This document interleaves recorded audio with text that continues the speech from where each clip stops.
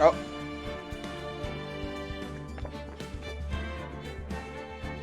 That was quick.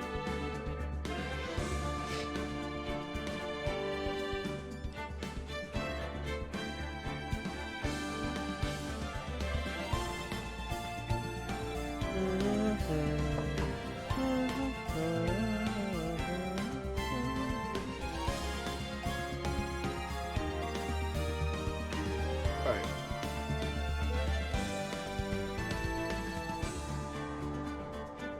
Hold up, trying to sort myself out.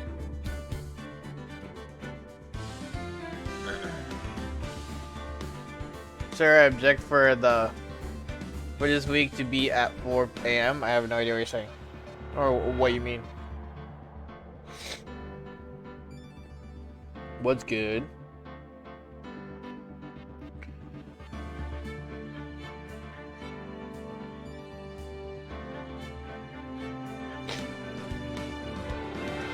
What's good, Kenneth?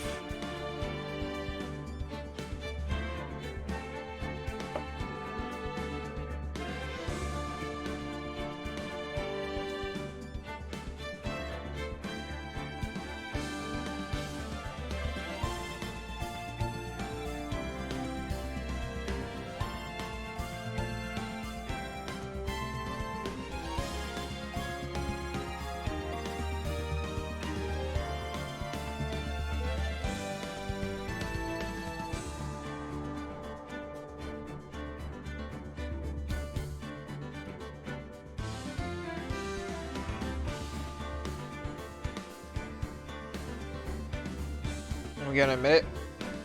Trash. Let's see.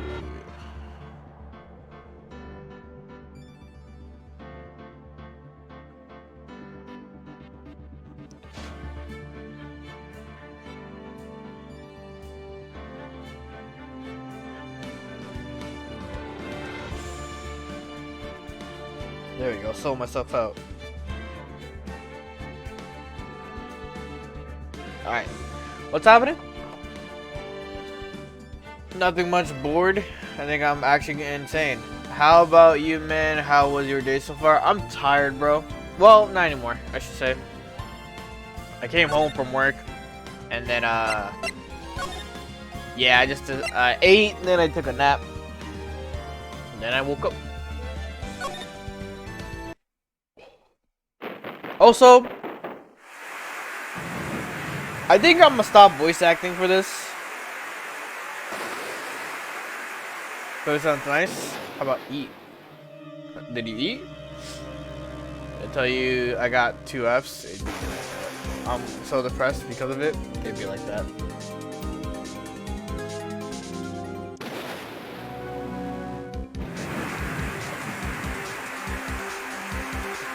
Go eat.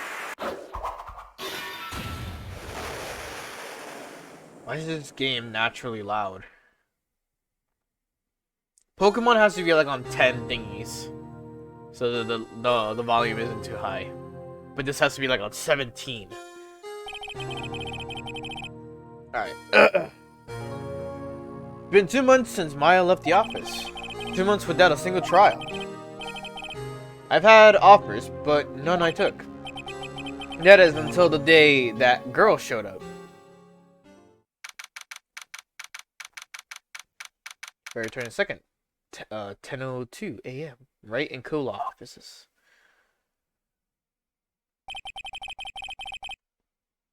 Why do I come here to the office every day? It's not like I want to work. There you are, finally. Where have you been? Forgot her name. I think she makes an appearance later in the game, though. In like later games. This is Charles Samara. Who are you? It doesn't matter who I am. It only matters who you are. The famous defense attorney, Mia Fey. Oh, you're not Mia Fey, are you? I'm sorry, but Miss Mia Fey no longer works here. So you are. So you are the coffee boy? I'm Phoenix Wright, a defense attorney. Right. Wait, you're the Phoenix Wright? The Phoenix Wright from the Edgeworth murder case? No, this is Patrick. Ah, my nose is like congested. Ugh. Yes, that's correct. It wasn't Edgeworth, who was murdered though. That's a relief. That's a relief. Then you're better than nobody. I'm sorry, I'm afraid I'm not taking cases right now. But you are Phoenix Wright, right? The undefeated defense attorney? Look, I'm not accepting any new cases. I'm sorry, but you'll have to try elsewhere. Please. I'm out of time. But... please, you have to help. It's my sister.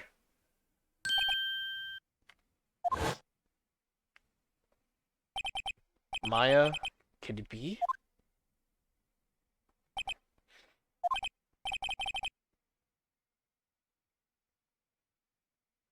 Sorry. Okay, I'll hear you out. Really? Thank you so much. My name's Emma. Emma Sky. Yeah, that's right how you say that. I'm a scientific investigator. It's cute. Yes, she is.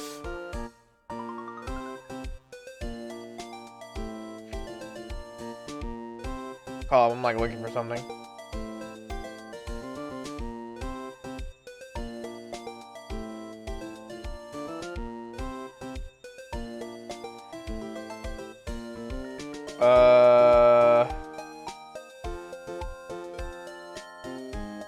Sorry, give me like 1 second here.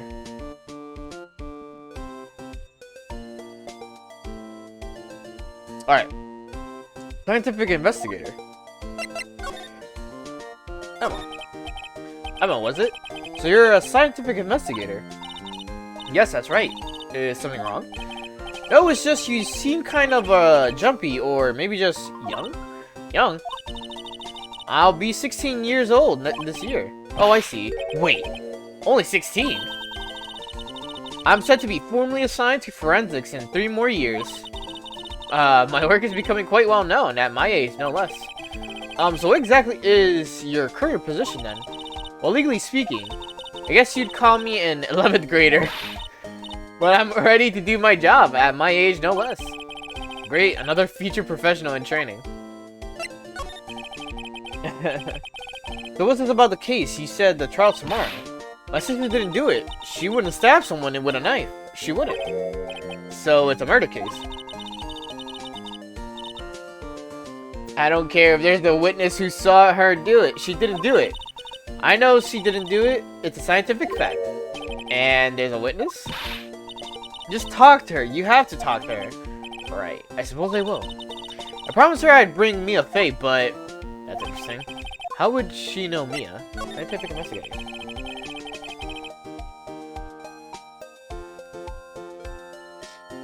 So you want to be a scientific investigator when you grow up, then? Excuse me? I'm not a child, I'll have you know. Still, it's good to have a goal. Albeit a very unusual one. I believe investigation should be done scientifically. Don't you? Yeah, sure can't fault her for a lack of enthusiasm. If this case is handled scientifically, I'm sure my sister's name will be cleared. Your sister? I've been doing research, you know? I'm developing a new scientific method of case investigation. I'll show you when I'm done. I'm looking forward to it. I guess I should get down to the detention center and talk to her sister. Relation to Mia. My sister asked for Mia specifically. This Mia Fey person was a few years below her in school. So they went to the same school, huh? She always told me to go to Mia if I ever needed a defense attorney. And well, I need one.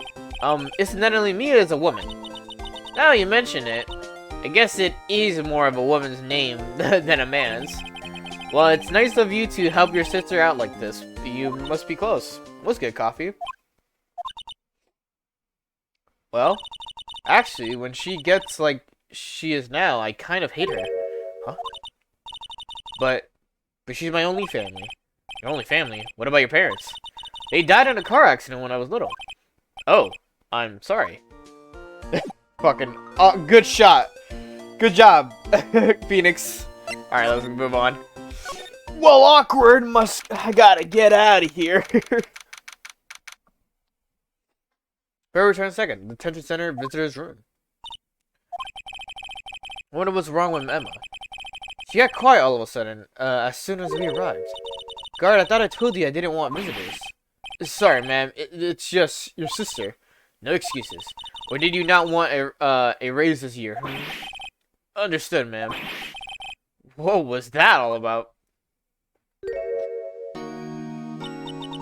Hi, you're facing the wrong way. I'm actually over here.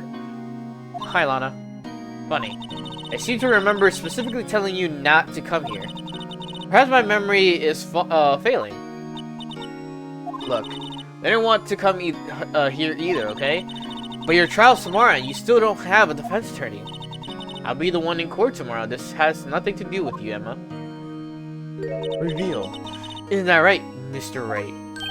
Hey, how do you know me? Mia mentioned you. I've heard quite a bit. I'm sorry, what exactly is it that you do? My name is Lana, Lana Sky. I'm chief prosecutor for this district. You're a prosecutor?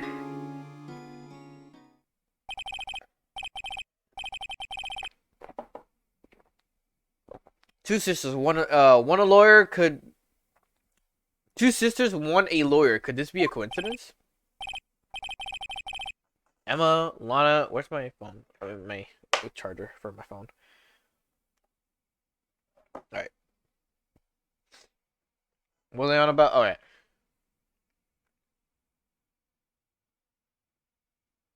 Alright. Sorry, I'm like doing things from left and right. Also, my nose is annoying me. Ugh. I mean, they're just like... Is something wrong, Mr. Wright? God, the case.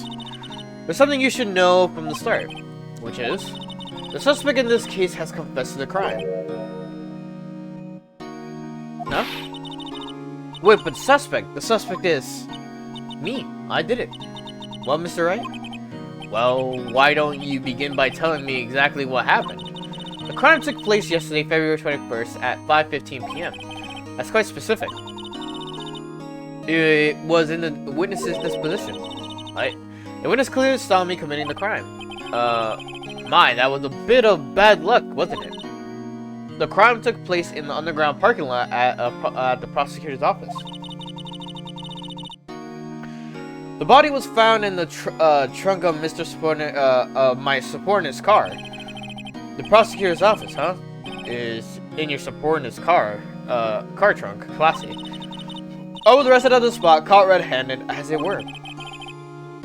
Well, that's great.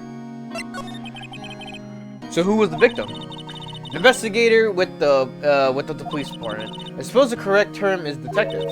Detective. Death was due to a loss of blood. He was stabbed once in the stomach. By you? Death wasn't immediate, but the wound was fatal. I see. Allow me to repeat myself, Mr. Wright. The victim was a detective. You know what that means, don't you? Uh-oh. What, Mr. Wright? What does it mean? Well, it means the police department will consider it a matter of pride to have me found guilty. They will use any means at their disposal to do so. This case gets worse and worse with everything I learn.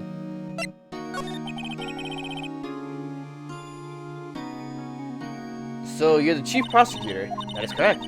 I'm responsible for overseeing every trial handled by prosecutors in this district. I make sure the prosecutors have what they need to do the job and manage every aspect. Those are my responsibilities in a nutshell. That's an awfully large nutshell.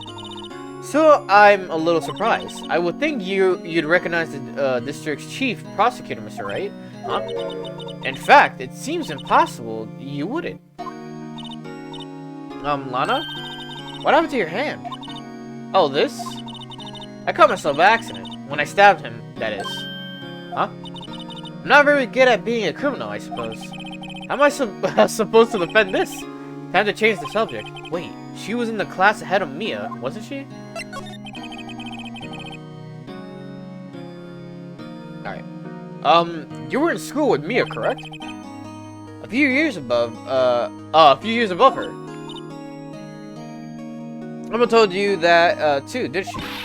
Well, why not? Well, I did drag him all the way here from his office. Although it seems he has very little in common with Mia. Hey, it was in law school. I was in my 3rd year and she was, auditing the class. She was different than the other students. Different. She was strong. She'd do anything to become a defense attorney, anything. That was probably why she was attracted to me. Yeah, excuse me? Intellectually attracted, Lana was top of her class in school. I was the best there was. Oh. I'm doing pretty good in school too, by the way. Sounds a bit different when Emma says it. What, Mr. Wright? Excuse me? As you can plainly see, I am admitting my guilt. I think it's safe to say, there's no way you can take this case. None. But Lana. Why? Why are you doing this to me? You never think of anyone but yourself. I know you didn't do it, Lana, I know it. So how can you say you did? If I lose you, I'll be all alone. I hate you, Lana.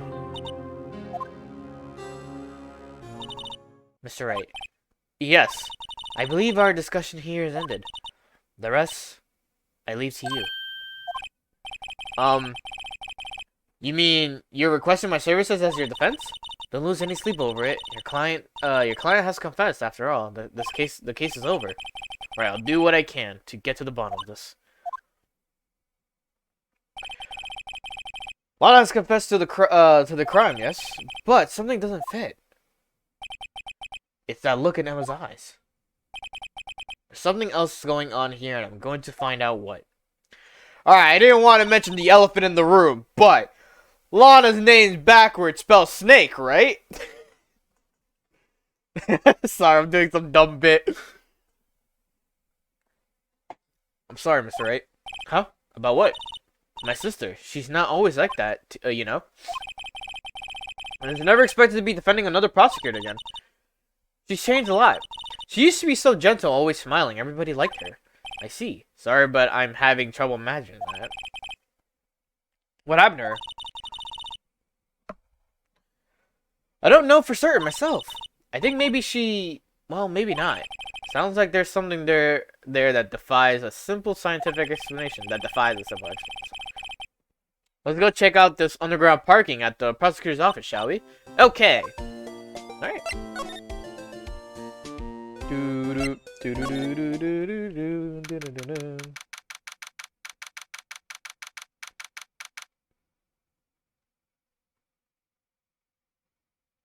Sorry.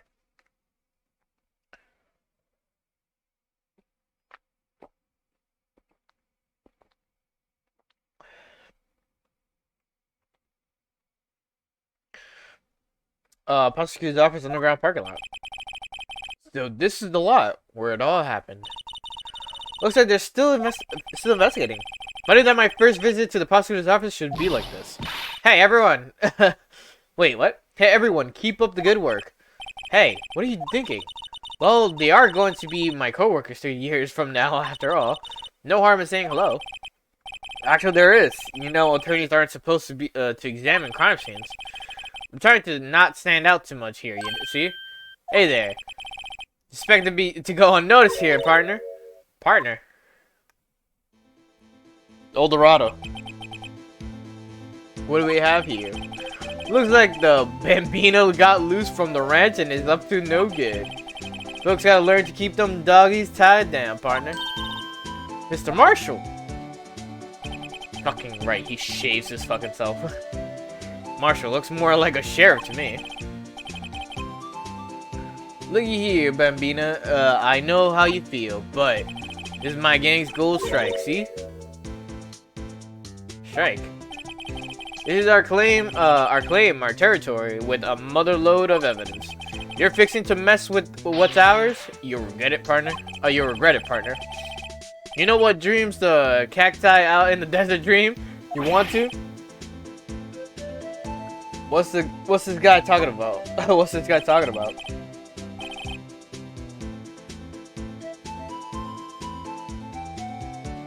Hold on, sorry. Okay. You head along home now. Happy trails, Bambina.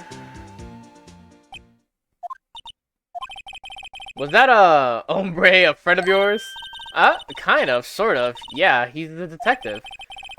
Who thinks he's a sheriff from the Wild? Who thinks he's a sheriff from the Wild West? It seems. He's coming at people right now. All right. I believe I can examine the car. Well, no time to waste. Let's get hunting for clues. I wonder what this is. Well, partner, looks like you got no intention of going home quietly.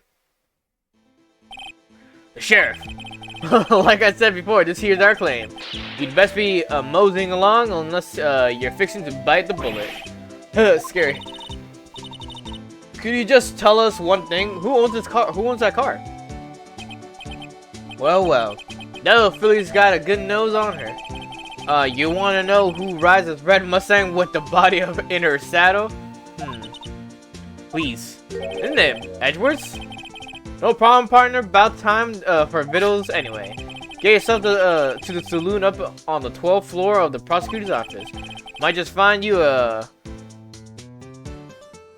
crevasse you like. Prosecutor's office.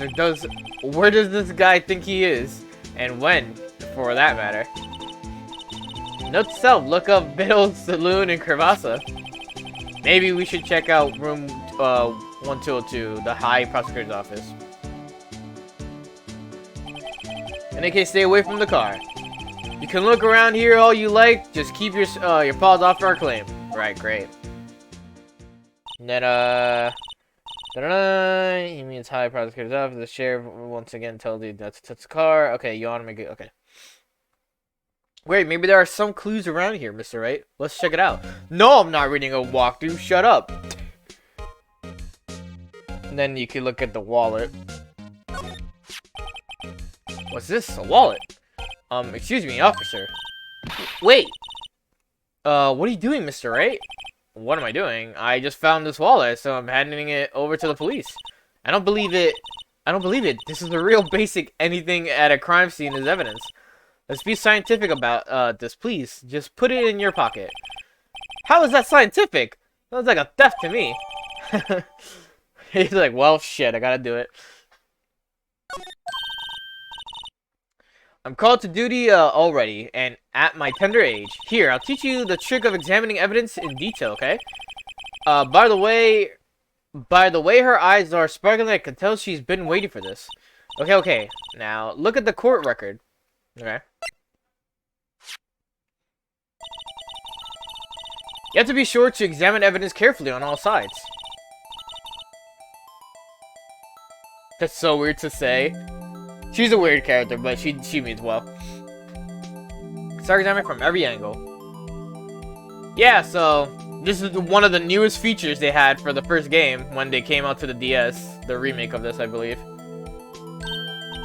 Oh look, I think there might be a clue here. You should check it out when a press of the A button.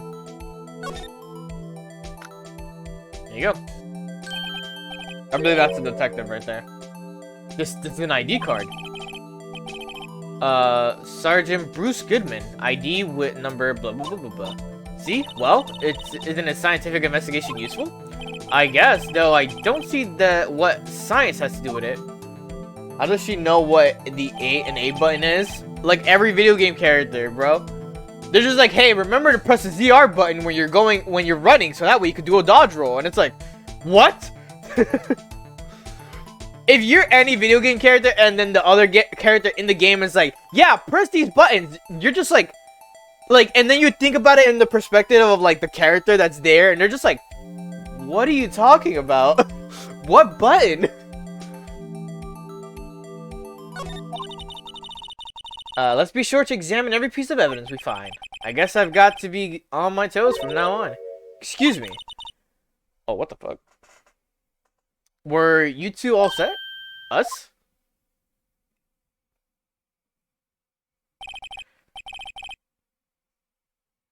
Sorry, I'm like scratching my arm. Oh, yeah, this is when they remade it for the Wii. That's what it was. I was like, when did they remake this again? Not the DS. What's this? She couldn't be. You're selling lunches? Here? This is the crime scene. Hello. Half and half, was it? Oh, thanks. And you, sir? Yes. Some crunchy goodness coming at you. Thanks. Interesting way of doing business. This area is off limits to anyone without a clearance, especially passerbys. Or are you officers? No, but you don't exactly look like the type to have a clearance. Well, that's hardly a way to greet someone. Even in my days as the cough-up queen, are over. Cough-up? Huh? that's Phoenix right there.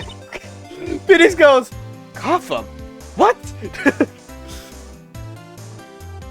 You know, I'm feeling kind of full. Maybe I'll pass on lunch. I'm quite connected to this case, you know. You see, this the images are burned into my eyes. You might say, yes, all the sordid secrets. Secrets? He's the witness, I think. Dear me, you are a slow one, aren't you? Oh, now she's edgy. I'm referring to the murder, the stabbing of that detective. What?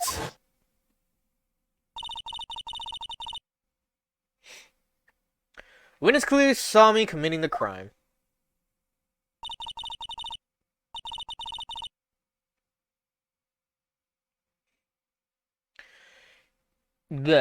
You mean you're the witness my sister was talking about? Please, please, cough up, Queen. Tell us what happened. The name is Angel Star. Don't you go forgetting it.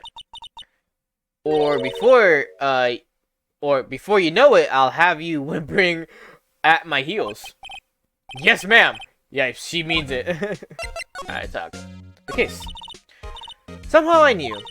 Yesterday was a day of destiny. I knew something was going to happen. Just like I know that the daily special on Friday every week is salmon. Destiny. Was it special for some reason? You're a defense attorney, right? You should know, then. You should know the foul misdeeds of the evil ones who haunt this den of inequality. The evil ones. Prosecutors, they have no qualms at all about blackening the name of innocence. And yesterday they paid homage to the most evil one of all.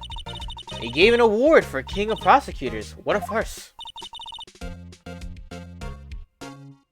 So she says. So she's saying there was some sort of prosecutors convention yesterday. One was compelled to lace their lunches with something foul. Do you have a personal grievances against prosecutors or something? Or is there some kind of scientific evidence of this, evil? Young miss, mock me all at your own risk. You'll soon find out why they call me the cough-up queen. Ill. The most heinous of all the evil ones, the one they rewarded yesterday. It was in his car that they found that body. Proof that he devours the evilest lunches of all. Really? Really what? I'm totally confused.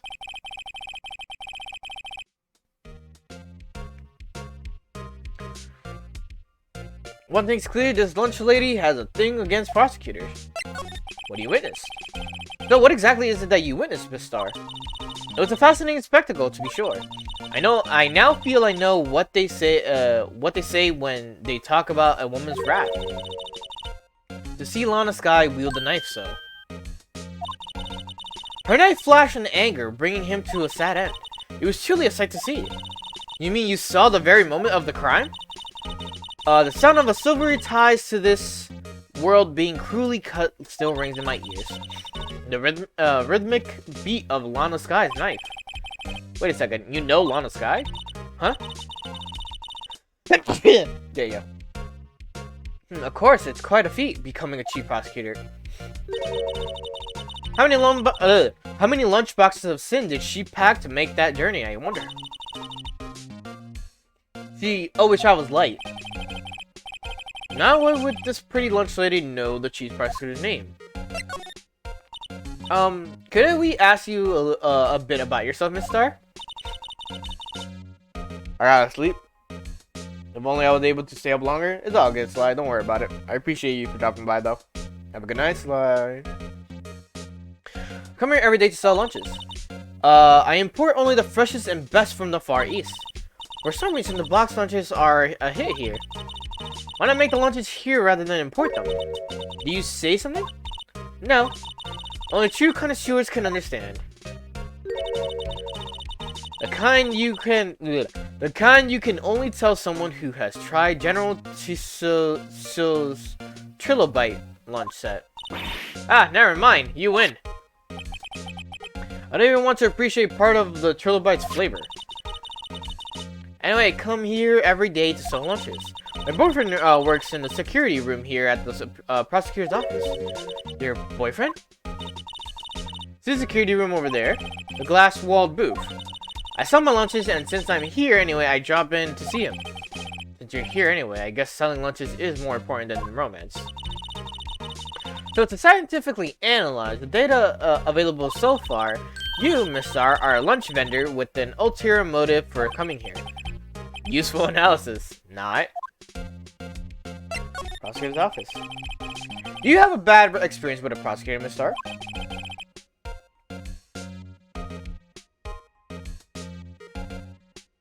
Sorry. I sense some hostility. Hostility? Ha, perhaps. Prosecutors are all alike, and the bigger they are, the worse they smell. Why do you smell them? Kind of like 10-day-old clams in the chowder. I wonder if Miss Star was involved in some sort of legal trouble in the past. That'd be a sure cause of food poisoning, scientifically speaking, of course. I mean, now you're talking cough up. Now you're talking cough up, Queen. I thought she was just a lunch vendor, but now I'm not so sure. All right. Thank you.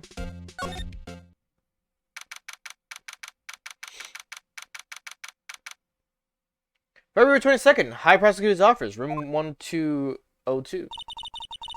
It's the kind of room that just screams I could do the job. Quite a change from your office, really. Thanks. Look, there's a trophy or something here. A trophy? What, the shield? It takes real nerve to display stuff like this. Whoever's office this is, they must be a real stuck-up jerk. Phoenix Wright. You never tired to prying into other people's business, do you? That voice. What's good? Long time no see, Edgeworth. Huh? Ah! Mr. Edgeworth! You know him from somewhere? Of course, I'm his biggest fan. My sister introduced us once and... Right, her sister is the chief prosecutor after all.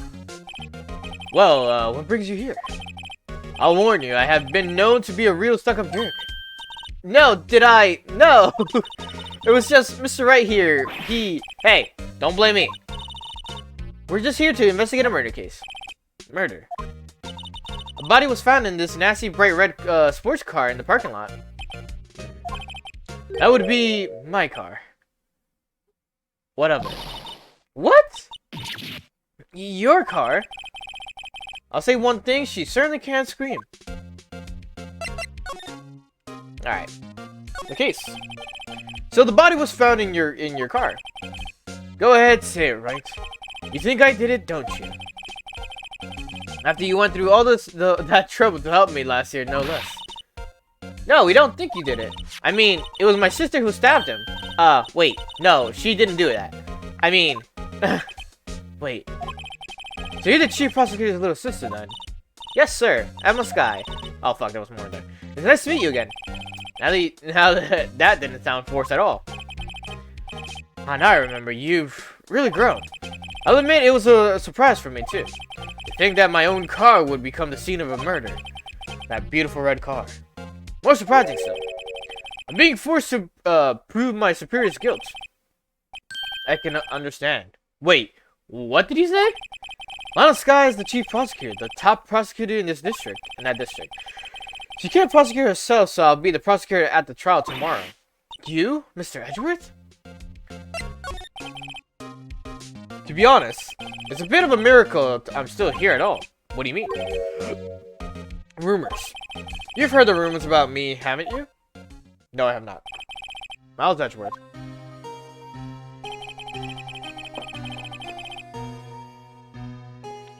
It's hard to remember a time when there weren't rumors about this guy.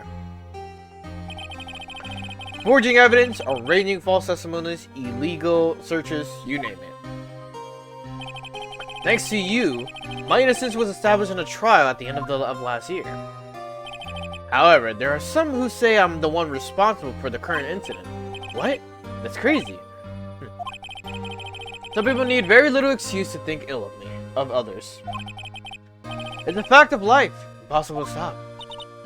But some of them even go so far as to present me with toys like this. They think it's funny. Toys? That bronze shield? That's got to be a story behind that one. Chief Prosecutor Sky, yes. We first worked together on a case 2 years ago. It was my first big case. That's right, I remember. 2 years ago, I wasn't even a lawyer yet. Since then, I always felt that she was looking out for me. It appears I was mistaken. Mistaken? Why? I mean, I know she's not the warmest person, but I'm sure she felt some responsibility for you. Then, why? Why did she stab someone in the trunk of my car? Not only that, she stabbed him with my knife. What? What? Mr. Edgeworth, your knife was a murder weapon? To be specific, it was the knife I keep in the toolbox in the trunk of my car. Edgeworth's knife.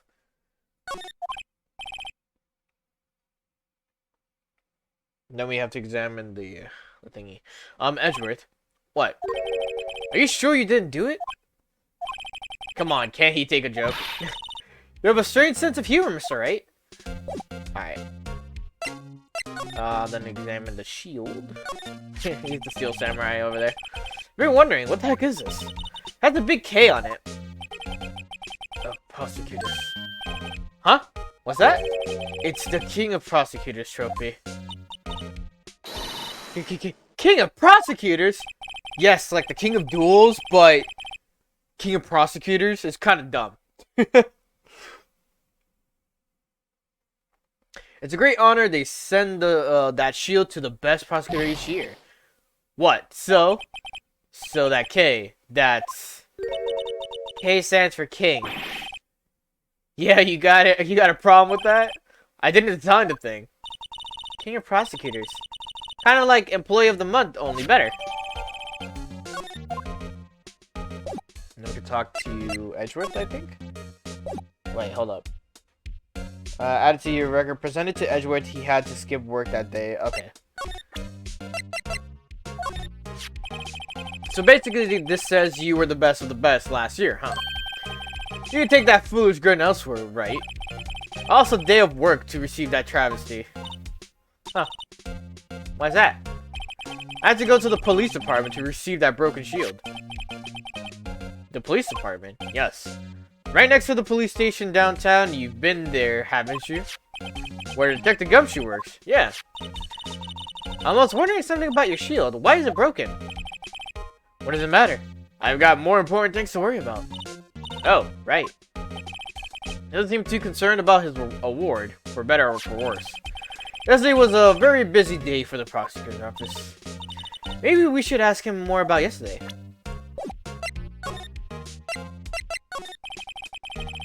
You tell me more about yesterday, the day of the murder. Yesterday was an annual cleaning day at the prosecutor's office. Cleaning day. Working with the police department, we sort and file all evidence for solved cases. We call it evidence transferal. Wiping your hands of old cases, in other words. Oh, and another thing. A ceremony was held at the police department. An annual review and rewards for outstanding police officers and prosecutors. And that's when you got the shield. I was in the police department yesterday afternoon. I got back here at 5:12. That's very precise. People like myself and Mr. Edgeworth pride ourselves on our precision, Mr. Wright. No, I place little faith in my memory. The only thing I trust is the solid evidence. This is the parking stub from the underground lot. The murder took place around 5:15. So the murder happened right after you got back. What, right? I appreciate it if you direct the suspicious glare elsewhere. Oh yeah, this guy. Excuse me, but is Mr. Edgeworth, anywhere on the premises? I'm Edgeworth. What is it? I'm here, sir, at the request of the chief, sir. I've got your report, sir. Report? What? Did you find new evidence in the case against Chief Prosecutor Sky? I don't like the way this conversation is going at all. Sky, sir. No, sir. No, no name of that kind, sir. Not in this report, sir. I think I just heard Edgeworth's lid blow. Mr. Edgeworth's lid isn't on very tight, is it? I made a clear request to the police department, did I not?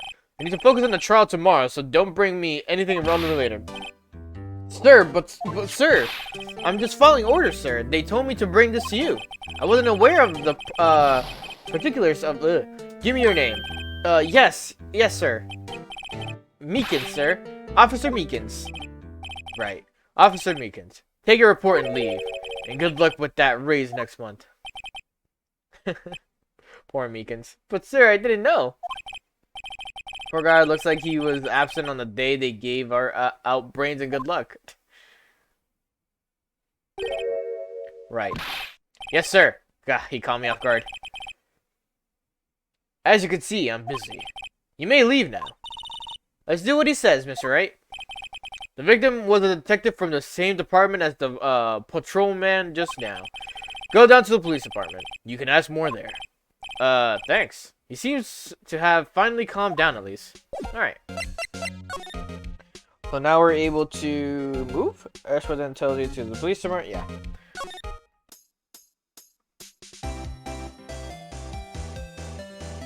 Sorry, the bop has to be played.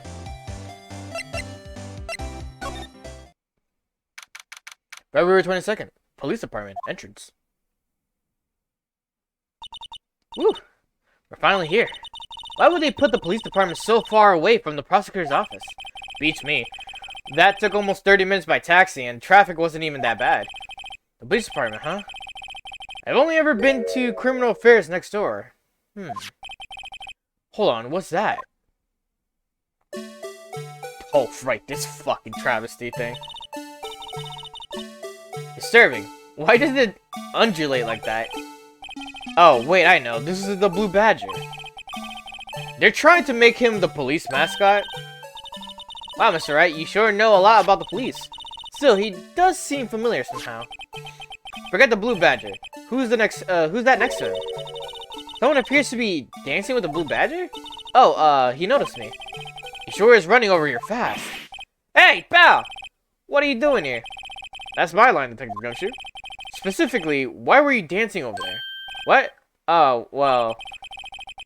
Well, at least he doesn't seem to be busy. This is our chance to get information. Hey! I'll have you know I'm a very busy man, pal. Yeah, you are, Gumshoe. What's up, Gumshoe? I'll give you one word of advice, pal.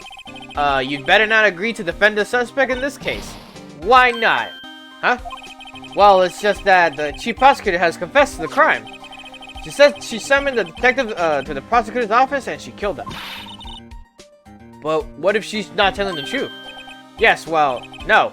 Come on, pal. There are plenty of evidence against her. But what if the evidence was faked? Hey, pal. Can I speak to you for a second? Huh? Me? Why is the little girl so peeved at me? She's a relative of the suspect. She's Lana Sky's little sister. Whoa, the chief prosecutor's little sister. Just please investigate this case carefully, okay? Scientifically.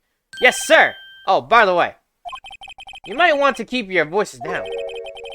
You don't want to be overheard using words like faked. Huh? It's a sensitive issue with us these days. Investigation. So what are you doing here, Detective Gumshoe? Me? Oh, well, nothing really. They kicked me out of the criminal affairs. Detective Gumshoe, what did you do this time? What do you mean this time? Then what happened? I know things are busy right now. I mean, with my sister's case and all. It's true we've never had a chief prosecutor murder anyone before. Only the highest ranked people are being let into criminal affairs now. The lowest ranking guy in there is our chief of detectives. They're not letting any of us rank and file detectives in at all. None of you. I know this is an important trial, but isn't that a little odd? So anyway, I thought I'd spend the day getting the badger dance down pat. Isn't there anything else you could be doing? The chief of police himself is directing this investigation, pal. And Officer Marshall was assigned to the underground parking lot. Officer Marshall. Now that I think about it, Emma did seem to know the marshal guy. The patrolman in charge of the crime scene is unheard of, pal. Alright, let's see. Leading the investigation assigned to Officer Marshall. Examine the Blue Badger. The Blue Badger's panel will be added to the court record. Present Goodman's ID. Okay.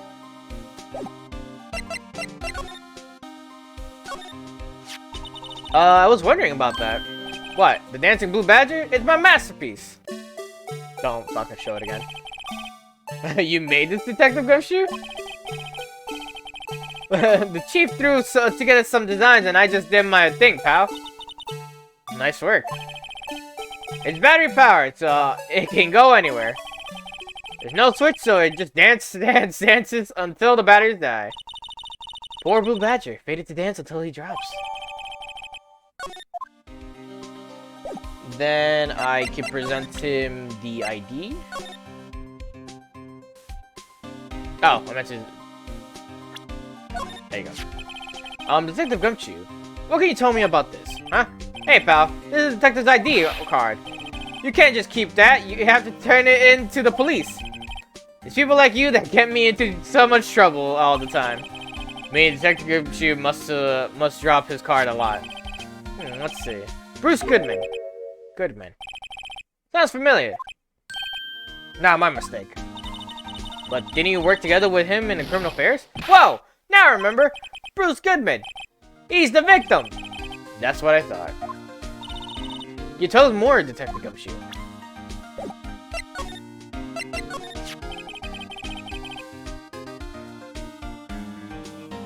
So the ID card belongs to the victim. You're a detective like myself. Detective Bruce Goodman. Don't you think it's strange? I mean, why would the victim's ID card be lying on the ground where we found it? Well, Detective Goodman, whoa, excuse me. Should have been at the police department yesterday. There was evidence transfer for a case he handled 2 years ago. Evidence transfer. Mr. Edwards mentioned that too. But Detective Goodman was killed at the prosecutor's office. Well, that's the thing. It's hard to say this, but what it is that the chief prosecutor Sky called him out there to the parking lot. And Lon is confessing as much. President Prosecutor Trophy. Hey, that's it. That's the king of prosecutors awarded that Mr. Edgewood guy yesterday. Were you at the award ceremony, Detective Gumshoe? Of course, pal. I got an award for diligence myself. Ah, congratulations. I was wondering, why is the award a shield? And why is it broken? Oh, there's a reason. I'll tell you what it is later. Apparently he's forgotten. But I was proud of Mr. Edgewood for winning that award. Even with all the naysayers in the prosecutor's office. Naysayers must be because of the rumors. And then, present the knife. Or the parking stove. Found in Mr. Edgewood's car. Stabbed with Mr. Edgewood's knife, huh? What would drive Chief Prosecutor Sky to do such a thing? Wait, I didn't mean, I mean, sure, of course, someone else really did it. Someone who must have a grudge against Mr. Edgewood. The car and the knife do seem a little too well organized to be a coincidence. Poor Mr. Edgewood. What could have happened? We have to find out a little more about what's going on with Edgewood.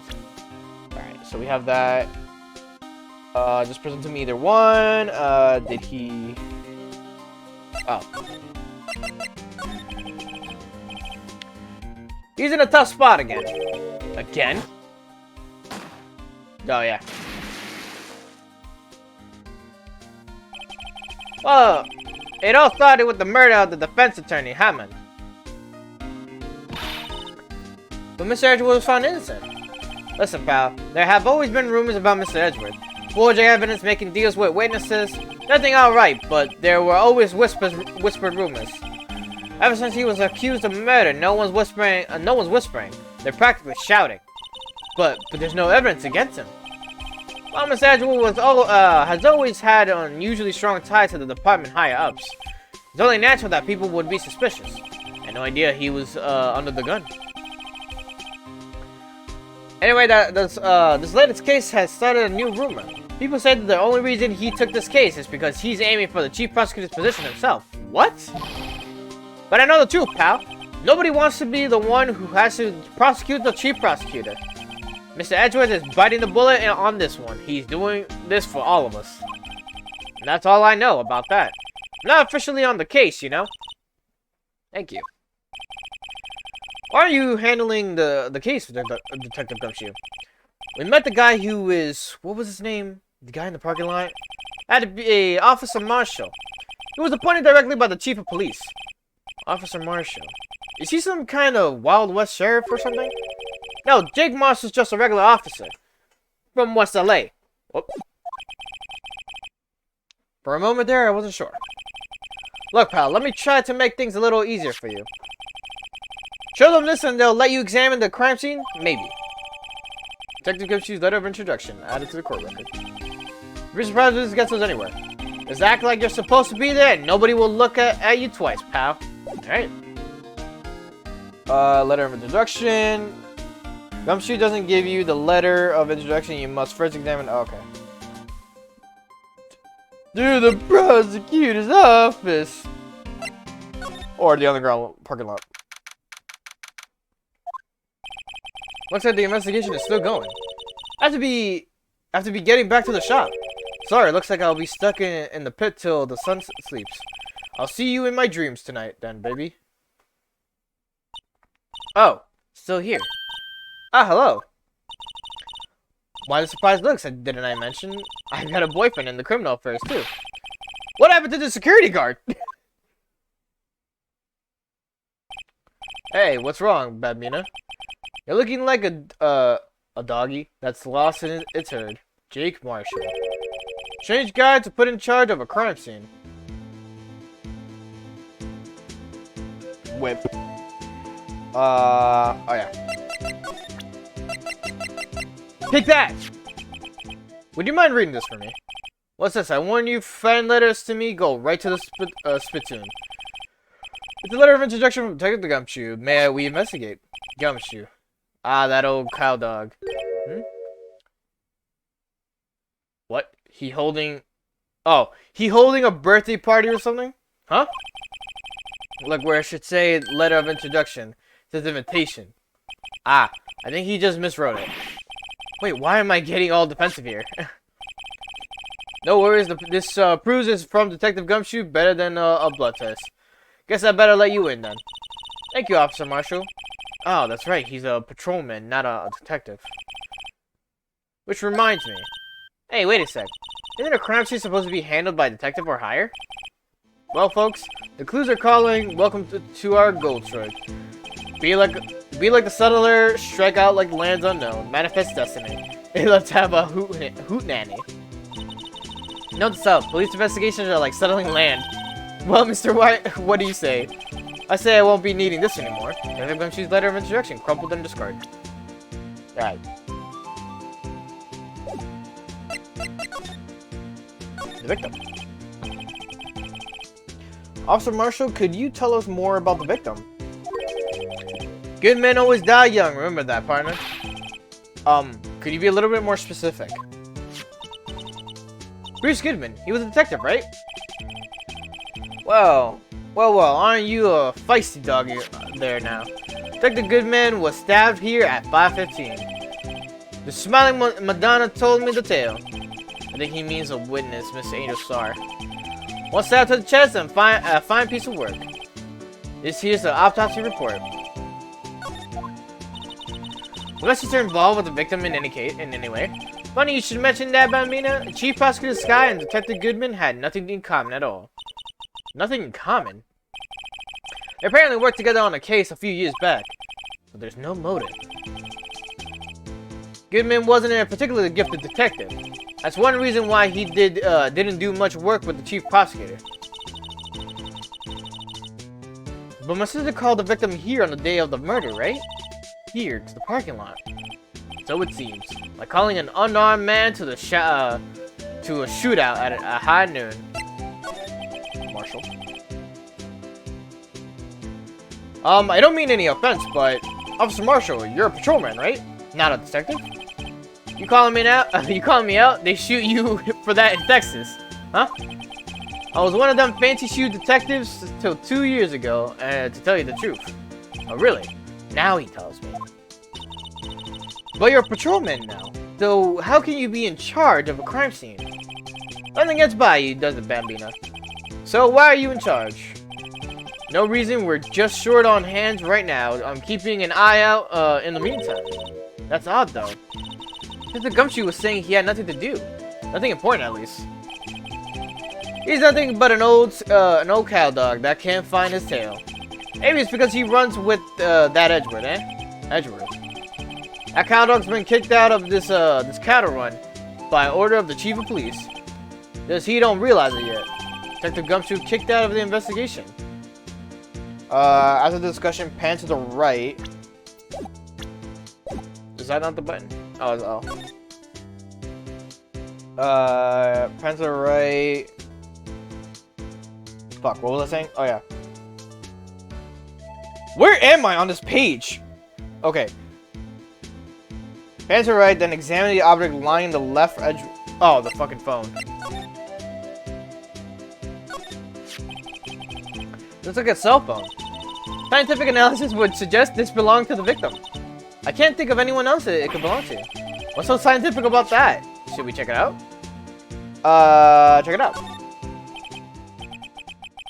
Right, let's check it out. Oh, it's doing it for me. I was like pressing it like faster. I was like, what the hell is happening?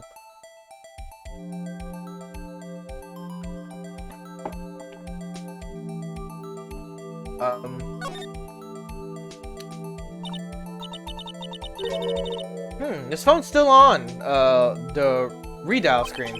Redial. Mr. Wright, most phones keep a record of all the calls you've made and received. You just press the blue button to display the last number you called. Convenient, isn't it? I'm surprised you didn't know about it. Sorry to disappoint you, but even I know about things like redial. Huh? Oh, I'm sorry. It's just you never know with people from your generation. Whatever. Let's check this phone out.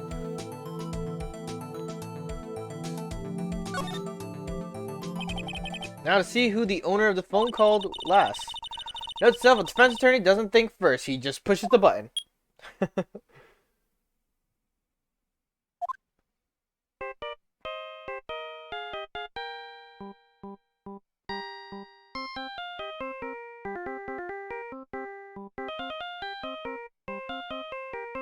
Good fucking beat. Hey, that song! I know that! Hey, what's going on over here? Ah! Oh, sorry. I see you, partner. You pressed redial on that there phone, didn't you? Well, yeah. Whose phone is this, anyway? It was on the ground over there. Whose is it? That belongs to Chief Prosecutor Sky. What? It's my sister's? She apparently dropped it when she was taken into custody right after the crime. Look, the last call was made right when the murder occurred. Look like she was fixing to call someone, except she only spoke for a few seconds according to this. Who did she call? No idea. Sorry, partner. Now, I got a question for you, partner. I heard the phone ring just now. One of those newfangled ringtones. Oh, that. Oh. I'm sorry, that was my phone. What? Your phone? Yeah, it's kind of strange, but someone called me right as we picked up the other phone. Wrong number? I hope you're not lying. They shoot you for that in Texas, partner. Uh-oh. I've incited the wrath of the Lone Star Patrolman. Alright, so what am I doing now?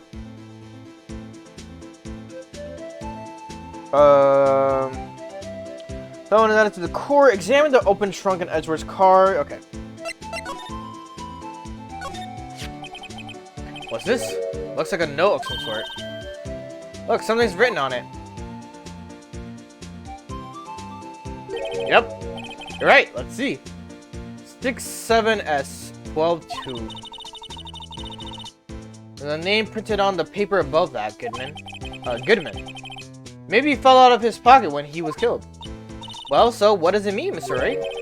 How am I supposed to know? Note to self. For deductive reasoning, go to Edgeworth, not Wright. I'm sure Edgeworth wouldn't know what this means either.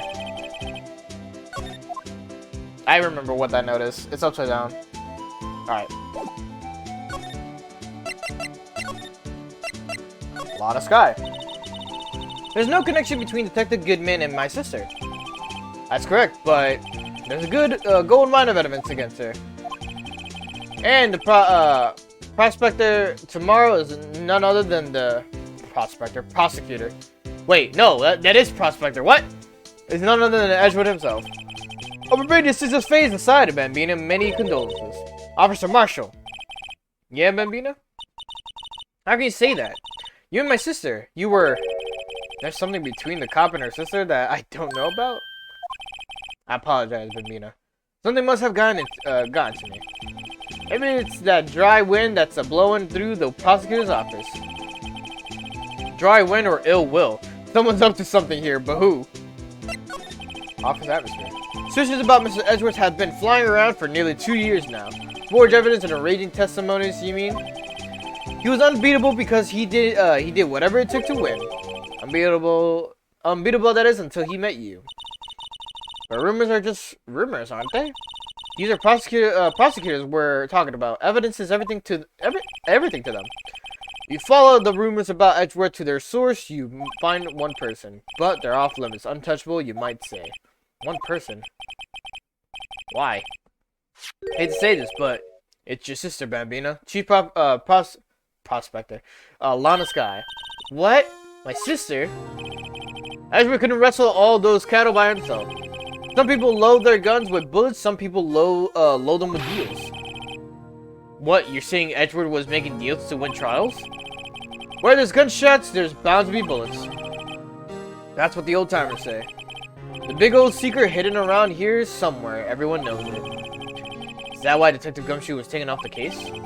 They targeted him because he was closer to Edgeworth? So, well, how are we doing, Mr. Wright? I guess we've got some clues. You have an autopsy report, a note from the victim, and a cell phone. So, you think we'll be okay? Well, the only thing still bothering me is that Lana is confessing to the crime. She says she did it. No problem. I can guarantee that she's not the criminal. Oh, by the way, Emma. Yes? I know that song your phone plays when it rings. What? It's Steel Samurai theme song, isn't it? A popular TV show for kids.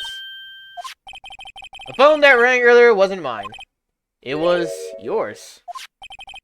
At 5:18, just after the murder took place. Your sister called you, didn't she, Emma? I'm sorry. You tell me what you talked about. She hung up right away. I see. Someone updated the court record. Detective is murdered, and the suspect is the top prosecutor in the district. I got a bad feeling about this. Like, maybe I still don't know everything that went on here. Hey, Lamau, we got the first part done. Woo! Alright. Do. Yes. Okay. So now we have the court stuff to do, and then we could go... Once we're done with the court stuff, I guess I'll go into Pokemon after that. I've been wanting to finish off Pokemon so bad. Like, all day today. I'm like, damn, I really want to play it. So, we're going to do that. Okay, here's the testimonies. Okay. February 23rd, 9:34 a.m. District Court, Defendant Lobby number 2. How did the investigation go yesterday, Mr. Wright? Frankly, there are still a lot of gray areas. Or rather, the whole thing is one big gray area. Don't worry about me, no matter what the outcome. I'm ready to accept my fate. Ah, my fucking eye. I believe in you, sis. Mr. Wright, let me offer you a word of advice. Yes? A defense attorney should never believe their client. The defendant is called to the trial because they are suspected of wrongdoing. Never forget that. Miss Sky, you remind me a lot of Mia. But there is one decisive difference between you and her. And that is, you're not a defense attorney. I believe it's almost time for the trial. Good luck, Mr. A.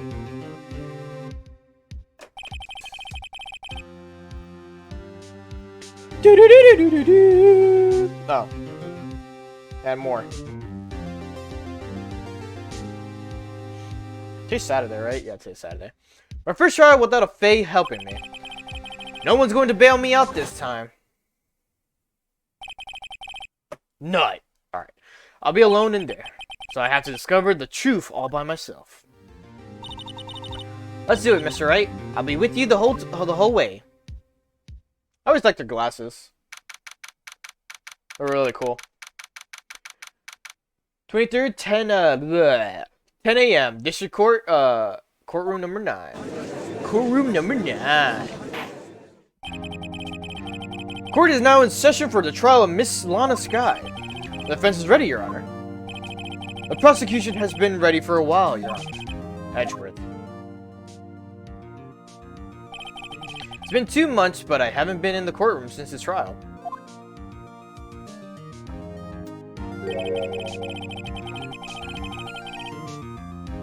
Hope that personal feelings will not be a part of the proceedings today, Mr. Wright. I will choose the path I think is right, regardless of what those around me might say. The judgment to be made here is in our hands, not those of anyone else's. Very well, Mr. Edgeworth, your opening statement, please. Chief Prosecutor Lana Sky has committed an unpardonable crime. Not only this, but she was rash enough to commit it in the prosecutor's office a lot. Wow, he's much more forceful in person. I suddenly feel like confessing to everything. However, she will now pay for her rashness with her life. There was a witness to her crime. A professional witness. A professional witness. Well then, call your first witness, Mr. Edgeworth. The prosecution calls its first witness, Miss Angel Star, to the stand. The cough-up queen.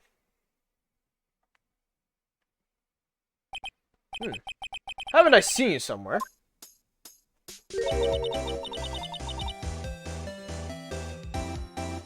Alright. You were the caviar lunch yet, right? Oh, caviar! I've never eaten caviar before. I'm just really wolfing it down. And for you, I have a Fiesta Bowl. Thanks. Will the witness state her name and profession? And you, sir. Did you order the fingerprint lunchbox? It is too early for lunch. Your name and profession, please. Well, Your Honor, how does it taste? So this is why everyone raves about caviar. It's so tasty, it hurts. I always thought caviar would taste like pickled tapioca. What the heck does pickled tapioca taste like? Name, profession, now! Me? The name is Angel Star. Don't go forgetting it.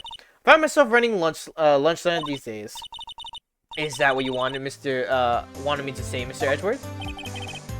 Very well, witness. Please subscribe the incident to us. Prosecution will wait. I'm not finished eating. Hurry it up. Very well, Mr. Edgeworth. As you know, we usually call on the police to provide a description of the crime. Yarn, as Mr. Edgeworth has said to the court, I am a professional. What exactly does that mean? Until 2 years ago, Miss Angel Star was a special investigator with the police. She was a first-rate homicide detective. What? Miss Star was a detective. Ah! Ha!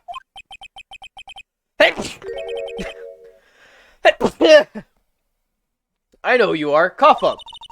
Cough up queen, Angel Star, Your Honor. Long time no see. Very well, you may continue with the description, Mrs. Star. Mrs. Star. Or Miss Star. Who is this lady? I might have the court's attention over here. The parking lot the parking lot at the prosecutor's office is divided into 2 blocks. A block is for the prosecutor's office personnel. Personnel. B block is for visitors and clients. The chain divider separates the 2 blocks. I suppose that's to keep visitors from taking up prosecutor's spaces, yes? The crime took place by a car in the back of A block in the car's trunk. The killer stabbed the victim with this knife and went to drive the body out. Fortunately for her, there was a witness and an arrest was made on the spot. And who was this valiant witness? Why, it was me, Your Honor. Witness, did you see the very moment of the crime? Of course, Your Honor. Immediately after that, I apprehended the chief of prosecutor.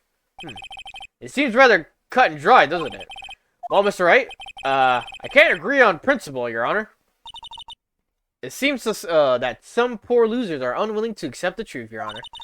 Shall I proceed to crush what little hope they have remaining? Fuck. Crush my hopes, please? If you can, then give them your worst, Miss Star. Wait, are they talking about me? Alright, here's what it says, someone. Somehow I always knew a day like this would come. I was on my way to deliver a lunchbox to my boyfriend. When I sensed something, perhaps it was my finely honed detective's intuition at work. Through the wire fence, I saw the chief prosecutor standing next to the garnished car. The chief prosecutor was holding a knife in her right hand. Then, she thrust the pointy tip of the knife into Detective Goodman's chest. Okay. Bringing a lunchbox to your boyfriend. How touching. As you can see, there is no room for doubt. The key point of your testimony seems to be nothing other than the point of the knife, which you saw being stabbed into Detective Goodman. So, how does it feel to be so utterly crushed? I'm still thinking about it. It's merely flesh wound, Mr. Wright. Very well, Mr. Wright. You may cross-examine the witness. Hell yeah. Okay, the first and second statement, she will state whatever, and now press the fourth statement. Okay, so fourth statement and then the crime photo. Oh, the crime photo will be added, okay.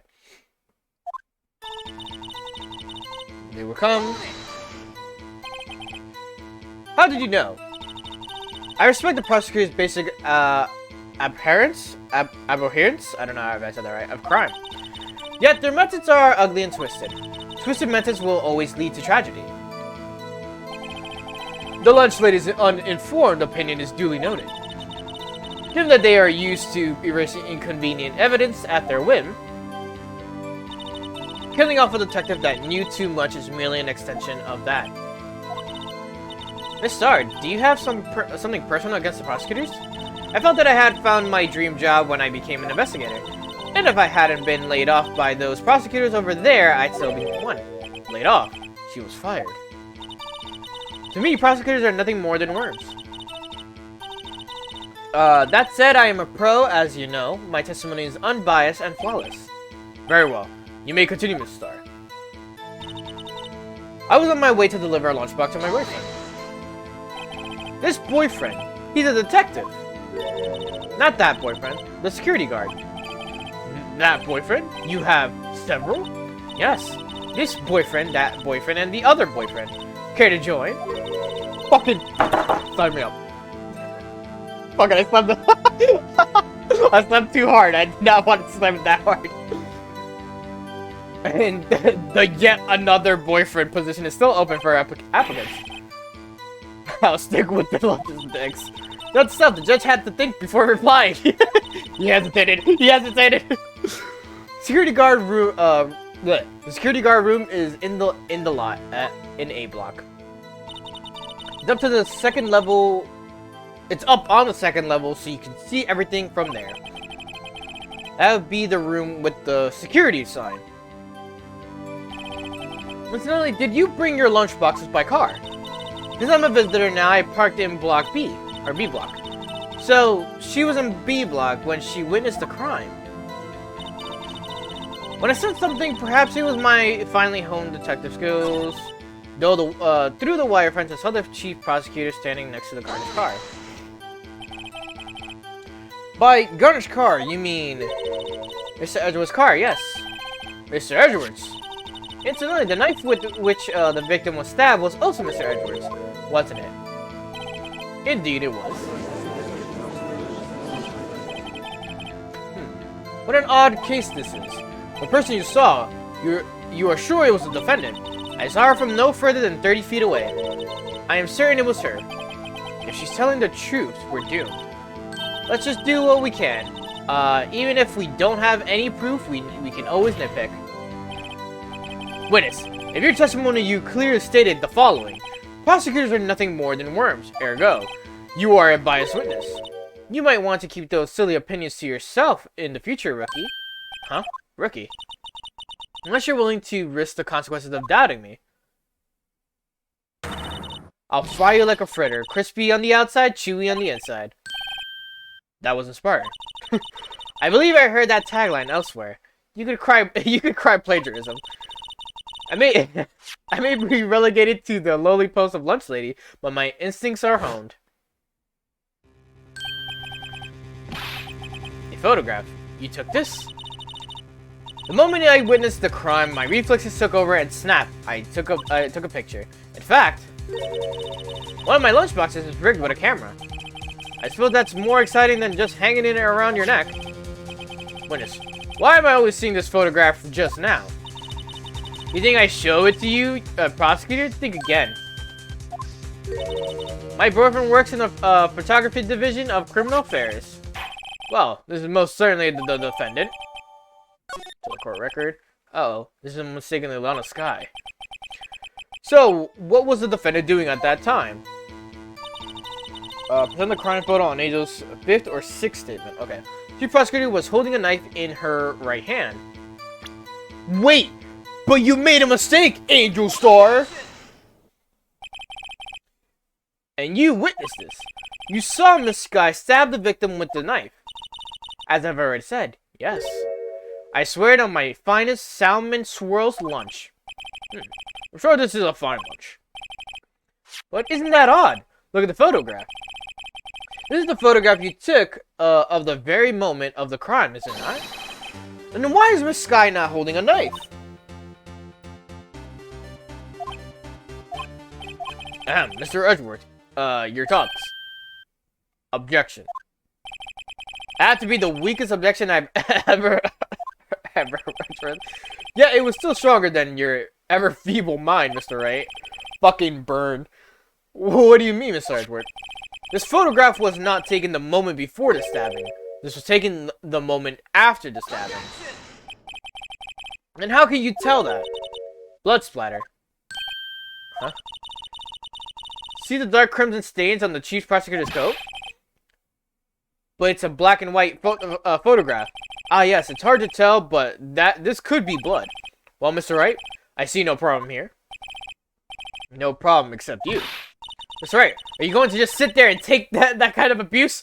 Fucking go at him! You got a better idea? Objection.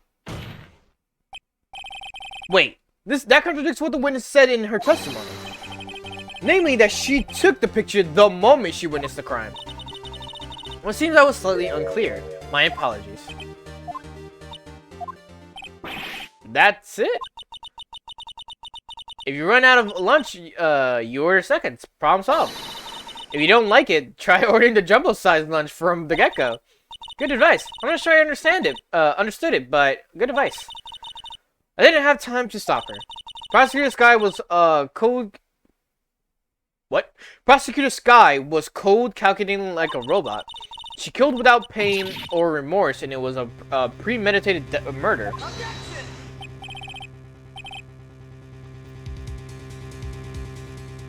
Premeditated? How do you know?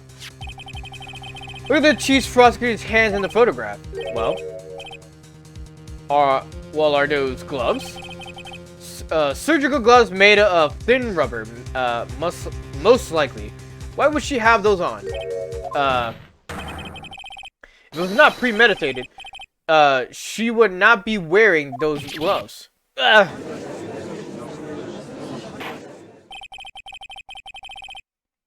These gloves do seem to tell a tale of premeditation. Premeditated murder is a serious offense.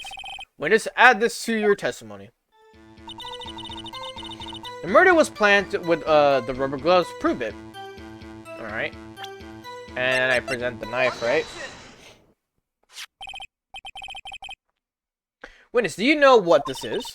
Are you trying to test me? I sell boxed lunches for a living, you know. That's a knife. The knife. Or the knife. The knife that was in Mr. Edgeworth's trunk. Indeed, it is my knife. What's with this case? The bloody murder weapon? Oh, fuck. Defendant, the chief prosecutor of the district, right? Mommy, are prosecutors bad people? The defense has a request. We ask that the witness provide an accurate testimony. What's that, rookie? In your testimony, you stated that Lana Skye planned this murder, and that's why she was wearing these special gloves. Seems like a natural conclusion to me. The gloves do indicate planning. However, why would she not also prepare the most important thing? The murder weapon. Oh. This knife just happened to be in the trunk of that car. Ladies and gentlemen, if you're going to plan a murder, you don't forget the weapon. Fucking Phoenix said, let me call this bitch out real quick. Order, order, order. Great, now the tide is turning in our favor. Great show, Mr. Wright. My system's as good as free. Just, motherfucker. Right. I believe the next lunch you'll be eating is humble pie. What? I hope you weren't deluding yourself into thinking that the tide has turned. Not over such a trifling detail. But this shoots a hole in the whole premeditated theory. Bah. The prosecution could care less if it's premeditated or not. The only one who seems to care is the lunch lady over there. The defendant, Lana Skye, murdered the detective with a knife.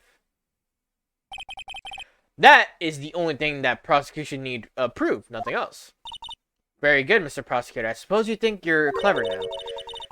But you know as well as I do that she planned on killing him. It was planned. If it wasn't, why would... Fuck! Stop skipping dialogue. I believe I'd like to hear your testimony again. Witness, please tell us only what you saw, not what you thought. How dare you? My powers of deduction are not to be underestimated. Really now. Alright. Lana Skye intended to murder Detective Goodman. That's why she called the victim all the way to the prosecutor's office. I'm sure the chief prosecutor had a grudge against the victim. Nothing else could drive that human machine to plunge the knife in again and again. The victim was summoned from the police department to the prosecutor's office. Whoa. What is this? Oh, it's a bot. Whoa, that's like a huge bot thing. I'll ban that real quick. Came out of nowhere. Victim was summoned from the police department to the prosecutor's office. It does sound a lot like premeditation, doesn't it? So if I ordered a pizza, does that mean I'm planning to kill the delivery boy? In any case... Fucking, let's just ignore Emma for a second. In any case, the defense may now cross-examine the witness. Hi, Ren. I like AA. What's good, Thai guy? And, Ace Attorney. I was like, what is AA specifically in this game for? And I was like, Ace Attorney. I always called it PW. I never really went for, like, PW or A, like, I said AA or something like that. Yeah, PWAA. And it was a deduction. Lana Skye intended on, to murder... Oh, wait, this is the thing. Present Goodman's autopsy against the fourth statement. 2, 3, 4. Oh, because she said that. I am using a guide only to go through the story much quicker, because it's a visual novel, and I'd rather just, like, you know, do this. And I've already played 1 through 3, but once I do, the games afterwards, I'll definitely, like, do it blinded for the most part, because I would like to, like, at least experience being blind for it. You say she stabbed him again and again, but you couldn't have witnessed that. Are you testing me? Then I'll test you. With my moss surprise. I'm afraid the moss is growing under our feet as we wait, Miss Star. What do you mean? I shouldn't have to explain this, but take a look. The autopsy report states that the death was due to a loss of blood from one stab wound. Aha! You're right! Good show, Mr. Edgeworth. What a hunk, he's my hero, really. What about my objection? No one noticed! Well, witness? You got the crime scene set, right? Oh, thanks. I always believed that no one could ever mistake ketchup for blood, but now I realize that such mistakes are possible. So, you're saying you mistook something for blood. When she lifted her knife, I thought I saw blood at her breast. At her breast? Splattered blood from her victim. That's why I thought she must have stabbed him at least twice. Then tell us, then tell us what you saw that you thought was blood. Testify. Testify. Red muffler looked like blood to me. That's how ghastly the whole scene was. Oh, and then present the crime photo.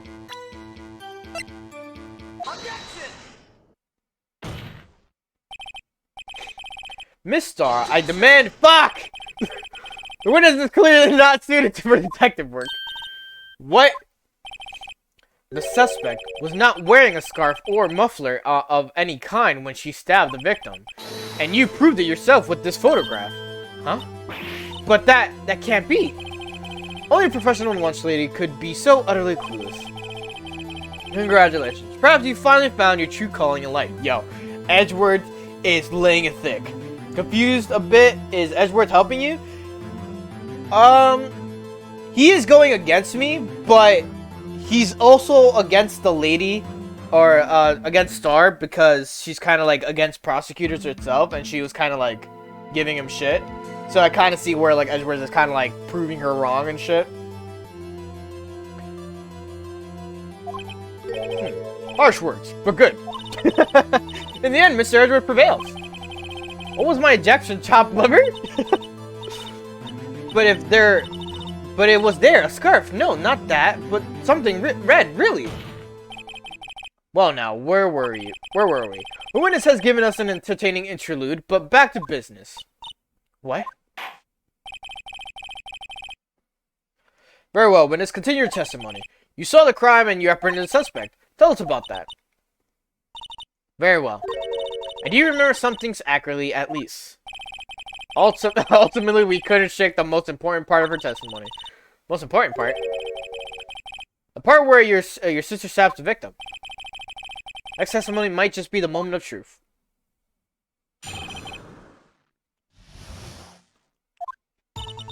After the murder, the suspect attempted to run behind a partition off to her side. I quickly caught her, explained her rights to her, and arrested her on the spot.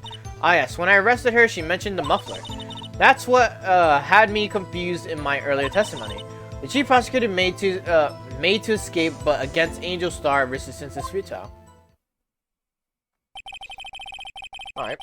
You're quite determined about that scarf, aren't you? I strike like a snake and bite like a cobra. That's me, Angel Star. That wasn't a very good metaphor. First of all, a cobra is kind of a snake. Don't bother me with details unless you want to get bitten. No thanks. Bite me, please? Note to self, Mr. Wright is weak against poisonous snake bites. I think most people are. The chief prosecutor tried to resist, but her efforts were in vain. She knocked my hands aside, kicked over an oil drum. An oil drum? Hard to imagine. Oh, she's beautiful but deadly. A predator, this one. A leopard woman. Roar. XD. Very well, Mr. Wright. Your cross-examination, if you will. Yep. Press Angel's second statement. After the murder, the suspect attempted to run behind the partition off to her side. Doesn't anyone in PW do dispositions of witnesses? What does that mean? I don't know lawyer stuff. Like, I don't know, like, lawyer, prosecution, like, court stuff. I don't know anything like that. If anything, my knowledge of, like, court stuff would be this. And it's not even that good. Like, I remember watching a video on YouTube that, a lawyer reacting to, stuff like this, and they were like, oh yeah, this is, like, there's, like, some things that should not be allowed like this, but there's, like, some, like, contradictions. The witness testimony, like, some things were right, some things were wrong, pretty much.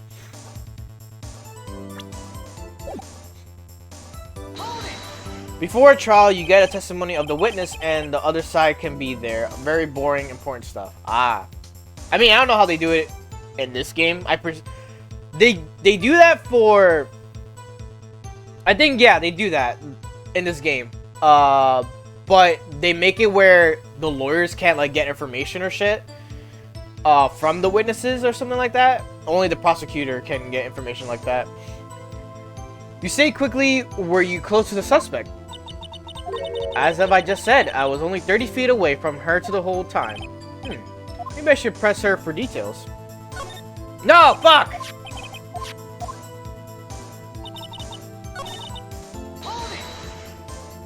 Very few surprises in court, of course. Guess that's why it's more fun to do it in court. Well, with this, yeah. It's a visual novel game. It's also an anime game, so obviously things aren't supposed to be like meant to be fully true when it comes to it. I like to see this on the floor plans just to be safe. The Lunchland car was... She was a visitor, thus she was parked in B block. So you witnessed the murder from here. That would make it about 30 feet from the car, yes? Is that correct, Miss Star? Yes, that's right. But there was a chain link fence in front of you. I went over it, of course. Amazing, the Cop-Up Queen and Lunch Lady athlete, indeed. It would have taken her a little time to climb over the fence. So she couldn't have gotten to my sister that fast. Was it low? Oh, no, yeah, that's a fucking high-ass fence, too. Like, what? Yeah, that fence was about 9 feet high, too. But how did Miss Sky not get away? Ah, yes, when I arrested her, she mentioned the muffler. She mentioned the muffler? What exactly did she say? If I remember exactly, I would have told you in my testimony. Cheeky. Anyway, all I heard her say was the word muffler. She just lied, saying whatever she wants. She's for the most part, she's kind of like going off the rails. Just that one word. So what you heard wasn't the suspect talking to you, but to someone else. Yes, the chief prosecutor was talking on her phone. Her phone? She can't mean... ask further. By phone, do you mean this cell phone discovered at the crime scene? Yes, ultimately. Ultimately. My memory. It's like a salmon heading upstream, you see? Oh, the court doesn't see, Miss Star. Chief Prosecutor first attempted to use the phone hanging on the wall. On the wall? That's right. Near the car, there was an emergency phone on the wall. Apparently it was out of order. And so she used her cell phone. Neither emergency phone was out of order that day. Good witnessing, witness. Good witnessing? Whatever happened to good testifying? You should, of course, add this to your testimony. Things I do to please this rookie defense attorney.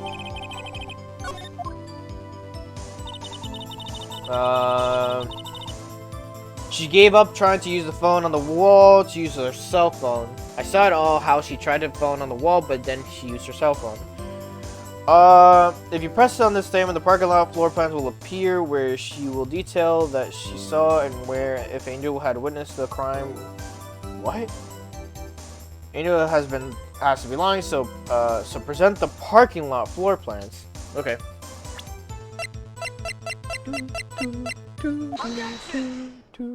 I mean, we already know she's lying.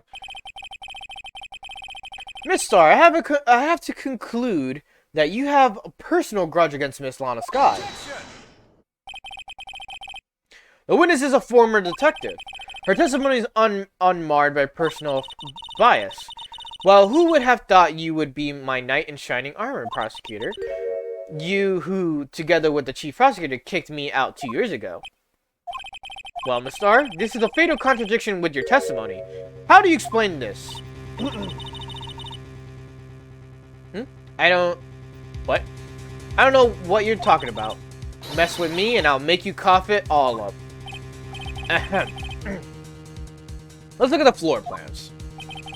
You said you witnessed a crime from this point. However, if that's true, you couldn't possibly have seen Miss Sky making that phone call. I believe you see what I'm getting at. An emergency phone was on the backside of this partition. If indeed you were in B block, you couldn't have seen it. She's caught red-handed. Oh man, there's more. Order, order, what is the meaning of this? It's simple, Your Honor. She's not coughing up lunch, she's coughing up lies.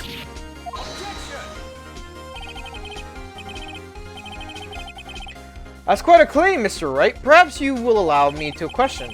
Tell us exactly what lie this witness has told the court. Here's where the counterattack begins. I can't afford to get this wrong. Excuse me. Wait, what?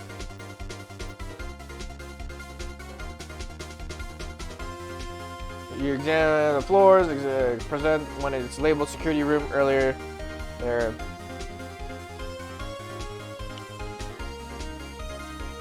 Oh, okay, yeah. What she saw, where she saw it. Isn't it? Wouldn't it be where she saw it? Oh, fuck. Miss Sky tried to use the emergency phone, but it was out of order. What is significant about this fact? Nothing. Therefore, it would be pointless for Miss Star to lie about it. Only to lie, I see. But say the witness did actually see Miss Sky using the emergency phone. It would mean Miss Star witnessed the crime from a different location. A different location. Now that's pointless. That's a pointless. Now that's a pointless lie if I ever heard one. Before you call my lie pointless, and at least let me tell it. Let me ask a question to you, our clever wordsmith, Mr. Wright.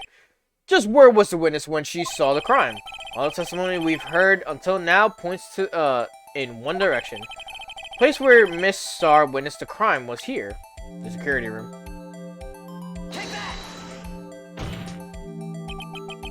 This is the only place where she could have been, the security guard room.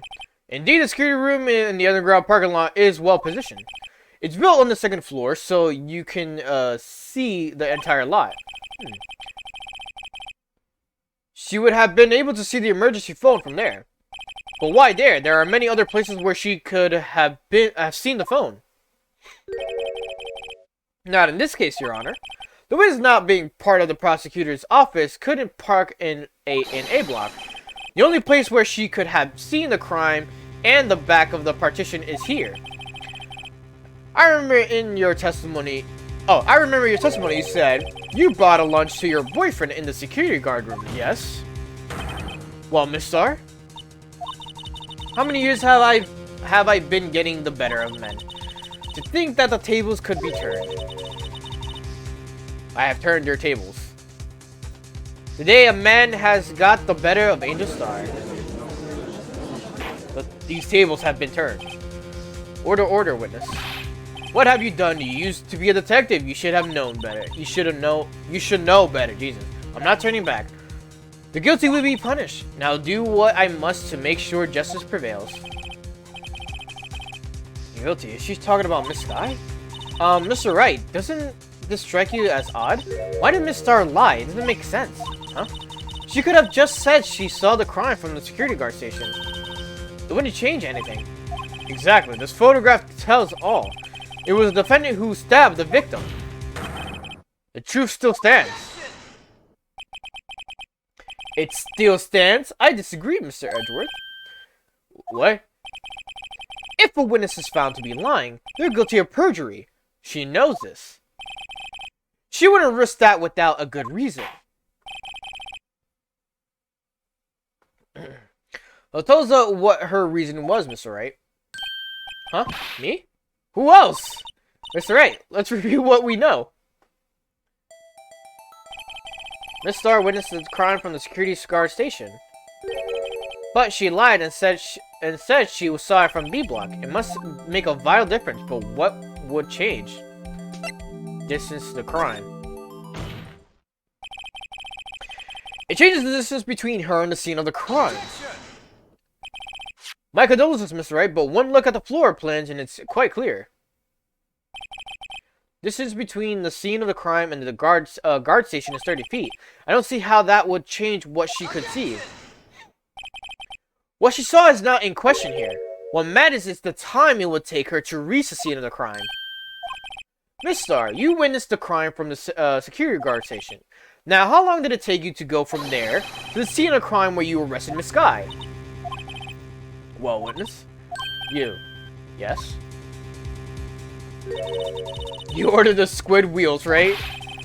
Quality of my lunches have gone from low to inedible. I was bringing a PB&J lunch with fresh boysenberry jam to my boyfriend. Boysenberry for your boyfriend. For the boyfriend. He wasn't in the station, so I waited. I witnessed the crime from a glass-walled station. Yeah, she could just go down the stairs like that easily. Before I knew what I was doing, I found myself running towards the scene. But the door was locked, I couldn't open it. Is that also a lie? No shot.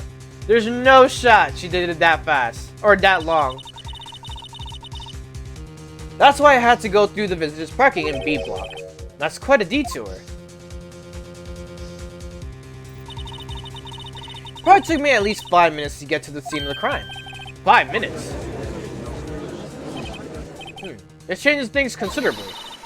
But it was the woman over there in the defendant's chair who stabbed him. I know it. I have photographic evidence. I swear it on my finest plastic spork.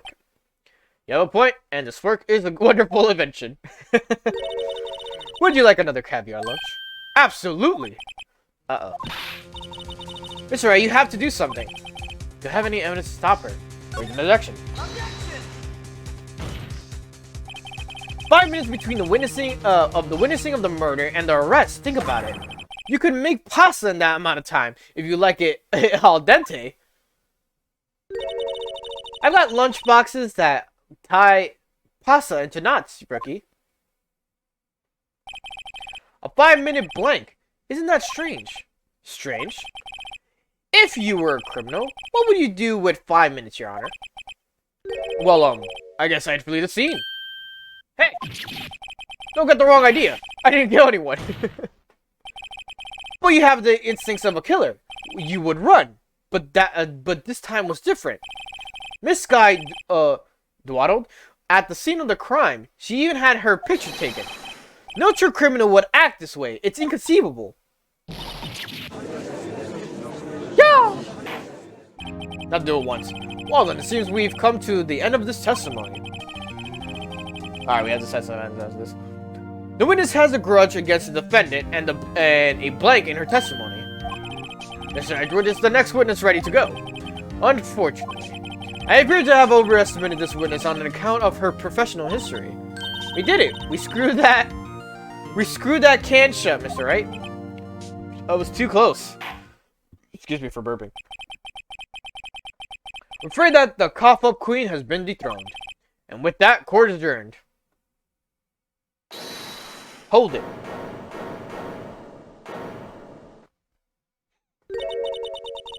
Yeah, you don't want your witness losing their cool in the middle of court. Mr. Edgewood, you ordered the squid wheels, right? That's the one she tried to voice off on me. I prefer to not take the defense team's leftovers. Anything else to say? I might be able to save you. I have decisive evidence. What was that? Is this another one of her trick lunchboxes? My apologies, but we have no further questions to ask of you, Miss Star. Ah. Is it a jumbo lunchbox? A triple decker. Out of the difference in the witness's determination, I'll allow one more testimony. Let's hear about this decisive evidence. Like the Lunchland motto says, you won't be disappointed. What's she going to pull out of her lunchbox this time? Alright. The victim's shoe is what's about to come up. I should have mentioned those 5 minutes when I wasn't looking at the crime scene. And now to the matter of the victim's shoe. Did I not bring this up? 2 types of blood were found on the shoe. The judge is so bad. The judge is a comedic character for the most part. One was, of course, the victim's. And the other blood type matched that of the defendant, Miss Lana Sky. This shoe proves it. It's flawless, decisive evidence. What, there was blood found on that shoe? Try Lunchland for all your lunch and decisive evidence needs.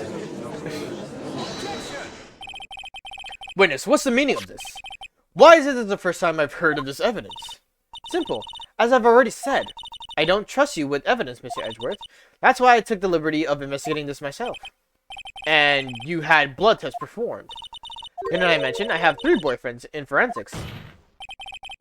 In any case, Your Honor, I can't accept this as evidence. What? You must know the 2 rules of evidence law. Rule 1. No evidence shall be shown without the approval of the police department. Alright. In other words, this shoe is illegal evidence, at least for the time being. Is that right, Mr. Wright? It seems so. Edgeworth sure is celebrated. Not so fast, Mr. Edgeworth. Don't forget, I used to be a detective. As I mentioned previously, this shoe has already been tested by a member of the forensics department. As you can see, it was approved by police department as of today. Even the general public can produce official evidence, Mr. Edgeworth. He got caught! He got caught! Is that right, Mr. Wright? It seems so. Edgeworth is looking pretty sullen. You could at least study some evidence law, really. Damn, Emma coming at Phoenix right now. The prosecution complaints notwithstanding, it appears that this evidence satisfies the first rule of evidence law. However, so you have yet another count against you, witness. Anything to ensure that the guilty are properly judged. Alright. Very well, Mr. Wright. You may cross-examine the witness, alright? The decisive evidence. I should have mentioned those 5 minutes when I wasn't looking at the crime scene. And now to the matter of the victim's shoe. Did I not bring this up? 2 types of blood were one that was of course. Oh, I'm able to do shit. I was like, wait, I didn't realize. Fifth statement. 2, 3, 4, 5. Press. I can't let this evidence go through without a fight. You ordered the peppered fish guts, right? Some like it hot, Mr. Wright. Some like your client. She's in enough hot water to make a whole vat of soup. Mr. Wright, do you or don't you have a problem with this shoe? Problem? Ms. Critical, is there a problem with the victim's shoe? There's a problem. If I'm not imagining things, I say there's one critical problem with this evidence, a clear contradiction.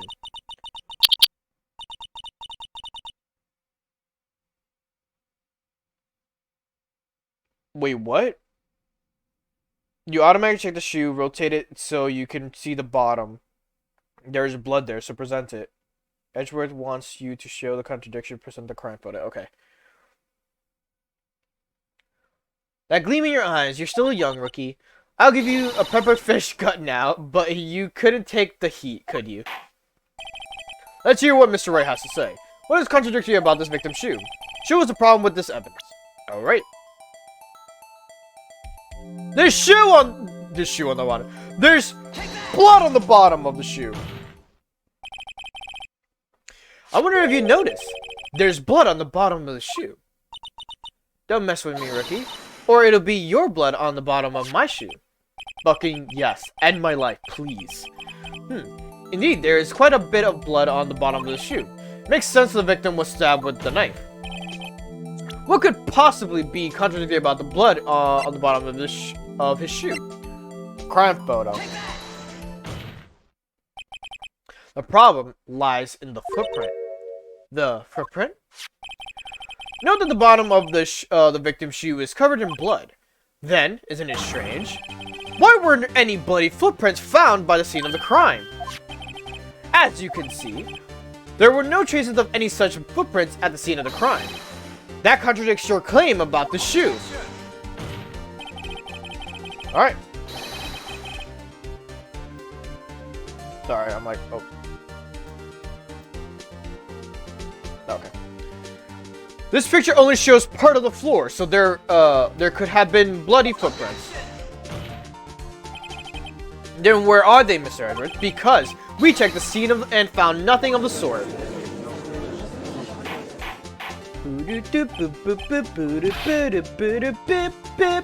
Order. Well, witness.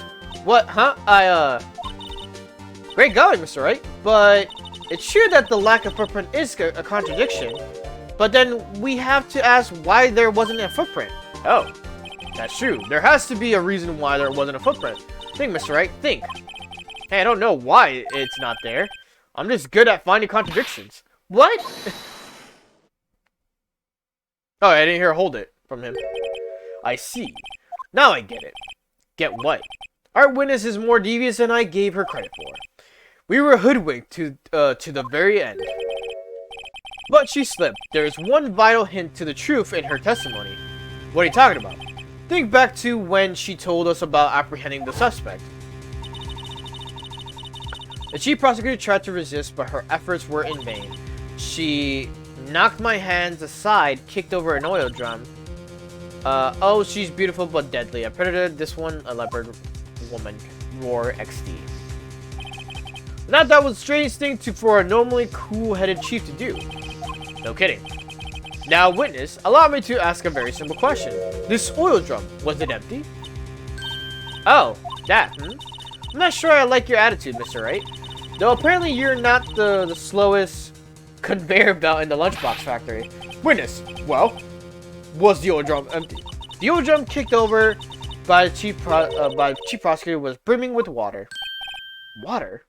What does that mean? I still don't get it, Mr. Wright.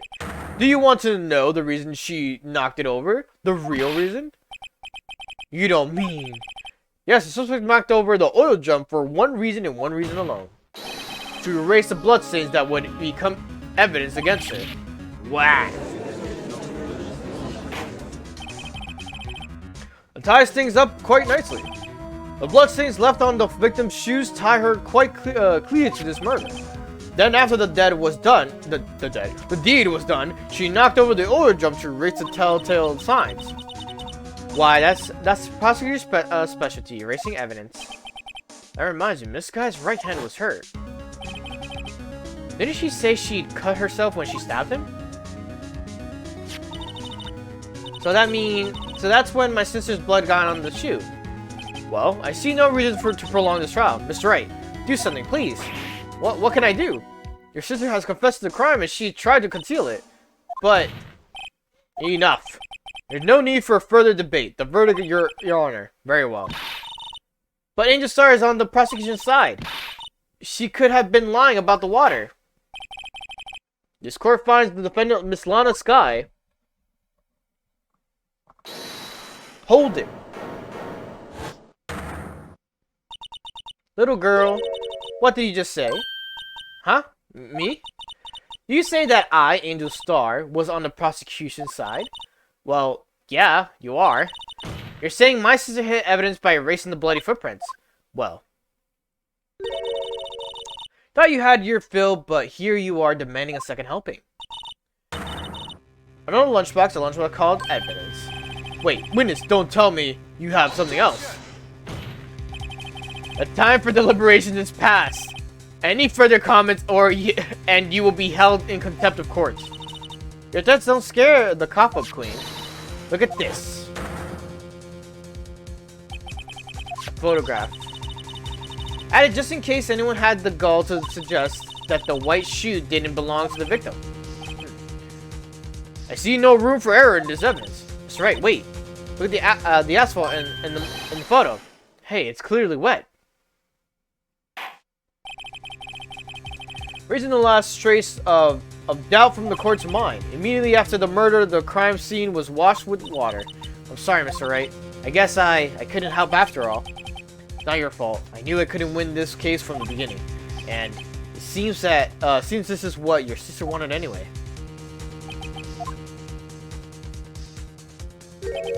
I'm sorry, Mia. Right. Something. Don't be so quick to throw in the towel. Get yourself up off the asphalt, take another good look. Don't give up, not until the bitter end. This is the last piece of evidence. Very well, this time I'd like to declare the verdict for good. Objection! Objection! Your Honor, wait! What is it with you people? Can't I hand out my verdicts in peace anymore? Whatever it is, can I wait? No, it can't. Then it will be too late. Look at the photograph, the last one submitted. This trial isn't over until we give each piece of evidence proper consideration. So, Wright, are you saying there's a problem with this latest piece of evidence? Yeah, I think later. Yeah, there's a problem. Right or wrong, I've got to go ahead with this. Since we've come this far, we should give every claim a fair shake. Very well, Mr. Wright. Show the court the problem in this photograph.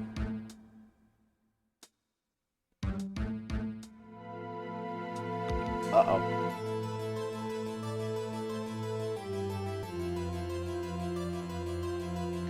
No, I'm not looking at my guide. Shut up!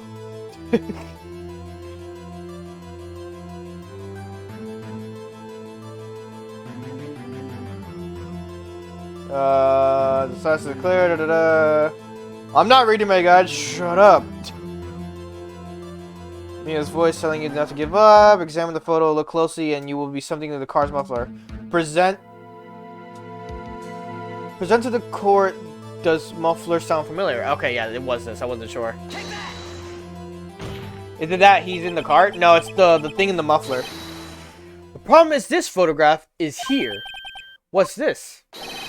There's something poking out of the car's muffler. Wait just a moment. Mr. Edgeworth, Your Honor. You just said muffler.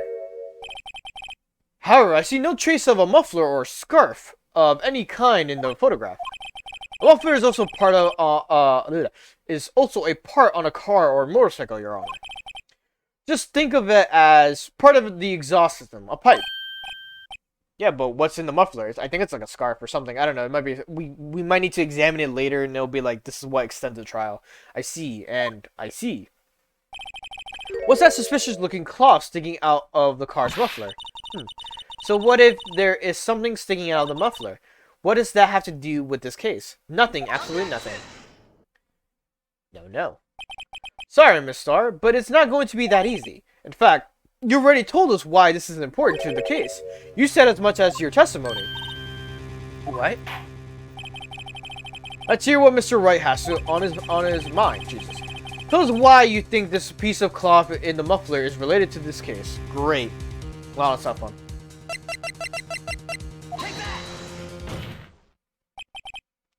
Miss Starr, recall your testimony for the court. Ah, yes. When I arrested her, she mentioned the muffler. That's what had me confused in her earlier testimony. Muffler. Could it be that the muffler you heard mentioned was actually the exhaust pipe? If so, that means this piece of cloth is vital evidence. Well,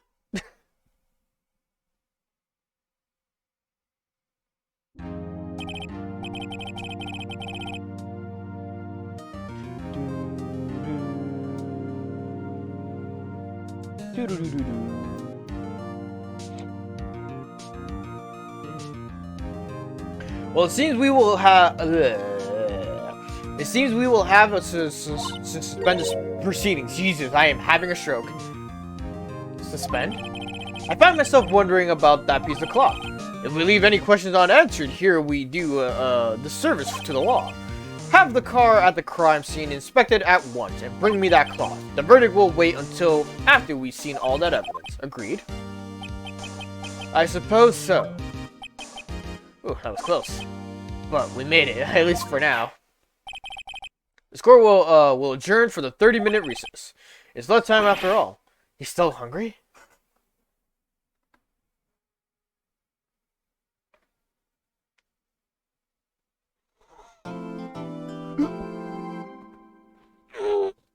Sorry, I'm doing a little stretch. There's still more? Oh, okay, yeah, there's a little bit more, but nothing crazy.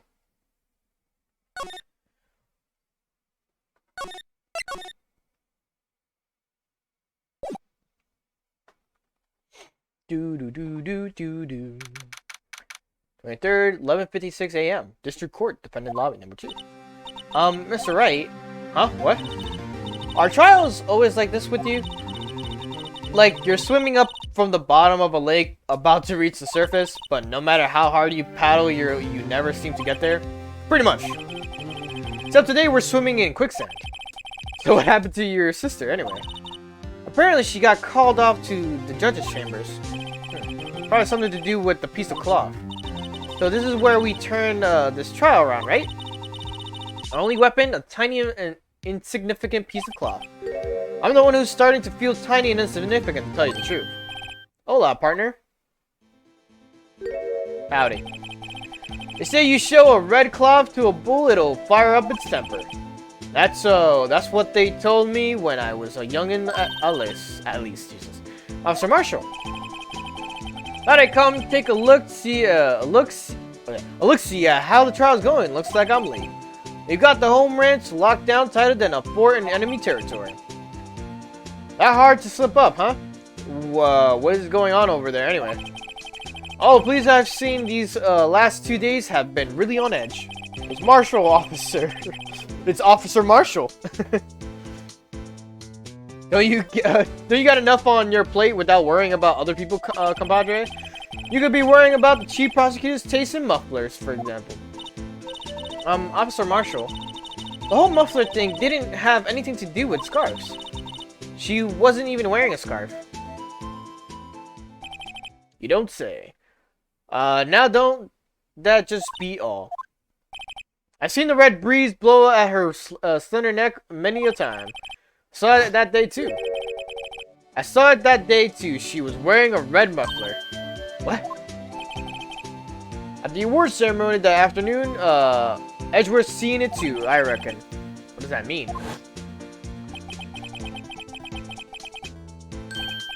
Cop over there eyeing the dude with the knife. He's just shaving. Don't worry about him.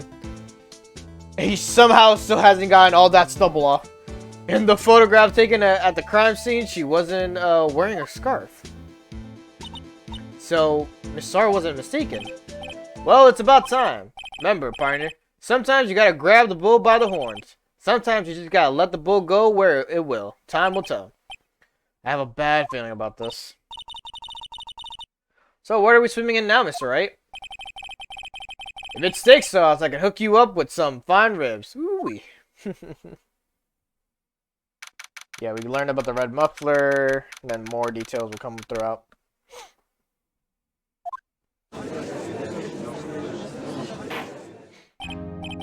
I like to resume. What's up? The judge keeps looking over at the prosecution. There's something wrong, Mr. Edgeworth. Your face is blue, your lips are purple, you're sweating bullets. That furrowed brow, those grinding teeth, those watery eyes. What's more, your eyes... It can't be. This can't happen. I wonder what happened to Mr. Edgeworth. Well then, I believe it is time we continue on with this trial. During our recess, this is unacceptable! Seems our prosecutor is quite beside himself. Excuse me, knock knock. Who's there? Ah, Gantz. What's with this guy? Strange stuffy aura seems to be filling the courtroom. Hey! The temperature rose 5.7 degrees when that man came in. Keep trying to rewind your stream by pressing left too many YouTube videos. I felt that. I felt that on eye level. You're so used to just like YouTube itself, and then you're watching a stream and you're like, gotta rewind this a bit. Fuck. Who on earth is he? Ah, it's you. Right, the fucking stare he does. Please say something. Oh, sorry, I'm late. G. The roads were packed. It's just me. Long time no see, G. How you been? Swim much these days? Hello. No, I've been so busy. Busy smizzy, G. My boy, you have to make some time to relax. Yes, indeed. G. Seems by his nickname for the judge. I'm afraid you're right. Very, very afraid. Sorry, but who are you? Aha, so you're Righto, the attorney. I've heard good things about you, son. Thanks? So sorry about our little worthy giving you all the trouble, eh? You know, worthy, as in Edgeworth. You know, we should all go swimming together sometime. Jolly. Little worthy. Mr. Wright, you don't know the district chief of police? Chief of police? He's the top-ranking police officer in the entire district. His stares are so funny. Name's Gant. Damon Gant. Pleased to meet you, everyone. I thought it was Gantz with a Z, but I guess not. So what do we owe you the honor today? It's been over 2 years since you last came to this courtroom, hasn't it? Well, it's worthy here. Look at a poor fellow. I just thought I'd help out by bringing this. Hey, that's my sister's muffler. So Miss Star wasn't just saying things. When the crime occurred, Miss Sky really was wearing that muffler. But to think that it was stuffed into an exhaust pipe. On Little Worthy's car, no less. The fucking pauses. It's really quite embarrassing even for us. What's this? It's what you call a switchblade knife. Quite perplexing, this. Chief, what kind of outfit are you running? Mr. Edgeworth, how could they miss such a vital piece of evidence? If your investigators are this lax, how do you expect us to do our job? Now wait a minute, Worthy. I've no desire to hear your excuses. I'm telling you to wait. Or didn't you hear me? Have a look at this document, where it says person in charge of investigation. There's no mistaking that signature is there, Miles Edgeworth. That's not fair. The day of the crime I had your head in the clouds because you got that award. I know how you feel. But you're the person in charge.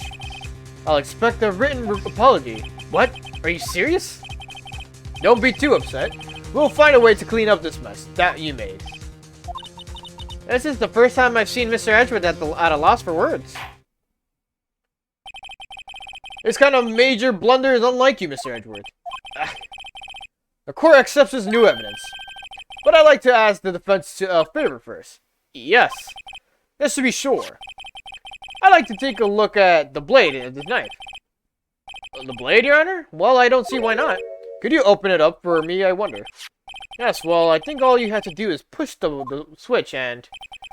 If you cut my finger, Mr. Wright, I wouldn't be able to pound my gavel anymore.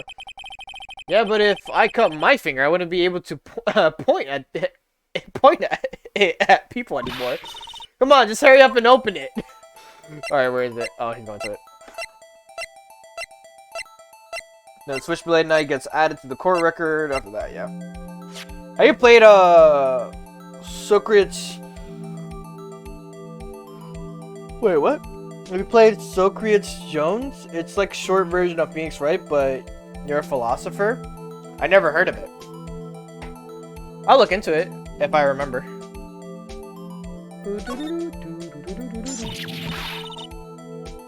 Wah! Don't scare me like that! I'm the one who's scared.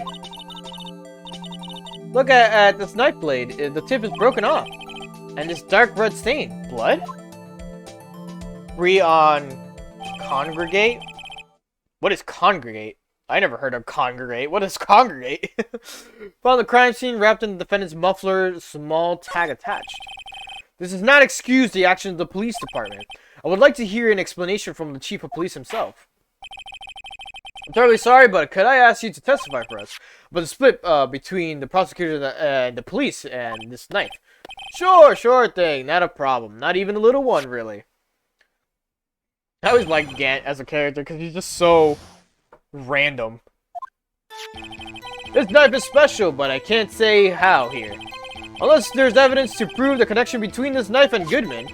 That was a bad day for the department. We weren't in any shape to do an investigation. The detective was killed at the police department. See, what a mess. The time of the crime, 5:15. Scary coincidence, eh? It's not officially linked to this here case, so I can't talk much about it.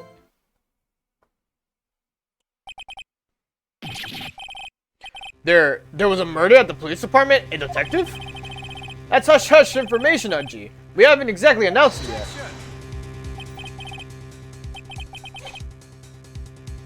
Wait a second. You said 5:15. That's the exact time that Detective Goodman was killed at the prosecutor's office.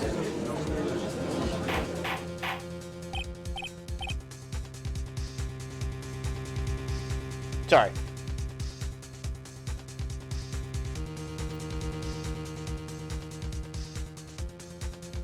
I was just reading something.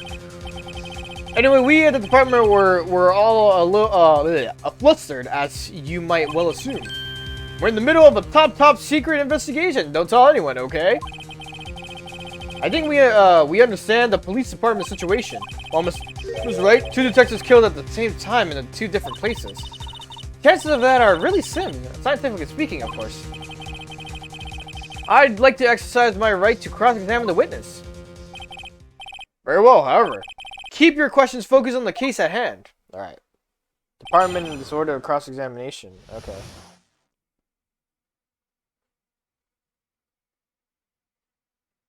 This is a connection between the knife and the Goodman. Present Goodman's note on Gant's second testimony. Okay.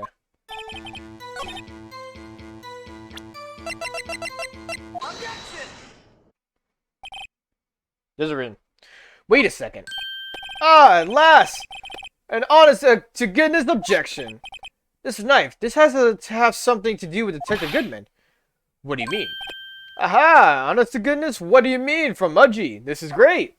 It was a Flash. Oh, it was Flash. They're remaking it on Steam. Should be free when if they finish remaking it. Oh, so they're remaking it. I'll look into it when I get the chance. I don't know. Let me just write that down. Write that down. Where is it? Where's my...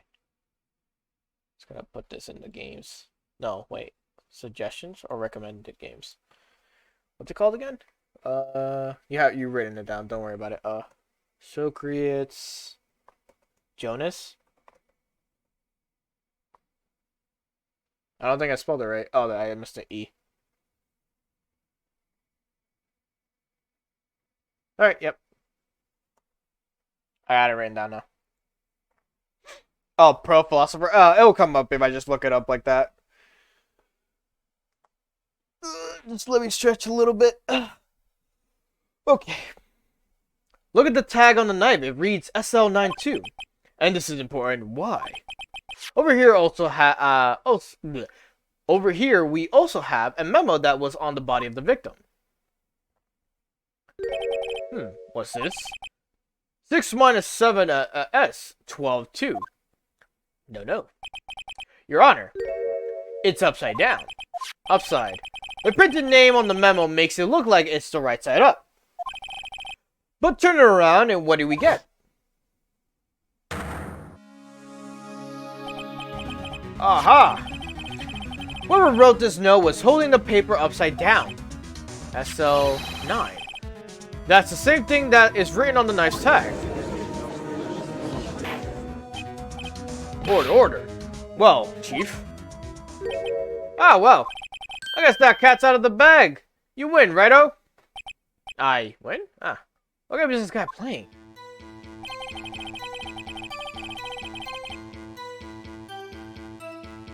If you press on that statement, the knife was evidence in the case.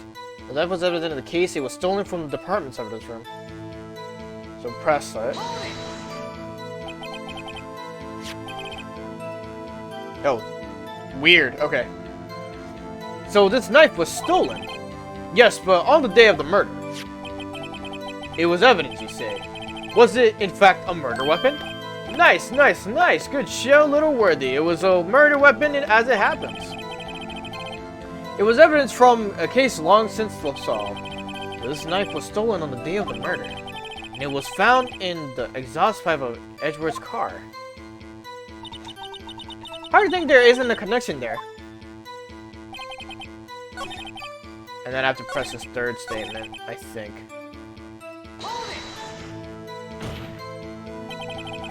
On the same day that detective was killed in the prosecutor's parking lot, another detective was killed in the police department. That's a fact. Surprising, isn't it, Udgy? I'm at a loss for words. And the perpetrator, do you have a suspect? Well, there was a suspect just arrested him, in fact. Just arrested? That was quick. But there's still a lot of unanswered questions. Maybe you could help, righto? I suppose I could help, if you help me by giving me, data on your case. Oh, good one! This kid's sharp! Okay, here's the deal. I'll tell you one thing and one thing only. Where the victim was found. So tell me, where was the victim found? Well, I can't speak on where the corpse was found, but I can say the crime took place in the evidence room at the police department. The evidence room? Wait a second, I have heard of that. The evidence room. Didn't he mention that in his testimony just now? Yep. Press the fifth statement. There's the connection between the two cases. You seem happy, Mr. Wright. Happy. We just got handed our ticket to go to town in this case. With the link between the two cases established, we finally have some leverage. Now we can get Gant to testify about the details. And then I have to press on his fifth statement? Oh, sixth statement. Let me just make sure. 2, 3, 4, 5. Whoop. Yeah, I know.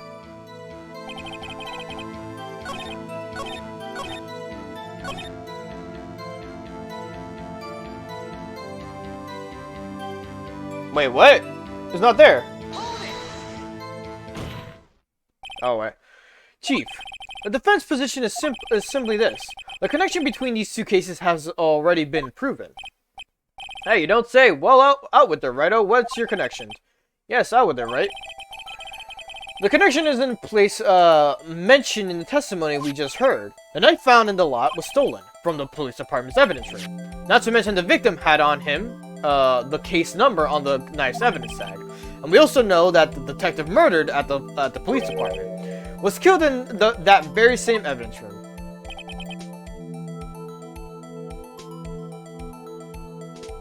Indeed. There do seem to be too many connections for it to be coincidence. Every time he does the stare. You two make a good pair. It took my men 2 days to find out what you deduced right here. Chief, I request that you release your information on the victim of the police department.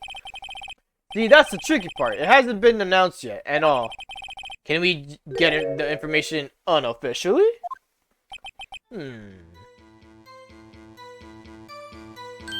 Sure, why not? It's unofficial after all. But, really? Who would have guessed? Who would have guessed? I'll cooperate, but I can't reveal the name of the victim at the department. And then I press this one, right? If you're going to tell us a little, why not tell us everything? Ah, well, case information is sticky stuff. You have to do everything properly. Oh, wow. I guess I might as well try to get what I can out of him. Victim's ID number.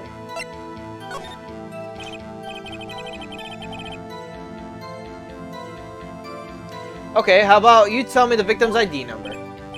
Sure. Why not? It's not like you'll be able to tell who it is from that. Of course not. You won't tell me their name after all. We keep a tight lid on ID numbers, so don't go getting your hopes up. The number is 584-2189. Well, that's quite long. And we have to remember these. It drives me nuts. 82. I can't do it. You didn't even get the first number right. Well, Mr. Wright, does this tell you anything? ID number to the victim of the police, this tells me something. Actually, it does, Your Honor, it does. I think, meaning. It has to be what I think it is. But what does this mean? Well, let's hear what the defense has to say. You say the ID number of the detective who was murdered at the police department. Tells you something. What does this tell you? It's this ID number. Witness. What is it, Mr. Wright? You're grinning like a schoolgirl on the prom night. No, it's just I got confused. And this is new. This is news, huh? Just come out with both guns blazing, like you always do. The police department and the prosecutor's office. 2 places, 2 detectives murdered at one time. Actually, I happen to have the police ID number here. Oh, is it yours? No, Your Honor. I'm a defense attorney, remember? This is the ID number of our victim, Detective Goodman. Shame on you, Righto. Personal IDs are top secret. Detective Goodman's ID number is 5842189. And this means what exactly? Huh? Wait, the ID number we heard from the chiefs earlier, that started with 82? I forgot. You didn't even get the first number right! Again! The number the chief of police gave us was... Wait a second, Wright. What does this mean? What does this mean? That's what I want to know. The two ID numbers are identical. In other words, the detective killed the police department's evidence room was Bruce Goodman. What does our witness think about that? Oh, ho, ho, ho, sharp as a tack, righto. Sharp as a tack. But wait, Detective Goodman is our victim. He was killed at 5:15 in the underground parking lot. Yet a Detective Bruce Goodman was also killed at the police department. In the evidence room at the exact same time. That's impossible. So what we're saying is, the same person was killed at the same time? In a completely different location? Yes. This convoluted scene. No. What I want to know is, why didn't I hear about this? Yes, it's top secret, fine, but I'm the prosecutor in charge of the case. Now, just wait a second, Worthy. No need to get all flustered. Your Honor, the police department has made a grave error in the case. Wait. I said wait. Or didn't you hear me? The oversight, the grave error. Mr. Edgeworth, they're yours.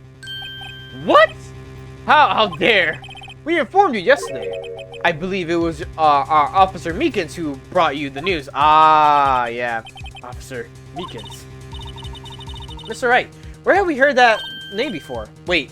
Aha. The guard. It was there, yeah. I forgot what his reasoning was there for. And it was supposed to be information of the murder. You don't mean him. According to Meekins, you didn't accept the report. Hard to believe. But your officer, he told me. He said that report had nothing to do with the Lana Sky incident. Detective Bruce Goodman murdered in the police department evidence room. Mr. Edgeworth, the victim's name is written right on the top of the report. Why didn't your officer tell me? Honestly, I'm not sure if that officer was capable of making the connection. He did seem challenged. In any case, this is a serious error, gross negligence of duty on your part, Worthy. But sir, you could have submitted the report this morning to the court as evidence. Then I... The stare. Like, You got yourself fucked, boy. Got yourself fucked. No such luck this time, Worthy, or should I say, unworthy. What? Now, what was the second rule of evidence of law? Well, Mr. Wright? Huh? Oh, well, it's, Rule 2. Unregistered evidence presented must be relevant to the case on trial. And how is this rule relevant? Normally, you submit a list of evidence to be used in a court before the trial. This report wasn't on that list. So, what does this mean? I couldn't submit this evidence until a connection was proven in court. The connection was just proven by Wright over there. Good job, Wright, my boy. Huh? I was just doing my job. No. No! Oh, poor Edgeworth. It seems we have come to an end to this trial. Now you're going through a tough time, Worthy, with all those rumors. You were even in the defendant's chair just this past December. I apologize for this terrible lack of due diligence on my part. Mr. Edgeworth, please, just give me one day. I'll get to the bottom of what happened if it's the last thing I do. You'd better get results this time, really. You have my profound apologies, sir. Poor Mr. Edgeworth. I don't think there's ever been an error this serious in the history of this court. I will grant one further day as the prosecution has requested. Will that be sufficient, Mr. Edgeworth? Yes, Your Honor. Thank you. Whatever your punishment for this is, for your sake, I hope it's not decisive. Very well. Court is adjourned. There you go. To be continued. Alright, let's continue this bad boy.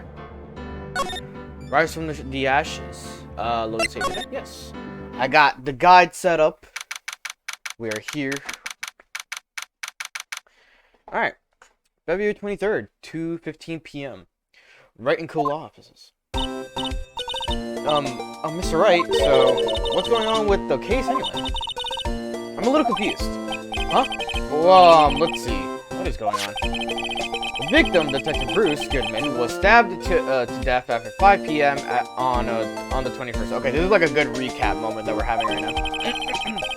He died in the prosecutor's parking lot and the police department's evidence room. What's this? And the evidence room part? Prosecutor's office and the police department are 30 minutes apart by car. Well, that's what we're going to find out, or try to at least. Alright, let's do it. Glad she's in good spirits, but I'm not sure she's going to be much help with this. Don't be so sure, Mr. Wright. Huh? Look, we're in this together, right? I'll prove that these thick-rimmed glasses of mine aren't just for show. Let's go. Science awaits us. Alright. February 23rd, prosecutor's office. Underground parking lot.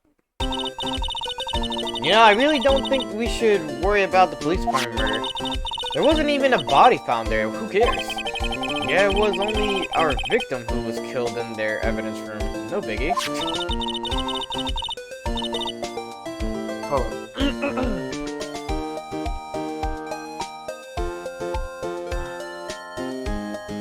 Sorry, I'm cleaning my glasses. They're a little bit smudged because I'll be scratching my eyes sometimes and I just like smudge them with my hand. Alright. Besides, my sister would never do such a thing, I know it. That oil drum was empty. The oil drum, kicked over by the chief prosecutor, was brimming with water. My sister risking evidence at the crime scene? Never. Even though she says that... Excuse me! Even though she says they don't get along, Emma really likes her sister. That's not it at all. It's just, we're both professionals at what we do, and I trust her. Big words for a high school student. Well, whether there was blood on the floor or not, the water in the oil drum washed it all away. Ignore the strength of my science at your own peril, Mr. Wright. Huh? What's that grit for? Situation calls for one thing, and that is a luminol testing fluid. Luminol? Blood is sticky stuff, you know? Blood is sticky stuff, you know? You can't just wash it away with a little water. Even if you can't see it, it's still there. I just realized that I might be having double audio. Oh, no, okay, it's already off. Good, good, good. But wouldn't the police have already done those tests? Never trust anyone's eyes but your own, Mr. Wright. Just give it a try. Me? Why do I have to do it? I'm a minor. I can't even drink yet. We're testing bloodstains with this stuff, not drinking it. Here, look. I'll lend you these glasses. Huh? You had an extra pair of those things? Oh, right. Virtual Boy. Took the blood reaction, just spray the luminol on it. Like this. See? Press the air button to spray it on. Okay, let's find out the bloodstains. Let's find the bloodstains. So yeah, you can just keep doing this. It's really dumb. So...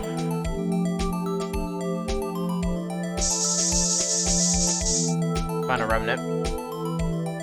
There's a tutorial to teach you about this. You see her eyes shining behind those glasses. So, is this a bloodstain? It's so... Ugh. I mean, you're shaking. It's just this is my first time seeing real blood. Scientific investigation in action. Okay, well, we definitely know that this is a bloodstain. But then, something strike you as odd. Scientifically speaking, of course. What's odd about this, scientifically? It's bloodstain's locations, the amount of blood? The amount of blood? The perpetrator and the Detective Goodman fought here, right? Don't you think there'd be a little bit more blood? I definitely think so. I mean... Look at all. Look at it all. Look at all the blood on the sole of this victim's shoe. It is pretty strange. They fought here. There'd have to be even been more blood than this. I'm having a stroke. I am sorry. Alright. Hey, Mr. Wright. We're gonna mark up the floor plans when we find a bloodstain, okay? See, I'm pretty handy to have around, right? Yeah, and this stuff's pretty handy too. I saved up my allowance to buy that. Normal touching fluid received from one very proud-looking Emma Sky. You can be sure that the police will reveal all their evidence in our court. Sometimes they fail to mention evidence that doesn't fit with their view of the case. Let's drag that hidden evidence out into the light of the day. Yeah. Feels like we're really investigating a crime now, doesn't it? Guess I should give this a spray on anything suspicious. Ha! You're back.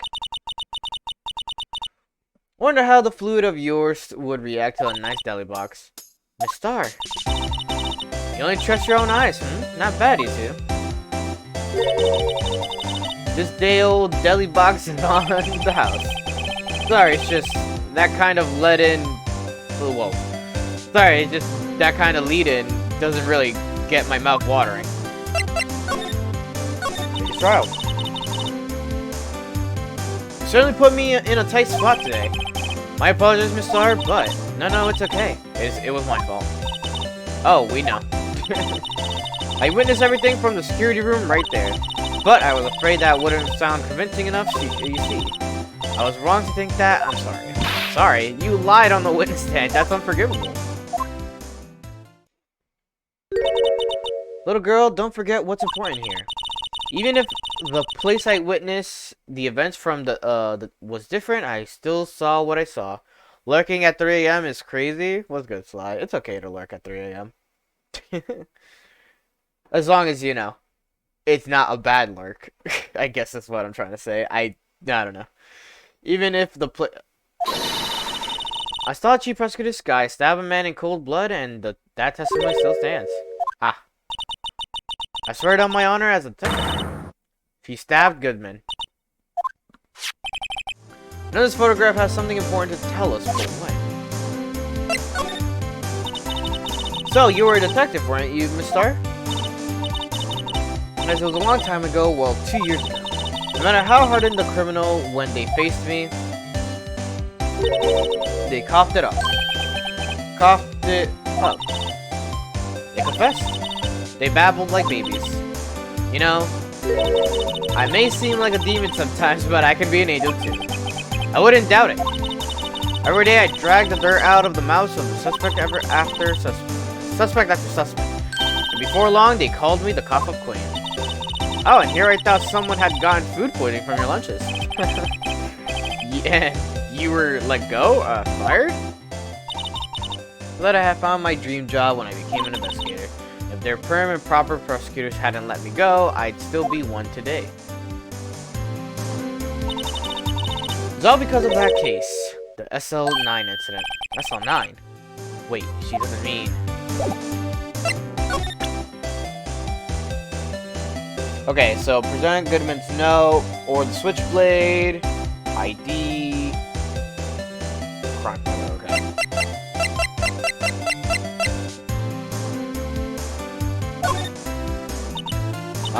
What do you think about this? SL9 incident. It's written on the knife. And on that note.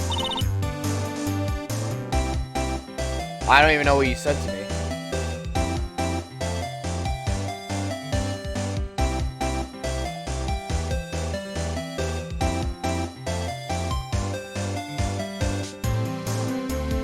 I'm doing good. I don't know what SWG stands for. I'm like, what the fuck does that mean? I almost made it yesterday, but I passed out. Don't worry, you really didn't miss much yesterday. It was a very short stream. I only streamed for an hour. I was having problems with Borderlands 3 overall. And yeah, it just did not want to work with me. Well, it's very demanding, so I might have to like Maybe when I upgrade the computer, when I get another better PC in the future, maybe we'll play it. But then again, it's like I kind of want to play it now. I bought the game because I was like, I want to play Borderlands 3 because I really haven't really played it.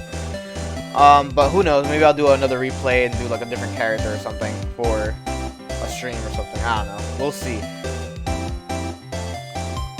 But what was I gonna say in addition to that? Yeah, so I like really took like a few. It was very frame droppy when I finally got it to work, and yeah, it was just not in it for the whole moment. It was like, yep, this is not gonna work. It's too frame droppy overall. The stream is not gonna be able to handle it too well. It was dropping frames like constantly, with stream and with the game itself normally. So we switched to Smash because I didn't know what else to play at the moment, and then here we are. I am now here playing, or I was just playing Smash, yeah. So, it was a very short stream, I was disappointed, but what can you do, man? There's limitations of what we can't handle. Goodman. Goodman was the head detective on that case, you know? Really? That knife was evidence from the case, the murder weapon. It was due to, for transferal the very day that Goodman was killed. I wanted to join in Borderlands if it was possible. It would have been a good time. Nice expected. SL9 isn't over, not yet. Do you think you could tell us more about the SL9 incident? Oh, what's good? That does not make sense for what's good. That makes no sense. There's an S in the middle.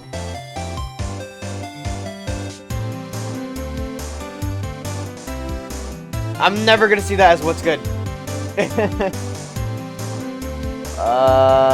She tells you about the switchblade, and then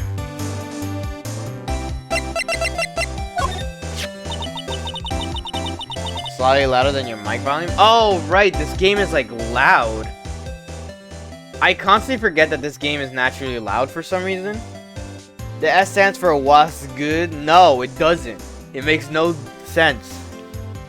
Just say what's good. It's not that hard. There's things that don't need to be abbreviated. Like, literally not abbreviated. Be right back. That's okay. BRB. That's fine. Then there's some things like, I guess what's good. Ren, you're becoming old? I'm already old. What are you talking about?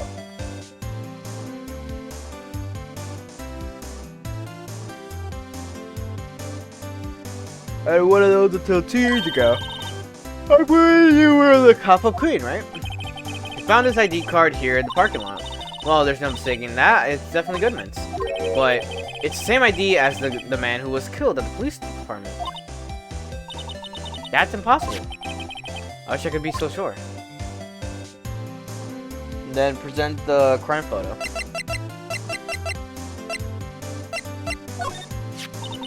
If you think about it, I could have taken that picture from the ground guard room. But even I get flustered sometimes. So you were straight to the scene of the crime.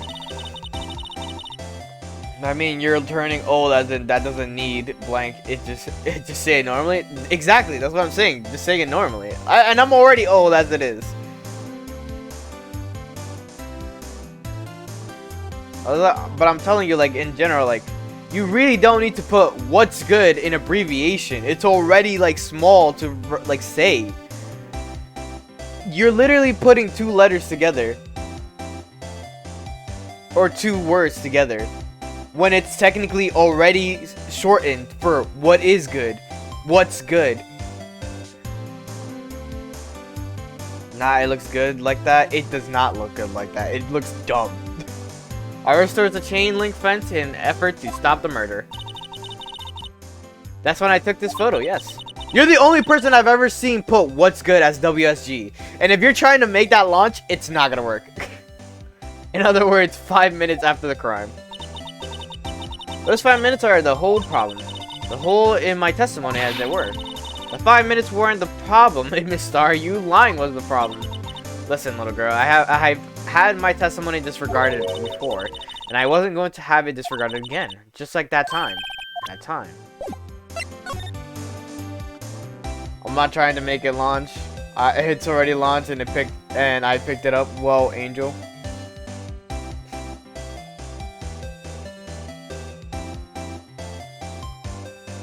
What?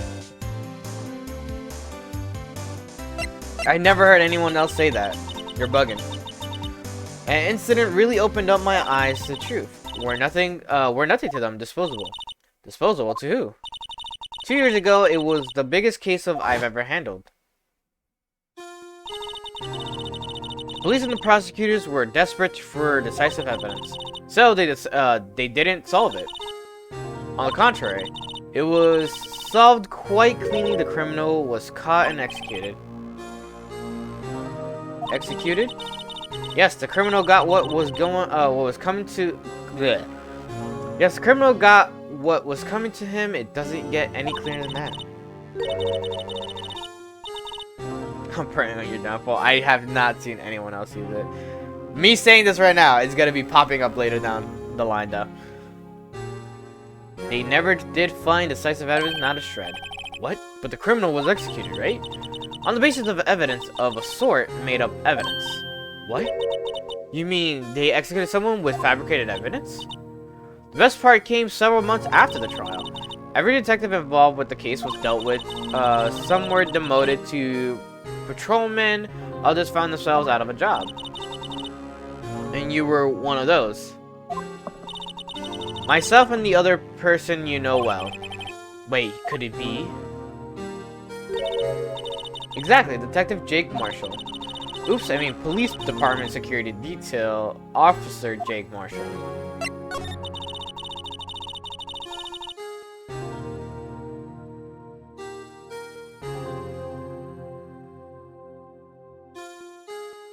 I mean, people could pray. A prayer is not non-existent. It's the essence of like what they're praying to is what I guess is what I'm not against, or I don't know. It's like, listen, I'm not too crazy about religion overall, right? We already established that like ages ago. Like, my family, they are, I believe, Christian or Catholic. I'm not too sure. But they believe in God, you know, like they believe in that God itself. I personally do not believe in God, but I've been raised by this family that does, and therefore at times when I'm like, oh my God, or fucking, what the fuck, God, like it's because I have been brought up from that my entire life. So literally getting used to me saying like other shit that doesn't involve God is like not that constant, you know. But I am also like agnostic, where it's like, yes, I believe there's something out there in that in the universe that it has something to do with fate, but not like there is no such being such as like a God, you know. But then there's also me liking like other religions, but like not really going for it like that. Like reincarnation is cool. Like the thought process of reincarnation, just being reincarnated into something from goodwill or bad karma, you know, going down like that. That's cool, but I don't believe in it like crazy like that. It's cool though. It's just like there are things that it's like in this world that really can't be explained, and it's all this whole thing. And then it's like also there's also the side factor of like, if God was real, right? Why doesn't he make things good? Why is there evil in the world? I mean, I guess for a balance, but that still makes no sense. Wouldn't you want to create a utopia from this whole essence to be fully good in your visionary, like, you know? But then mankind has free will. It's a whole fucking dumb concept that it makes me just baffle at the fact that no one is truly being like controlling, you know? But anyways, I digress. So if someone's like, I'm preying on your downfall, I'll be like, dude, me too. I honestly don't know where I am. Make me have some event in my life. Alright. As professional detectives, we investigate that case from every angle. The one time I said I want to be reincarnated as Bambi when I was like 5, only to eat up my words. Jake was particularly determined. Then it was over and he was demoted. However, he hasn't forgotten, and neither have I. Did I forgot that's all done? There was another side to that case, a hidden side. That's what we're after now. And no one up in their fancy offices can stop us. Wait, those lunches you sell. There's only one reason I come to sell lunches in this cursed office. I come here to meet old boyfriends. Boyfriends that can help me investigate. Miss Star's old boyfriends. How many does she have, anyway? After the Game Awards, when I woke up, man. Just when all the detectives on SL9 have disappeared, we find new evidence. There has to be a connection. I'm not gonna lie, but whatever I was on kept with me when I woke up. So, rookie, what? Seems like you're serious about investigating this case. Yes. Then you should take this. A Salisbury steak lunch. I know a certain guy who might help you if you tempt him with this trait. Miss Star. Officer Marshall, is he your, are you his... Are you going out? Why do you want to know? I was just wondering what happened to him. A long time ago when he was helping my sister do cases, he was so nice. He got along so well with my sister, it made me jealous. And he was nice to me too, back then. This would be when Officer Marshall was a detective. But now he's so cold. Jake and I are merely cooperating on the investigation. We're putting the past to rest as they were. Nothing more than that. I see. Thank you. Officer Jake Marshall. I think we got everything now?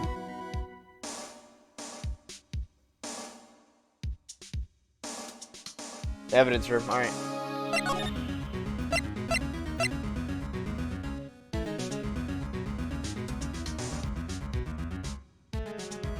Wait, where am I going?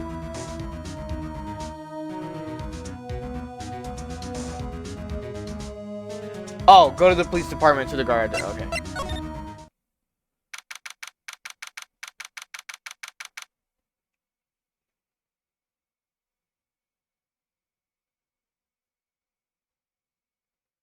Wait, what? I'm not gonna lie, but whatever I was on kept with me when I woke up. I woke up choosing violence. That ass got a dude banned. He deserved it, but like, damn. I'll be right back. I'll get Lucas' bed. Okay. February 23rd, police department entrance. It's been busier here today than it was yesterday. Detectives are running around so fast, they're blurring. Suppose it makes sense. The detective did get killed here after all. So the evidence room, the scene of the crime. According to the pamphlet we got we got at the front desk, here it is. She's like a kid at an amusement park. Oh, a real crime scene. Let's go take a look. Guard station.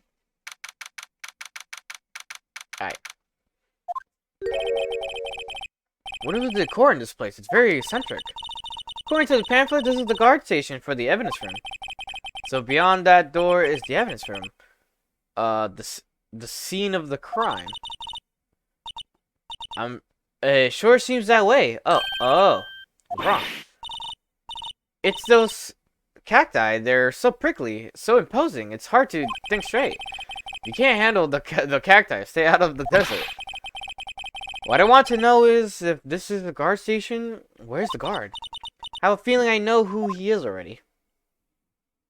Alright, so examine it. The evidence room is beyond that door. Let's just walk in. It won't open. You thought it'd be open? I think we need someone's permission to go in there first. Alright, so...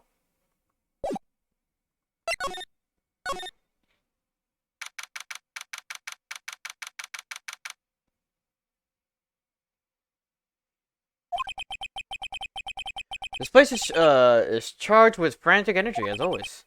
Please. Wasn't that? One steak lunch, please. Oh, it's you. Detective Gumshoe. Now's no time for chit-chat, pal. I'm busy, man. What I really need is a steak lunch with Lunchland. From Lunchland. Oh, you mean one of these? Actually, it's not for sale. I think I just heard the sound of his heart breaking. Now's no time for despair. We've caught our criminal. Now we just need evidence. The criminal? You mean you heard about the stabbing in the police department evidence room, right, pal? On the same day that a detective was killed in the prosecutor's apartment, another detective was killed at the police department. The perpetrator, do you have a suspect? Well, there was a suspect. Just arrested him, in fact. The biggest scandal to hit the station in ages. Everything's topsy-turvy. But Detective Nucci, who was it? Listen, pal, all I know is I need my steak lunch pronto. Standing around here talking isn't going to fill my belly. Wait, don't leave. You want to know more? Head on down to the detention center, pal. Questioning should be over, so I figure he's down there having a good cry. Later. He ran off to the evidence room. Well, the investigation is off to a running start. Alright, so now we gotta go... Detention center visitor room.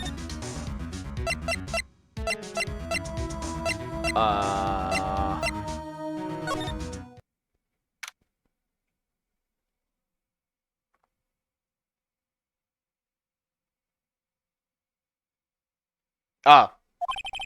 Wow, everyone looks deadly serious here.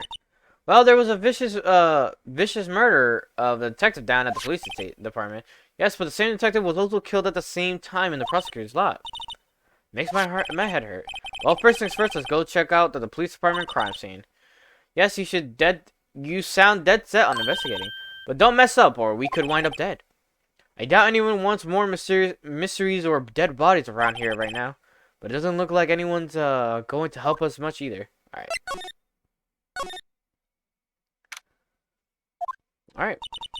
So I do feel better about things a little. I mean, they caught the person who stabbed Detective Goodman, didn't they? Yeah, I guess they did.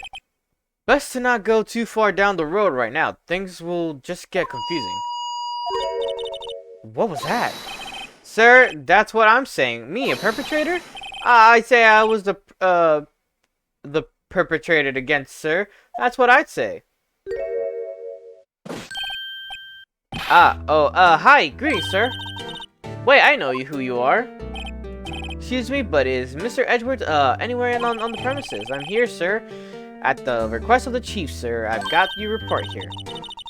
Officer Meekins, so you're a guard here at the detention center? No, sir, I'm not, sir. I'm a little lost patrolman, a little lost lamb, sir.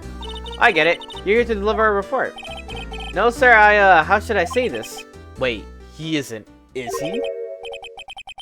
You, Officer Meekins, you didn't, did you? Perpetrator, Officer Meekins reporting, sir. What? What? Now this is an unexpected turn of events. They are the crime. Jesus. Sir, I'm a patrolman with general affairs, sir. Ow, I can hear you fine, Officer Meekins. I had some business that day, sir, and so I went to the evidence room, sir. The guard station in front of the room was empty, sir. So normally there's a guard at the evidence room. That's right, sir. Because evidence is kept in the evidence room, sir, now the security officer was none other than Officer Marshall. And sir, I happened to glance at the security room's monitor. That's when I saw him, sir. A suspicious person in the evidence room. Suspicious person, sir. A suspicious person, yeah! What the heck is this guy doing? So what happened then? After that, sir, everything went white. I saw red and I blackened out. And when I came to, I was here in the detention center. How long were you out? Days? Might I ask, what happened to your hand? Sir, there was no one to bandage me, sir. So I did what I could to wrap it up, sir. I'm back. What's good? Bandage on his hand. Just like Miss Sky. Yeah, another similarity between this case and the one of the prosecutor's office.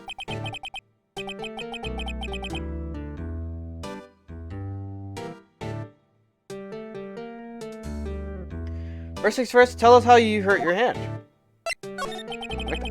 I don't mean to pry, but you are the perpetrator, correct? You killed Detective Bruce Goodman in an evidence room, right? Sir?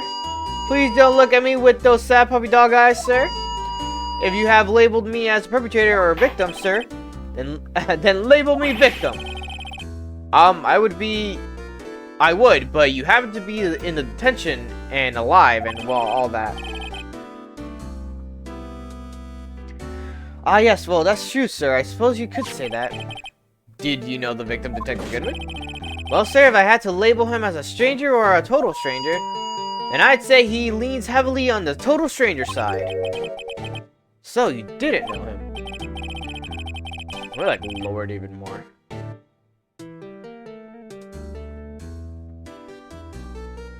I work in a tiny department devoid of light or other creatures' comforts.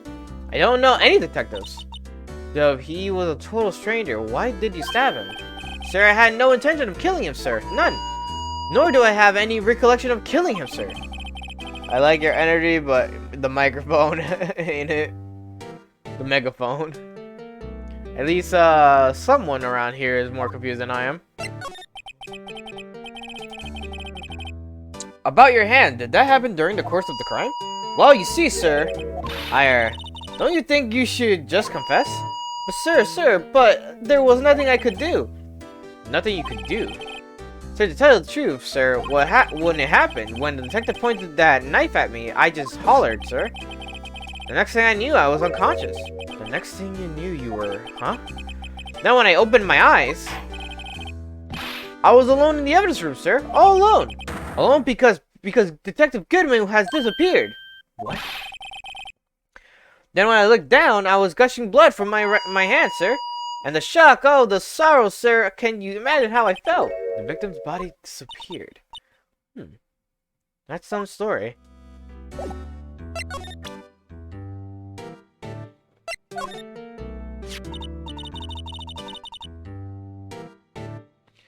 Do you think you could take a look at this? Hey! That's it, sir! That's it! That's it! That's what? My head was blank until this very moment. But, sir, now I remember, sir. You mean you remember what happened? My tongue is fucked? It'd be like that.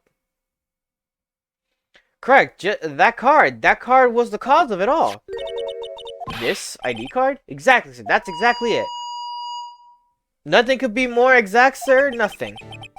I better pry into this one a little bit. Crime details.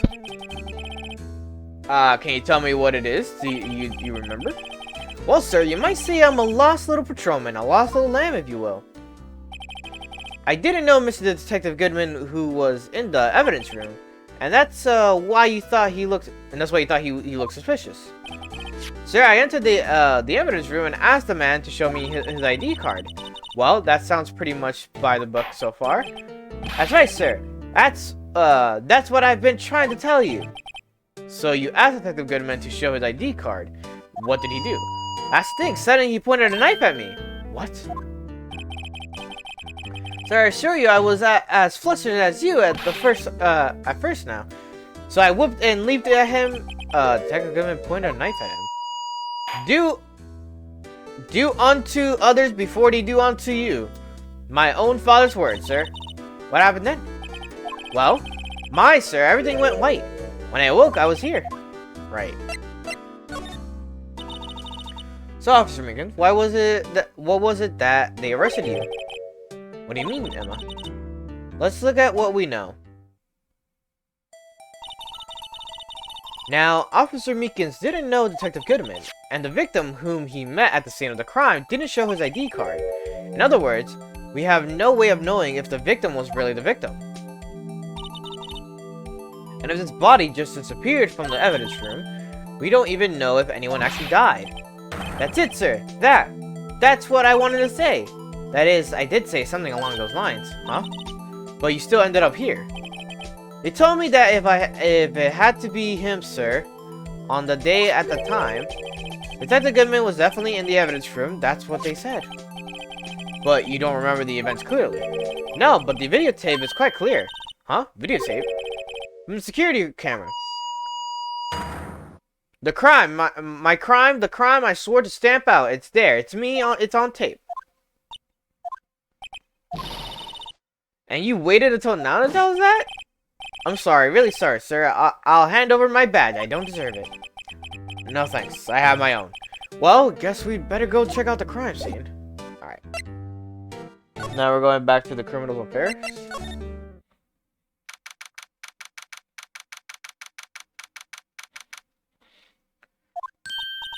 Hey, Mr. Wright, look who's standing at the Chief of Detective's desk. It's Police Chief Gant. And you're sure this is all? You know what it means if there is anything missing. Sir, I'm sure it's most likely totally perfect. We checked all of his drawers, lockers, garbage cans, bags, coat pockets, hats, under his seat cushion, behind his computer monitor, inside his personal coffee machine. I see. Well, if anything does turn up, you call me right away, deal? Both. We'll score the place again, sir. The chief detective looks a little flustered. Aha, righto, my boy. How you been? Swim much? Oh, Chief Gant, reporting for duty, sir. Why are you saluting him, Mr. Wright? Edward. Is Edward going to be okay? Oh, were they? Oh, you know, they're doing a little inquiry committee with him. Sounds like an inquisition. Yep, well, they've had no end of trouble with the boy since last year. You mean the incident of Ground Lake? It doesn't look good having a top prosecutor sit in the defendant's seat, does it? And you got someone else found guilty in that case, right, Righto? Von Karma, another prosecutor. A legend he was, undefeated in his 40-year career. But in court, you fixed it so he was caught for forging evidence. Wait, I didn't do anything wrong. He did forge evidence. In any case, the prosecutor's office is in a bit of a turmoil, you might say. Why, they do just about anything to restore their reputation. Now, depending on what the inquiry committee decides, it could be bad for Worthy. What? It's downright odd, I tell you, the detective getting killed on the turf too, I mean. They're being the prosecutors, I assume.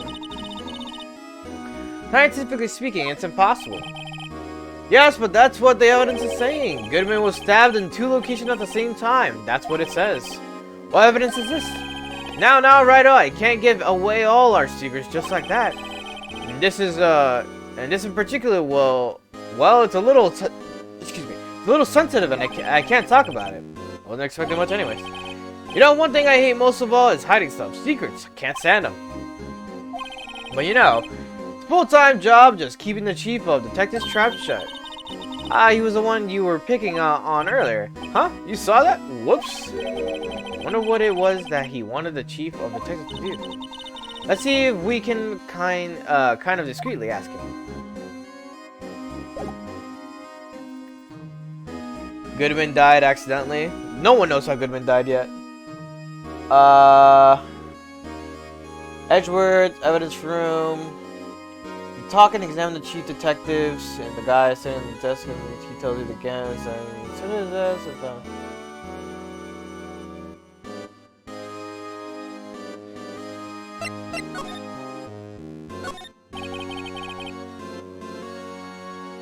Who is the killer or not, or who might it be, like Dangan?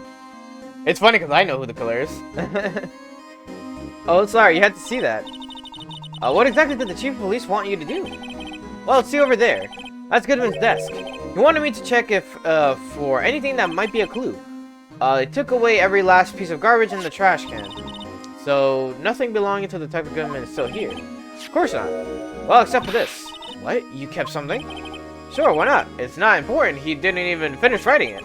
It's a lost item report, but it's only half complete. Lost item? Did Detective Goodman lose something? Date on it is February 21st. Better make a note of that just in case.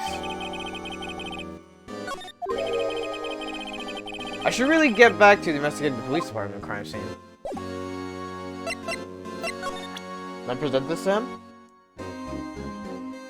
The same day as the murder, Goodman lost item report will be added to court record. You need to investigate the evidence room, but you need Gant's permission first. Talk to Gant.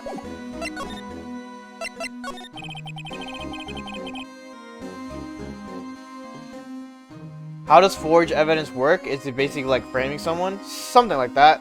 It's pretty much like making false evidence that isn't real, but like could be convincing enough is the premise of it. That's why it's called forged evidence. It was definitely Angel. What I learned from Ace Attorney is never trust anime baddies. I guess. I mean, she was just a compulsive liar, but other than that. Actually, I was wondering if I could ask you a favor. Well, I never thought the day would come when Wright asked me for help. I was wondering if we could investigate the evidence room. He does this stare again. Now, Wright. Actually, I'm sorry. I don't need to investigate after all. Wright, please. Do I look like a selfish man? Huh? Heck, if anyone asked me, sir, can I borrow $50? I'd give them $50, no problem. So go ahead, investigate that room to your heart's content. Knock yourself out. It just goes to show you never know until you ask. And for you, here, you can borrow this. Huh? Hey, this is Detective's ID card, isn't it? That's a special card for guests, so don't lose it. Yes, sir. It's an honor. You can run along and do your best now. Later, folks. There you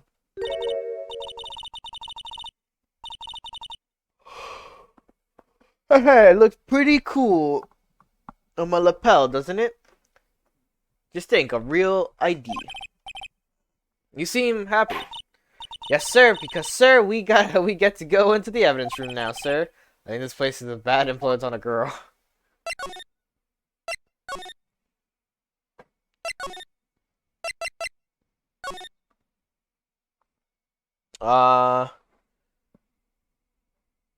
Examine the... Okay.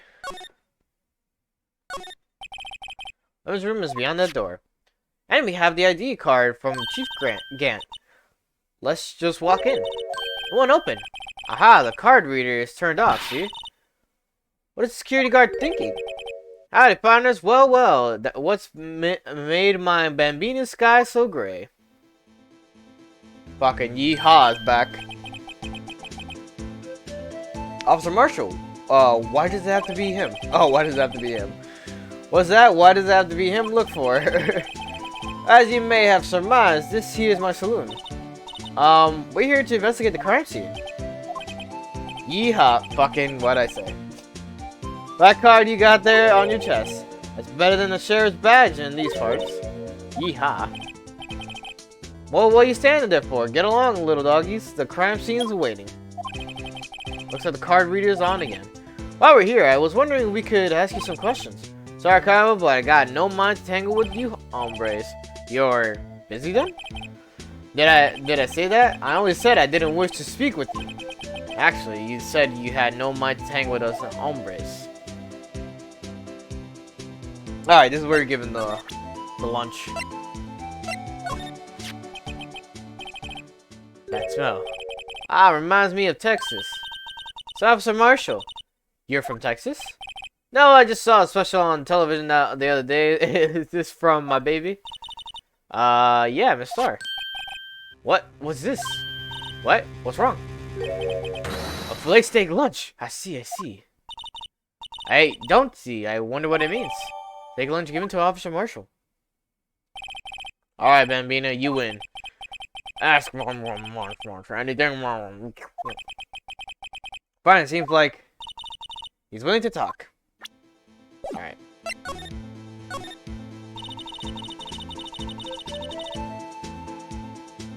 Officer Marshall, you're in charge of security for the evidence room, right? You got good eyes, partner. It's an easy job, and I'm grateful for it. Actually, Officer Meekins at the detention center told us. Ah, that poor little doggy. Poor guy. I keep getting his name wrong, and calling him Meekly. He told us something. He said that when the stabbing occurred, you weren't at your station. Well, maybe I shouldn't be telling you this. Well, since I got demoted from detective 2 years ago, well, it might not look it, but I lost my fire for the job. You know. So what were you doing around 5:15 when the murder took place? Well, I reckon I was galloping down the highway on the back of my steed, Zippy. No, he was riding down the highway on his horse named Zippy. No need for people to be people here anyway. These newfangled machines do a bang-up job of keeping an eye on the place. You mean the security camera system? I don't take the machines much. Kind of like a stewed broccoli they sneak in next to your steak, you know? Miss Stark told us something. She said that you were a detective until 2 years ago. It was always my dream to be a rawhide? Rawhide. Fucking, whoa, I had that weird mixture. Okay. Rawhide wrangler on the scene of the crime. That's all gone now, like a drinking hole in a prairie fire. You're still investigating the SL9 incident with Miss Star, aren't you? Oh, that kind of was rather weird. That was my case. It's all solved on the record books, but it smells like a bad game of poker. I can't let it go. That's all there is to it. What kind of case was it anyway? We've heard the name so many times, but no one tells us what exactly happened. Some things that things you're better off not knowing, Bambina. Anyway, that case is officially dead as of 2 days ago. 2 days ago, day of our case. That's right, the evidence transfers. Everyone was talking about the transfers too. I know what maybe 2 of the machines in here do. Only 2 of them. There must be a dozen. Like I said, me and machines, well, I like them about as much as I like stewed cauliflower with my steaks. The easiest ones to understand are these here security cameras. Well, the ones that Officer Meekins mentioned. If nothing happens, the tapes are automatically erased every 2 hours. Officer Meekins and Detective Goodman, are they on one of those tapes? I reckon they might be.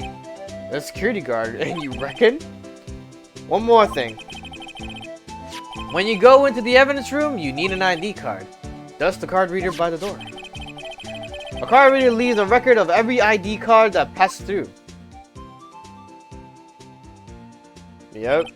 So this is the ID card record. Hey, I've seen that somewhere before.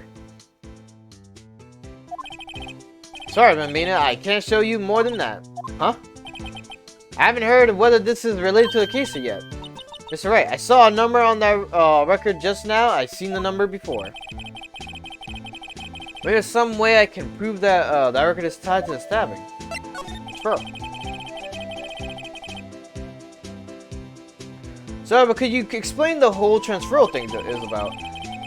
We keep only evidence from solved cases in this room. They're kept here under the Presiding Detective's supervision for 2 years. So, we can reinvestigate them if it turns out there was a mistake. See? So what happens to the evidence after 2 years? Go sleep forever in the underground vault at the County Sheriff's Department. That's what we call transferal. We do it every February. I see now.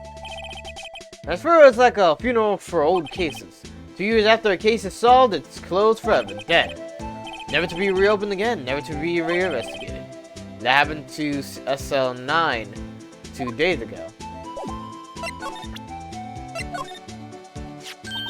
See, this is the victim's ID card. Ah, the one that was on the ground of the parking lot. The number on this is 5842189. Officer Marshall. Show us that ID card record again.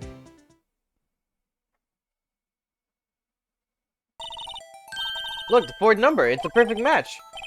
It was used at 5:14 right before the stabbing. What's more, there's only one of them cards in the world. So when the incident occurred, Detective Goodman was in the evidence room. But wait, what did Officer Meekins say? I entered the evidence room and asked the man to display his ID card. So he asked Detective Goodman to show his ID card. What did he do? Last thing, suddenly he pointed a knife at me. If he had his ID card then, why would he have pointed a knife at Officer Meekins? Alright, compadre, you win. I guess I can give you this ID card record. Hell yeah. I've got an idea. Maybe I should show this list to other people with IDs here. Alright. So then now we could go to the evidence room? Yep. Alright. Excuse me. February 23rd. Evidence room, sector 3. It's quiet. The investigation must be over here. So this is the evidence room. It really is kind of like a graveyard. Graveyards are supposed to have grass and trees. This feels more like a morgue. Nice try, Mr. Wright. You can't scare me. Yee! Whoa! Don't. sorry, I thought you were a ghost. I wouldn't recommend going around smacking ghosts on the head, pal. So, is it true what I heard? Righto, please do I look like a selfish man? Heck of if it's more than 50? Yeah, just him giving us permission. Yeah, sure. The chief of police can't. Well, loan anyone $50, even me. Oh, so that's what you were talking about. Actually, I was put in charge of the investigation for today. Sorry, I'm like scratching my head. That's why my head's angled like this. Alright. Just for today. Boss for a day. But guess what? You got permission from the chief, so now you're a boss for a day. Gee, thanks. First of all, you'll want to have this. Evidence room floor plans added to the court record. Alright, so let's see. Boss for a day, Edgeworth, evidence safe. So, Detective Gumshoe, you're a boss for a day. That's right, it's an honor. After all, the murder took place right here in the police department. But if you're a boss, why are you all alone? Where are your underlings? You're using yesterday's findings to prepare for tomorrow's trial. In other words, you got kicked out of the investigation. Again. I'm adamant, though. I'm going to take control and put this case to rest.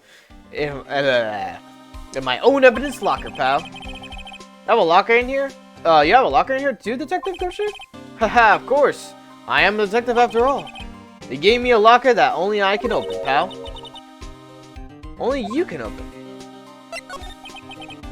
I always believe in Mr. Edgeworth.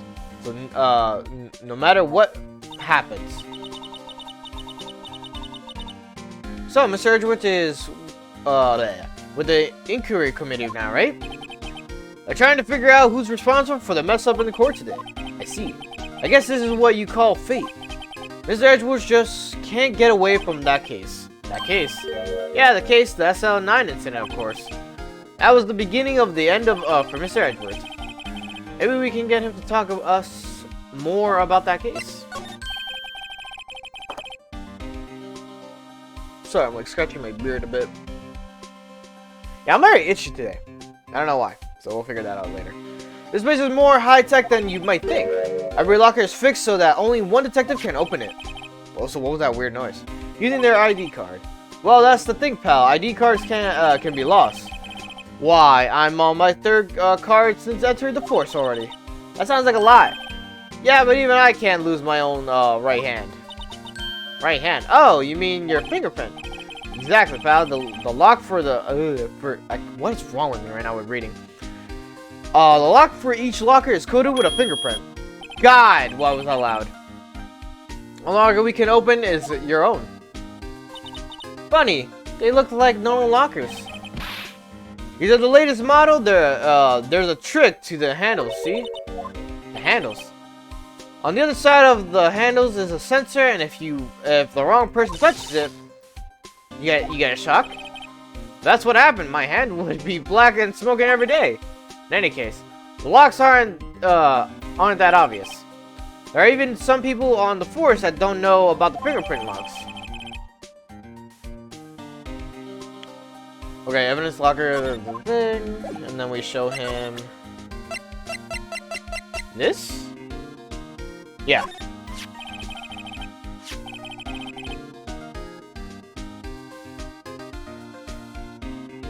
Alright. Detective Goodman's note and the switchblade knife. I bet Edgeworth was the most surprised of anyone. Because of the SL9 connection.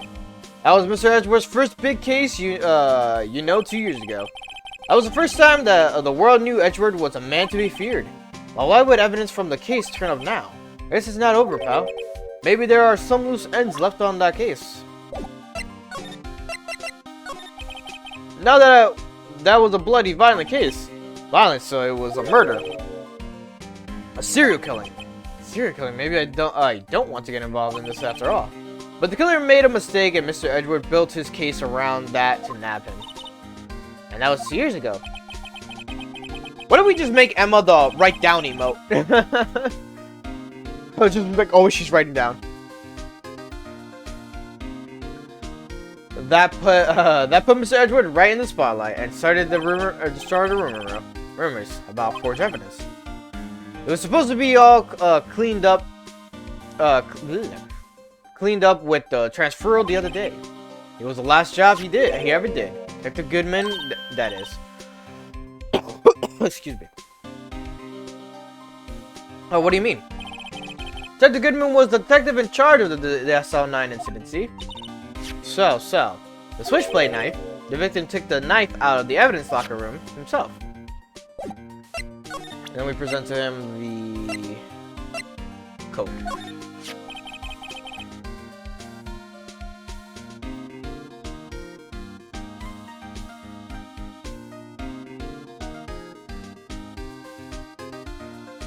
Oh yeah, okay. I was like, where am I on this list? You take a look at this. This is the ID card record of people who came in here on the day of the stabbing. Ah, I heard the rumors. So it was... Whoa! What is it? That second number. It's not your ID. It's not your ID number, is it, Detective Gumshoe? Mr. Edgeworth. What? The second number on this list belongs to Mr. Edgeworth. What? What? Okay. Why would Edgeworth have come to the evidence room? Oh, we wrote it down.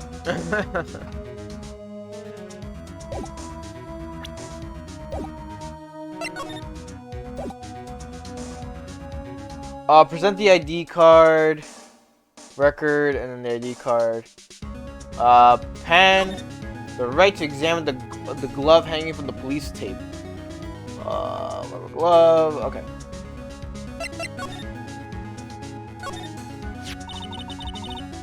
Someone left the glove here, but only one. Take the gumshoe, maybe. There you go, pal, making me out to be some kind of absent-minded detective. This girl just called me just because she wanted to hear my voice and that she's bored. It'd be like that sometimes.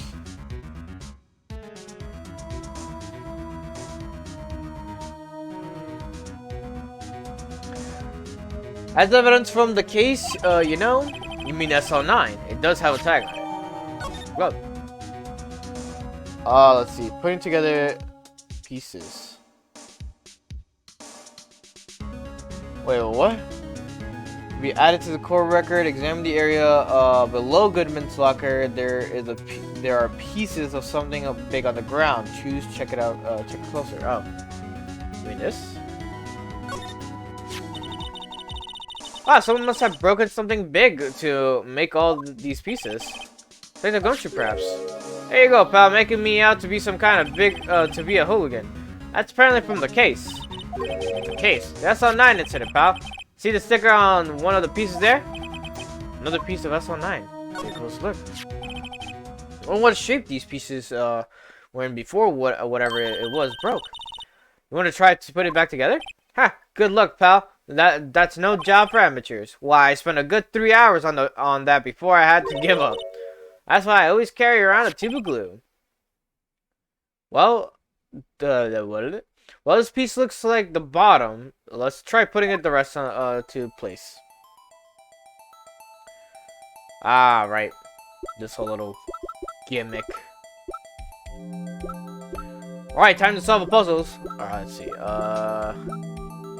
Which one are we starting with?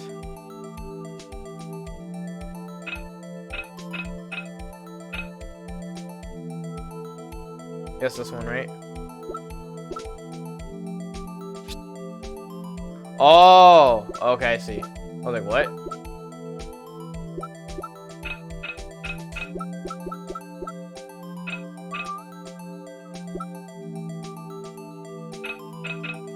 Might be this one? Yep. Now I remember how this works. I was like, can I just like move this?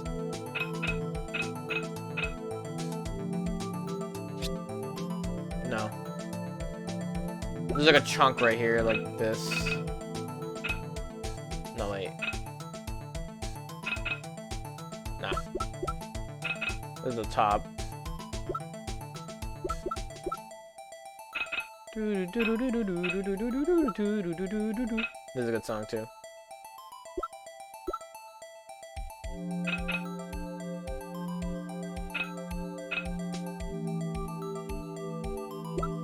I'm looking for a specific piece. I'm just like, what piece is this?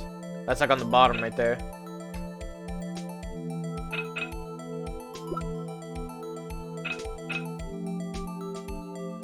No, that won't make sense.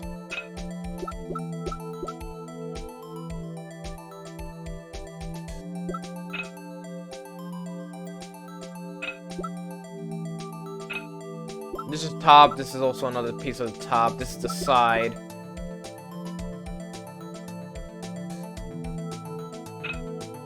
Is this?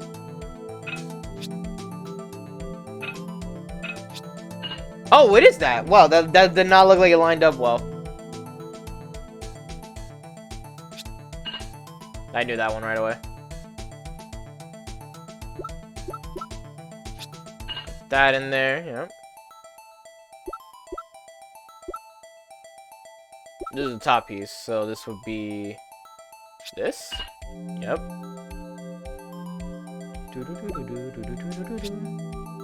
Oh, it's not that one. Oh, it's this one. Duh.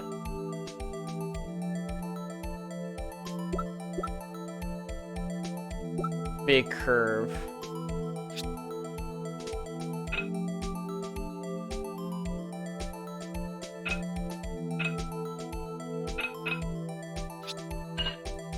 Oh, okay. Oh, wait, what? There's the top piece. I'm technically missing one piece, right? Yeah. Huh? Well, I think we did it. But some of the pieces are missing. Yeah, I got that far too, and 2 minutes by myself. The problem is finishing it. Were some pieces stolen? Bet they were missing to begin with. Still. Doesn't look like the most stable kind of jar. I kind of understand how it got broken. Unstable jar, added to the thing. Alright. Added to the thing, you take to Lumino. Oh, take out the thing, okay.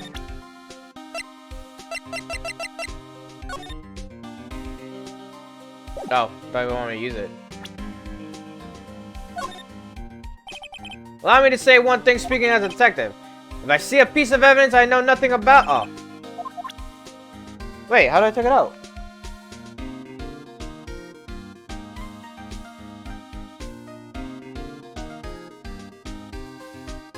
Wait, how do... What?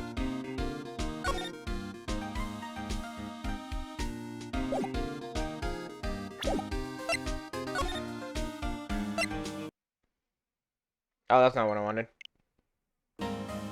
The minus button makes you do that? Okay.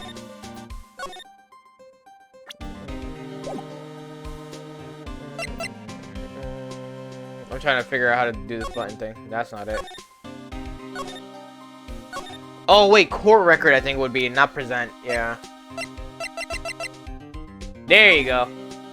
Okay, that was the difference. Whoop.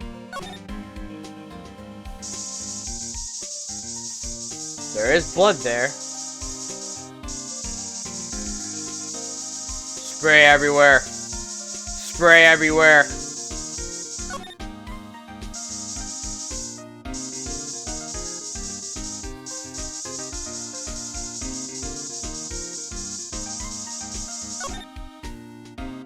Oh, okay, it disappears if you don't do that. Oh, you have to spray it more. It must have been one massive pool of blood. Never seen anything like it. I'm not a professional. What's your opinion, detective? Pale blue blood. Maybe Detective Goodman was actually an alien. This proves that something really happened in front of this locker. I'll make a note of it on the floor plans. Hey, if you didn't want my opinion, you should have asked. He's not wrong. There you go. Yeah, you gotta spray multiple times.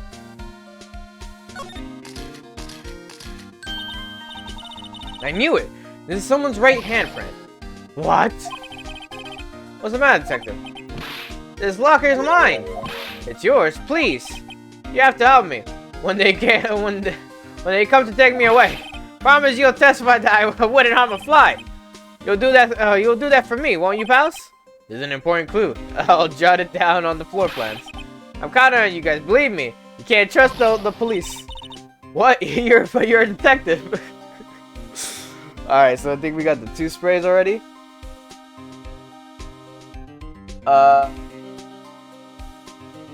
Pick up the luminol, use the spray, you'll automatically find the red glasses and indication. Okay. Pen left to the spray to the luminol testing fluid on the upper left locker on the piece of cloth sticking out.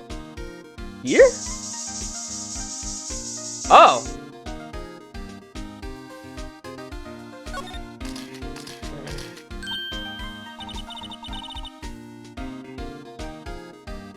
Why am I getting a reaction here? There's no reason for the murderer to touch this spot if he fled out of the door.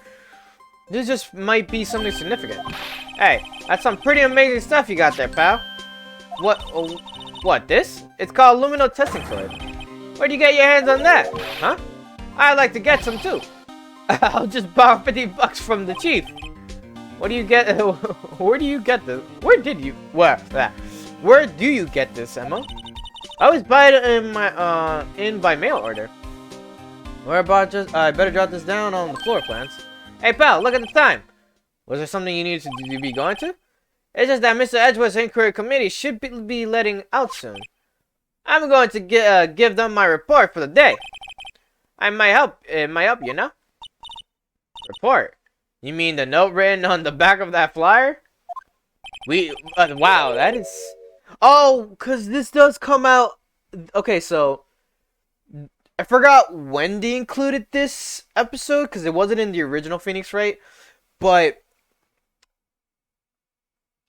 this would be the 3rd game? This character that's on the thing for the restaurant? I believe it's the 3rd game. Is that the one with the Yakuza one with the fake identity? Yeah, I think yeah, this is the 3rd game. I'm not too positive, but I feel like for sure it's the 3rd game. But yeah, so because this is episode 5 for the first Phoenix Wright game is actually an addition to when they remade the game, and I don't know if it was part of the trilogy or if it's like, you know, this whole thing. But yeah, I like that they reference that. Hey, it's Mr. Edgeworth we're talking about. I'm sure he can use a report like this. I believe in him. We need enemies when you've got friends like Detective Gumshoe. I'm off, pal. Later. See ya later, boyo. You'll probably see what Edgeworth has to say, too. Alright, so our next leaving area is now to...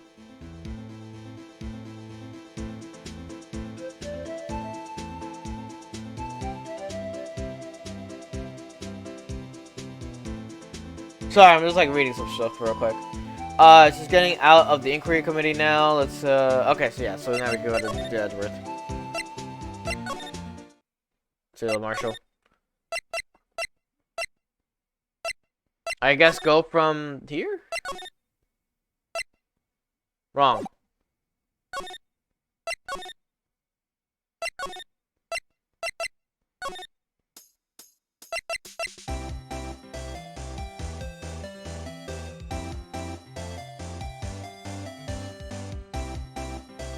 Alright, sorry. There you go.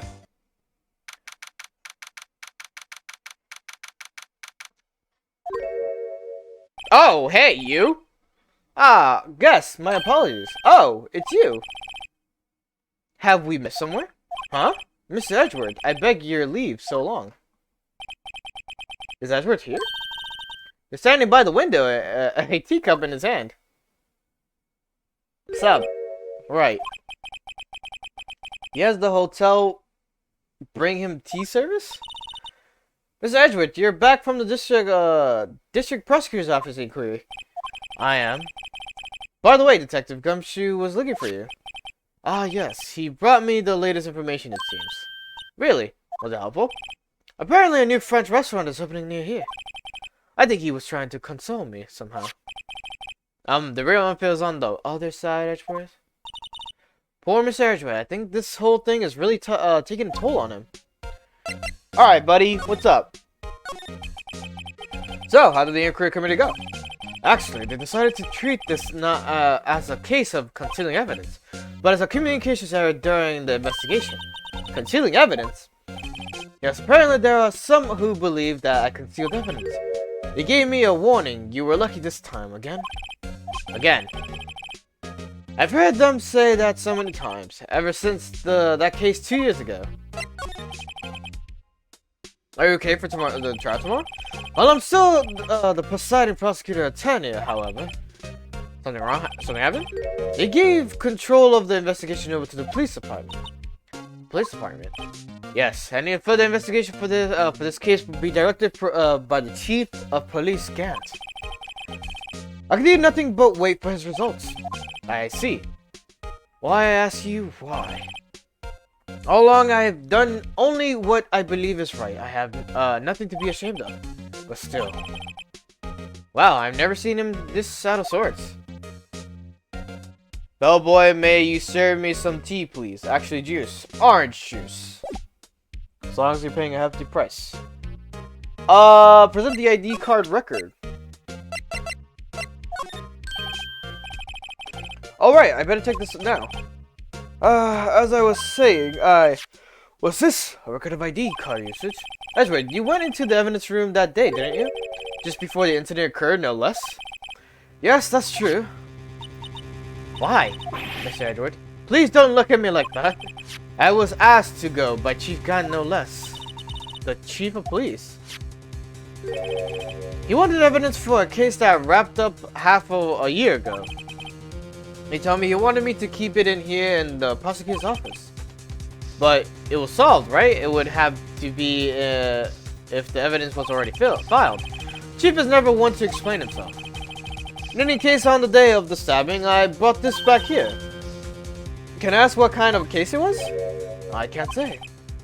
It really has nothing to do with the current case. Now I'm curious about this other case. I better make a note of it. AI? AI 16? Red! Markiplier OnlyFans is here! Oh, I heard about that. Literally yesterday I heard about it, I think. Was it yesterday or the day before? I forgot. It was something we heard. Servant, as always, I told you that this has nothing to do with the current case. I'll still write it down. Oh. I know you. You probably got a hold of some information already, right? It all has to do with that case you were on, the SL9 incident. And some dark suspicion you were wrapped up in. You are the man who revived the worst memory of my life. I figured I'd be telling you about it sooner or later. You must be talking about his father's murder in that elevator. Okay, Edward. Why don't you tell me about it? Tell me the truth. Alright, when we talk to him, he tells us the allegations for a forgery. The SL9 incident was a heinous serial killing case. The head of the investigation was the deputy chief of police at the time, Damon Gant. The wacky old coup was involved in the case 2 years ago too, man. He was a top officer, and it was my first time working with him. I was nervous. Wow, you get nervous too, Mr. Edward? What I want to know is why was the deputy chief of police on the investigation?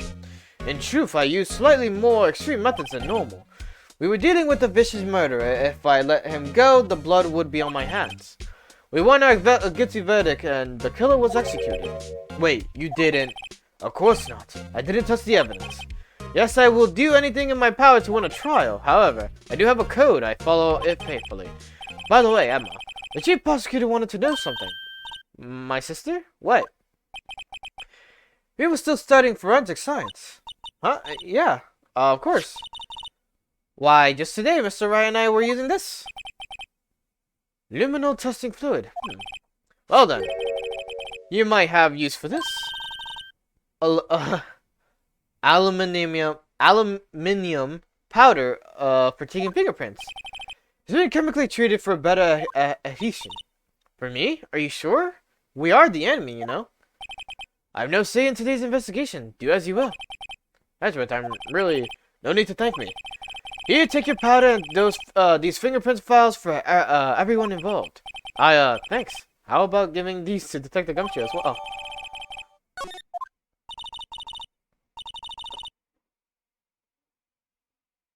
Aluminium in an Arabic tongue? I said aluminium. It's aluminum, right? Oh yeah, it is aluminum. I don't know. I say aluminium sometimes. I say aluminum. I go back and forth with it.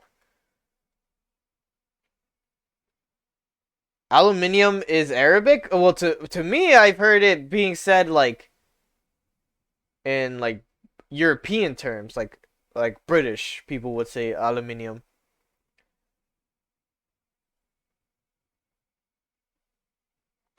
Well, let's get going. One last investigation. Right. Do you seem to remember seeing a suspicious handprint somewhere?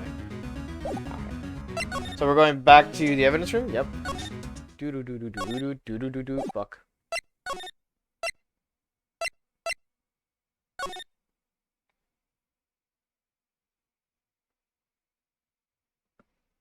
I've always heard him say aluminium.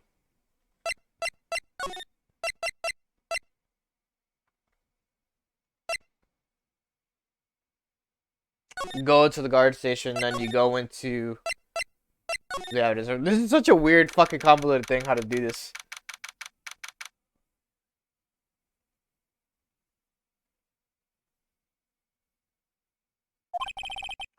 Our investigation turned up a suspicious handprint. Here in this blood... Here... Whoa. Here in this blood on detective evidence locker room. Let's use the secret weapon we just borrowed. Right. Let's get started. First, choose a finger. A finger? Each finger leaves behind a slightly different imprint.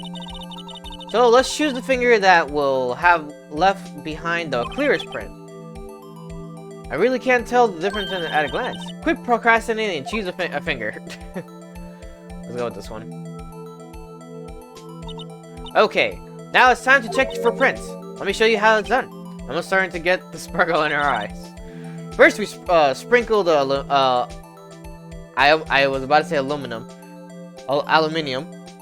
powder around. Huh? How do you do that? With the A button, see? Ah, it looks like that did the trick. Then the aluminum powder adheres completely to this point. Once the powder is well spread, just blow it away with excess. Huh? How do I do that? With the X button. Man, you blowing out the candles on a birthday cake, see? Oh, it looks like fun. Might take some getting used to, though. It's fine. It won't go up your nose or anything. You just pour the powder on thick and blow away the extra. Those are the bases of fingerprinting, Mr. Wright. I guess I'd better give it a try. Now we just go crazy.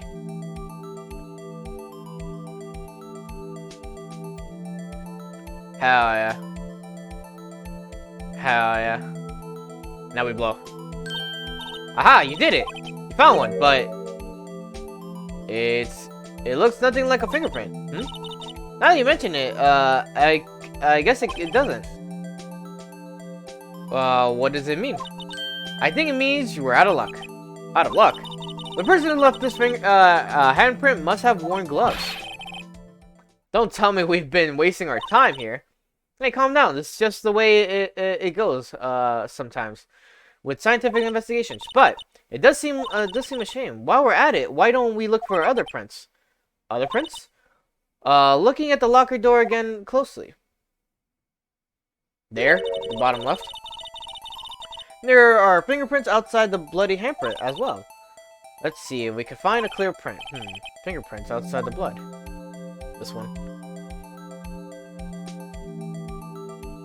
Cocaine? This is a powder. Well, aluminum powder. Like they said. Whoosha! There you go. Do I need more? I think I need more.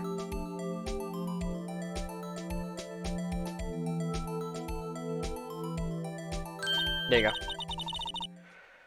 Yay, a print so clear it's dazzling. Dazzling? Anyway, this print took a lot of effort to find. Let's match it up right away. So we're not done yet. This is quite a process. Well, there's no point in finding a fingerprint. And not knowing who the owner is, right? Oh, and not knowing who the owner is. I guess she's right. Look at the fingerprint data we got from Mr. Edward, and point out the person who, you think, these left the print. Huh? How am I supposed to know who it was? I can make a pretty good guess. The bloody handprint and the fingerprints are in different places, right? That means that these prints probably don't have anything to do with our case. So, whose fingerprints would we most likely find on this evidence locker? Edward, I mean not Edward, Gumshoe, right? Because it's the locker? Yeah, so it's like... This is a really cool idea. That they kind of went with, like, the whole getting the blood evidence, finding, like, the fingerprints and stuff. This was, like, this is when they wanted the DS game to really, like, be good. Aha! So these prints belong to Detective Gumshoe. Something wrong, Mr. Wright? You gave me this so what look.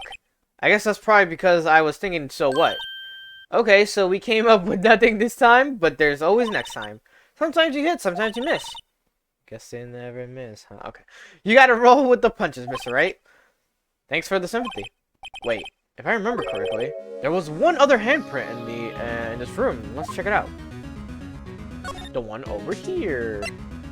And I guess now do... Core record. Not check, god damn it.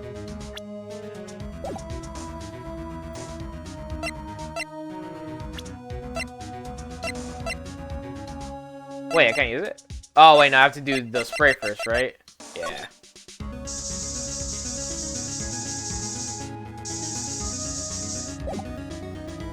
Oh, I gotta examine it? This is where we got the aluminum fluid reaction, right? Right, there was a handprint here. Okay, want to try using this? There go her eyes sparkling again. Check the prints. Let's check it out. That's the spirit. Oh, but I have to warn you about something first. What?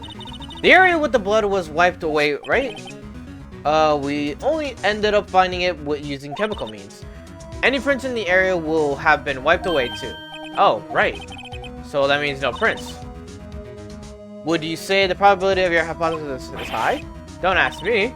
Anyway, we must try to find prints that weren't wiped away. Prints other than the ones that left by the bloody hand.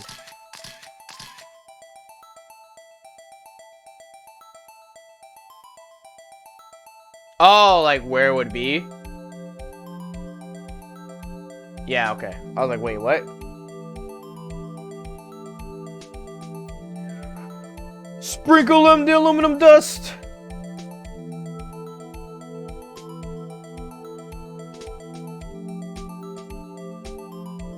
Now blow. We found something. Maybe my best shot. Kind of result won't be any good for matching prints. But it does, it doesn't look like we'll get a clear result from the print. Okay, let's try a different finger then. Here?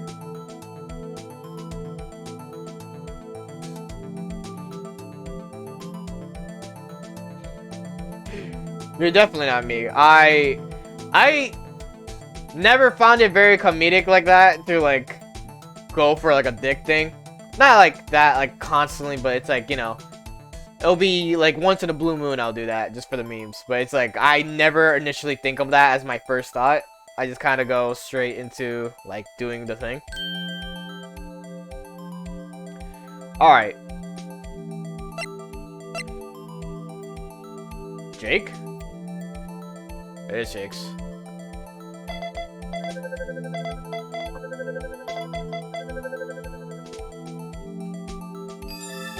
Match found. Hey, these fingerprints, whose are they? Whose? Is it someone I know? It's Officer Marshall. Huh? Officer Jake Marshall? That's got to be a coincidence. He's not involved in this crime. Emma. This is decidedly different from Detective Gumshoe's prints. The luminal reaction, the blood on and the fingerprints are in the same place. Oh. So we have Jake Marshall's fingerprints on a white blood stain. Why would it have Officer Marshall? Looks like our investigation is finally turning up some results. Guess this is what you'd call decisive evidence. I don't believe it. To be continued. Not technically. We're now going to day 3. Let's do a save. You know what? This is a good little time for a water break. I have water right here. I've been like reading a lot and my throat's parched.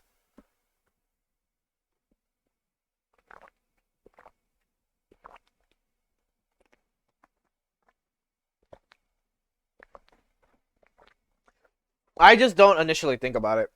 Like to do the dick thing. Like draw a dick.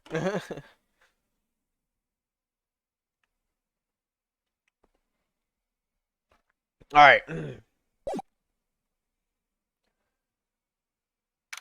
Or something? Is that why on the game it says to be continued? No. It's just always been like that. I never really understood why they made it like that. Every game for whatchamacallit, for Phoenix Wright, they always had that essence. It was just to give it like, you know, like a moment like, ooh, suspense, and like some people would save it like after doing that, so that way they like continued off like right away. So technically, if I was to be like, you know what, we're gonna do it like this is how the streams are gonna go, like I'm gonna do it after. We're just gonna do a stream of me playing whatever current we're on, and then once it goes to be continued, we'll continue it next week, like that or something. Like so, you could have technically like episodic breaks. Yeah, pretty much. It also gives you the chance to save if like you're not like like you're not saving constantly.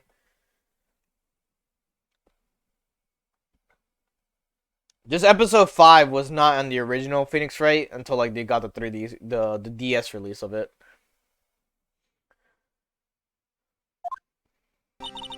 So, what do you think, Mr. Wright? I think the prosecution is as confused as we are. After all, the victim was murdered in 2 different places at the same time.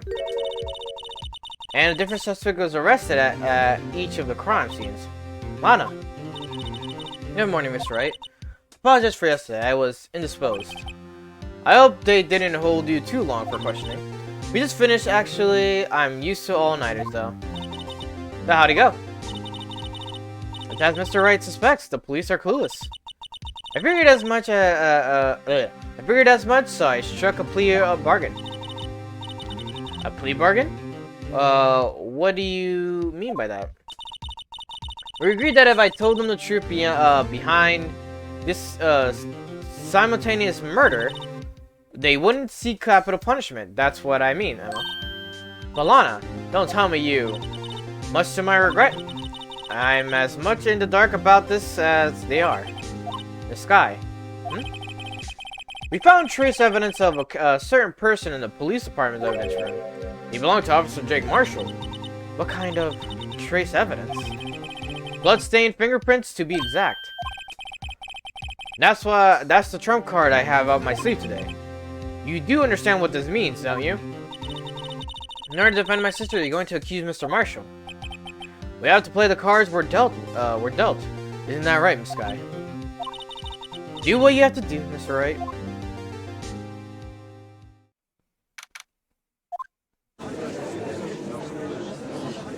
Whisper, whisper, whisper, whisper, whisper, whisper. Alright. Court is now in session for the trial of Miss Lana Sky. The defense is ready, Your Honor. The prosecution is. I'm afraid you'll have to clarify. It takes 30 minutes by car to reach the police department from the prosecutor's office. Yet the victim, Bruce Goodman, was slain at both places at the same time. But that's not physically possible, is it? What's more, I hear the victim from the evidence room will just disappeared. Yes, and the body eventually reappeared in the trunk of the Mr. Edgeworth's car. This was kind of like a weird recap that they're doing, I just realized. Wow, this is one messed up trial. One of my duties as prosecutor is to present impartial evidence. Today I will present evidence relating to the murder at the police department. In so doing, I believe the way in which we should proceed will reveal itself. Now that's what sets Mr. Edgeworth apart. He sounds so on top of things, even though he doesn't know what's going on himself. And that's supposed to be an admirable trait? Very well, let the trial resume. On the day of the crime, what exactly transpired at the police department? Mr. Edgewood, you may call your first witness of the day to the stand. But the first witness, the prosecution calls the suspect of murder that occurred at the police department. The suspect? You mean the so-called murderer? Oh boy. Things are getting wild from the get-go.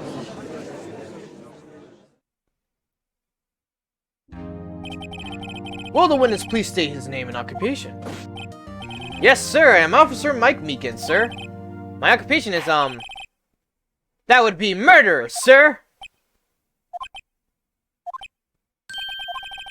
So you're telling us you're a professional killer? Sir, it was me, sir. I'm the one who did it. I never killed anyone again, sir. Fucking hate that megaphone. You've got to believe me, sir.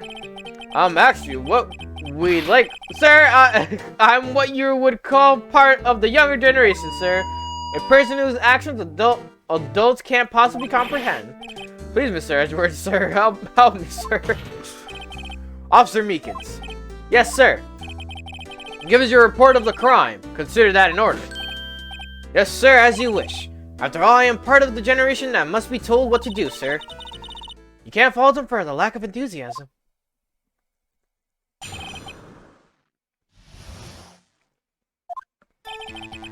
Crime report, sir. I read that. Although it's not my normal duty, I was assigned to guard the evidence room that day. I spotted a suspicious man on the security screen and rushed into the room. I was only doing what I was trained to do, sir. I was suddenly attacked. I fought for my life, then I did it. After that, I passed out until another officer smacked me awake.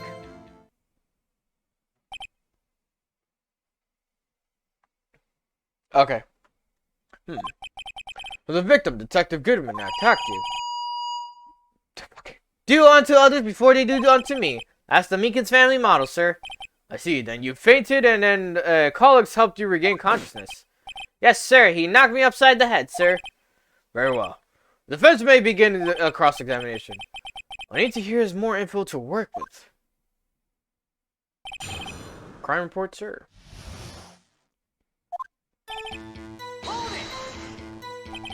Mr. Meekins, you work in the General Affairs Department, do you not?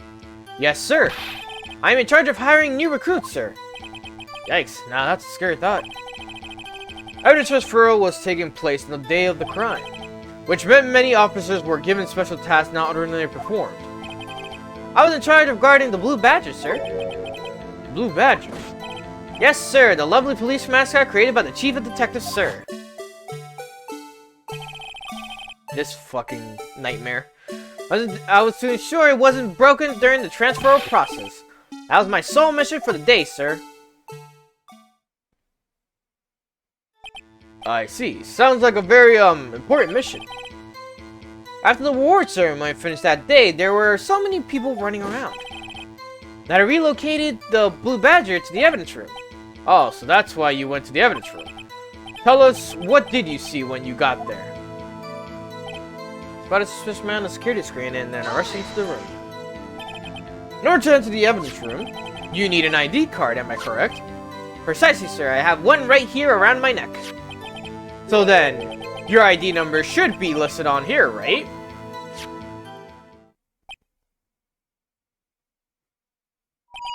There it is! I found it! This is the one right here. Could you please read us the number? Yes, sir. It is 4989596. That's my number, sir. I see. Huh. But the number 4989596 is shown as being used twice. Please explain, witness. It's no real mystery, sir. The first time is when I relocated the Blue Badger to the evidence room, so at 4:50. The second time was is when I went to go get him after everything settled down.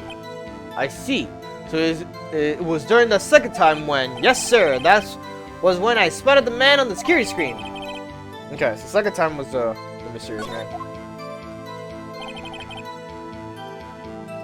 I like how Edward would turn against you sometimes. Then buddies up. Well, for the most part, he's on a more reliant thing now. Before it was like he was confused with what he was doing for as a prosecutor. Because Edward just wants to get the truth as well.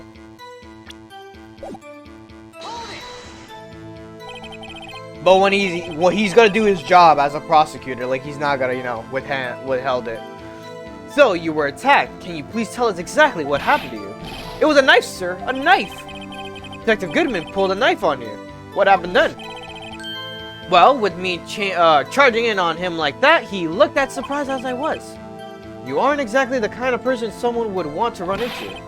That's when I reacted, sir. I swung my arms like an octopus, struggling to detain him.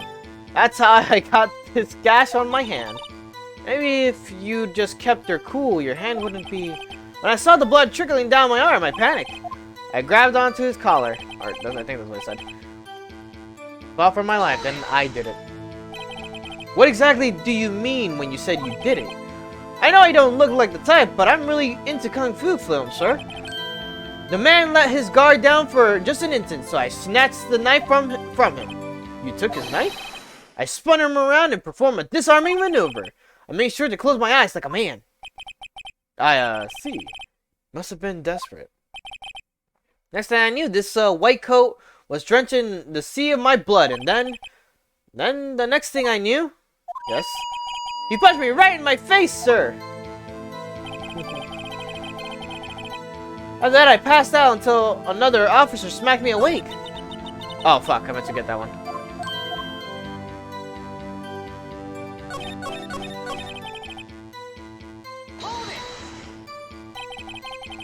About what time did you regain consciousness? No offense, sir, but how am I supposed to know that? I was unconscious. Right. According to the report from the officer that woke up the witness, it was around about 5:30. He hit me right in the head, too. I woke up crying tears of pain. That's nice. I mean, it's nice that you recovered that. That's nice. When I came around through, though, I made sure to finish my mission, sir. Your mission? Yes, sir. The Blue Badger, sir. I returned him to the entrance before things got out of hand. Well, we can all rest easy now. I believe we now have a fairly accurate picture of what happened. Yes, Your Honor. Only one thing remains unclear. Was the man this officer murdered really the victim? He's got a point. Yes, Officer Meekins. With regard to that, sir, take a look at this. It was sent to my jail cell. Chief Gant delivered it to me just this morning, sir. The chief delivered it? What is that? A videotape? Yes, sir. That's absolutely right, sir. A videotape, sir. Contains footage from the security camera in the evidence room. What? But I specifically asked if there was such a tape, and was told it had been mistakenly erased. That's quite a mistake. I just do what I'm told, sir. It's the only thing I'm really good at. Looks like communication with the police department is as good as ever.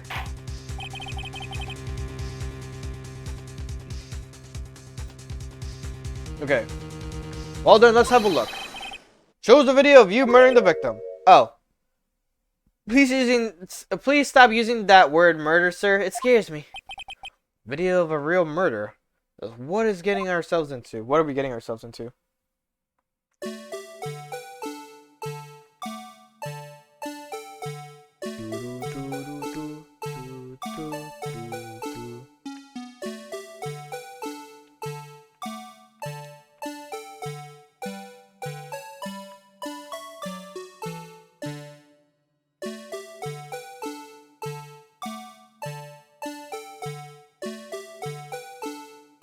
Murderized. He's been mortalized. Officer Meekins. Yeah, this is the first time they also did 3D CG. This is really cool. Like, I'm thinking that, like, obviously right now it's not, like, up to par with its graphics and everything like that. Like, you know, for, like, actual, like, what video games are today. But, like, this was on the DS. That's how cool it was at that point. The original DS. This is like the original DS game. Like, this is like how they had 3D animations for this show shit.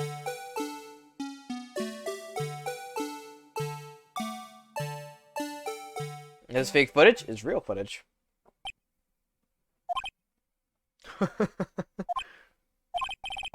Well, I believe we're all thinking the same thing. How can we deal with these unsettling feelings stirred within us?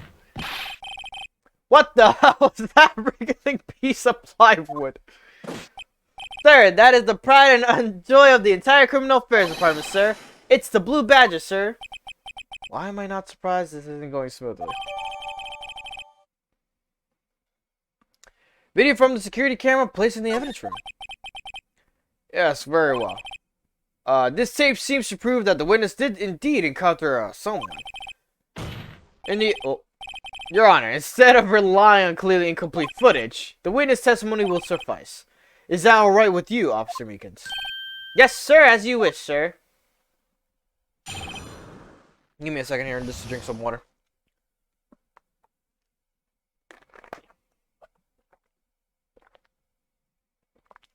Good water. Mystery Man. His face can't be clearly seen in the video, but there's no question that the other person was Detective Goodman, sir. I mean, he opened the locker, which required Detective Goodman's fingerprints to do. The locker he opened is unquestionably Detective Goodman's locker, sir. So it must be him. No one else could have unlocked it.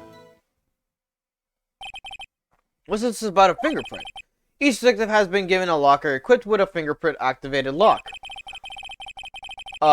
These locks ensure that each locker can only be opened by the detective that it belongs to.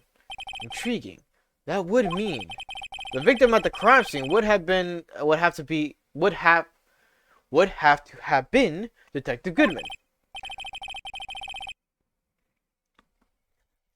Very well. The defense may begin its cross-examination. I don't know where this cross-examination will lead, but everything begins with contradictions. That's where I have to start. Alright.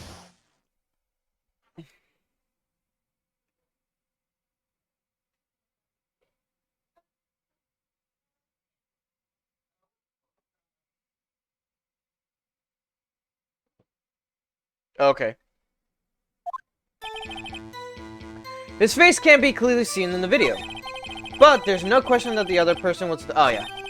3, 4, 5. However, the most important detail is not shown in this video, the man's face. Sir! If I may say something, sir. Please do, after all, you are the one being examined. I don't understand why the man's face is so important in this case, sir. I mean, it was his hand that opened the fingerprint lock. And it was his hand that tried to thrust his knife into my body, sir. My unsettled state can testify enough of this, sir. Yes, you have a point. The footage doesn't lie. That is, unless the defense can find a problem with it. Mr. Wright, let's check the court record again. Is there a problem with the security video? But there is a problem. Regarding the video contained on this tape, there is one thing in particular that seems rather strange. Strange? This contradiction leads to the possibility that the man may not have been Detective Goodman. What? This video contains such a contradiction. Interesting, Your Honor. I have a proposal. Yes, Mr. Edgeworth?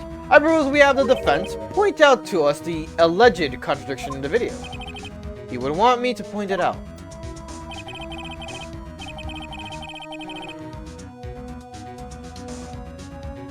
Very well. Proposal accepted. Let us further inspect this piece of evidence. So what am I working with now? Before Goodman walks over to the left side, look at the Goodman's locker. It is lit up. Present it.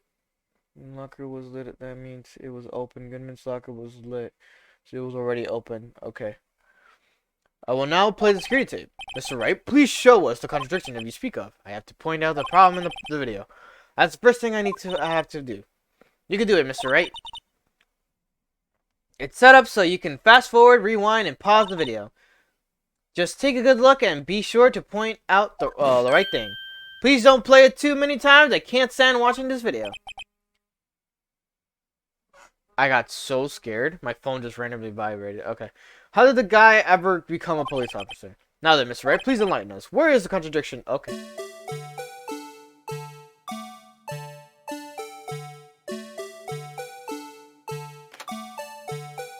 Do I point at the locker? The light?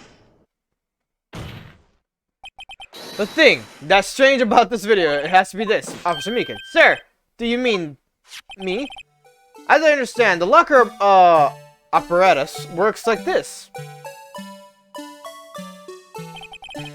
When you grab the handle and the sensor reads your fingerprints, if it's a match.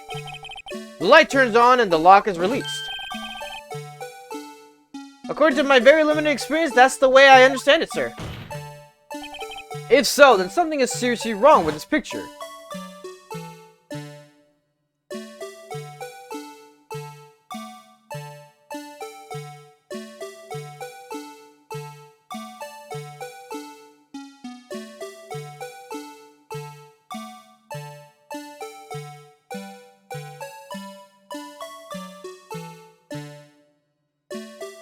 Okay. When the victim reaches for the handle to open the locker, let's rewind a little earlier.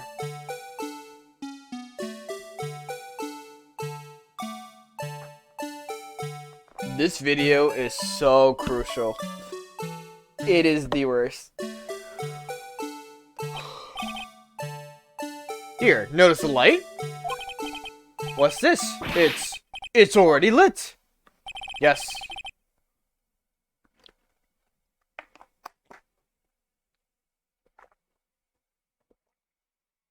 Precisely my point, Your Honor. The locker was already open before the victim grabbed the handle. That was a good screech. Order, what's the meaning of this? It's very simple, Your Honor. The locker wasn't locked the locker wasn't locked on the day of the crime. But the locker locks are controlled by an electromagnetic system. When a door is shut, a sensor is triggered, and the locker is automatically locked. Oh, I know. It must have been broken down. Of course, I'm not an expert in this. That's not likely, Your Honor. The sensor would detect a report and any malfunction. Oh well.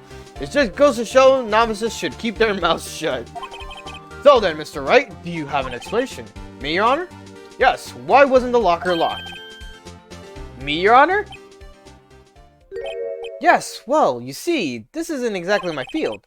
What do you think, Miss Scientific Investigator? Huh? Oh, maybe something like jam the system sensor.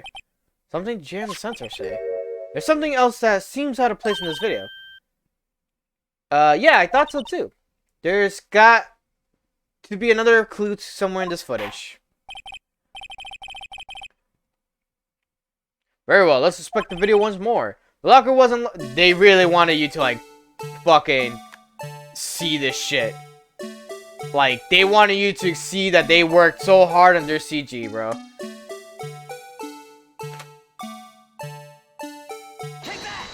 I don't know if I got it. Please watch closely. This is the continuation of the part I showed you earlier.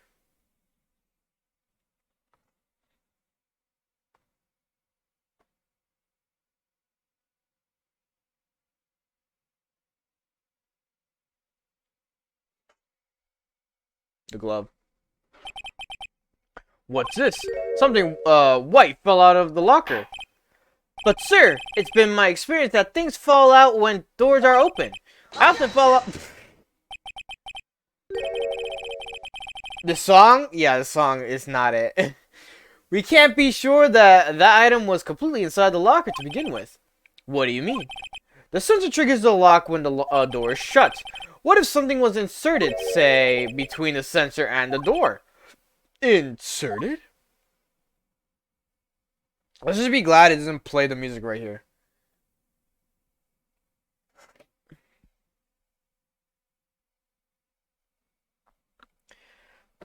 Like, day and age, right? The DS, right? They remade Phoenix Wright. They're like, oh, we're bringing Phoenix Wright, the games, onto the DS for mobile handhelds and shit like that, right? Oh, wait. Fuck. I gotta fucking look into when Phoenix Wright was on. What was it on originally? The white thing wasn't inside the locker. It was stuck between the door and the sensor. Oh, I understand that, sir. It just... like my tie. 2 out of 3 times it gets stuck in the door when I get out of my patrol vehicle, sir. Instead of the door locking. But the object would have to be extremely thin to fit in the door. Not only that, it would also have to be blocked electrical currents. It would need to be an insulator. Yes, an insulator, but at the crime scene. There just might have been something that fits the description. But sir, by an insulator, do you mean? I think I finally got this figured out. Very well. Will the defense please present their relevant evidence? What was the insulator that was stuck in the locker door?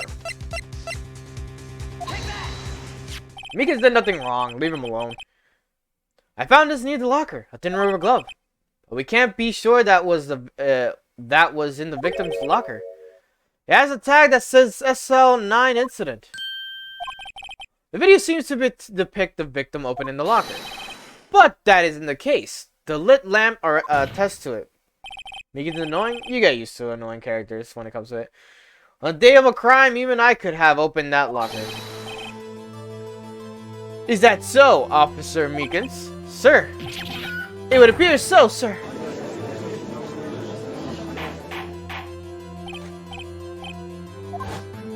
Order. So are we to believe then that the victim, whom the witness stabbed in the evidence room, it was not Detective Goodman? Do not be misled, Your Honor. What do you mean, Mr. Edgeworth? The defense has merely demonstrated the possibility and nothing more. The victim in the video was indeed Bruce Goodman. Prosecution will offer one more testimony to prove this. What? Officer Meekins, please testify about this. Sir! Me, sir. I'm not sure what you're referring to, sir. Oh! You mean that, sir? Of course, sir. Is this a joke?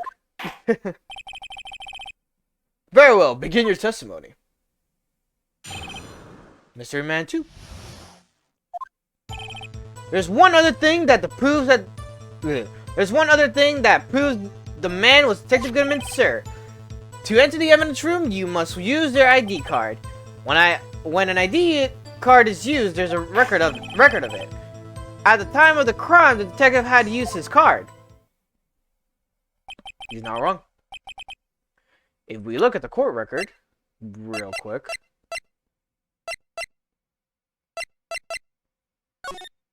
Yeah. An ID card record, I see. I have the ID card record right here, Your Honor. Oh, gonna show us. The ID used at 5:14 is that of the victim. Just before the crime, Yes, without a doubt, this is the victim's ID. However, one thing does strike me as unusual. Several hundred cases should have been due for transfer. Why were there so few people using this room? This particular evidence room is only used for storing certain special cases. Special cases? Extremely violent cases involving police staff. Just hearing that makes my hair stand on end. Me too, although it doesn't make much of a difference. There were only a few cases up for transferal there, and most were cleared up by noon. Right, I see. Now let us move on to the cross-examination.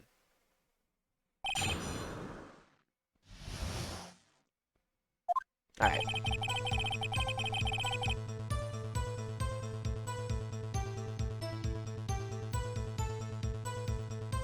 Okay, so any of them.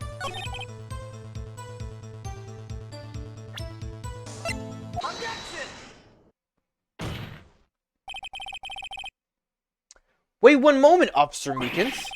I'm not good at waiting, sir. I have the victim's ID card right here. I found it at the crime scene. That makes sense.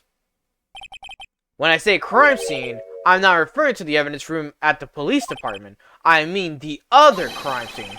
The underground parking lot at prosecutor's office. Your Honor, I have one more piece of evidence to present.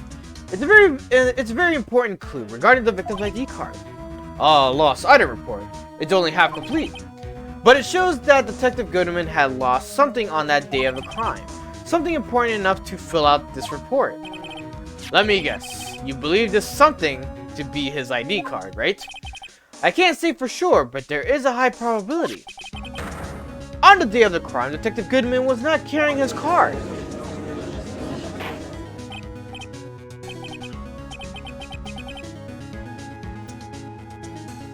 Alright. Order. So now, what does this all mean? It can only mean one thing. It doesn't even require much thought. The man Officer Meekins encountered in the office room was not Detective Goodman, but rather the man who stole his ID card. The ID card. Order. Does the prosecutor have a response? I have only one thing to say to the defense. Bravo, Mr. Wright. Bravo. Allow me to summarize the defense's argument. At 5:15 p.m. on the day of the crime, the man in the evidence room Officer Meekins encountered was not Detective Goodman. There are two grounds to support this.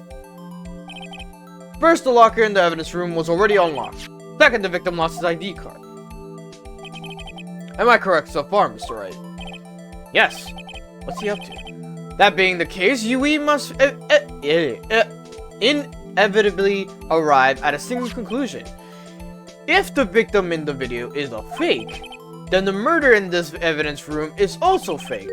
In other words, the security camera does not show the instant of the murder. Ah, that is? Well, I guess that's right. Is something wrong, Mr. Wright? Only moments ago, you seemed content to be pointing your finger around. This isn't going to end well. Well, it seems you finally realized exactly what you've gone to such lengths to prove. Explain yourself, Mr. Edward. The defense has already done the explaining for me. The victim in this video is a fake, which means a murder did not take place at the police department at 5:15 on the day of the crime. So, the real crime could only take place at one location, the underground parking lot. At the prosecutor's office, the murderer being Miss Lana Sky, the defendant. The evidence is compelling. A trustworthy witness observed the moment the defendant used the murder weapon. Ah!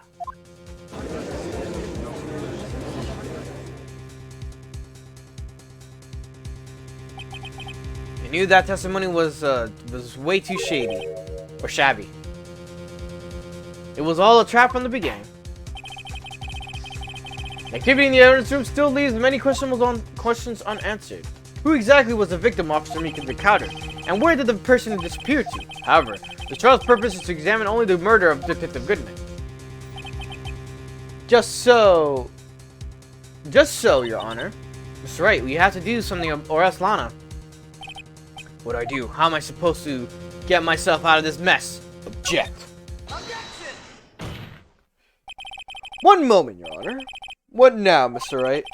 Don't tell me you're objecting to what you've just proven. Of course not. But I almost walked right into the prosecution's trap. What are you talking about? This cross-examination has proven one thing and one thing alone only. Security video did not show the actual murderer.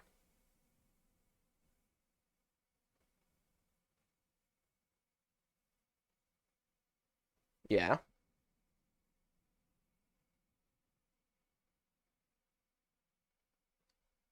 Motherfucker, what?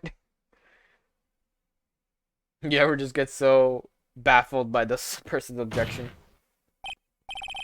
However, it cannot be said that it was unrelated to the murder in the parking lot.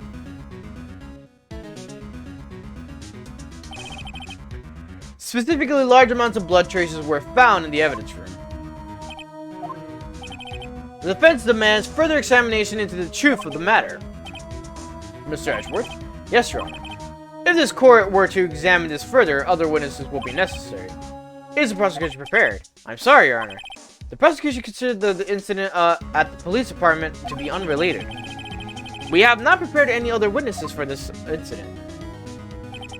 This just might be my chance. Time to call a certain Texas Ranger to the stand. Mr. Wright, do you mean? Your Honor, the defense would like to request a specific witness. Oh? Whom do you have in mind? Someone we have reason to believe knows the truth. Truth behind the activities that took place in the evidence room. The prosecution requests to hear this person's name before deciding whether or not to comply. Very well then, Mr. Wright. This person, whom would you have testify? What is his or her name? None other than Jake Marshall. Officer, Jake Marshall. Why him? I can't let Edgeworth know everything just yet. He's in charge of the evidence room. I feel we should hear what he has to say. Buster should agree to this defense request. Since he was responsible for guarding the room, we should hear his testimony. Fortunately, he works in the police department. We shouldn't need longer than 20 minutes to prepare. Very well. The court will take a 30-minute recess while the witnesses I didn't even read that word. Will the prosecution please prepare the witness during this time? Court now in recess. Water break!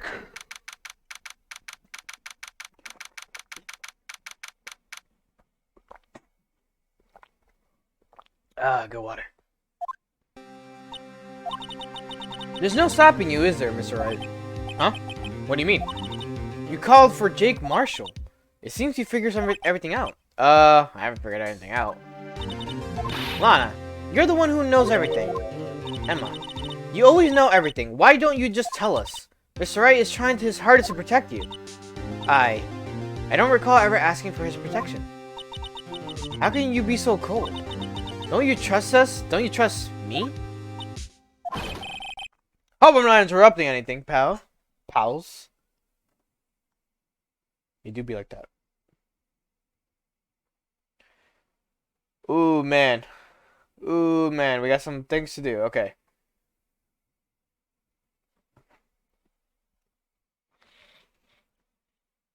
Hope I'm not interrupting anything, pals. Oh, guess I am. Breaking the ice. Do you think the judge eats his bento lunch every time during recess? Who knows? Catching a break, you know? He just needs a moment. Oh, guess I am. I'll come back later. Wait, Detective Gumshoe, what is it? You got a lot of nerve, pal, making a detective run all around while on duty. And to top it off, you call me here. I've seen happy people at funerals. Sorry, Detective. Better be, pal. Hey, fucking... Jesus, what is happening? I didn't see you there. She prosecuted Scott. That's okay, so... Have you brought what I asked? Oh. Oh. You mean this, right? My apologies, Detective. Due to my present circumstances, I was forced to use Mr. Wright's name when making my request. My name? Never in a million years would I have thought it was you who asked me. Could I bother you to bring me the SL9 incident files? I'll need them by noon. Talk about crazy. The SL9 incident. Well, Anna, that's... I thought Mr. Wright might need them, so I had them brought here. Here, you might do well to read them. I can't believe you, the chief prosecutor, were a witness in that case. The Slick 9's incident. 9S, as in from fucking Nier Automata. 9S is just involved in this. They're just like, what happened to 9S? He got murdered, and we're wondering why. He was also a fucking officer of this police station for some reason at the time. He was the slickest of all of them. Miss Sky was a witness. Excuse me, Jesus Christ. Take it from me, you don't want anything to do with serial murders. Oh, what? Now that I brought you your stuff, you're just gonna ignore me. Emma, but why? Why is your name in here? What? My name's in there? I don't know. Unless... No, it couldn't be, Lana. This SL incident, is that... That's the classification number the police filed it under. 2 years ago, the rest of the world knew it as the Joe Dark killings. The Joe Dark? No, Lana. That's over with. No. Oh, shit. Emma, wait. She ran away. You know what? I just remember. I gotta be somewhere. Sorry, bye-bye. I'm out of here. Alright. See you later, Gumshoe. Jake Marshall, Angel Star, Damon Gant, Miles Edgeworth. Not to mention Lana and Emma. Everyone involved in this case is connected to those killings 2 years ago.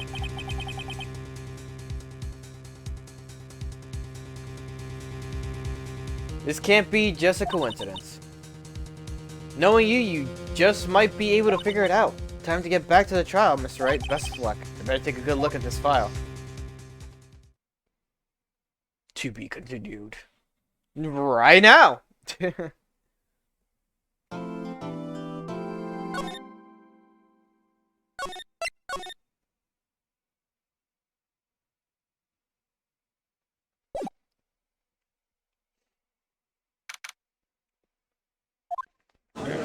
Alright. Court will now reconvene for the trial of Miss Lana Skye. Emma didn't come back.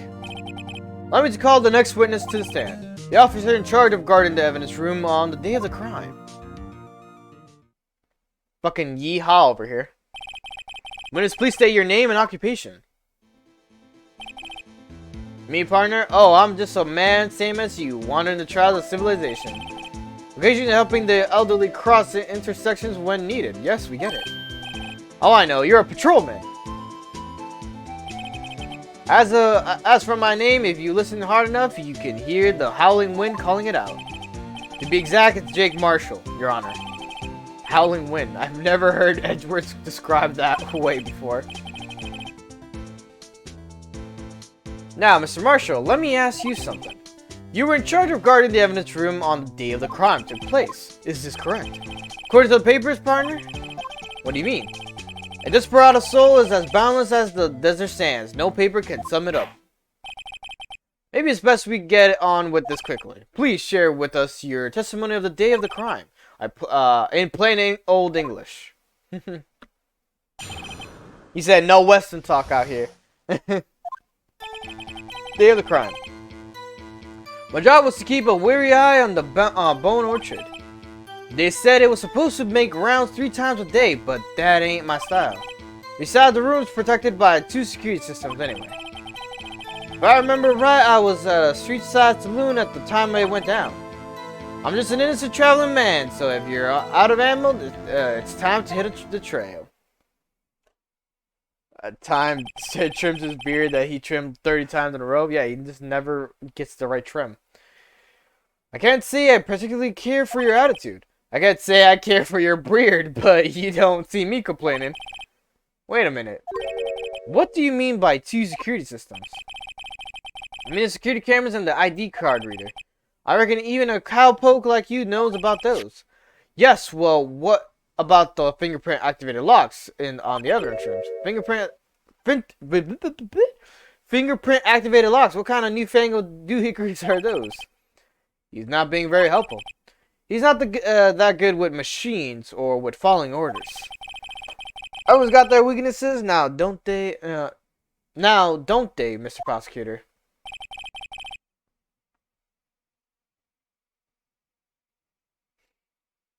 This one seems like trouble. Okay, Mr. Wright, he's all yours. Alright. Let's see. It's finally time to the trump card present Marshall's print for the 4th or 5th statements. Okay. I was like, wait, what? 2, 3, 4.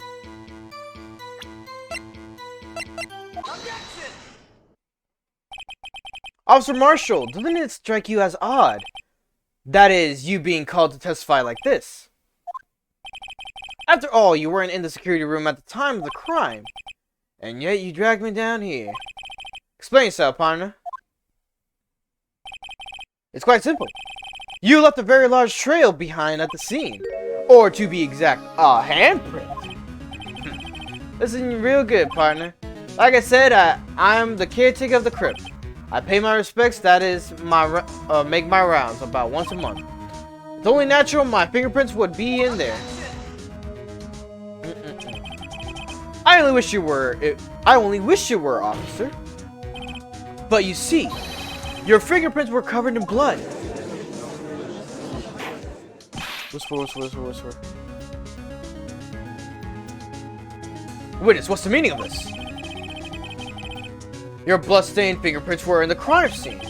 The blood was wiped away, however. A luminal test clearly revealed this. Well, Officer Marshall? Seems to me, there ain't a person in this room with a head on his shoulders. I take it you have an explanation then, Officer Marshall, about the blood-stained fingerprints. Very well, you may begin your testimony about your fingerprints found at the scene of the crime.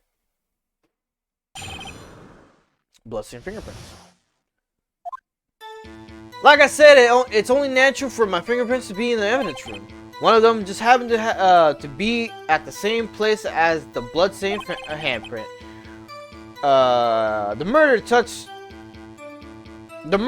the locker where my fingerprint was by chance. The bloodstain and the fingerprint are completely unrelated. Or didn't you know the murderer was wearing gloves? See, I had nothing to do with it. The witness' explanation appears valid, although there's room for doubt. Life wouldn't be fun without any doubt, partner. The defense may now cross-examine the witness. This guy's hiding something, I can feel it. Now's my chance to prove it. Alright. Press. Yeah. That's because you, how did you put it, pay your respects once a month. Yeah, that's right. That and one more thing. That locker happens to be mine. What? What do you mean? I mean what I said.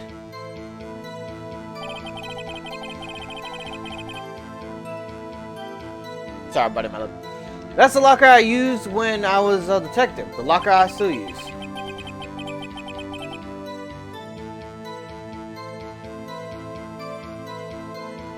All that's in there now, though, is a heaps of broken dreams. I see. It'd be strange if my prints weren't all over that locker.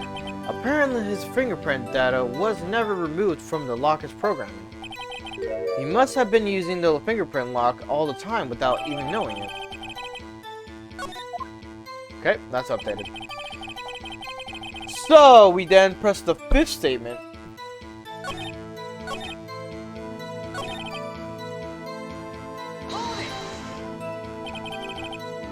How do you know that? I may be a loner, but I still do my job. I keep up on the reports. The bloodstain, there was a bloodstain at the scene, though, to be left by the murderer. That's right. It was found on Detective Gumshoe's locker. However, no fingerprints were detected on that handprint. Oh yeah, I think we tried that too. So that would mean the murderer wearing gloves, having to place their hand on top of the Officer Marshall's fingerprint. That's the only logical conclusion. Are you starting to get the picture, partner? The picture. This seal of blood in the desert is just food for the buzzards. There's only one reality, and that's this. It's a good tape. So long as my trail isn't in there, you can't say otherwise. Okay. This isn't getting us anywhere, Mr. Wright. Please consider carefully where you're going with this cross-examination. Yes, Your Honor. Now then, continue your testimony, Officer Marshall.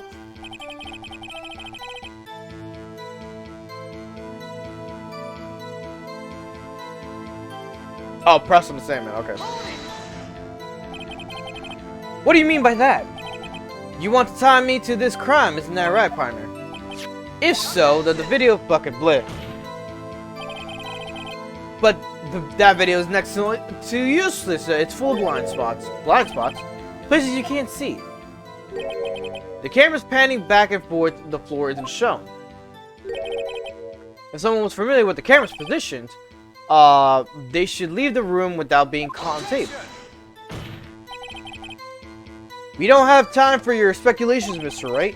Well, Mr. Wright, if you can show us evidence in the video that indicates Officer Marshall was present, please do so now. Show evidence. Very well. Let me point out your mistake, Officer Marshall. Tread carefully, Mr. Wright. Or you might wind up being the one making the mistake. Now then, let's have another look at the video. Shows it... Okay. Fucking Chrysler. Can I rewind all the way back? No, I got it. I fucking did not mean to press X.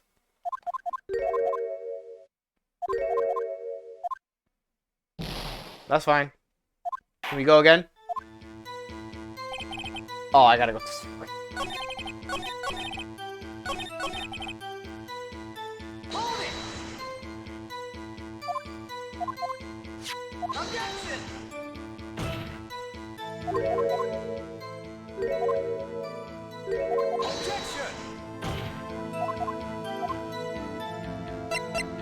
So the evidence.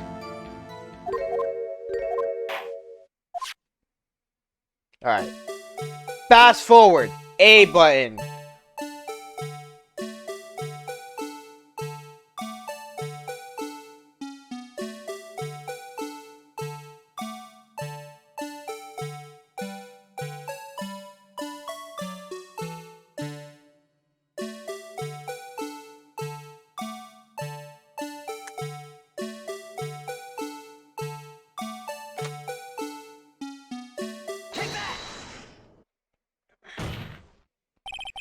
Bringing our attention back to the security camera, it is a mistake I'm afraid you'll soon not forget, Officer Marshall. The days are short in Texas, or so are our tempers. Could you sum up what you have to say in 8 words or less? Very well. You can clearly be seen in this video. 1, 2, 3, 4, 5, 6, 7, 8. Yeah. Exactly 8 words. Not bad, partner. The key lies in a certain locker shown in the video.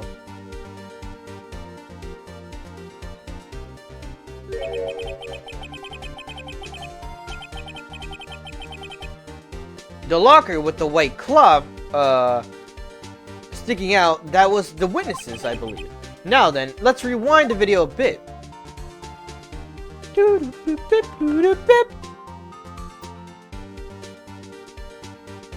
I gotta present the evidence locker after this. Ah! Okay. Good stretch. That was a good stretch. Whoa. Oh, the white cloth, it's gone. What's the meaning of this, Officer Marshall? When the crime took place, the white cloth wasn't there. Then it suddenly appeared. There's only one explanation. Officer Marshall, you were in the evidence room at the time of the crime. What's more, you opened your locker when the crime was turned away.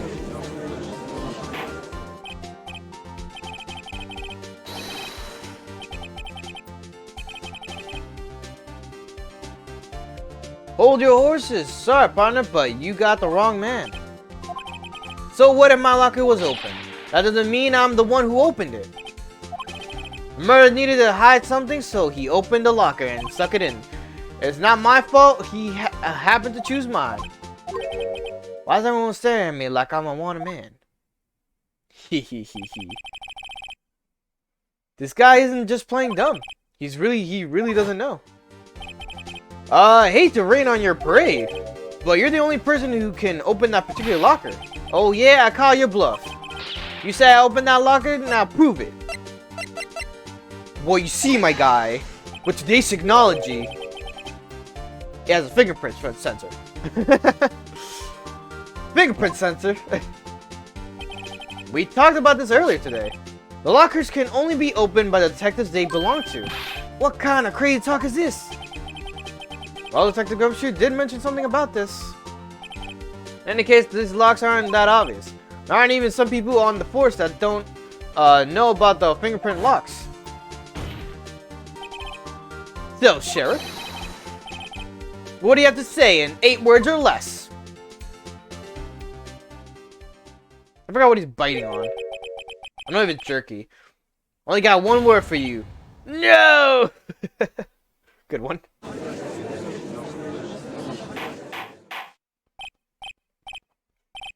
Witness, explain yourself. If this is a joke, it's the worst I've ever heard. I assure you this is no joke, Officer Marshall. I think it's jerky, I'm not sure. Now then, please tell us what you were doing at the evidence room at the time of the crime. Olay, please answer the question. What is he? What is he now? A bullfighter? That's alright, Officer Marshall. I believe we can figure the rest out from here. We can. Have a look at the floor plans. There is no place for someone to hide in the evidence room. Yet Officer Meekins didn't see Officer Marshall. If that's so, then where was the witness? It seems Mr. Wright has an answer. That's right, the only possible conclusion.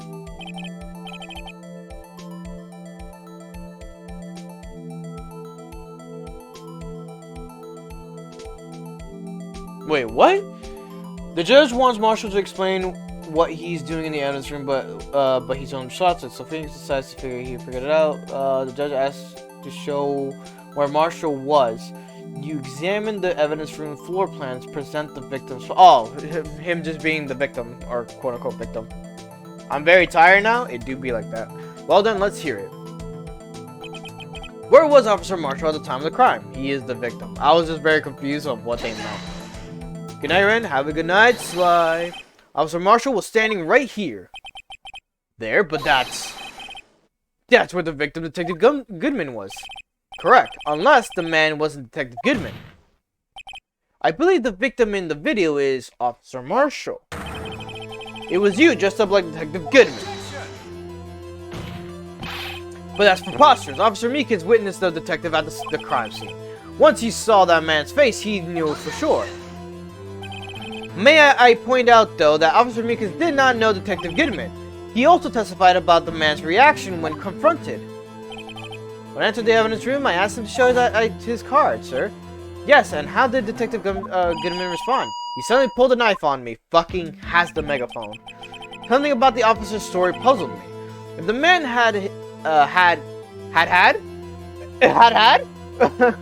the man had his ID card, why didn't he just show it? Yes, he would have needed it to enter the evidence room, so he must have been carrying it. The answer is simple, he couldn't show it. As you can see, Detective Goodman's picture is on his ID card. Oh, I get it. If you showed that, his cover would have been blown. Officer Meekins would have realized that the man wasn't Detective Goodman. Do you have anything to say to this, Officer Marshall? You're quite on an imagination, partner. You got quite an imagination, partner. We got a term for that. It's called circumstantial evidence. Circumstantial evidence. He's still denying it. You're gonna have to do better than that to break a detective, unless you have hard evidence proving I dressed up as the victim.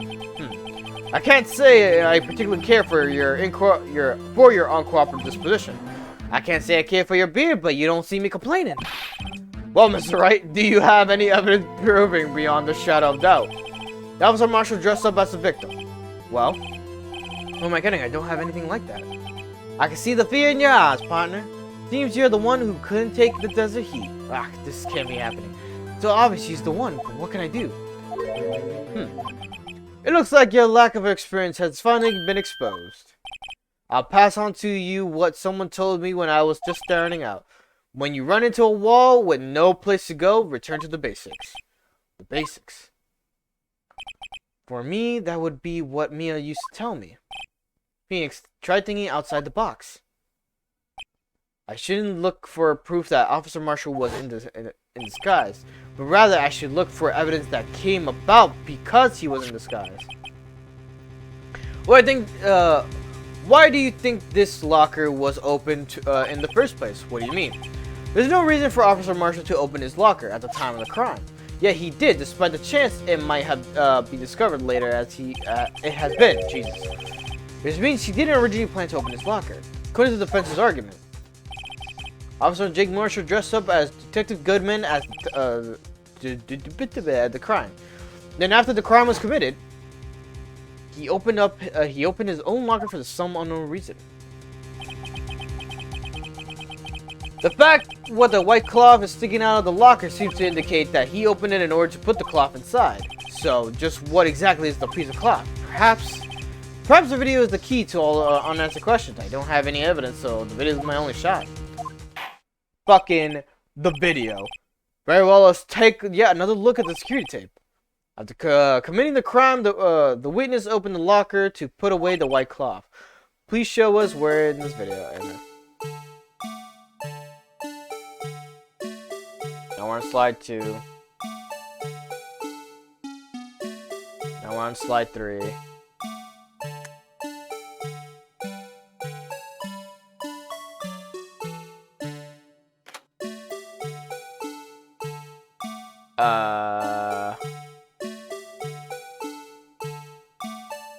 Pauses as Goodman lunges at Meekins. There's blood on his shoulder. Where? Take that!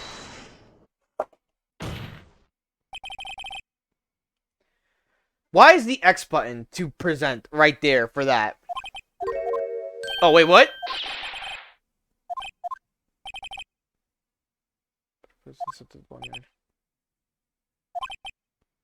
Okay, okay, it was fucked up. No, wait, was that the right thing?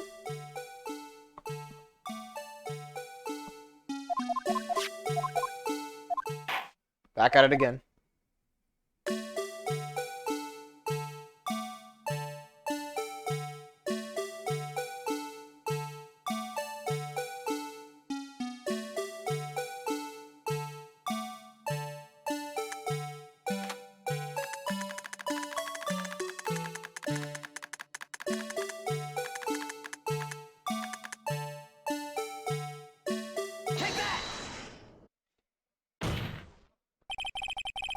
For some reason, you disguised yourself as Detective Goodman and entered the evidence room, though I don't know to what end yet.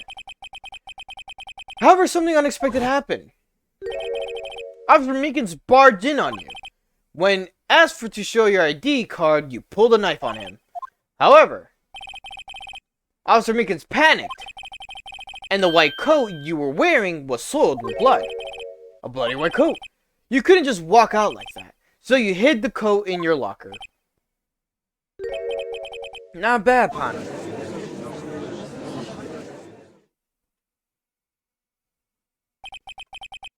Okay. Now then, Officer Marshall, are you ready to tell us the truth? Looks like I underestimated y'all. I hope you're happy now, Mr. Edgeworth. 2 years ago, if you were only half as persistent then as you are today, we all wouldn't have to be here now would we? Officer Marshall, tell the court what you did, all of it. Alright, it seems the time has come. Marshall's confession. I had to do it that day. I couldn't just stand by and let it die. I stole Detective ID and dressed like him. I planned to take out the evidence. I wasn't expecting Officer Meekins. I knocked him out. And I managed to escape. I knew which areas wouldn't be caught on the camera.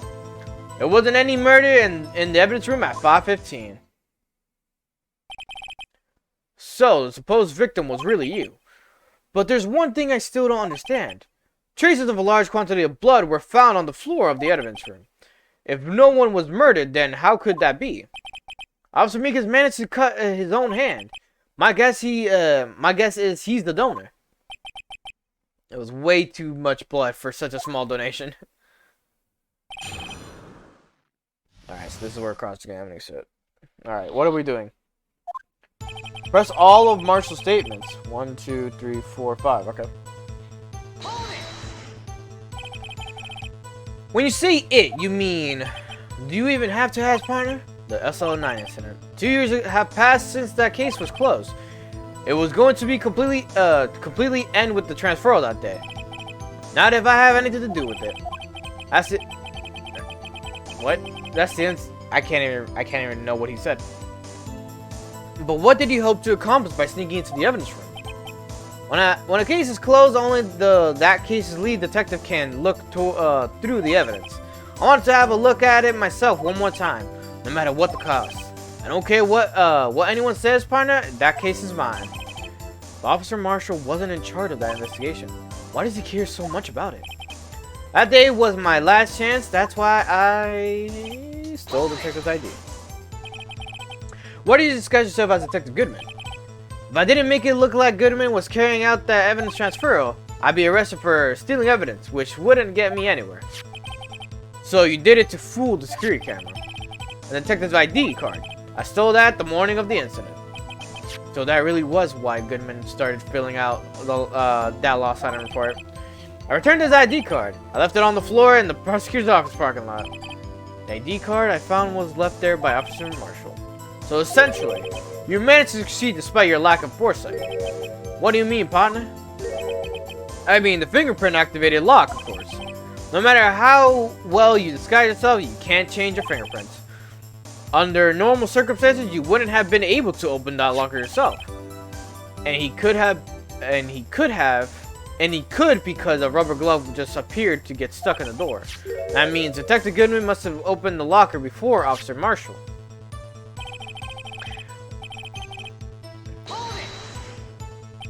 You pulled the knife on Officer Meekins and tried to drive him off.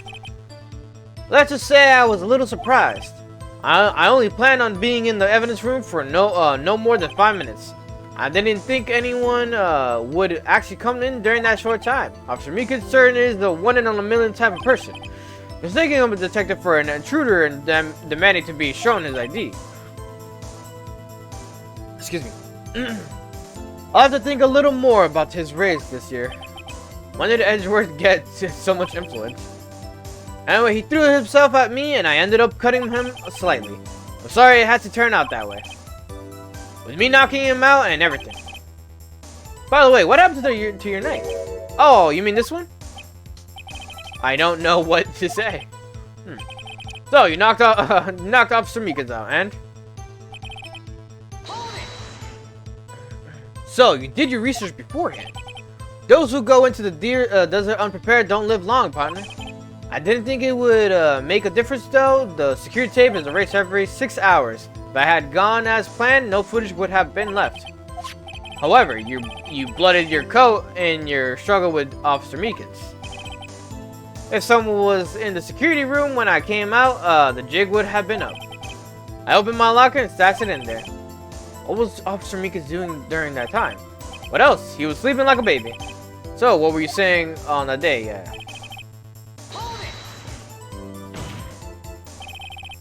But the blood found at the scene certainly indicates a crime took place.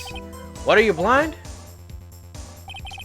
The victim shown on that tape is me, and I'm not dead yet, partner. So you stole the evidence from the locker? Actually, no, I didn't. Why not? When I opened the locker, the evidence was already gone. What? Mr. Edgeworth, where is the evidence? It's still missing. Locker was already emptied. Someone else stole the evidence. Officer Marshall, may I ask you one thing? Far away, partner. It's a free country. Just remember, I'm also free to decide whether or not to answer. Why did you do this? Stealing a detective's ID, injuring a police officer, this is no small feat. Moreover, you're an officer yourself. This will have serious consequences. It can't just be forgiven with the simple cut in salary.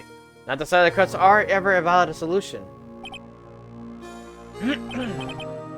Like I said, this isn't your case. This one is mine. I'll do anything it takes to get an answer I'm satisfied with. The witness has an unusual amount of zeal. Let's hear more. Can't just forget the SO9 incident. You know why. If you press the understatements, you'll find out the serial killer incident.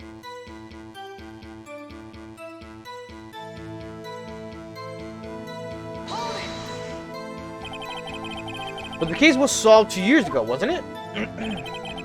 That's the reason the evidence was stored in the evidence room. Joe Dark was convicted for his crimes. One thing I can say for sure he deserves his sentence. I remember the Joe Dark case. It involved serial murders, didn't it? I don't intend to complain about how it turned out. But there's something that still bothers me. Something went down at that trial. Something no one will talk about. What happened? I don't know. That's what I'm trying to find out. Why is he so concerned with this incident? Maybe I should present him with what's the real reason. Okay, everyone is involved here. Okay, yeah.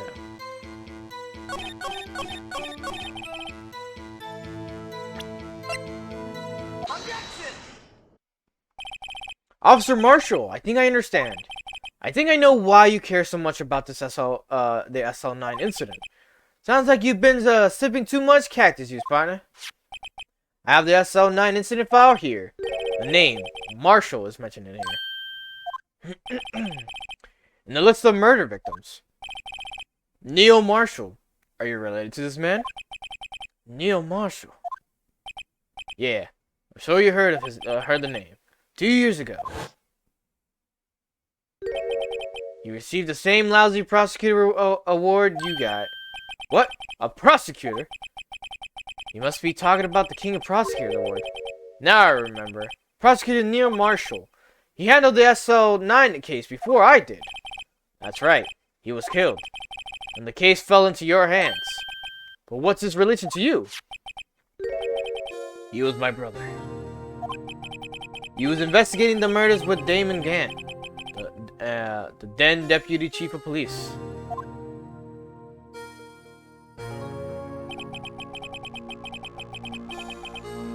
The group of detectives I was part of worked under them. We were desperate to prosecute the killer. Joe Dark. My brother fought Dark and was killed. That was the first time Dark left behind any evidence. That was all we needed.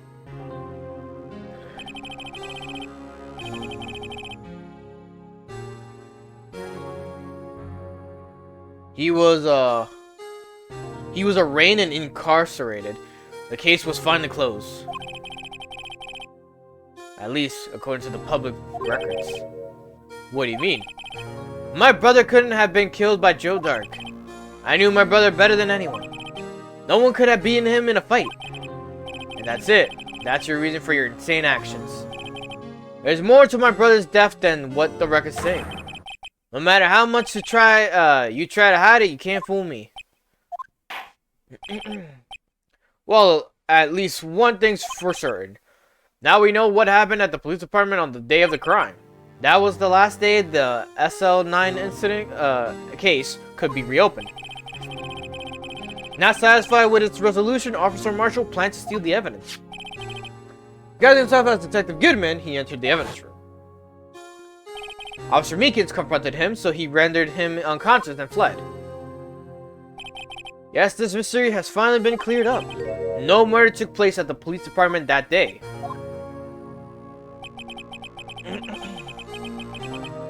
Alright. Things that happen by chance never cease to amaze. And at exactly the same time as the murder at the prosecutor's office, this fake murder was going on at the police department. Chance, it's got to be more than just that. So, if no one was murdered at the police department on the day of the crime, that means the murder in the prosecutor's office parking lot was the real one. Which in turn means only one person could have committed the crime. Chief Prosecutor Lana Skye. But wait! A verdict wasn't reached in yesterday's trial. Which is why we examined the incident of the police department today. But there's only one reason the defendant was not convicted yesterday. There yet remained the mystery of the simultaneous murder at the police department. Seems to me this boy's got the draw on you, partner. All of the mysteries at the police department have been resolved, no doubt about it. Our sole murder took place at the prosecutor's office. The only suspect is Lana Skye, and the testimony of one Miss Angel Starr is completely inconsistent. No, wait, I don't know if that was right. If you have a response, make it a single word or less. Ugh. I rest my case. Seems this trial has reached a conclusion. There's no room for doubt. Well done, Mr. Wright. Thanks to you, I didn't need to waste my time disproving the alleged murder at the police department. There's no doubt what I proved today is true. The apparent murder on the security cameras tape really was fake, but I didn't realize that would end up proving Lana guilty. Now, the time for their verdict has arrived. This court finds the defendant.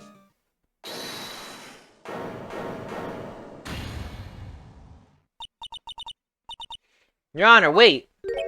Emma. The defense has an objection. A scientific objection. Right. What do you mean, right? Mr. Wright, are you this girl's guardian? Your Honor? Oh, in a sense. Please, Your Honor, all I'm asking is for a minute of your time. Please hear me out. Mr. Edgewood, please. I don't want to leave any loose ends. You want a minute? I'll give you 3. Good guy, Edgeworth. I was kind of in shock. I mean, finding out the SL9 incident referring to the Joe Dark killings. Now that she mentions it, the names of both Sky sisters were on that file. But that's when I figured it out.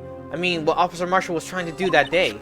So I knew his fingerprint had nothing to do with the crime. That left only one thing. The other handprint. You mean the traces of blood found on Detective Gumshoe's locker? But no fingerprints were found on there, right? No, but I figured it. If I examined it scientifically, I'd be sure to find a clue. So I ran over there and looked at it again. So did you find anything? No. Huh? Sorry. I guess I'm not much of a scientific investigator after all. Is that all? Please don't be mad. I'm just a high school student. I'm just an attorney. Mr. Wright, those traces of blood are the only clue we have left. If we can find something wrong with them, please, Mr. Wright, you're a professional. If anyone can save Lana, it's you. Me? Oh boy. Time's up. Now then, Mr. Wright. With regard to the incident of the police department, does any reasonable doubt remain? It appears the defense is troubled by the other blood mark. Looking at the floor plans, a handprint was discovered around here. Is there a problem with this? Mr. Wright, I'm sorry I can't be more of use, but still. If you can't find anything wrong with that blood mark, Lana will be... Please answer my question, Mr. Wright. We don't have all day. Yes, Your Honor. If ever I've happened to concentrate, it's now. What? What could be wrong with the handprint of Detective Gumshoe locker? Could there be something I'm missing? No, I object. This handprint left at the crime scene clearly shows a contradiction. The only thing that seems clear is you're grasping, Mr. Wright. You've been staring pretty intently at those floor plans. Tell me, is there a problem with them? Yes, this is strange. Take a good look at these floor plans. Something is missing. Missing? You mean something hasn't been drawn on there? Yes, something that when drawn will completely change the meaning of the blood mark.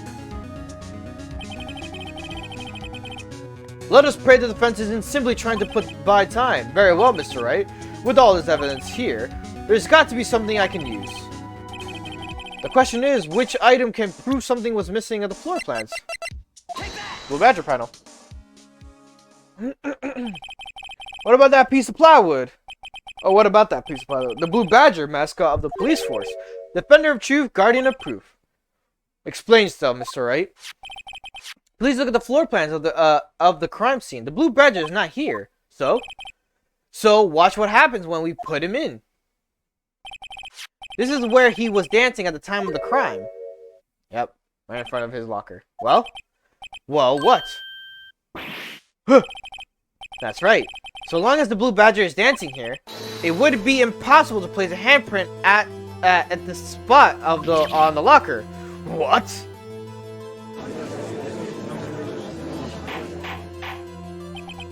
So that means, just exactly what does that mean?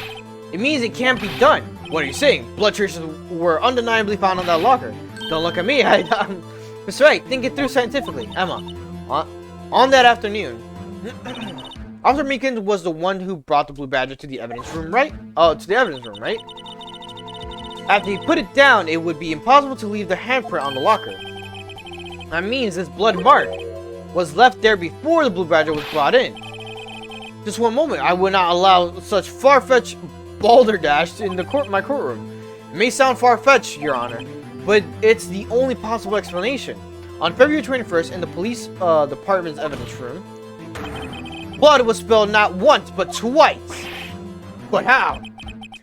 One time was captured on this tape taken by the security camera. Officer Meekins cut his hand from which a trivial amount of blood fell. The problem is the other time.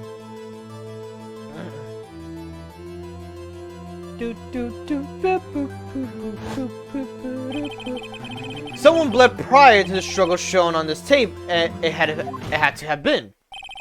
It had to have been Detective Goodman when he was really murdered. That's ridiculous. I refuse to accept such absurd claim. The murder portrayed in the security tape has been proven to be fake. However, that does not explain the blood mark found on the locker room. So then, assuming this murder you purport really happened, when did it take place? I demand you show evidence that proves when it occurred. When did the first incident occur? Summarize, the defense claims that prior to the officer Meekins being cut to Jake Marshall, who was posing as Detective Goodman, another incident took place in the evidence room. That's right, the blood mark on the locker proves this. Very well. Then tell us, when did the first incident occur, as Mr. Edgeworth said, to prove his presence? Proof that shows when the murder took place. There's only one piece of evidence that could show that. Now then, will the defense please present the evidence? What shows when the first crime took place? And then we show the ID timers, or the character record. If the crime took place inside the evidence room, then the killer would have had to enter it. And in order to do so, the ID card would have been required. The ID card. Oh, the ID card record.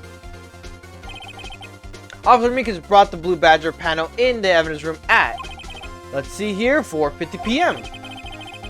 Yeah, I was like, wait, what? If the crime took place before that time, then it would be 4:40 p.m. Mr. Miles Edgeworth, just what have you done? I never would have figured you have the nerve, boy. Drop the act, witness. It doesn't take a lot of thought to figure out could have been me. Nope, I ain't getting it. I'm afraid I don't understand either. It's clear from the luminal test that blood was there. However, when the second crime took place, both Officer Meekins and Officer Marshall failed to notice the blood. That means the blood from the first crime was wiped away. But the real murderer, I would have had just 10 minutes to murder the victim, carry his blood away, and clean up the blood. Unfortunately, that's physically impossible. That would mean the crime must have taken place before Mr. Edgeworth entered the evidence room. Let's look at the charts again. There's literally only one number. There's only one other card number remaining. 777777. Talk about a lucky number. But wait, that doesn't make sense. How could Detective Goodman have entered the evidence room? Since there's no record of his card being used beforehand, he must have entered along with the real murderer. That's the only possible explanation. He went in with 77777. With the sevens! Mr. Edgeworth, please look into this ASAP. Find out whose ID number is 7s. That's 1 7 too many, Your Honor. Unfortunately, I'm unable to look up the owner of that ID card, at least at present. What? Explain yourself, son. The ID number 7 belongs to someone with a rank of captain or higher. Someone who is so-called executive officer. We don't have the authority to inquire into such a person's identity. But that's ridiculous. Just how? I'm not finished talking, Mr. Wright. There is one situation in which we can be granted such authority. If an official charge filed against the executive is accepted. An official charge? You're all alike, aren't you? With your cover-ups and your forgeries. That's how the prosecutor's office operates. I take pride in my work, Officer Marshall. I would appreciate it if you would keep your slander to yourself. Slander, is it? Okay. Let me ask a question. Yes?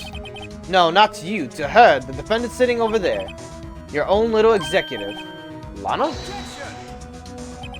Don't be stupid. She's been charged with murder.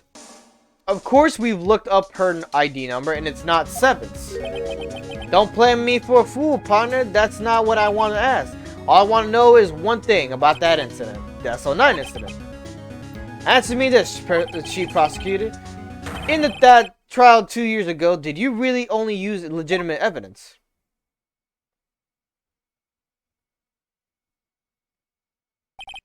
Do you need the witness to repeat his question, Chief Prosecutor? I heard him fine, Mr. Edgeworth. 2 years ago, I was in charge of the prosecution for that trial. At the time, occasionally we felt the powerlessness of the law. At least I did. Lana, I became a prosecutor in order to suppress crime with the law. But before I realized that, we were the ones being suppressed by the law. Defendant, just what are you saying? I'll ask you again, Chief Prosecutor. During the trial 2 years ago, did you really present all the evidence in court? Can you look me, an investigator in that crime, in the eye and say that you did? Chief Prosecutor, you didn't. I don't have to, Officer Marshall. Why won't you answer him? Drastic crimes require drastic measures. That's just the way it is. We did what we had to in order for him to get the verdict he deserved. But Lana, even if it involved forging evidence.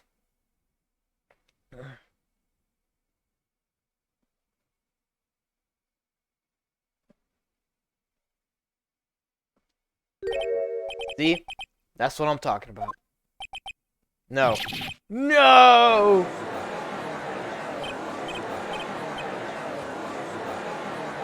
Miles' remarks caused such a ruckus and have been waiting until the following day. Ooh boy. Alright, let's get into some Phoenix Wright. February 24th, 3:12 p.m. 3:12.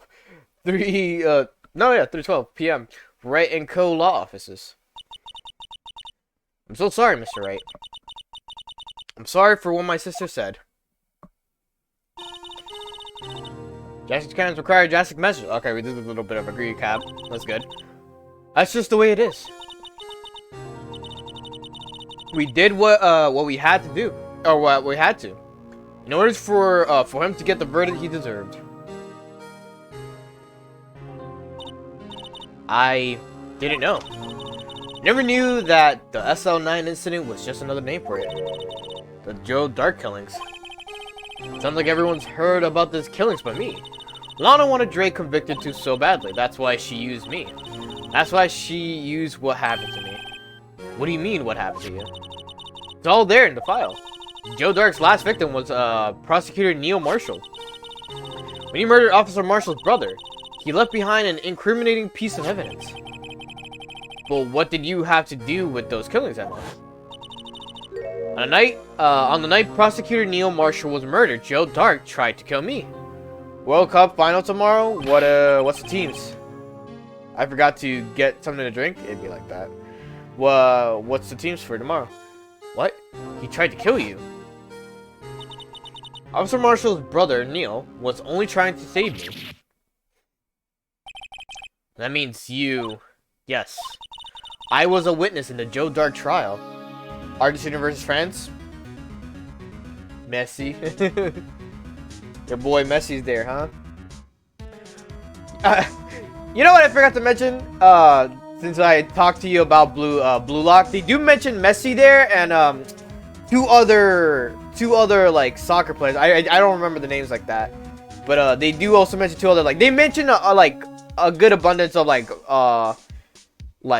world like the ones who won like a World Cup or something like that. Maybe, I'm not sure, but they named a lot, like, from different countries.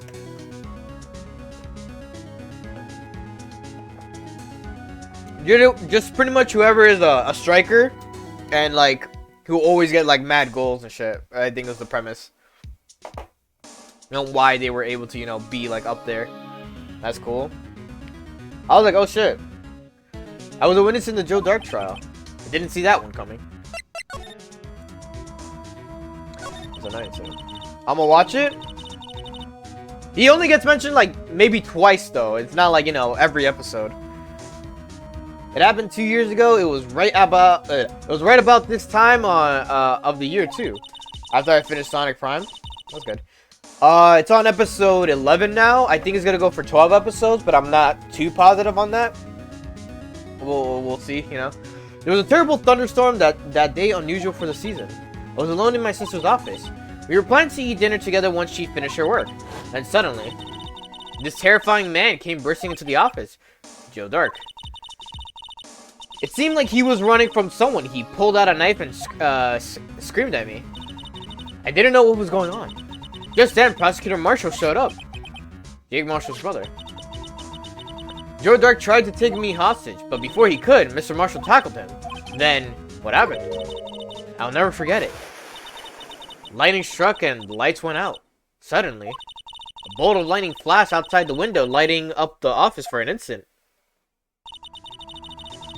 Well, Saul then burned a permanent picture in my mind. I can still see it now. Permanent picture. I don't remember the moment when Dark stabbed Mr. Marshall. So you weren't able to testify about that. No, I was only asked about when I was attacked.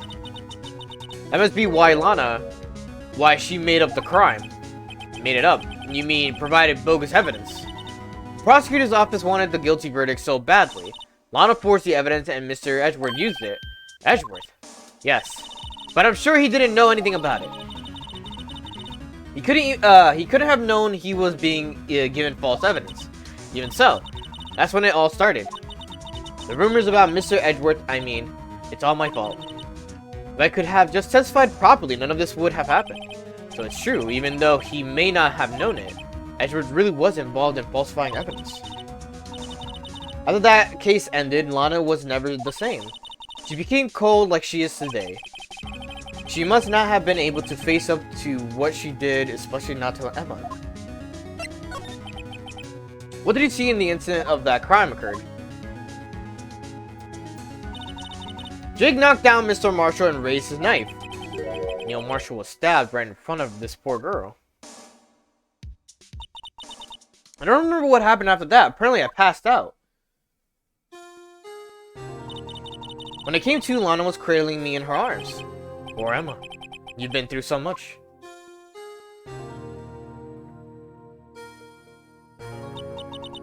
Sonic Prime is good. I have it on the list to watch. I have nothing like YouTube is starting to like decline because I've been watching it too much. So if anything, I might watch that soon and just just watch the whole thing like in one sitting. I couldn't bring myself to testifying about that instant. I tried, but the words just wouldn't come out. I drew a picture, but it wasn't any good. 2 years ago, you must have been 14. That's understandable. Yeah, she's like 16 now. I expected it to be good. I was gonna watch it if it was bad or good anyways. I saw Shadow. I saw, you know how like Netflix does like a little trailer? Or not like a trailer, but like they show you like a snippet of it. I saw like Knuckles being a pirate. I was like, what the fuck is happening? Once I was all over, I made up my mind. Bad. I expected it to be bad. I say the cartoons, like they know what they're doing with the cartoons for like Sonic, cause Sonic X was good. Sonic the Hedgehog, the original animation was really good. What was the other one? The movie, not before they decided to change Sonic. The movie was good, obviously. What was the other? Sonic X, Sonic the original one, and there was another one. I'm trying to remember what it was. Oh, Sonic Boom. That one was good. It's very good for what it was. And then now Sonic Prime. I was like, I didn't expect this show to be bad. It just comes to games is when it's like Sonic kind of like goes up and down, I decided that when I grew up, I'd become a scientific investigator. I want to be able to fight crime with my testimonies and find the evidence to make an airtight case. That way, Lana would never have to forge any. I see. I think I finally am starting to understand what makes Emma tick. But there's still something that bothers me about that crime. Something puzzling. There's something that's puzzling me, Emma. What is it? You said you were in Lana's office at the time, right? That's right. Why then would a serial killer come running in there? Not only that, but he was being chased by a prosecutor. Oh, there's no mystery there. Joe Dark has been taken in for questioning that day. Taken in for questioning? You mean by the police? Of course. This happened at the police department. He tried to run away halfway through the interview and fled into my sister's office. But why did he run all the way over to your sister's office? Because the detective offices and the questioning room are right across from the elevator. Across from the elevator? But Lana was the chief prosecutor, wasn't she? No, silly. Didn't I tell you? 2 years ago, Lana was a detective. She was the best in the entire force. What? That's news to me. After the Joe Dark case, she was transferred to the prosecutor's office and made chief prosecutor. Lana used to be a detective. I'd better have another talk with her. I think now we move to the detention center. Nope.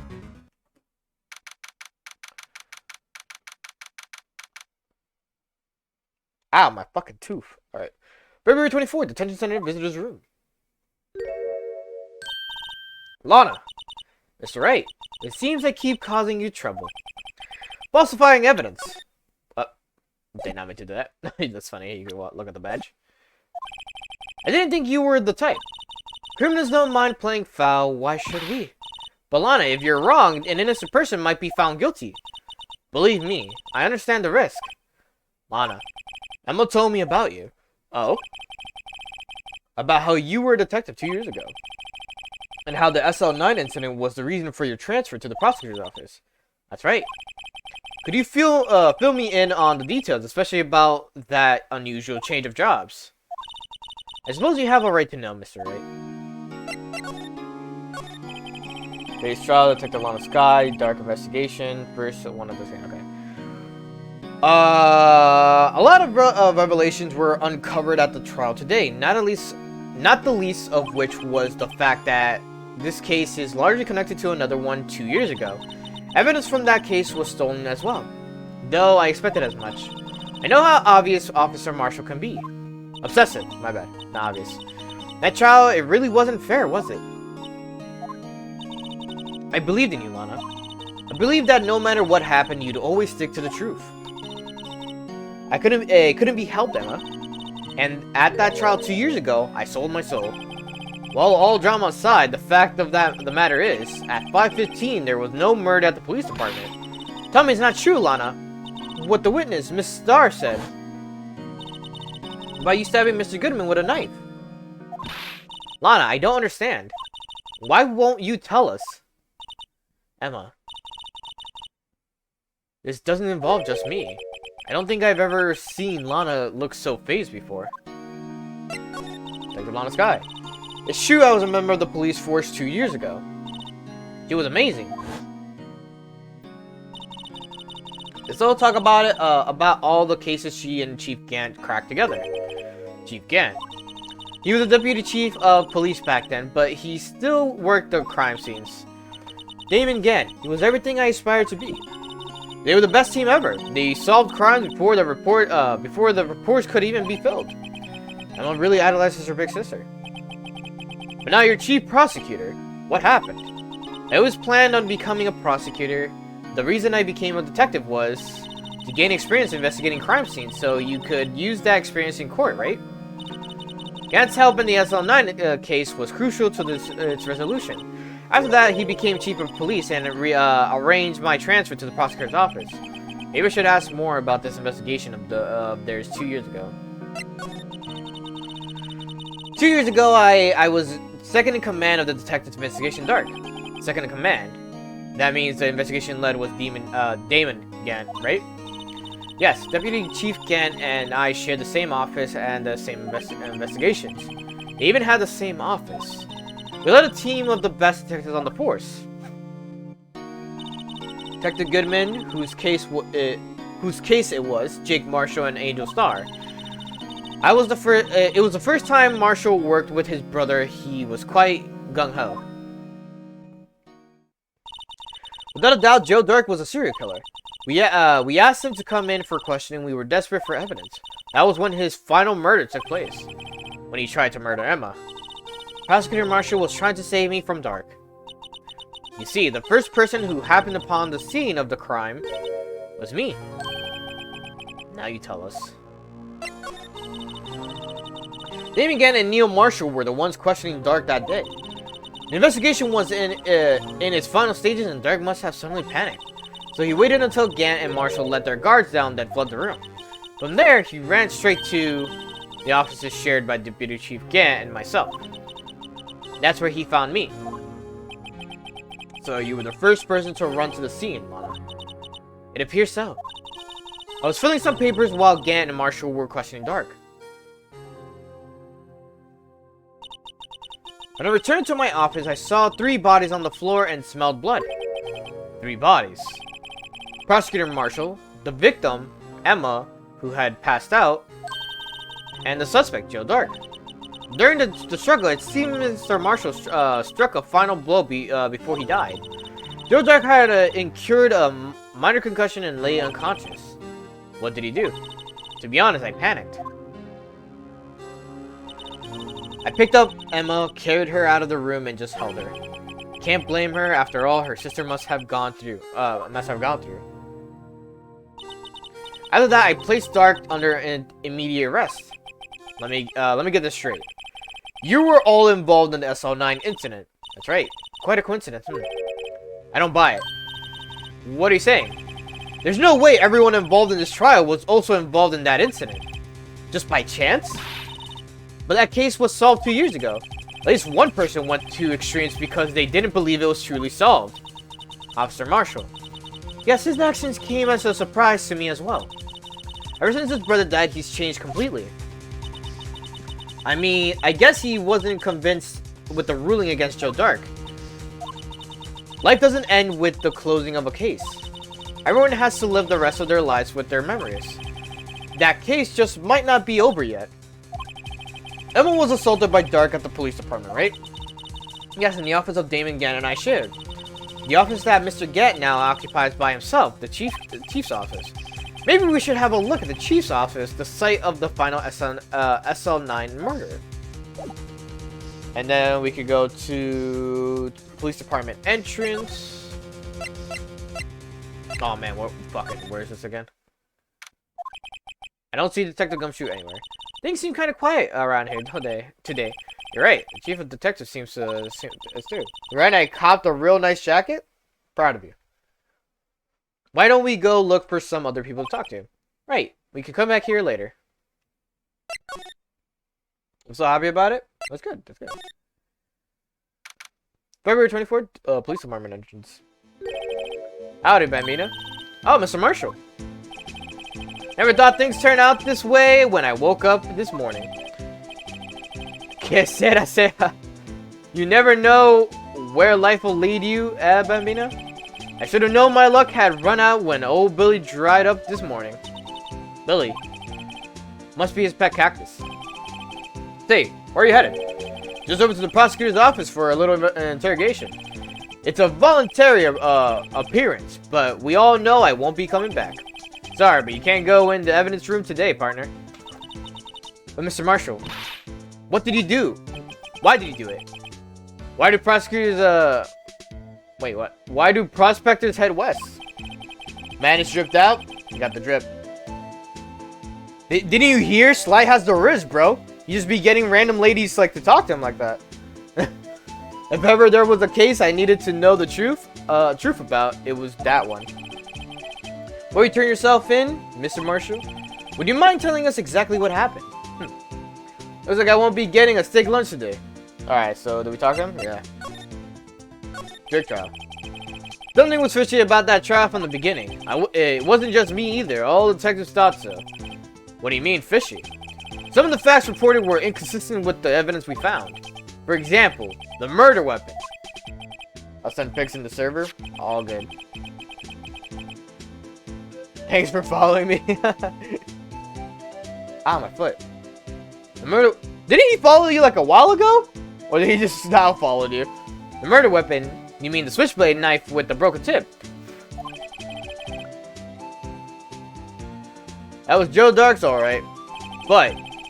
in the initial autopsy report, a question was raised. That was a while ago? Okay. Question. The blade of the knife was not a perfect match with the wound that the victim sustained. What does that mean? It means there's a good chance that knife was not the murder weapon. However, in the report that was finally submitted, that possibility had been erased. The facts have been concealed with forged evidence? About my wrist, that jacket gave me unspoken riz. Crazy riz, bro. Too much, bro. Save some pussy for the rest of us, Sly. Come on! That case left behind scars on all of us. The scars that the SL9 incident left behind. Prosecutor Marshall. I got the looks, but he got the brains. He was one of the best prosecutors around. I had just made detective when it went down. I was our first case together. I won my man's. How old was he, your brother? He was 27 at the time. He was awarded the highest honor that very day. The highest honor? You mean the King of Prosecutors? I knew it. What are you looking at me like that for? That's an honor for a prosecutor. Mr. Marshall must have really been close with his brother. The day the SL9 incident took place, that wasn't the same day as... That's right. It was the day the evidence transfer. Interesting. It was drizzling that morning, and by nightfall, there was thunder. I can't believe 2 years have gone by already. Tried to steal the evidence so that the case wouldn't die. Apparently someone tried to stop you. Detective Goodman was murdered, and the evidence locker was empty. There was something going on behind the scenes in that case. We all knew that later. Every detective involved in that investigation, save one, was taken care of. Miss Starr was fired, and I was demoted and boxed away in a tiny room. What about Detective Goodman? If they did something to him too, the commissioners, the commissioners would get suspicious. No, they were careful enough not to be too obvious. They? What are you talking about? Don't get upset, Bambina. I mean Damon Gant and Lana Skye. Gant Skye. Investigation led Damon Gant and his second in command, Lana Skye. There wasn't a person on the force who hadn't heard of that duo. That case was the biggest step in both of their careers. After the case ended, Lana transferred to the prosecutor's office, right? Right? Yeah, Damon Gant, the new chief of police, arranged for that to happen. She's never been the same since she left. Everyone who knew her said so. Chief Prosecutor Skye was totally different when she was a detective. Now that he mentions it, Emma said something like that too. Tell me, what happened to my sister? Sorry, Bambina, but her secret is too well guarded. I never found out. Lana's secret. It all started 2 years ago. There you have it. That's my story. Did you enjoy it, partner? It was certainly enlightening. There's one thing for sure I found out in court today. That boy, Edgeworth, isn't my enemy. He was the one who used falsified evidence to get a guilty verdict. But someone else was the one who gave him that evidence and planned everything. That someone is Damon Gant. Don't believe me? Well, I don't blame you. I won't even be a patrolman after today. Fucking chug that shit down. Too bad I won't be around to work with you. When you become a real scientific investigator. Adios, Bambina. No. Police Department Criminal Affairs. That's where I go next.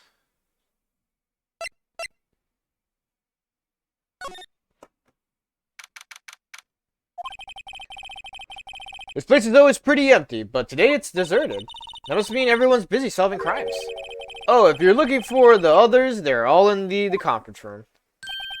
Thanks. Wow, he actually talked to us. The chief prosecutor saying that... Was the chief prosecutor saying what she did and the decision about what to do about Mr. Edgeworth, not to mention our statement to the media in tomorrow's trial.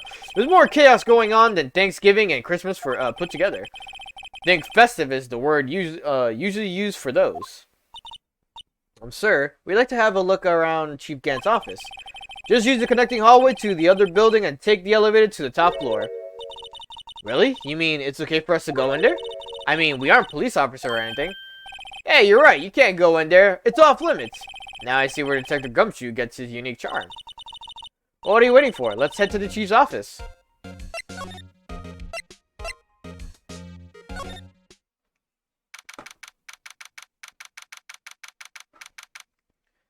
Chief's apartment, Chief's office.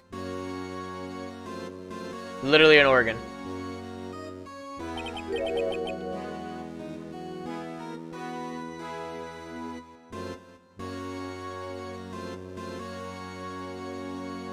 Ren is gonna hire a hitman once I say this? Oh no.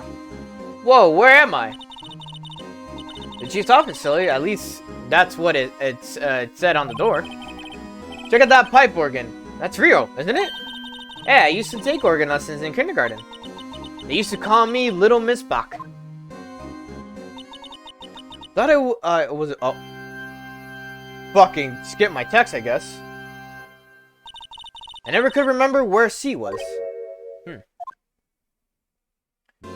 I am bored, so bored, I wanted something crunchy.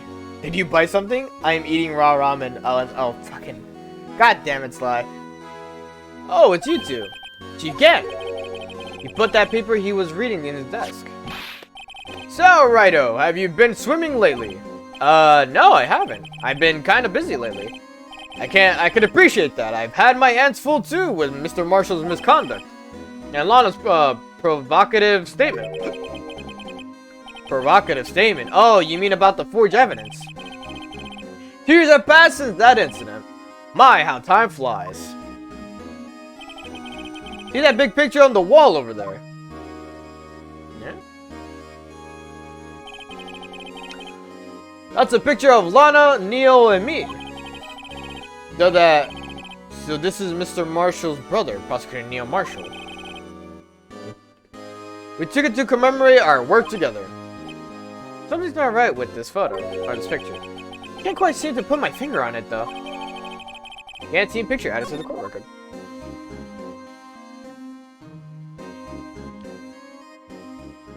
I love how you were enthusiastic about me saying I wanted to bite something crunchy, or how you sounded actually. Wait, what?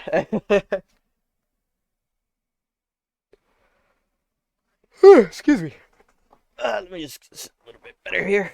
Oh, that feels nice for my back now. Okay, there you go. Anyway, I like to reminisce all day, but there's some matters that need my attention. I'm going to lock up here, so let's go out together. Oh, but this office. It was a crime scene 2 years ago, wasn't it? That case has long since been over. There's no need to investigate it anymore. All the same, we'd still like to have a look around. Perhaps you didn't hear me. I said there's no need to investigate it anymore.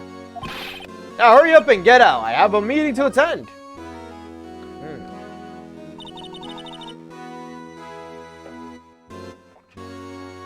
Looks like we aren't welcome. It seems that case isn't over with yet, after all. What do you mean? Chief Gant denied our request to search the crime scene. That means there must be a reason he doesn't want us looking around in there. You mean like a clue? There's got to be a way we can get inside the chief's office.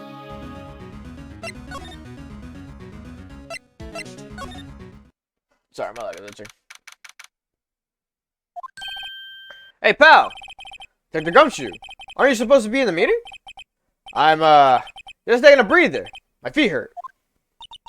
From sitting so long? Actually, from serving everyone coffee. Sounds like Detective Gumshoe's still out of the loop. Living in the police department is crazy. Some do. Some don't. Say, have either of you seen Mr. Edgeworth? Edgeworth? No. Why do you ask? He's under fire from both the police department and the prosecutor's office. It's almost like the battles between you two in court. That sounds serious. Is it because of what my sister said? That's basically what it all boils down to. That falsified evidence 2 years ago. Now Mr. Edgeworth has the whole world after his blood. Yikes. Big yikes.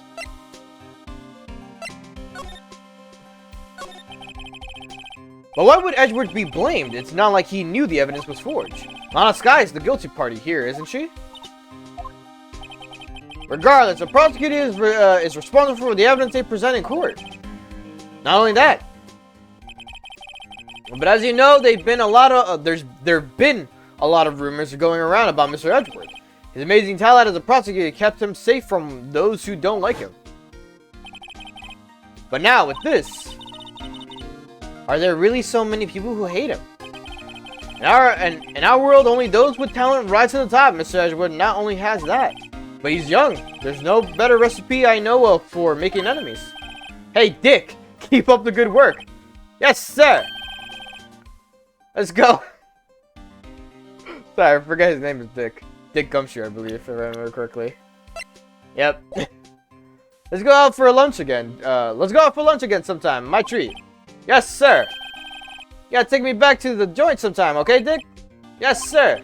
Seems you don't have any problems with enemies. Yeah, well, I'm careful not to stick out. Anyway, I'm a bit worried about him. Under all this pressure, I'm afraid Mr. Edgeworth just might crack. Actually, I took a look at the file earlier while the coffee was brewing. He seems genuinely concerned for Mr. Edgeworth. For Edgeworth. Well, did you find out anything? Yeah. The only evidence Drake left behind was during his final attack. His final attack, you mean when he killed Prosecutor Marshall, who was trying to protect some girl? Me.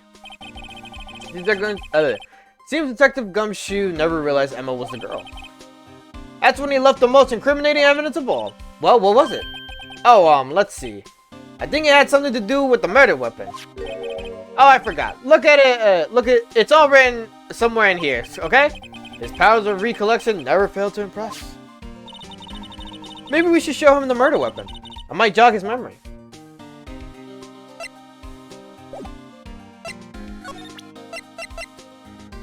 Wrong one. My boy Gumshoe? He's here. I'm about this. Hey, is that? It has a tag attached to it with the label SL9 incident on it. I believe this would be the broken murder weapon you were speaking of. What are you doing with that? Ever since that case was closed, the knife's been locked away in a locker. On the day Detective Goodman was murdered, this suddenly disappeared from the locker. It was found in Mr. Edgeworth's car muffler. That's it! Now I remember what that incriminating piece of evidence was. When you showed me that knife, it all came back to me. Well, what was it, Detective? Quick, before you forget again.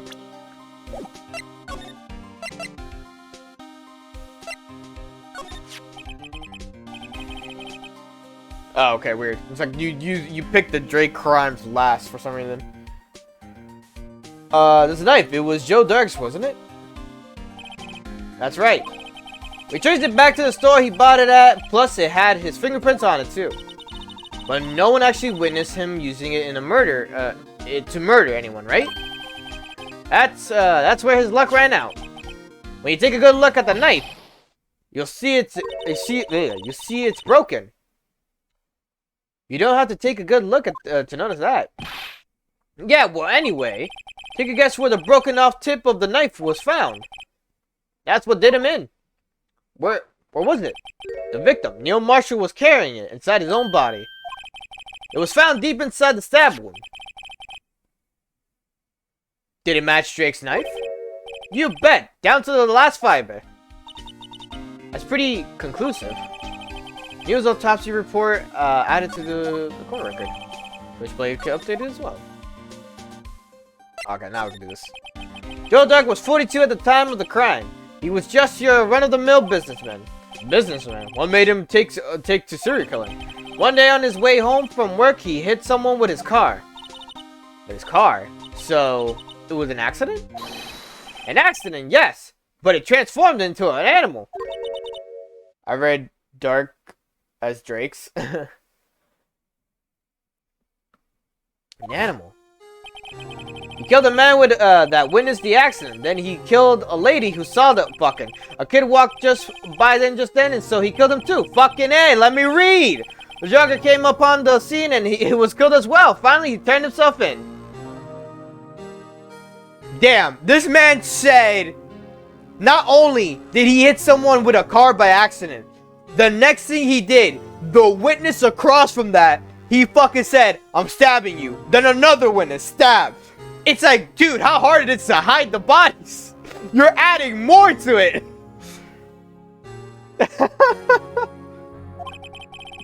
Demon was pretty careless. He was a pretty careless animal. Of course, it's just conjecture. There's all conjecture. There wasn't a single shred of evidence.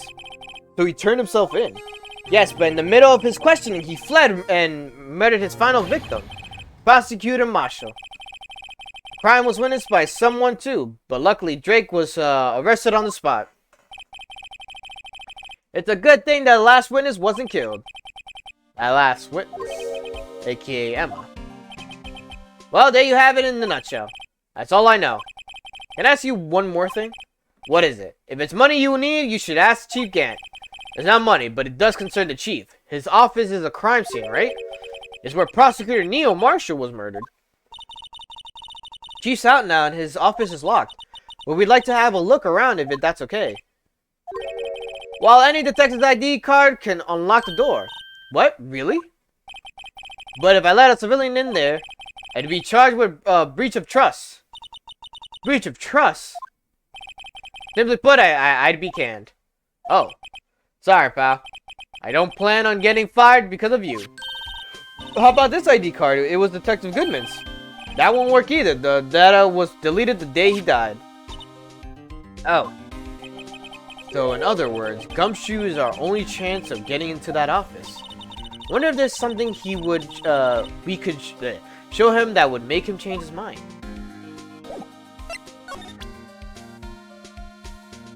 Wait, what?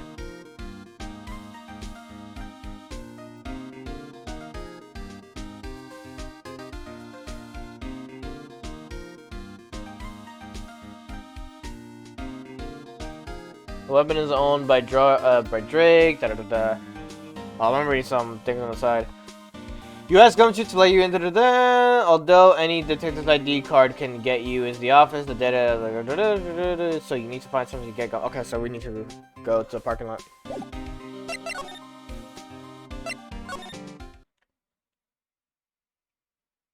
Hey, raise him up. Hey, Gumshoe, are you gum? Because I'd like to chew you and spit you out after I'm bored. What the fuck do you mean after you're bored?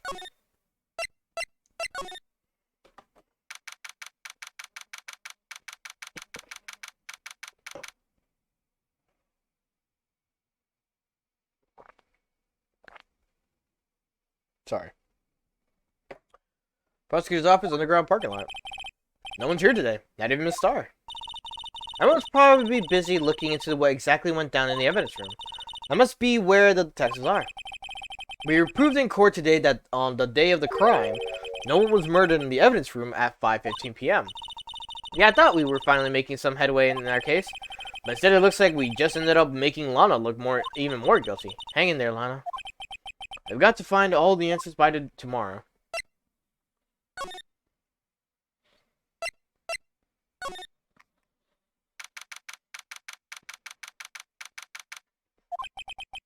Wonder if Edgeworth is back yet.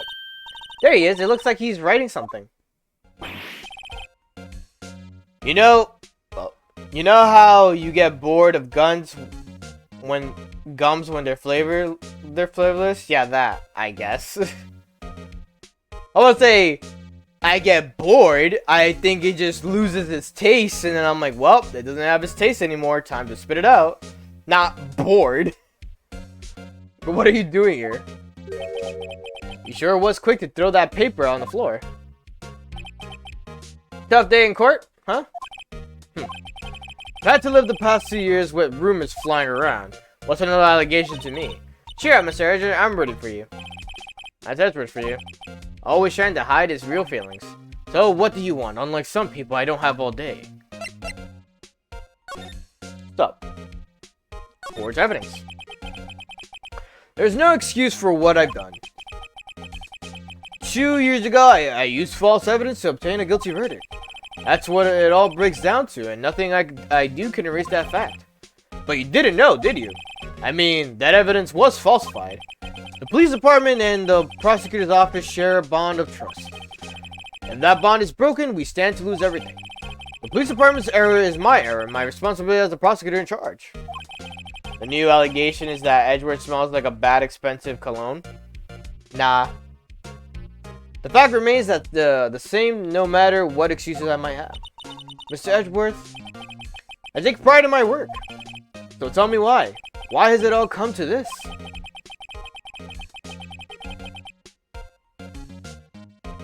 Nah, he's too rich. He's too rich for that. He also lived with Von Karma, so he has that like high exquisite taste.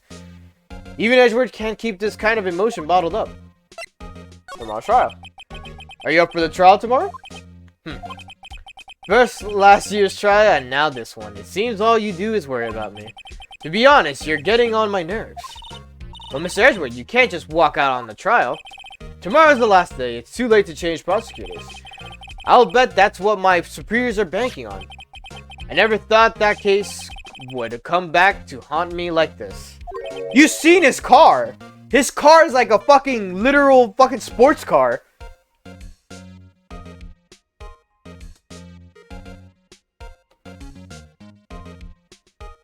What do you mean?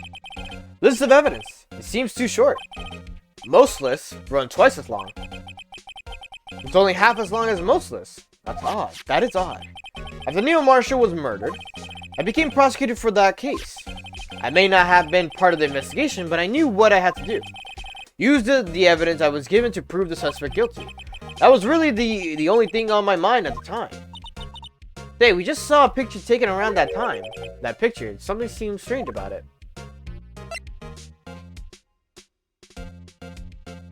The day of the crime. Could you tell us again about what happened that day? The day Detective Goodman was murdered. You were participating in the ceremony over the station, right? I never cared for ceremonies, but I had to attend that one. Because you were awarded this. Those receiving rewards can't exactly skip out on the ceremony. I finished up at the office in the morning, then drove over to the police department. You finished up at the office? Yes, just odds and ends. Clerical stuff. I didn't plan on returning to the office that day. That is, until I was asked to take something back. Take something back? This. Oh yeah, Chief Gant asked you to hold on to that, didn't he? Yes, it was a piece of evidence in a case that was closed half a year ago. He asked me to bring it back to the prosecutor's office. That's the story we heard yesterday.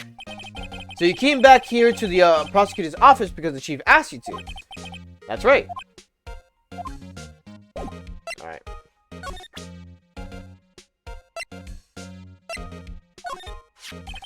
This picture was hanging on the wall of Chief Gant's office. I just so happened to have it. Prosecutor Neil Marshall had Prosecutor Neil Marshall, he had just started making a name for himself. Looks like this was taken when he received the King of Prosecutors trophy. Speaking of that, it's something that bothers me. Yes. The trophy Mr. Marshall is holding. It's a little different than yours. Yes, you're right. Ah, I remember now. Remember what? That was what the official prosecutor's trophy looked like until 2 years ago. The story behind its design. A story. Sounds interesting. Would you mind telling it to us? It's simple, really. Contradiction. That's what the award's based on. King of Prosecutors trophy. Sorry, I'm like scratching my arm. Alright, sorry. This award originates from an ancient Chinese tale. In Chinese, the word contradiction is written with 2 characters. The first means halberd, and the second means shield. Have you heard of the story? Me? Oh, sure. Everyone knows that. Why don't you tell it, though? For Emma's sake. Very well. This fucking guy. Long ago in the kingdom of Chu, there was an arms merchant. One day he presented the king with 2 items. The first was a halberd, and that he claimed would slice through any shield or armor. The second was a shield he claimed would withstand any weapon. Wait a minute. Those claims contradict each other. Very perceptive. But then again, you've heard this story before, right? Anyway, as you mentioned, the very descriptions of those items discredits them both. When the king pointed this out, the merchant was left speechless, and thus the Chinese word for contradiction was born. That's a good little story. Oh, I see. So the chipped shield and the broken knife symbolize precisely so. They symbolize the merchant's items. The ancient tale ends with the merchant at a loss for words, but it's in our nature to pursue matters to their conclusion, even if it results in something as ugly as this. Oh, thanks, Mr. Edward. I learned something new today. That's funny. If that's so, then why were you only given a shield?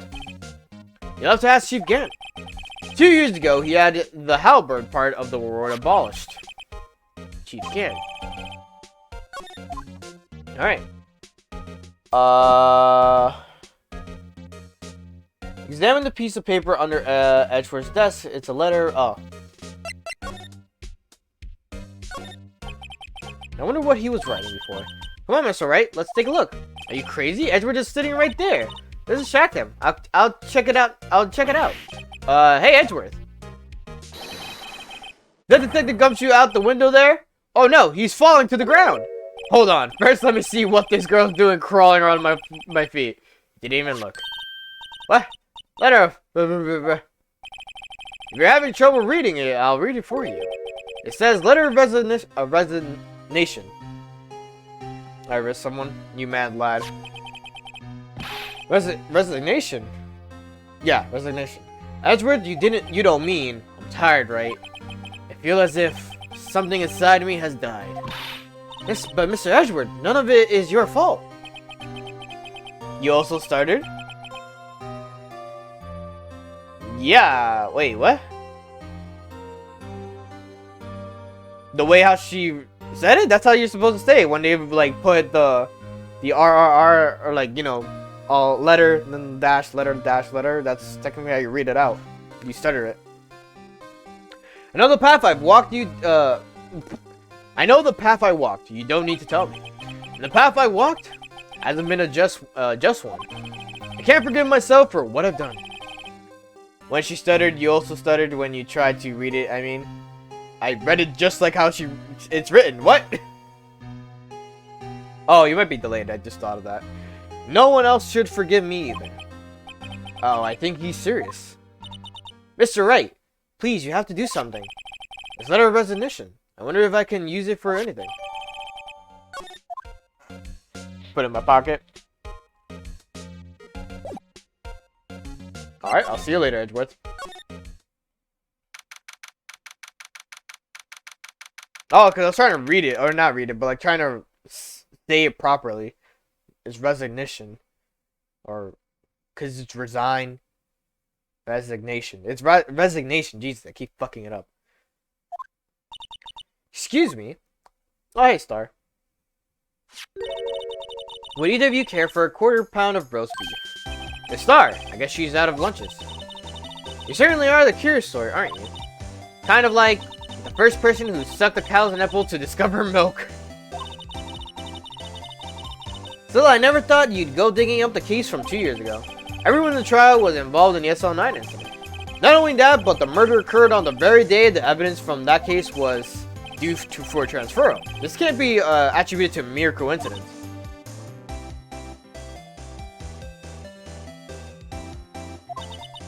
Are you forgetting something? You know that little scene I happened to witness? The instant Lana stabbed Detective Goodman with a knife. No matter how much of the past you dig up, it won't change what I saw. Roast beef is meant to be savored when eaten. The Star's hatred toward Lana. It all dates back to 2 years ago. What's my other sound out? Oh, right here.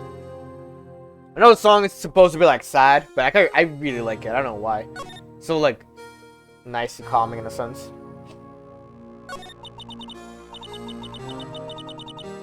Joe Dark, that's a name I'll not soon forget. We trailed him for half a year. Oh, the pressure. Still, I don't think I was ever more alive than I was then. Those days were steamier than a bowl of hot gravy. Poor old Jake Marshall, though, must have been going through hell. You mean because of his brother's death? They were close, those two. After Neil died, something took over Jake. He became obsessed. Seeing Jake like that made her all the more desperate. Her? Lana Skye.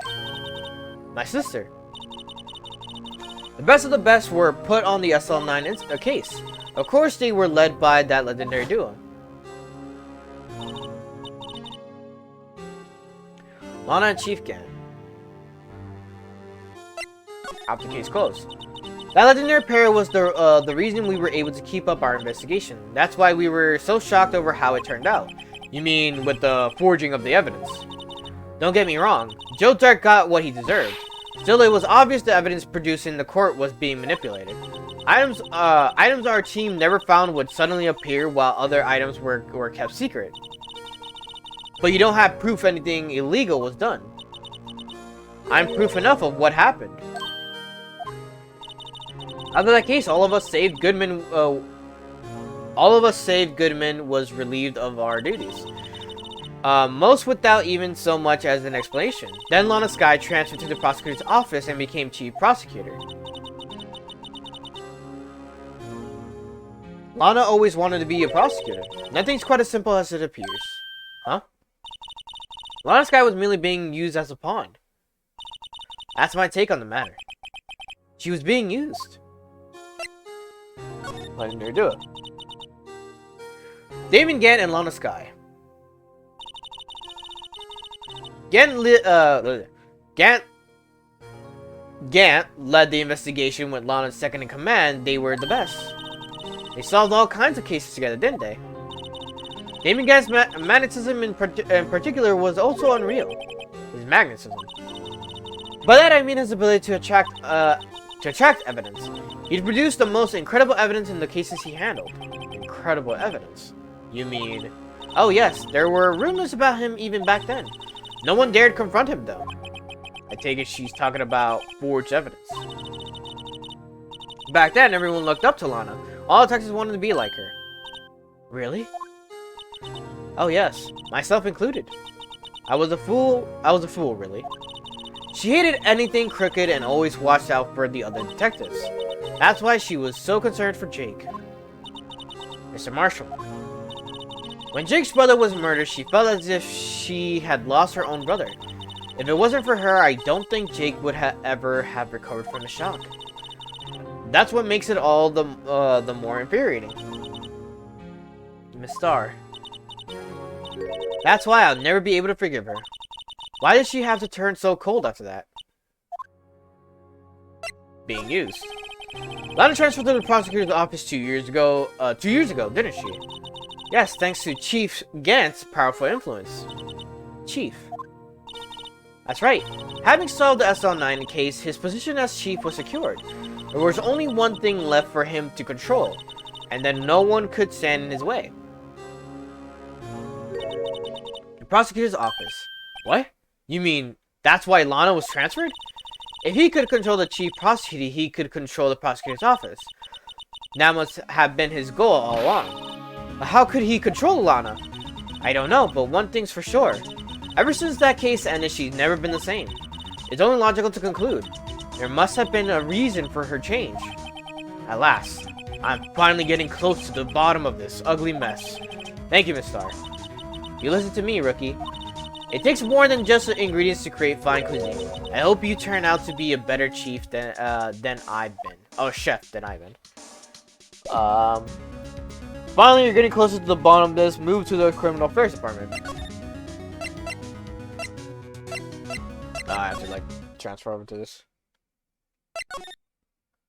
Criminal affairs. Oh, you're back! You're still here. I had to make 150 copies of these files. Brewing coffee, copying files, updating it to a regular DJ. You're a DJ as well? If I'm not mistaken, I think he means desk jockey. Oh, that DJ. She was writing it down for some reason. I admire your persistency, but my answer's still no. I'm not letting you into the chief's office, period. It'd be my neck on the line.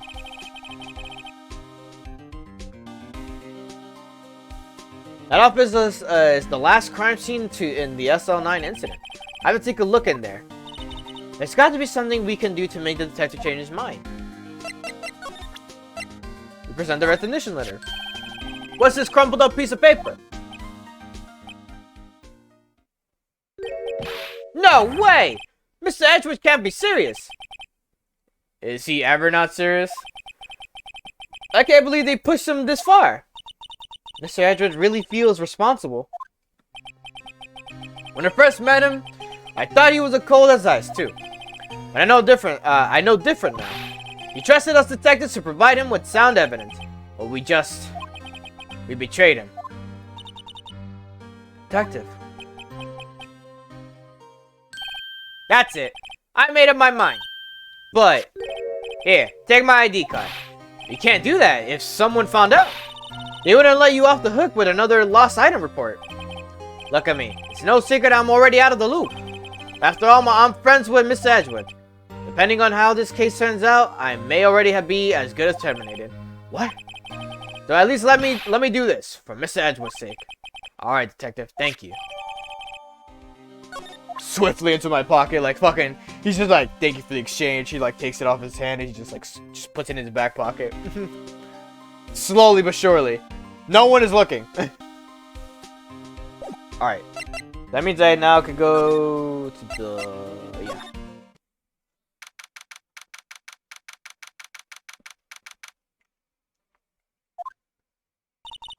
Here goes, Mr. Wright.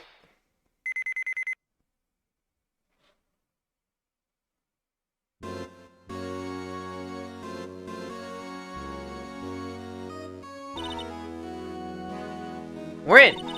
If anyone finds us now, take the gumshoes to goner. If that happens, I'm counting on you to bail me out. Ah! Back them.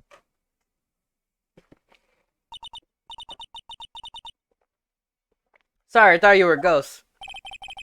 I didn't even know you could slap a ghost. Ah! There's a gumshoe. What are you doing, sneaking up on him like that? I wasn't sneaking. I was just worried something might go wrong. So I came too. If you're here, then what's the point in giving us your ID card? Gumshoe's ID crushed and rendered unusable in pocket. Hey, don't do that to my card! My fucking leg. Foot? I don't really know. What would... Okay. So, let's see. What is the thing that connects your foot to your shin? Like, what's the middle part called? I don't know what it's called. I don't think many people would know what it's called. But that part was itching me. And I have no idea why. Probably because all day I've been walking. But other than that, yeah. I hardly ever get a chance to come in here. So I figured I'd have a look around myself. Besides, we're all in this together now. You really do want to get fired, don't you? Not if we're lucky. Now come on, let's see what we can find out. Thigh? No, well, thigh is up. Calves is like behind the foot, right? It's in front of the foot. Oh. Thigh is like way the fuck up. I don't know where the fuck you are with thigh. Calves are the back of the foot, like that connects the heel to the back of your leg, where the shin is. Well, the back of where the shin is.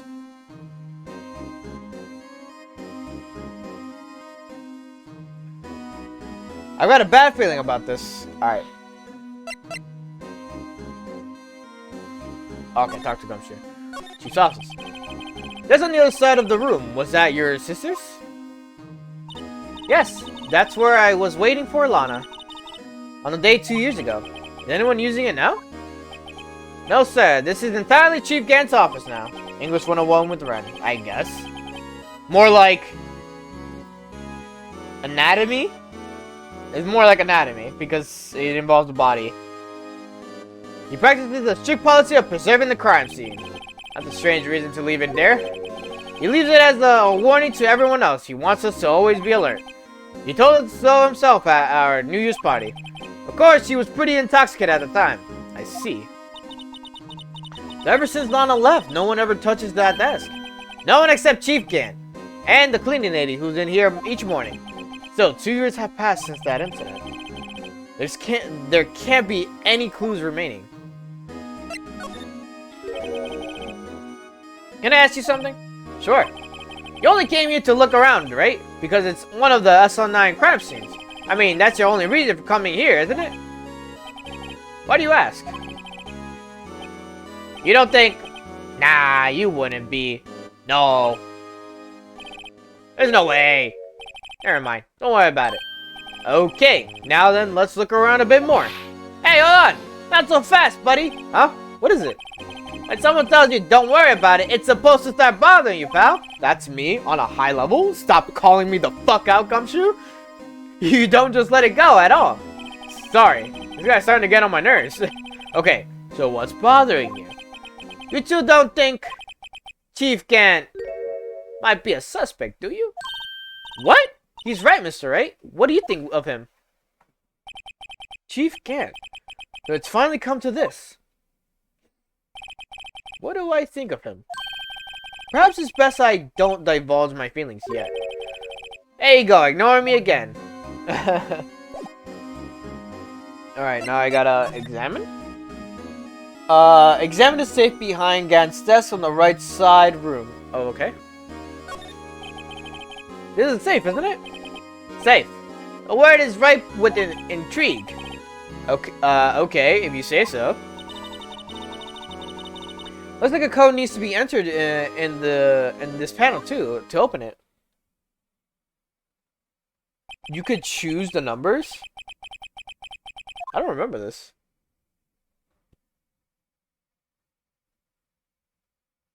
So dumb. 7-digit number, I think I just might know what it is. Do you know what it is? I have a hunch. Oh, I know. You want to try my birthday, don't... It's... I have a better idea. Here goes nothing. Oh, God, what?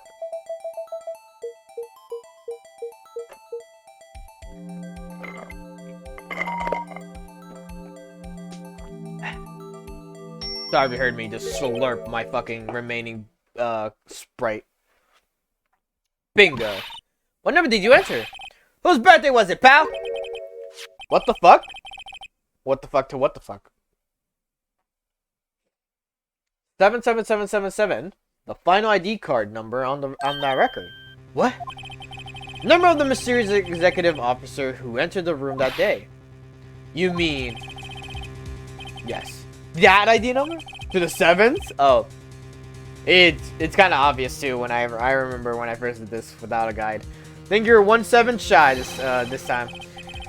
This can only mean one thing, the Chief Gant's ID number. Say, anyone care to look inside? Do I examine it again? Yes, again. Is there any money in there? How much does he have stashed away? Look, it's a shard from a broken cup. Someone looks familiar. Where have I seen this before? There's something else in here too. What's this? It looks like a piece of leather cloth. It's a handprint, isn't it? Hey, I saw someone wearing a shirt like that once. You think the chief made up the design? I don't think so. Oh, well, it was just a thought. Is that it? This is all that was in the safe. Apparently so, it's empty now. A piece of cloth with a handprint on it and a broken shard from a cup. Look, they look like pieces of evidence. Yeah, but unless you can prove they have something to do with this case, I'm afraid I can't... Excuse me. Excuse me. I'm afraid I can't just let you take them. After all, it's my neck on the line here. Great. Now I have to prove their ability to get them. How are these two items related to the SL9 incident? Come on, there's got to be something we can show the detective. How do I do this? Present the, Man, I forgot how much evidence you get for this. I didn't present it. Fucking Christ. Present.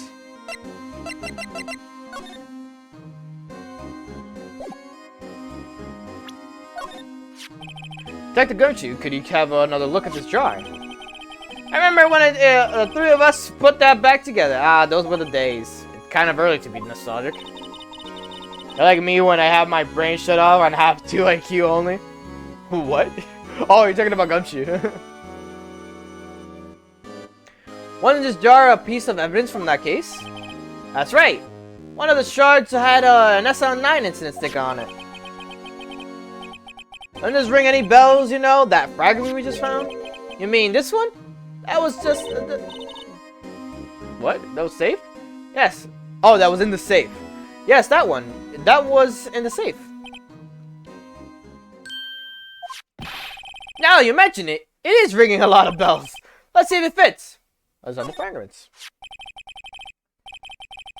Here, let me see the oh my god, why can't I read?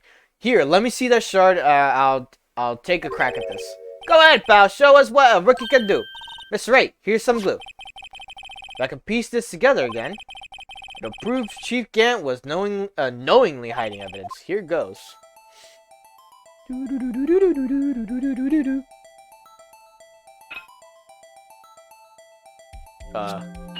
you go.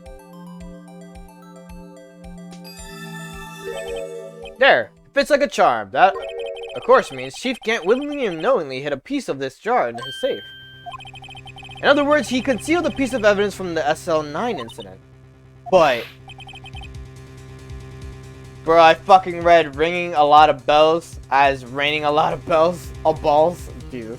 Hey guys, get a load of this. What is it? This piece you just attached. It's different from the others.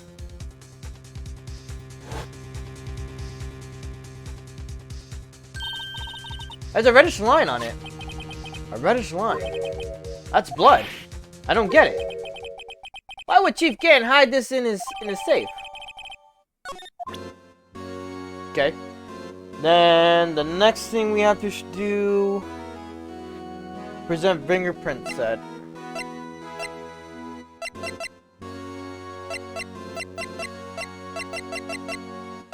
You mean this? Can't believe Officer Gant would do something like this. You know Officer Marshall? Of course I do. He was like a mentor to me. When I first started out, he even gave me a small cactus. Really? He said, Dick, she'll listen to all your troubles. Note to self, Detective Gumshoe talks to a cactus. Hard to believe he's just a patrolman now. Someone ought to trade places with him. What? Why are you looking at me like that? Oh, okay. It's not that one. It's another thing.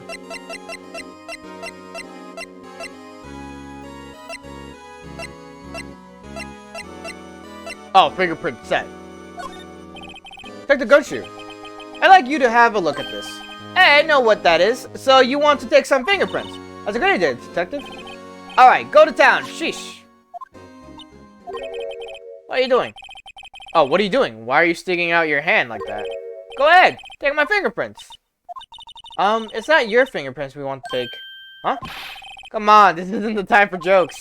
We're talking about the cloth we found in the safe. Oh! I knew that. The one with the handprint on it, right? Jeez, where's your sense of humor? Alright. Here, Mr. Wright, let's check for prints. Sprinkle the powder on the cloth. Then, once they've been absorbed into the prints, blow the rest away. What are you, my mom? I don't have to be told a million times. Alright, let's get this over with. Oh. My bad. I forgot. It has to be a fingerprint. Yeah, spread the cocaine. Okay. I gave it my best shot. That kind of result won't be any good for matching. Okay, yeah. Let's go with the this finger. All-purpose flour. We're actually making cookies right now. That's why we have the powder. I like how I go crazy with it, and then it's just like here. The index finger. Yeah, I don't know why I like spaced out on that one.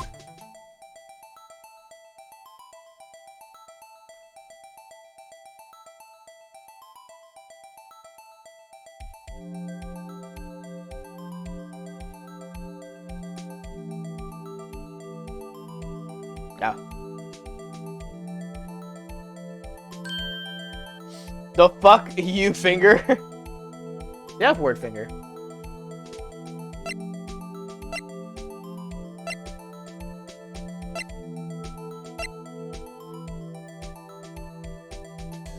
Does this match?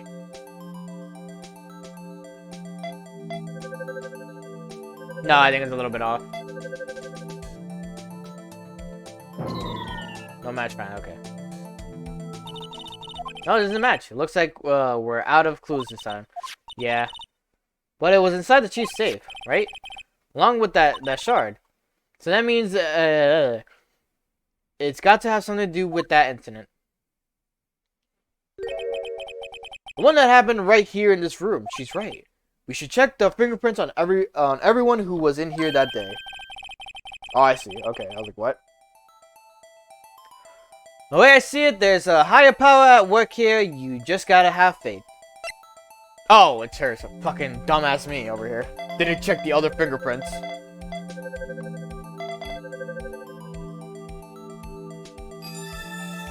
It's you, Emma! You're the murderer! No. How can it be? What are Emma's fingerprints doing here? Hey, you found a match! Whose fingerprints were they? Huh? Oh, it seems the prints are too old. They aren't clear enough to get a match. Oh, that's too bad. I thought they'd be Drake's prints. Hey, you over here. What's going on here? What are the kids' prints doing inside the chief's safe? Don't ask me. Let's just keep this information from Emma for now. Yeah, maybe you should hold on to this. Alright. Alright. We got that, then we have to examine Chief Gant's desk. I already knew that from the start. Wow, look at the size of Chief Gant's desk. Speaking of that, when we were here earlier. Oh, it's you two, Chief Gant. He put that paper he was reading in his desk. I wonder what he was reading. This looks like a list of evidence. A list of evidence? In most cases, that list, the list runs twice as long as this one, though. Hey, look at the case name. Huh? SR9 incident. I wonder what this is doing here.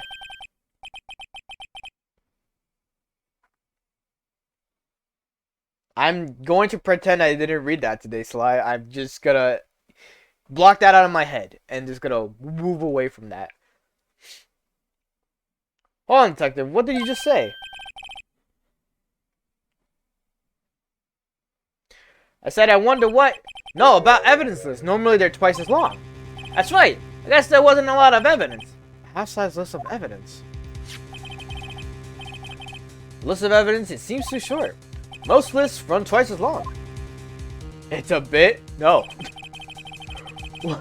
What would the other half of the list be doing here? I knew it. The chief must be hiding something about that case. It would appear so. Well, was I any help? Of course. Thanks to your ID card, we were able to get some hard evidence. Now, that's not very kind, is it? In other words, if it wasn't for his ID card, he would have been useless. Isn't that right, you in the code? Ah! Chief Gant! I didn't think you'd be here back so soon. Fortunately, I'm a man who believes in signs. As I was walking to my meeting, I happened to look out at a window and I saw a stray dog run right into a pole. Just then I thought of a certain detective. Do you mean me, sir? Now then, I'm afraid I'm going to have to ask you all to leave. Yes, sir. Sorry. Oh, you in the coat. Me, sir? Drop off your ID on the way out. You won't be needing it anymore. But, sir. Now get out. Yes, sir.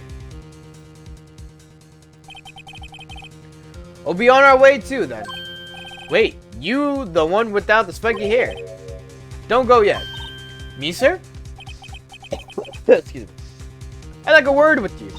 But, sir, I'm not a licensed editor. You with the spike hair. You're free to go. Mr. Wright.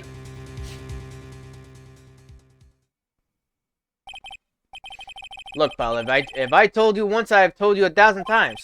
Chief's office is off limits. But no, you just had to go sneaking in there like that, didn't you? I thought you said you didn't care anymore if you were fired. Yeah, but if I knew it'd be like this, I never would have said it. Now that I've seen the evidence Chief Gant was hiding in his office, I think I'm finally starting to get the picture. But why has she kept eerily silent about it all this time? Anyway, you're listening to me. I'm gonna try to smooth things over with the chief again. Later, pal. Alright.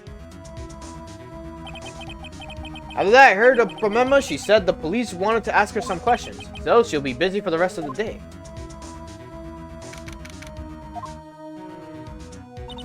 see. So the chief asked Emma to come in for questioning. It's no use thinking about it. Tomorrow's the final day in court. I'm committed to doing everything I can to defend you, which is why I'm here. But I've already told you all I can. What you've told me over these past couple of days is absolutely nothing. Not a single useful thing. Really. I believe I did mention something quite important. Something I told you right at the beginning. I said that I was the one who stabbed Detective Goodman. You know, I think I finally figured it out. I know who it is that's lurking behind your words. Mia did a good thing mentoring you. I'm rather jealous. It seems Edgeworth was right. Edgeworth. Once you're convinced you know something, no one can persuade you otherwise. Thick-headed is the term he used, I believe. Now's my chance to get her to tell me the rest of the story. Alright, this is where we talk to her. I have to admit I was more than a little perplexed at first. You insisted you did it, yet there was no incriminating evidence. That's when it hit me. It's not that you're unwilling to tell the truth. It's that you're incapable of doing so because of a certain individual. One intriguing notion, a certain individual, you say. So you think I'm protecting this person? Protecting? No, I think afraid of is more like it. If I'm not mistaken, the person in question may have persuaded you into silence. For argument's sake, Mr. Wright, who may I ask is that this person you're speaking of? The one I'm supposedly so frightened of. What is this person's name? First one. Well, Miss Guy? Mr. Wright, you are addressing the chief prosecutor. Do not forget your place. I think she's still not ready to spill the beans. My apologies. Could you please tell me a bit more about what you think you know?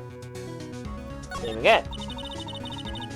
We were partners until 2 years ago. I respected him as a detective. Assuming he is respectable, then tell me something. Why would he try to hide his crimes? His crimes? Both you and Edgeworth will be brought before a board of inquiry for what you did. Specifically, hiding and forging evidence. Of course, these are serious offenses. Why is it, though, that Chief Gant's name was never mentioned? Chief Gant. Without rotating the chair? Yeah, pretty much. Edgeworth didn't know the truth behind the forgery. The only party who could have possibly tampered with the evidence was me. I had access because I was second in command of the investigation. Yes, you, but also one other, Damon Gant. You intend to accuse Chief Gant, you'll need more than just words. Show me proof that Chief Gant falsified evidence in that case. Then we present to her the evidence list, or okay, there you go. I just found this in the safe in the chief's office. This jar piece, this piece of cloth. Do you know what these are? They're pieces of the evidence from the SL9 incident. The person concealing evidence was none other than Chief Gant himself. Now tell me, why are you taking all the blame for him? Touché, Mr. Wright. As you surmise, I cannot disobey the chief's orders, even if it means being found guilty for murder. Why not? Come now, Mr. Wright. You can't possibly expect me to be able to tell you that. 3 days ago, I had no choice but to cooperate in the murder of Detective Goodman. Or perhaps I should say, follow orders. Yes, that's more accurate than cooperate. Orders. Although I can't tell you the details, I can say that I was given an order that day. I needed to dispose of Bruce Goodman's body. You'll find it inside the trunk of Miles Edgeworth's car.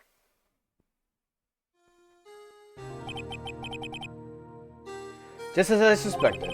Despite what everyone believes, you were not the one who murdered Detective Goodman. Correct. I was trying to take the body of Edgeworth's car. The trunk's lock was broken, and I discovered that murder weapon while inspecting the body. The murder weapon, you mean Edgeworth's knife? No. When I found the body, this was the knife stuck in it. The knife from the SL9 incident. Serial killer Joe Dark's knife. Couldn't just leave that knife in him. So I took it out and stabbed him with another knife. That would be Edgeworth's knife. That's right. Even though he was already dead, my hands were shaking at the thought of stabbing him.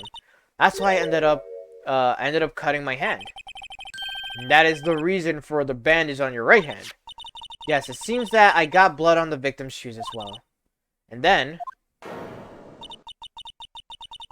he saw me just as I plunged the knife in. Miss Star, huh?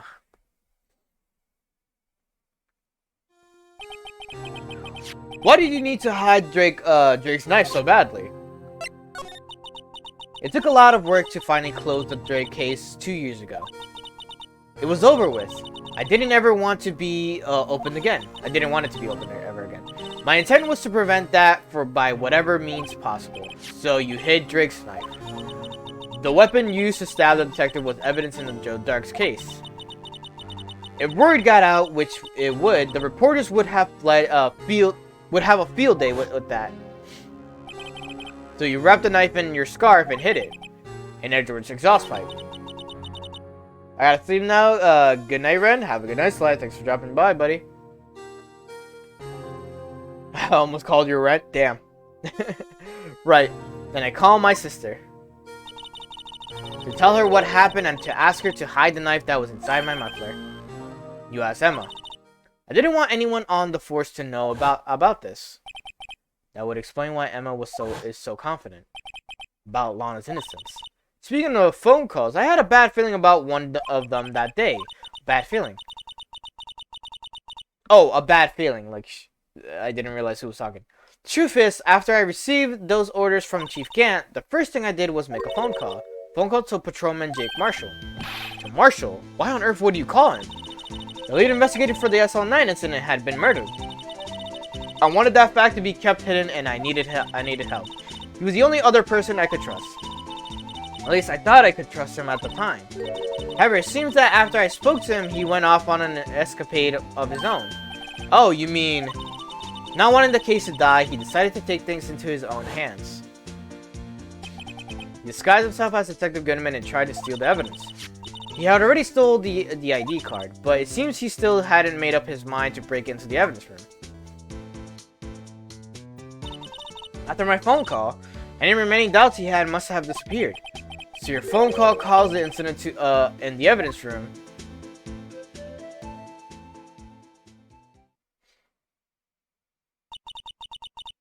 I'm afraid that's all I can tell you. Alana, you've earned my respect, Mr. Wright, both as a defense attorney and an investigator. Now please, don't pursue this any further in the court tomorrow. Tomorrow's trial. There's only one way to drive off Lana's demons. I've got to get to the bottom of everything.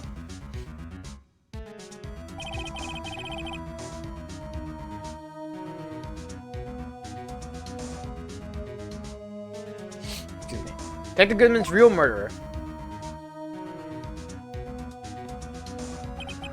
What went down in the chief's office 2 years ago. Sorry, I was like yawning. To be continued. Which is now! Do. Yep, Rooney. Alright. February 25th, 9:47 a.m. District Court, Defendant Lobby number 2. There's a defendant lobby, alright, but there's no defendant. I've been trying to reach Lana all morning. Where could she be? And where's Emma, for that matter? It almost seems as if everything's been happening behind the scenes. Edgeworth. Knowing you already figured it out. Who the owner of the 7's ID number is, that is. Well, I have a pretty strong hunch. Looks like I'm not the only one who's figured it out. You know, the only reason this trial didn't reach a verdict yesterday is because there was still room for doubt regarding this ID card record. That number does belong to whom you suspect, and no doubt will remain. After all, he hasn't been officially charged with anything. True, not yet. In any event, once all doubt has been removed from that list, I can call for a ruling. 5 minutes, right? And Chief Prosecutor Sky will be found guilty. But she didn't do it. I figured you'd say as much. That's why I came here, to hear what you have to say. This is the first time he's ever done something like this. Lana's hiding something, and the only way we'll ever know the truth is to draw it out of her. The truth. Everything goes back to the SL9 incident. Don't be stupid, today's the last day of the trial. We don't have time to reminisce about the past. That depends on you. If she's found guilty, you'll lose your only chance to find out what really happened. I'll think about it. See you in court, right?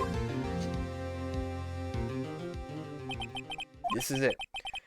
If I'm ever going to find out what Chief Gant has on her, it's now. Mr. Courtroom.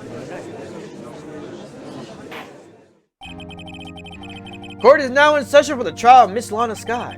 The defense is ready, Your Honor. The prosecution is ready, Your Honor. Normally, this is when the prosecution puts forth its opening statement. But before that, the police chief has a proposal to make. Chief Gant.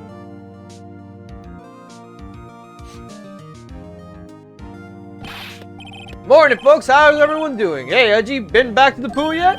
No, I've been drowning enough as it is in my work. Boo. Oh, that's a good one. Don't think I could top that. If you don't mind me asking, Chief, exactly what is this proposal of yours? The fucking stare's about to happen again. Lana, that is to say, the defendant, has asked me if she could speak directly to the court. She wants to do what? Having heard what she intends to say, I feel she should be granted her request. In the end, it should save everyone a lot of time and trouble.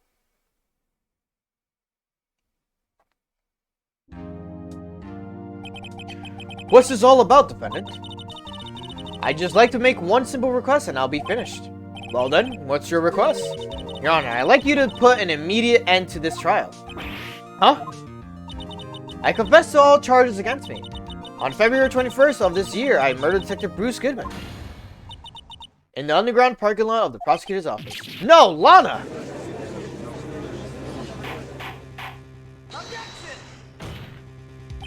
You can't! Your Honor, the defendant's claims does not change the defense's plea. In that case, Mr. Wright, I no longer require your services. But Lana! Your Honor, I hereby forfeit my right to an attorney. The prosecution may lack direct evidence against me, but it has sufficiently proven its case through testimony and circumstantial evidence. I would like you to render your verdict now, if you please. Well, the defendant certainly has the right to self-representation. The request is legally valid, although this is an unprecedented situation. Indeed, it appears there's no further need to continue this trial. The consideration, even if Mr. Wright may feel otherwise, this can't be happening. It appears the time for the verdict has arrived. This court finds the defendant. One moment, Your Honor. Mr. Edgeworth, the prosecution has not yet proven the defendant guilty beyond reasonable doubt. Any ruling of this stage would certainly be premature. Come now, Worthy. I understand this is a difficult time for you, but why don't you just be a good little boy and keep your mouth shut? I don't think I care for your tone, Chief Gant. What? Creating another fabrication to cover up your past mistakes? Sorry, but I'm no longer the naive little boy you would have me be. With this sudden confession from the defendant, it's obvious to me some kind of deal was struck behind the scenes. Some kind of deal? Not everyone operates as you do, Worthy. I thought so. Your Honor, the prosecution would like to change its first witness. Oh, to whom? As his first witness, the prosecution would like to call Miss Emma Sky. I request the court hears her testimony. Mr. Edgeworth, I am exercising my right to self-representation. I don't think we need to I don't care what you think, Miss Sky. The exposure of truth sometimes results in tragedy. However, no matter how tragic the truth may be, it would be an even greater tragedy to avert one's eyes from it. Very well, the court shall grant the prosecution's request. That's okay with you, right, Chief Gant? Worthy. You will live to regret this. Mark my words. Miss Emma Sky, please take the stand. Mr. Edgeworth has decided to take the horse by the reins.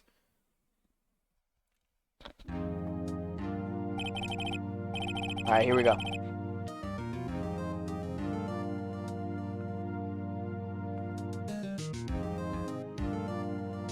Now then, witness, please say your name and occupation. My name is Emma. Emma Sky. My occupation? I'm Lana's little sister and I want to be a scientific investigator. 2 years ago, You encountered the serial killer Joe Dark of the Joe Dark killings. Is this correct? Yes.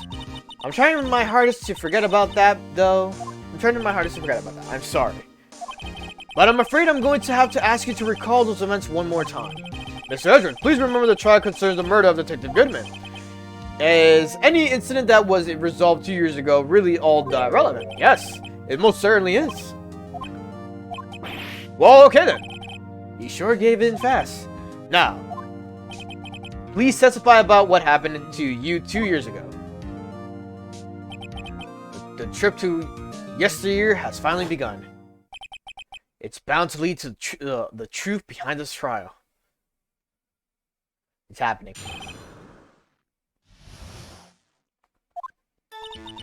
I was waiting in my sister's office that day. A man came running in and took me hostage. Neil Marshall rescued me, but I'll never forget what I saw in that instant. The man raised up his knife and stabbed Mr. Marshall in the chest. It's a good thing you weren't harmed. I passed out. I don't remember much. That's understandable. However, please tell me, Mr. Edgeworth, what does this testimony have to do with Detective Goodman's murder? That will soon become apparent, Your Honor. You've got to admire him for his courage, considering he has no evidence. Very well. The defense may begin its cross-examination. Alright, we press her on the fourth statement. 1, 2, 3, 4. Oh, wrong button. Can you tell us about that? Mr. Marshall jumped on Drake just then. The lights went out. The lights? It was just about this time of year. There was a terrible storm going on and lightning struck nearby. So the electricity went out. Wait a minute. It was pitch dark in that room. You shouldn't have been able to see anything, right? Right, but just then lightning flashed again outside. That sudden flash left an unforgettable image of that scene in my mind. I see. I told the detective about what I saw then. The detective? Yes, Detective Goodman. He was in charge of that case. Detective Bruce Goodman. The victim. Hear more. So you spoke with Detective Goodman about this 2 years ago? Yes, that's what's so scary about this trial. And you told Detective Goodman about what you saw? Yes, but at the time, the words just wouldn't come out. That's why I drew a picture. A picture? Yes, I think she mentioned that before. Oh, Mr. Wright, have you heard enough? Ask about the picture. This picture, the witness drew. I believe it has a very important meaning. But the list of evidence I was given 2 years ago didn't contain a picture.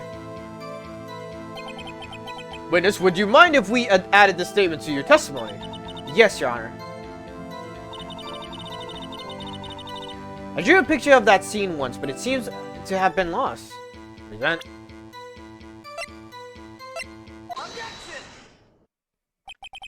Mr. Edgeworth, this little girl put all her heart into drawing that picture. And yet you would insist on denying its existence? Huh? Hey, I'm not the bad guy. All I'm saying is that as the prosecutor for that case, I wasn't handed such a picture. That may well be. But that doesn't mean it doesn't exist. Behold. Can you turn this around right now, actually? Ah, okay. Yeah, okay. I was like, I know there is the picture, but I forgot where it was. This is the evidence list for the SL9 incident. Please turn it over, Your Honor. Turn it over. Ah! What's this? Yes, what is that? Hey, that's it. That's the picture I drew. Little boots. Indeed. Two men appear to be wrestling here. What's the meaning of this? What are you doing with that list? Me? Only the prosecutor in charge should have access to that list. Huh? These lists, they're different from each other. What? It would appear, Mr. Edward, that the evidence list you were handed 2 years ago was incomplete. These two lists fit together to form one. You could see the marks here where they were torn apart from each other. So you see, Mr. Edward, it's quite obvious what happened. 2 years ago, Only half of the evidence in that case ever reached you. What? What? Oh. Order! But Miss Sky, why did you drew your picture on the back of such an important list? Because that's what Detective Goodman handed me in the questioning room, Your Honor. Wait a minute. If this list was torn in half, then that means... Your Honor. Oh, you're right, Mr. Wright. Your eyes are bulging from your head. If the evidence list was torn in half, then there might be more of that drawing on the back of Mr. Edwards' list. Yes, that's quite conceivable, Mr. Edwards. It's possible. Let's see. Is something wrong? Do you even have to ask? Sorry, Your Honor. There's indeed something drawn on the back of my list. It's that thing.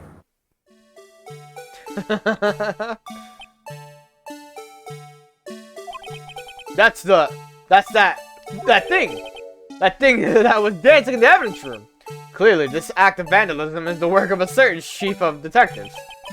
I guess he was out of scrap paper.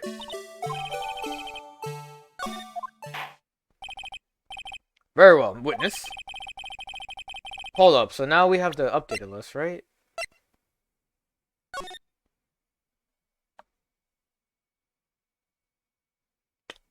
I'm trying to understand if this is something different.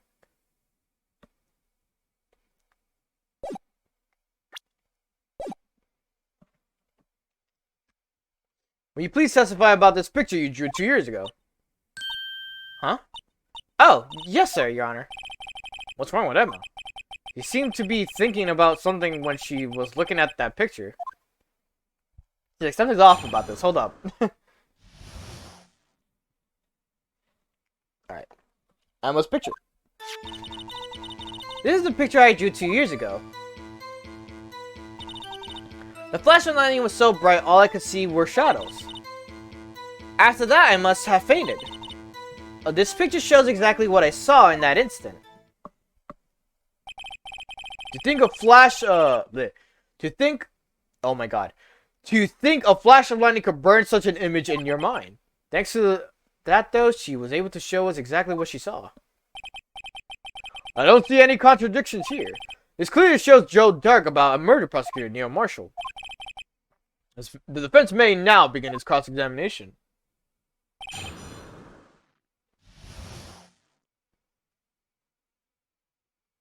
Okay. The picture I drew 2 years ago, the flash of lightning, after that I must have fainted. This picture shows exactly what I saw in that instance. But, there's a contradiction here. I hate to be the bearer of bad news, but this picture of the witness drew contains a blatant contradiction. What? But I still remember it just like it was yesterday.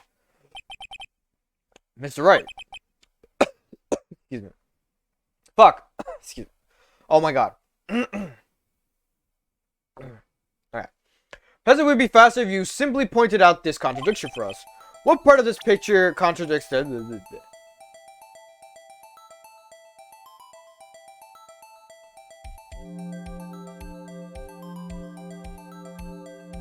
The tip of the knife held by its wielder.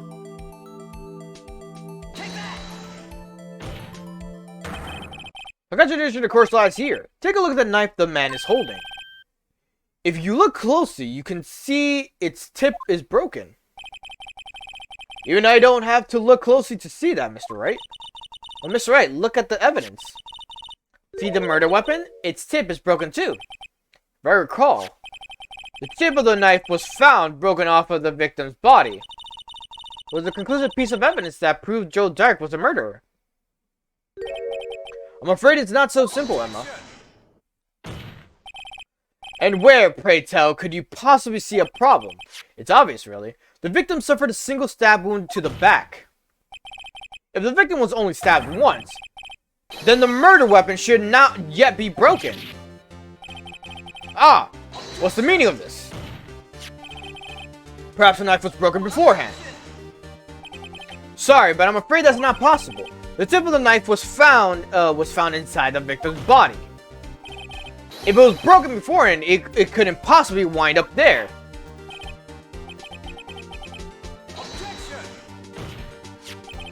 The tip of the knife was undeniably discovered within the victim's body. The only possible explanation is the witness's memory is mistaken. That's why I asked her so many times if she was sure she remembered correctly. I believe you were annoyed at that time, but she was sure she remembered correctly. But there's no other way to explain the inconsistency. Not so fast, Mr. Edward. There is another explanation. Have you forgotten already about a little something called falsified evidence? You're treading on thin ice, right? All I'm saying is that this broken knife tip might be the piece of evidence that was forged. You can't deny the possibility. No. Ugh.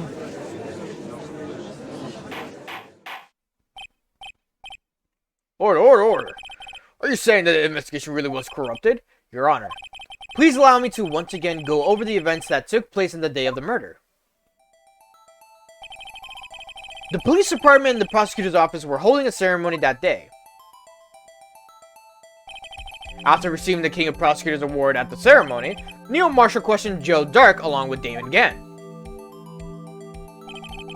During his questioning, Joe Dark fled to the room. Prosecutor Marshall chased after him and was killed by Dark. It is my belief that something in this story, there's a lie. Okay. I'm not lying. The man really was holding up a broken knife. That's true. Then there's no other way around it. This could not have been the actual murder weapon. There must have been another broken knife. What are the chances of there being two broken knives? Another broken knife besides Joe Dark's. Could there have been one? There is another.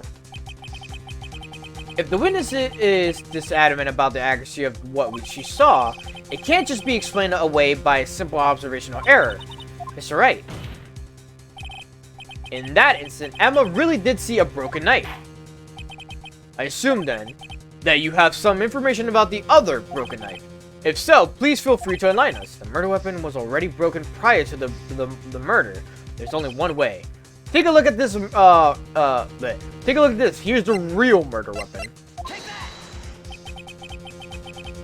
The answer lies in the past, 2 years in the past. Right here inside this picture. This is the picture of this award ceremony. This is the picture of the award ceremony. Ah!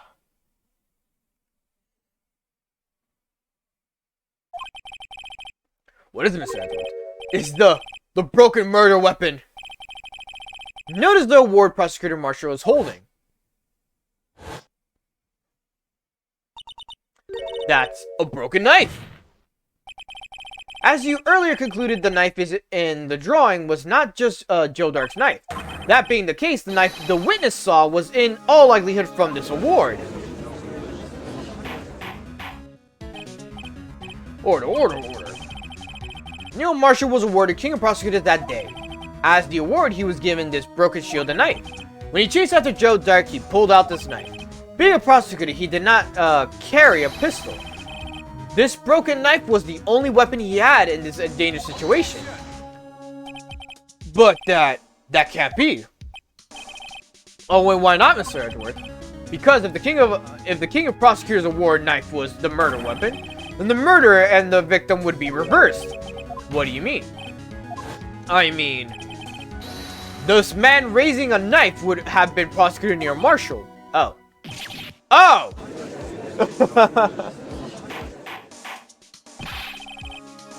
But the prosecutor was the one who actually died. Phew, what's going on here?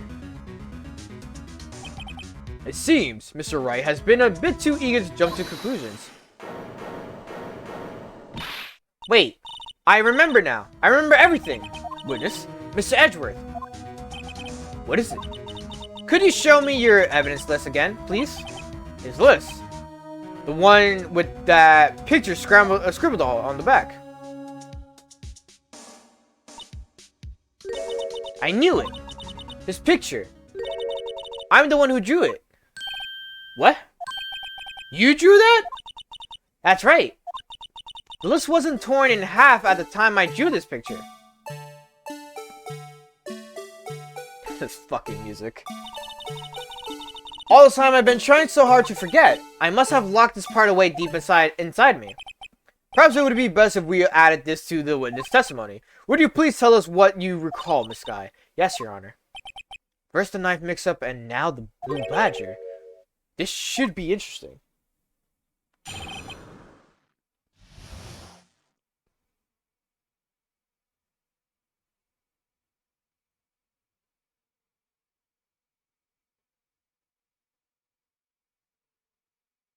Okay, sorry. When I saw the man raise his knife, I panicked and rushed towards both of them. I think I knocked away the man with the knife. Just then, there was another flash of lightning, and that's when I saw the blue badger. He wasn't in the room, but I'm sure I saw his shadow.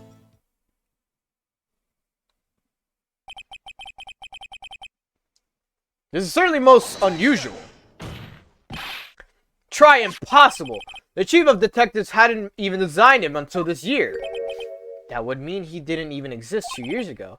Yes, well, the defense may now begin is cross-examination. Stop, please, don't pursue this any further. Lana, what's the meaning of this? Please remain seated in the defendant's chair. But you can't do this. I already confessed to the crime. Why can't you just leave it at that?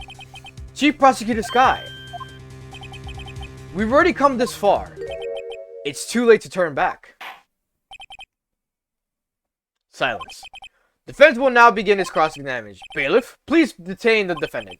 Seems we're finally getting to the core of the matter. Okay. 1, 2, 3, 4, 5.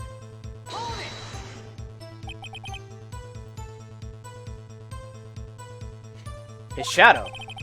So you mean you didn't actually see his face with its winning smile and all? That's right, but I still remember it. He had 3 creepy horns. This is pointless. The thing couldn't have possibly existed 2 years ago. The witness must be mistaken. That may well be. But what's important is what caused her to think she saw what she did. Oh, and I suppose you have explanation. If so, then by all means, please tell us what this shadow really was. What was it Emma saw when that lightning flashed? Who is this blue badger really? I just might know. The blue badger hadn't even been dreamt up when Emma drew this picture. Yet she's certain she saw its shadow drawn up. Ladies and gentlemen, it is the defense's belief that on the fateful day 2 years ago, there indeed was something that looked similar to the blue badger. Something that is now sitting in this very room. Mr. Wright! In this room, very well, Mr. Wright. What is it that the witness saw in that instant? Please show us the mysterious blue badger look-alike.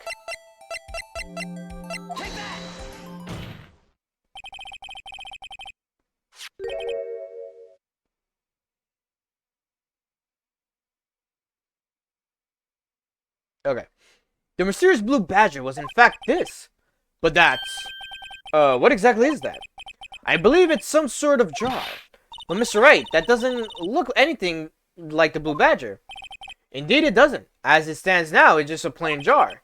However, what if we were to change our viewpoint? Our viewpoint? I've got to show them the correct angle to look. Oh, no. Oh, fuck. How was this again? Oh, it's like upside down.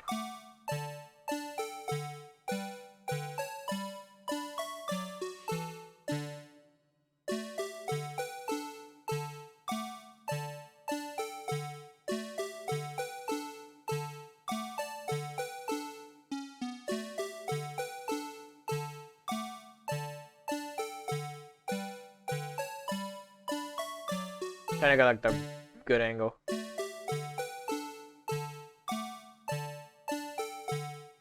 Maybe? Yeah, well, this is a miracle or what? Yeah, there you go. Okay, good. No one could possibly deny this jar resembles the blue badger. No. It can't be!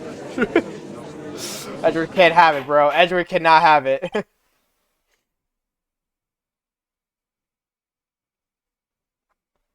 Order. The defense has proven its claim. The mysterious Blue Badger witness on the day of this crime was actually this. Although we all enjoy Mr. Wright's dramatic performance, one question remains. What's your point? What do you mean? So that badger thing was actually just a jar. That doesn't... Okay. I'm afraid that's where you're wrong, Mr. Edgeworth. You see, this changes everything. Indeed. Very well, then. Please tell us. What's different now that we know the witness saw this jar? The location. I'm gonna take this in turn. And at the moment of the murder, the witness saw this jar. At a very specific angle, it might add, Mr. Edgeworth. Yes. Oh, Mr. Phoenix. Yes. Well, knowing this, where could she have seen this? Where? The location of the jar is shown in the picture taken on the day of the crime.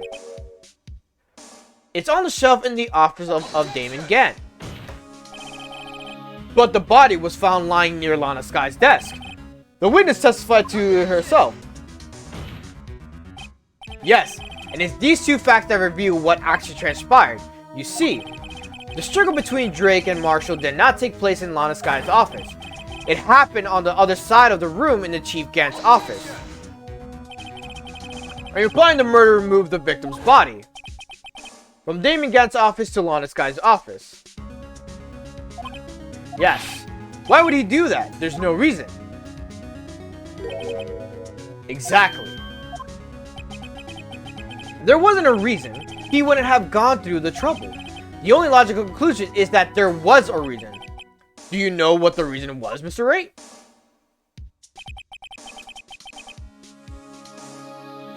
I finally figured it out. So this is why Lana tried to stop this trial. It's too late to quit now, though. Please recall the witness' testimony. She said she knocked away the man who was holding up the knife. In the next instant, the jar was hit and flew through the air. Now tell me, what could have sent this jar flying? That would have to have been the impact the man made when he was knocked into the wall.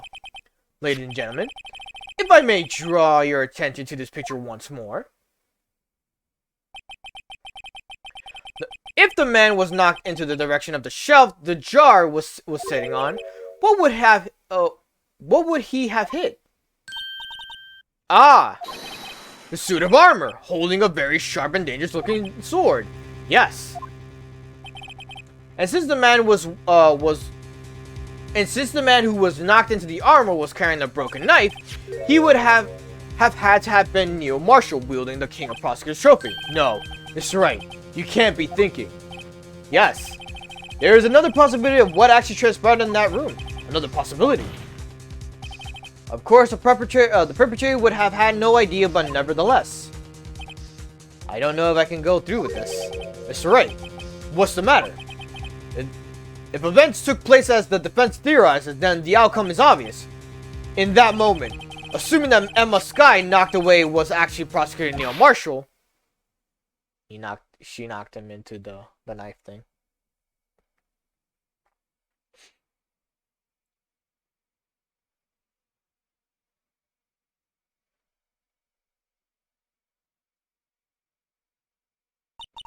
You mean Mr. Marshall died because of me? No! The tragic truth. I never imagined her testimony would lead to this. It was the witness who took the victim's life, and then proved so with her own testimony. It is unprecedented.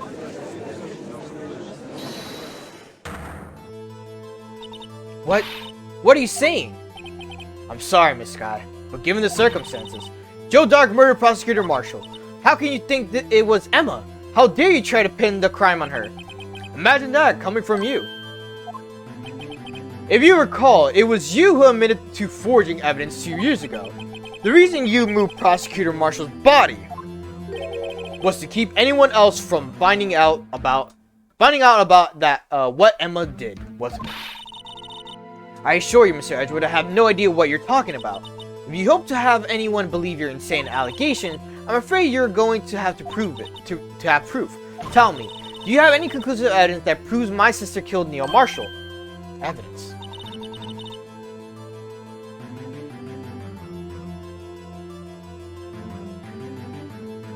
I'm willing to bet you don't. Yes. It certainly would be difficult to prove this with evidence. If we don't have evidence, then we'll have to rely on testimony. I'm afraid that won't work in this case. Both parties involved in the incident are dead. We certainly can't get dead people to testify. This has all been a wild goose chase from the beginning. Touche, Miss Guy. Of course. That only leaves us with one possibility. You mean there's still another possibility? What do you mean, Mr. Edgewood? I mean the possibility that the victim has left us a message. For better or for worse, Mr. Marshall did not die instantly. He may have left behind the name of the person who took his life. In one manner or another, that's impossible. Well, Mr. Wright, this is the only possibility left to you. A message from the deceased. Does such a message exist? I've got to think back to the court record. The real murderer's name is the evidence. Yep. The message from the deceased is already in our possession. Mr. Wright, will you stop at nothing to prove my sister as a murderer? Do not be mistaken, Miss Sky. Our purpose is not to accuse Emma of any crime. There's only one thing we seek, the truth. No matter how painful it may be. Alright. Sorry. Now then, Mr. Wright, please show us the piece of evidence that conveys a message from the deceased. This is the message left by the deceased. This is that Blue Badger from before, right? Oh, is he going to just speak the killer's name? If that thing could, I'm sure it would. Looks like everyone's forgotten this is just a jar. A message was left here on the surface of this jar. What do you mean? If you look closely, you can see a faint trail of blood on this jar. It looks like someone wiped the blood away. Yes, but notice, for some reason, the blood on some of the fragments was not wiped away. Yes, there's a line here drawn in blood. So what are you saying? Is these dots or once lines? Prosecutor Marshall did not die instantly. He used the few precious moments left to him to leave behind a message.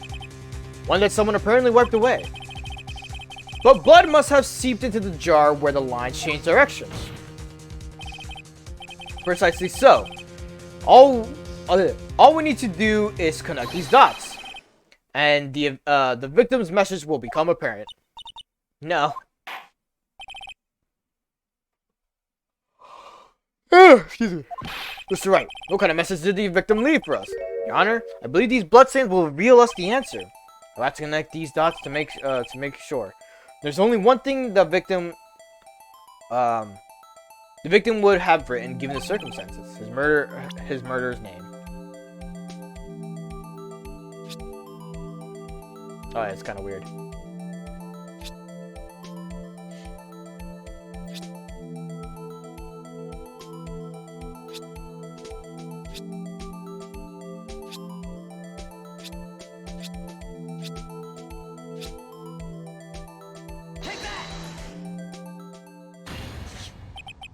It's the defense attorney's duty to prove their client's innocence.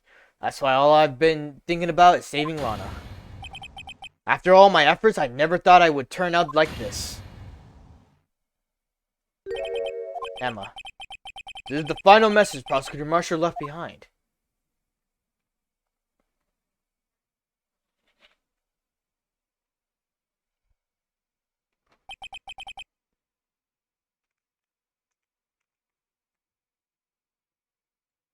Alright. She may not have meant it, but in the end, the one who took the victim's life was Emma Sky. Accidental murder is still murder. Or an accident. Someone dying by an accident is still a murder, like from someone else. See, Worthy can't say I didn't warn you. Chief Gant, Do you understand the implications of what you've done? What? What are you talking about? 2 years ago, Joe Dark was sentenced to death. He was convicted because of his final murder. I believe you were the prosecutor in that case, were you not? Yes, Worthy. Because of you, an innocent man was sentenced to death. Not only that, but you used forged evidence to ensure his conviction.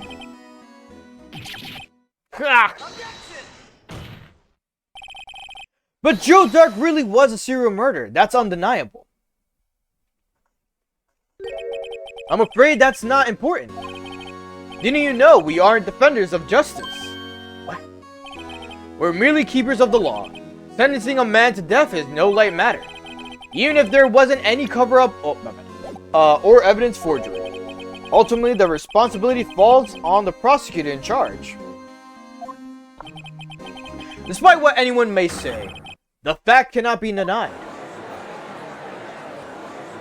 What's going on at the prosecutor's office? They might have sent an innocent man to his death? How can he just stand... What do you mean an innocent man? The man went on a fucking rampage of murdering people.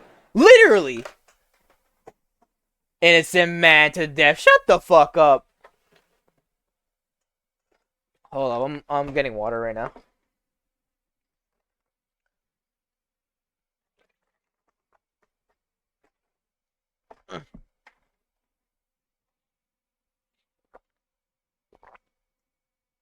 Just resetting my camera a bit.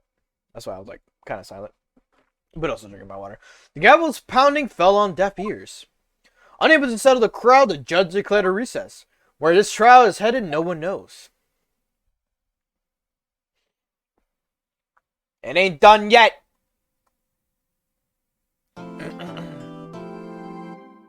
Alright. Okay. Save first? Yep.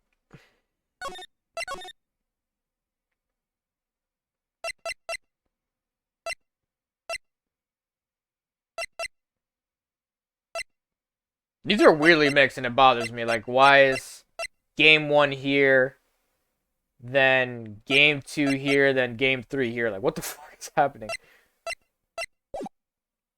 Past me was on a fucking moment.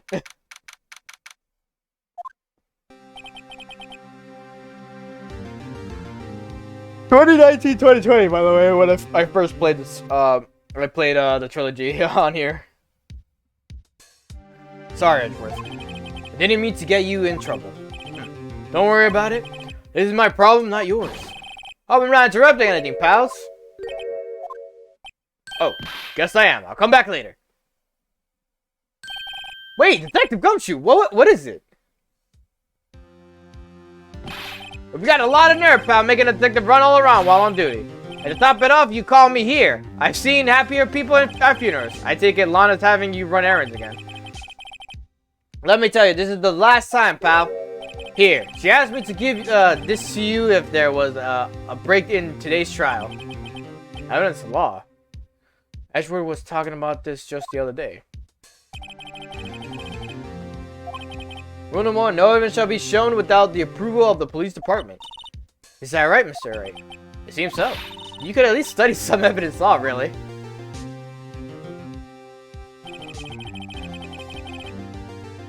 The chief prosecutor also wanted me to give you a message. She said if you're planning to take him on, you're going to need this book. I guess I'll need to give this book a thorough read. Doesn't look like that book will do any good now, though. All that's left now is the chief prosecutor's sentence. That's where you're wrong, detective. Huh? Haven't you figured it out yet? Why I'm still sitting in that prosecutor's seat, despite all these allegations being thrown at me. Mr. Edgeworth, the real trial today hasn't begun yet. What? What else is there left to do? Your credibility's been all but ruined with the forged evidence you were unaware of. Emma Skye found out she's unwittingly caused a man's death, and now you're telling me you want to do more? You've got to be kidding me, pal. You're missing the point, detective. Lana didn't murder Detective Goodman. She merely stuck a knife into his dead body. That means the real killer is still out there. What? And we're going to expose him, no matter what it takes. This case has hurt too many people. It's time to bring it to an end.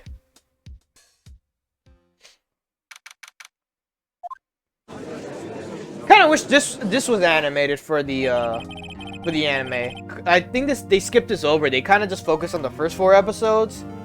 Went into the second game and the third game afterwards. Yeah, they went to the third game. I was like, they did the third game, right? And I was like remembering a scene from it. Court will now reconvene for the trial of Miss Lana Sky. Mr. Edgewood. Yes, Your Honor. The Inquiry Committee is planning to impose harsh penalties for your actions. Thank you for the news, Your Honor. Yes, well, normally this is where the prosecution calls for the witness, but, this isn't easy to say. You see, there's, some concern that you, Mr. Edgewood, may have, struck a bargain. You think I may have manipulated the witness? I didn't say that. It's just, you see, everyone has been talking, and... Very well, Your Honor. I have a solution. A solution? That being the case, the prosecution will allow the defense to call forth all further witnesses. What? But there's no precedent for what you're proposing. Undeniably, this is an unusual arrangement, but a very effective one. It would prove that I haven't struck any deals with the witnesses. Well, Mr. Wright, what do you say? Unbelievable. Edgeworth has found a way to continue the trial. Very well. The defense accepts this prosecution's proposal. Then it's settled. The defense may now call forth the next witness. Mr. Wright, you do realize this is your last chance. If you call the wrong witness, this trial is as good as over. Defense calls. Time finally has come to bring out the real murderer. Damon Gant! Damon Gant! The defense calls Damon Gant to the stand. Damon Gant? What does he have to do with anything? As a defendant's partner 2 years ago, Mr. Gant has first-hand knowledge of the crime. I feel we should hear what he has to say about it. As luck would have it, he should still be in the courthouse. He would also be the least likely to have been manipulated by me in any way. Wouldn't you agree, Your Honor? True. All right, bailiff, please escort Mr. Gant to the stand.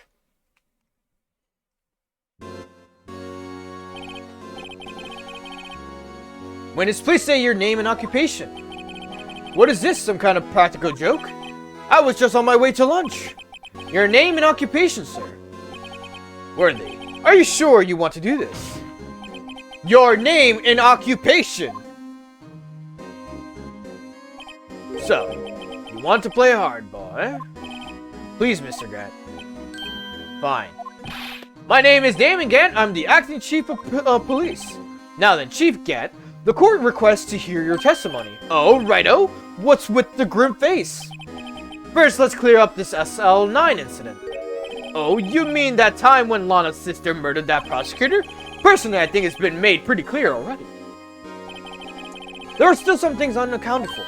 Oh, like what? Like the role you played in all of this. Son, either you're very brave or very foolish.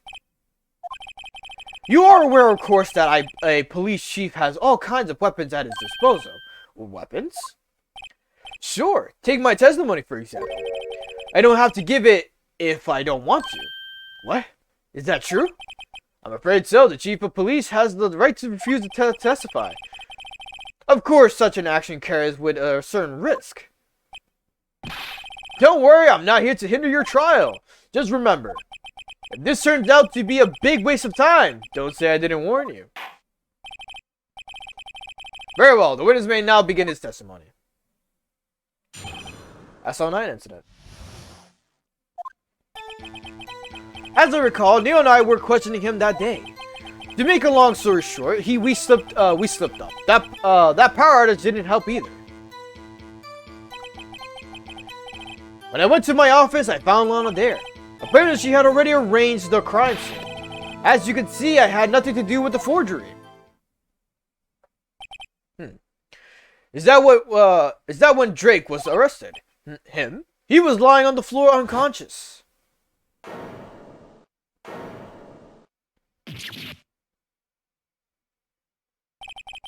When Emma sent Neil flying, it seems Drake bumped his head.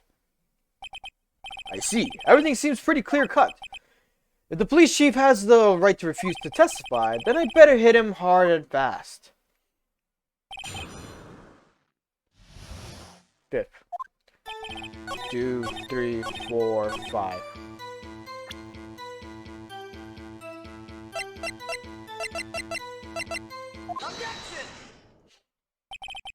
You claim you had nothing to do with the forgery, but I'm afraid that is a claim you cannot back up.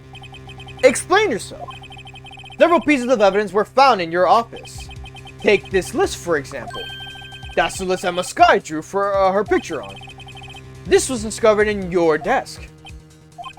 Not only that, but a piece of this jar that was sitting in your office was found inside your safe. It was found where? You see, Chief Gant, these articles of evidence uncovered in your office are both concrete proof that you also played a part in the illegal investigation.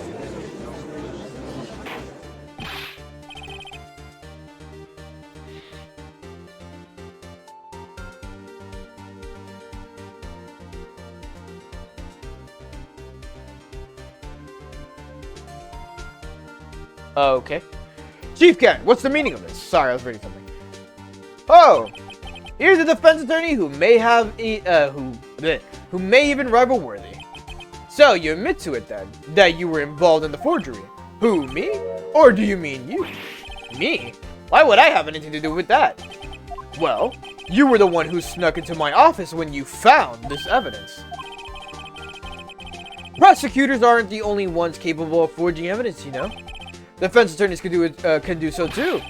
Isn't that right, Righto? However, Detective Gumshoe was present during the investigation. Worthy, my boy. Not even detectives are exempt from the law. Rest assured, Dick will receive his due punishment. What? If Detective Gumshoe's salary drops any further, he'll end up paying he will end up paying to work. Yes, well, in light of the detective's presence, please give us your testimony regarding these pieces of evidence found in your office, and their relation to the forgery that took place at the crime scene. My. Kids these days no longer know how to put two and two together. Evidence of forgery. Sorry, I'm looking at. Alright. Let's see, what was it now? A jar fragment and a list. For all I know, you could have planted them in my office. Anyway, you can't prove when these pieces of evidence were discovered. If they were found after Drake was convicted, then they're worthless. There's no reason I participated in a forgery. Rearranging the crime scene wouldn't help me out in any way.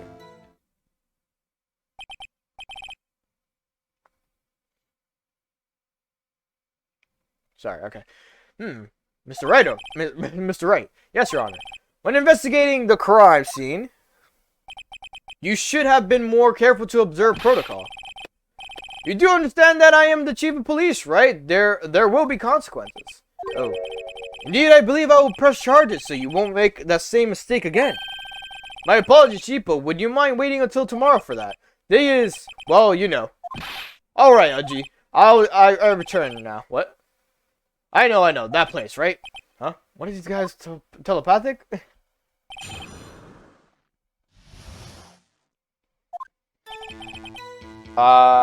2, 3, 4, 5.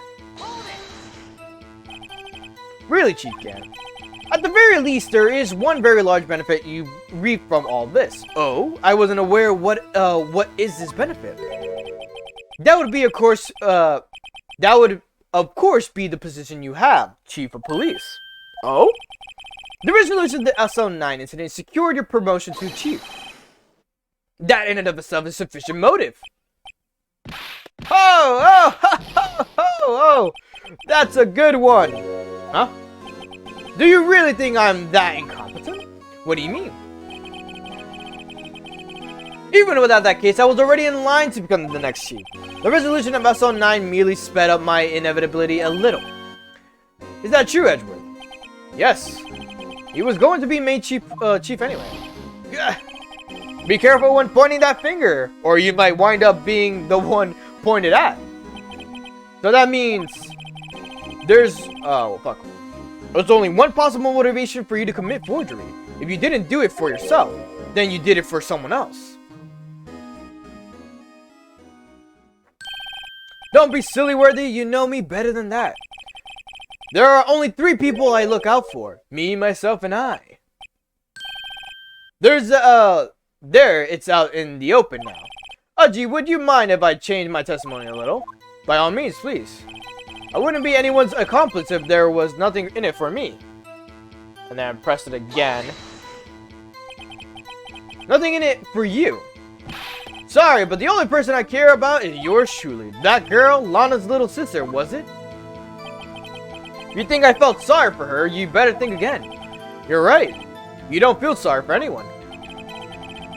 Be tough on crime and tough on people. That's how I was raised. You seem to be lax enough on yourself, though. Oh, ho, ho, ho, ho. Oh, that's a good one, Worthy. Could there have been something in it for him? Given his selfishness, would he have helped someone out? Point out accomplice. Here, you might not help out anyone for their sake, but it would benefit you. You might decide to assist someone. Mr. Wright, it appears you positively determined to portray the chief as a nice man who likes to lend people a hand. That's not what I mean. Very well then. Who is the person you believe Chief Gan may have helped forge evidence? Where is she? Chief Prosecutor Lana Sky, the defendant?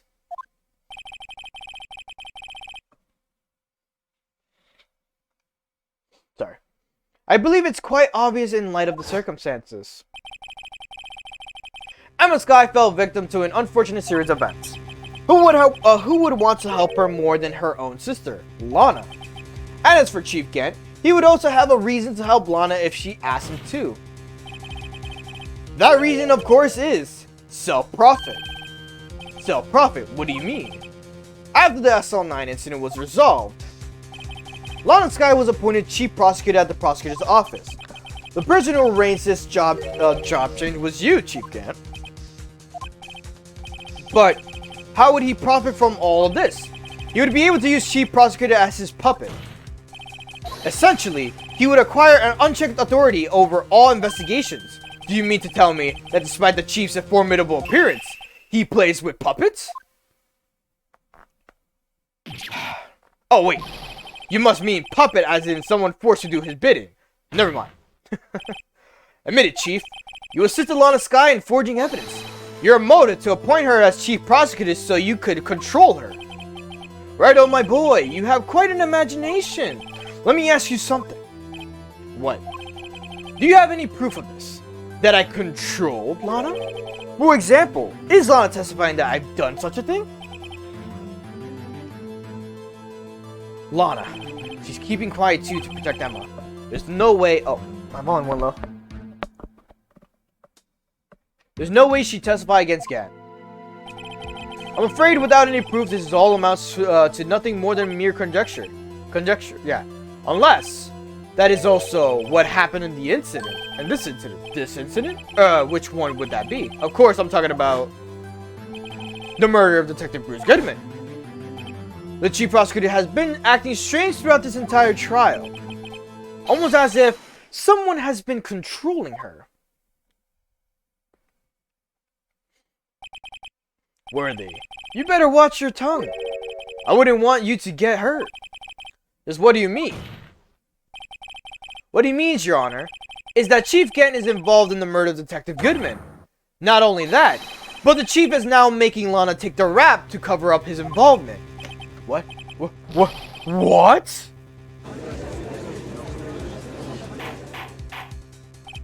Order, order! I said order! Mr. Wright, you can't be serious, huh? This is an affront to the highest ranking officer in our law enforcement agency. To accuse the chief of police of blackmail and murder, that's impossible.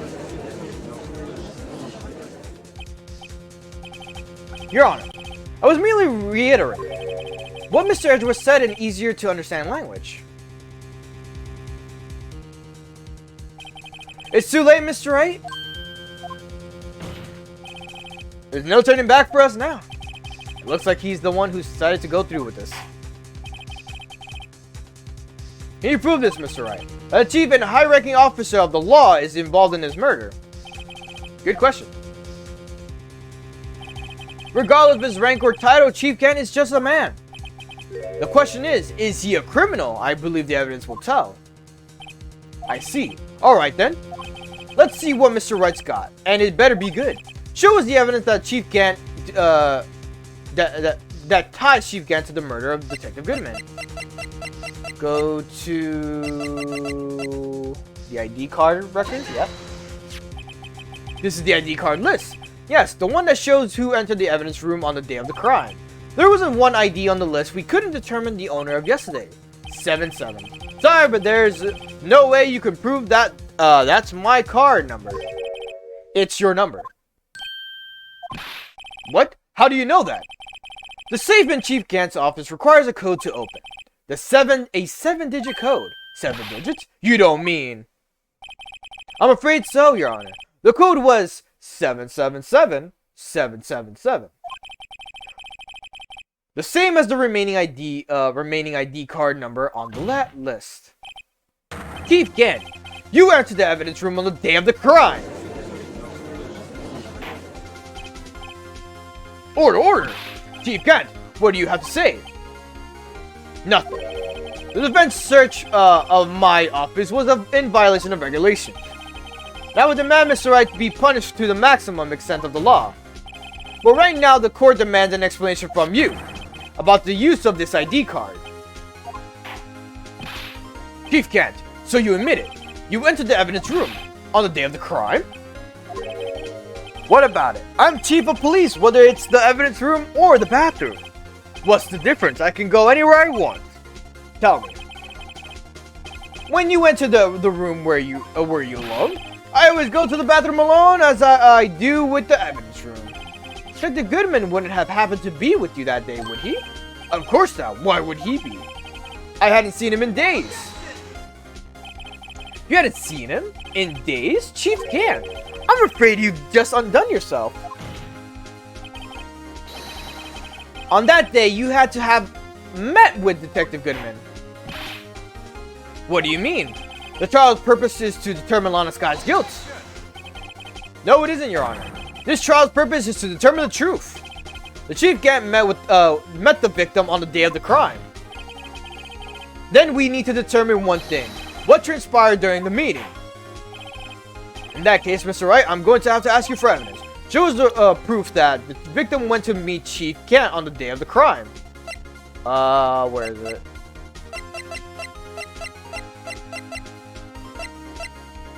Goodman's lost item report, right? Yeah. Detective Goodman lost his ID card on the day of the crime. Or to be accurate, Jake Marshall stole it. So Detective Goodman filled out a lost item report. He would have had to give that report to the chief of police. Yet you are in possession of the report, which means you can't be sure if he filed it. He filed it. How do I know, you ask? Because he needed to enter the evidence room that day. He needed to. Yes, to transfer the evidence out. Oh. Detective Goodman took the form to you, Chief Kent. Then, you accompanied the detective to the evidence room. I accompanied him? Give me a second. I need water.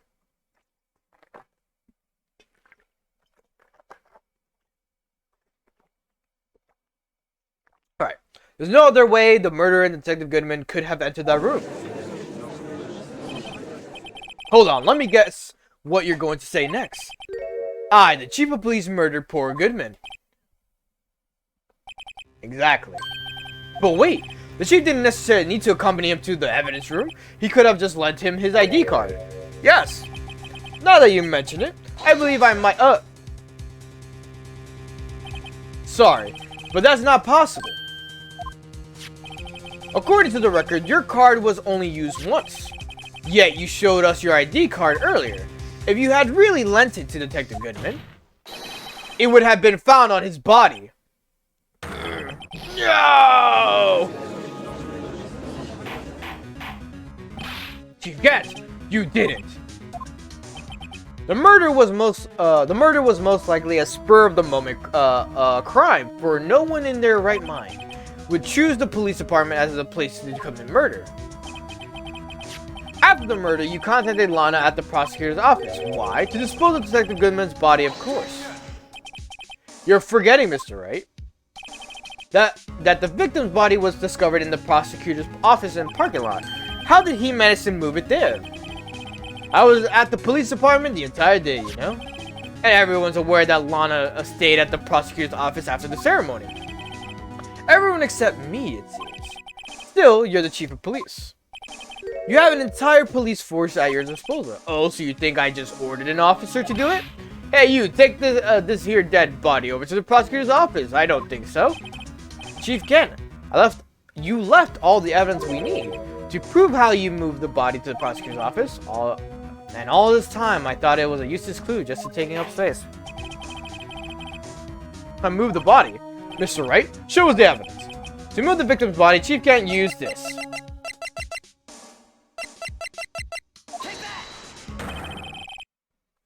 This is how he moved Detective Goodman's body. What's that? A screwdriver? But what does this have to do with this case? Mr. Edgeworth, think back to the day of the crime. What is this screwdriver doing here? It's here because...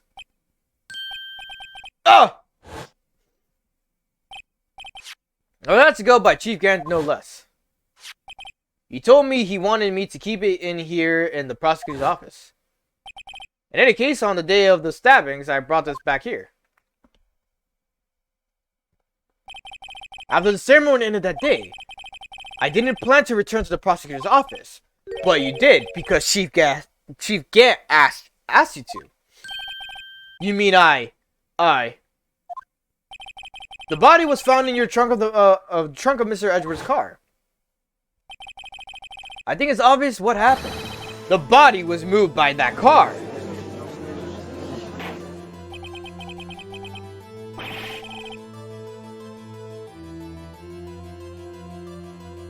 Sorry. Detective Goodman's body was carried to the trunk of Mr. Edgeworth's car. Yes. Unless, of course, you have another explanation, Chief. Why else would you have asked Mr. Edgeworth to transport evidence from a closed case? There's only one possible explanation. To transport the body to your accomplice, Miss Lana Skye.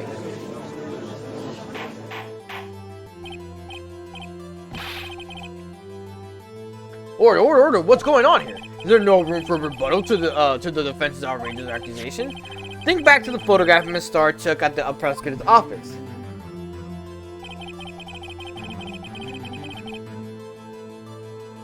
Sorry. This was oh my god. This was not a photo of the body being stuffed in the trunk of to be taken away. It was exactly the opposite. It is a photo of the body being taken from the trunk. Chief Gant, please say something. I believe your time's up. My time's up. Sorry, Righto, but I'm having lunch with the District Attorney General after this. We have to get going if we're to make it in time for the early bird special. But the cross-examination isn't finished yet. Remember what I told you earlier. A police chief has all kinds of weapons at his disposal. Weapons. Like the right to refuse to testify. I'm invoking that right now. What? That is not a right to be casually invoked. There are certain risks to be considered. So you're going to just run away after all this? Run away? Don't make me laugh, Worthy. It's, I stabbed old Goodman? That's what you're saying, right? But if you had any conclusive evidence, you would have presented it by now. Well, you think I had Lana dispose of the body? If so, then show your proof and get it over with. I'll say it again, Mr. Wright. Damon Gant is the current chief of police. This court will not tolerate any accusations against him without concrete proof. Well, Mr. Wright? Your Honor. Do you have any concrete proof? Proof that Chief Gant murdered Detective Goodman and made Miss Skye dispose of his body? Do you have any concrete proof?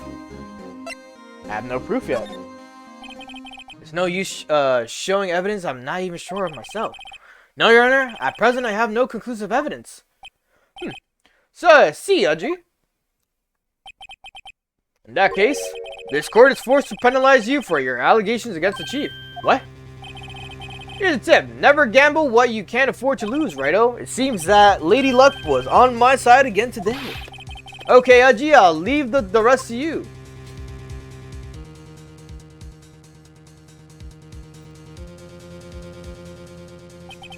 I warned you earlier, Mr. Wright. This is an affront to a senior officer in our nation's law enforcement agency. Ah! Lady Luck, Maybe we should have a word with her. Mr. Edward, what do you mean? There's one lady who knows the real truth behind this trial. We haven't yet had the honor of hearing her testimony. A lady who knows the truth, another witness. In the absence of the conclusive evidence, the only other method of proof is testimony. But Chief Gann has invoked his right to refuse to testify. There's still someone else, one more witness who can answer all the questions. Raised in this trial, someone right in this very room. Mr. Edgewood, who is this person? Why are you asking me, Your Honor? Have you forgotten? The defense is the one calling witnesses today.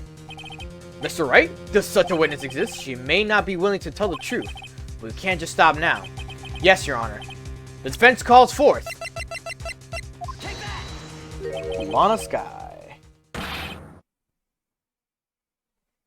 The defendant, Miss Lana Sky? She was in the underground parking lot at 5:15 p.m. on February 21st. Her task is to dispose of the victim's body.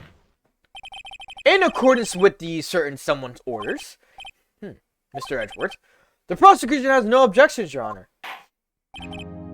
Very well. The court will now take a final recess for the day. In 15 minutes, we will reconvene to hear the defendant's testimony. The court is now in... Hold on. Huh? Chief Gann, I thought you were going to eat. Listen good, Lana. He's talking to Lana. I don't think you need me to tell you this, but if you accept Mr. Wright's claims, there will be terrible consequences. That's right. Your sister will be found guilty for Neil Marshall's murder. Ah, this isn't good. Of course, you'd never support such outrageous claims anyway, right? Just something to think about. Alright then. I've got a lunch date to meet.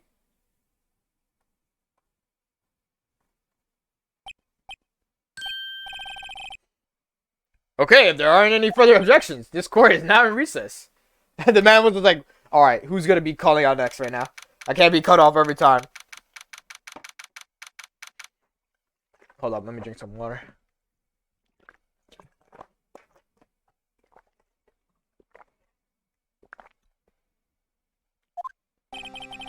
Looks like we managed to stay in the game.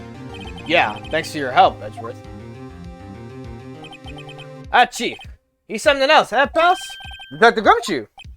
I'm not a detective anymore. Oh yeah, sorry about that. Don't worry.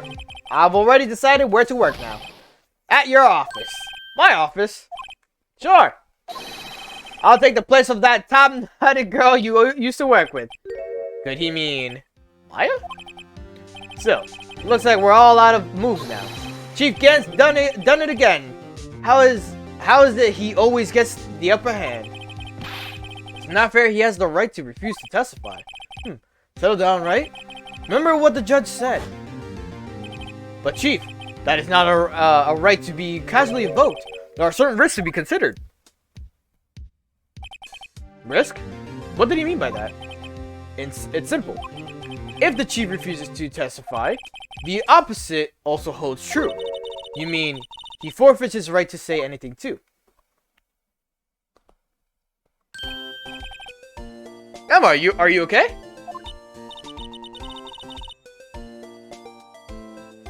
Yeah, when I came to, I was in the medical office. I've been listening to the trial from the gallery. So you heard everything that's been going on. Emma, I'm sorry for what I said before. No, don't be. It was the truth. You know, it's funny. I was feeling somehow relieved. Relieved? Yeah. Now I finally know what really happened.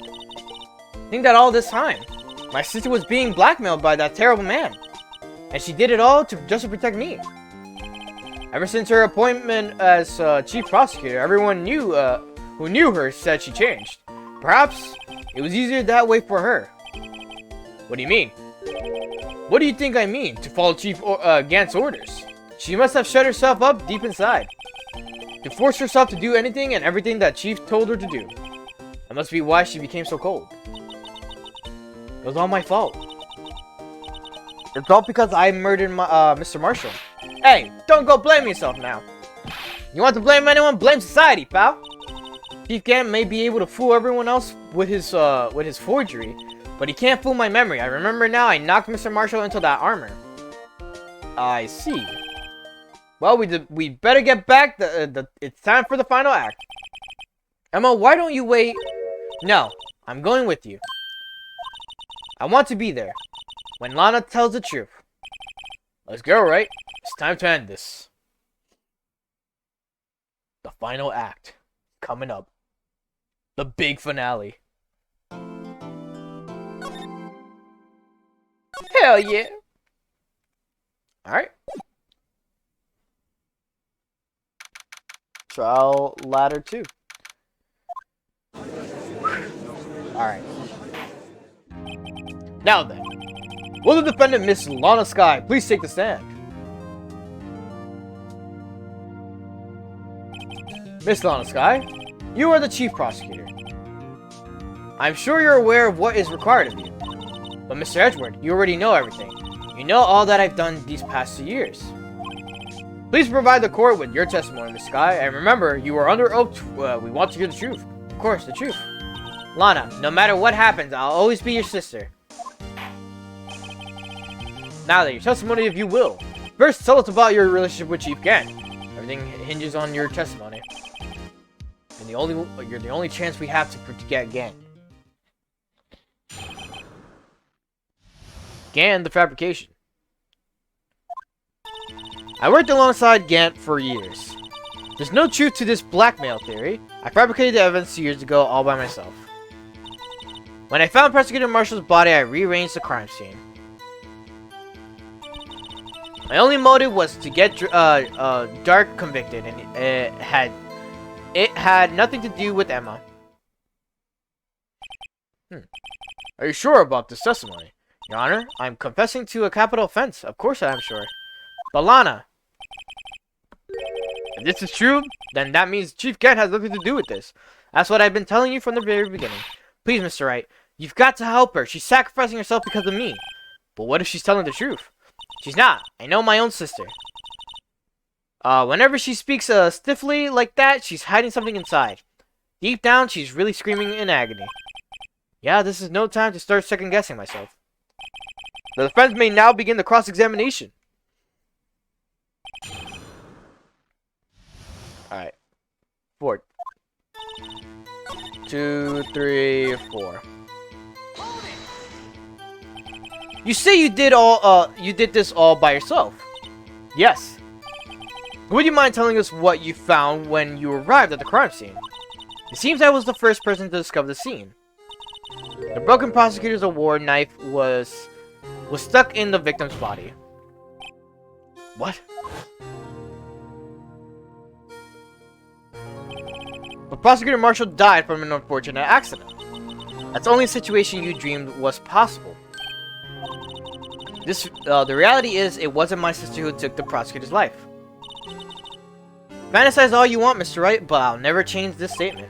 You mean, Prosecutor Marshall wound up being killed by Dark? Something like that. If that is so, what happened to the other murder weapon? Drake was carrying a switchblade knife. Oh, that was lying on the floor a little distance away. It was probably knocked away in the struggle. That's not how it went down. She's trying to cover up her lies with more lies. All just to protect me. So, when you found the scene like this, what did you do? After all, this is what everything boils down to. Yes. I broke off the tip of Dark's knife, planted inside the wound, then moved the body. Then... You planted the tip of Dark's knife in the victim's body, and then you moved the body? But why? Why would you do that? You of all people should know, Edgeworth. You've always had a good head on your shoulders. My head isn't that bad, but maybe I ought to ask for that for the sake of the others.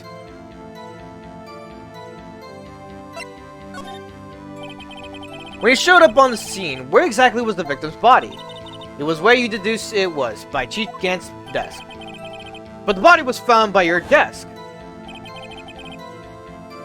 Why did you move it there? The reason for that is simple. And let's have the witness explain it in more detail. The reason Miss Sky moved the body. The piece of the jar that shattered during the events threatened my plan. My only motivation... Oh, fuck.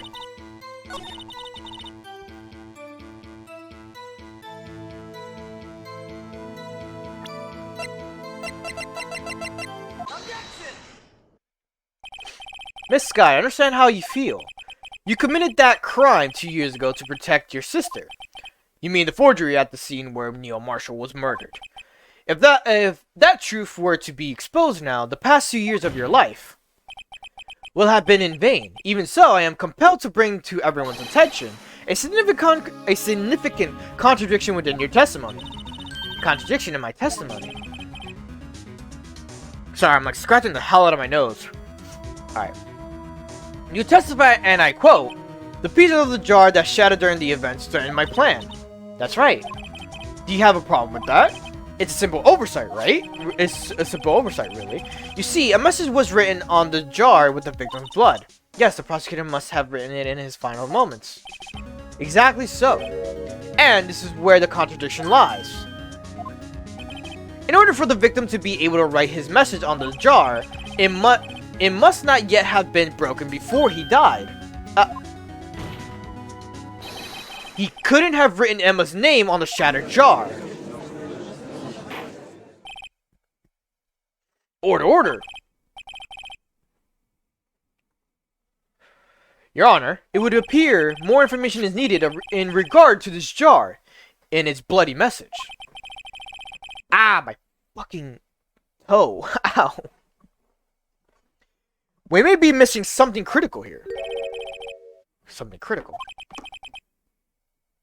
Chief Prosecutor, it seems you're as in the dark as we are about the truth towards which we're headed. What? Just tell us exactly what you saw. We'll piece together the information to arrive at the truth. Very well. The witness may now continue her testimony. Jar and message and blood. I immediately noticed the blood traces on the jar.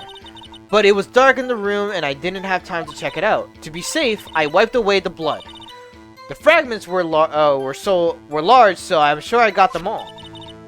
All I could think about was wiping them clean before they were discovered. You mean you were the one who wiped away the message in blood? I wasn't chief prosecutor at the time. She didn't think Dark was the real murderer. That's why she tried to erase the real evidence. Very well. The defense may now begin the cross-examination. Alright, 4. 1, 2, 3, 4. This jar gets a lot of attention on the last parts of the trial. Miss Sky, I believe this jar conceals a truth even you were unaware of. What? We found the final piece of this jar in Chief Gant's safe. In Chief's safe? But how? I knew it. She really didn't know. There's something even more disturbing about the final piece. There was still blood on it. But the witness just testified that she gathered every last piece and wiped the blood off of them. Yes, which leaves us with only one explanation. On the night Prosecutor Marshall was murdered, you were not the first one to show up on the scene. Chief Gant got there before you. But couldn't the defendant have simply missed a piece? I'm afraid that's unlikely. The pieces are too big for anyone to miss, let alone an ace detective. That may well be, but everyone makes mistakes. Even I once wasted an entire day looking for my dentures. They were in my mouth all along. Ha! Can you believe that? Have you forgotten, Your Honor? When this witness arrived at the scene, the jar was already broken. Oh, that. There's no way a name could have been written on the shattered jar. Another person discovered the scene prior to the witness. I hope you're not implying this person was Chief Gent at the time he was looking. But the question is, if he did arrive there first, why did he hide the fact for 2 years? Can you answer us that? No. No.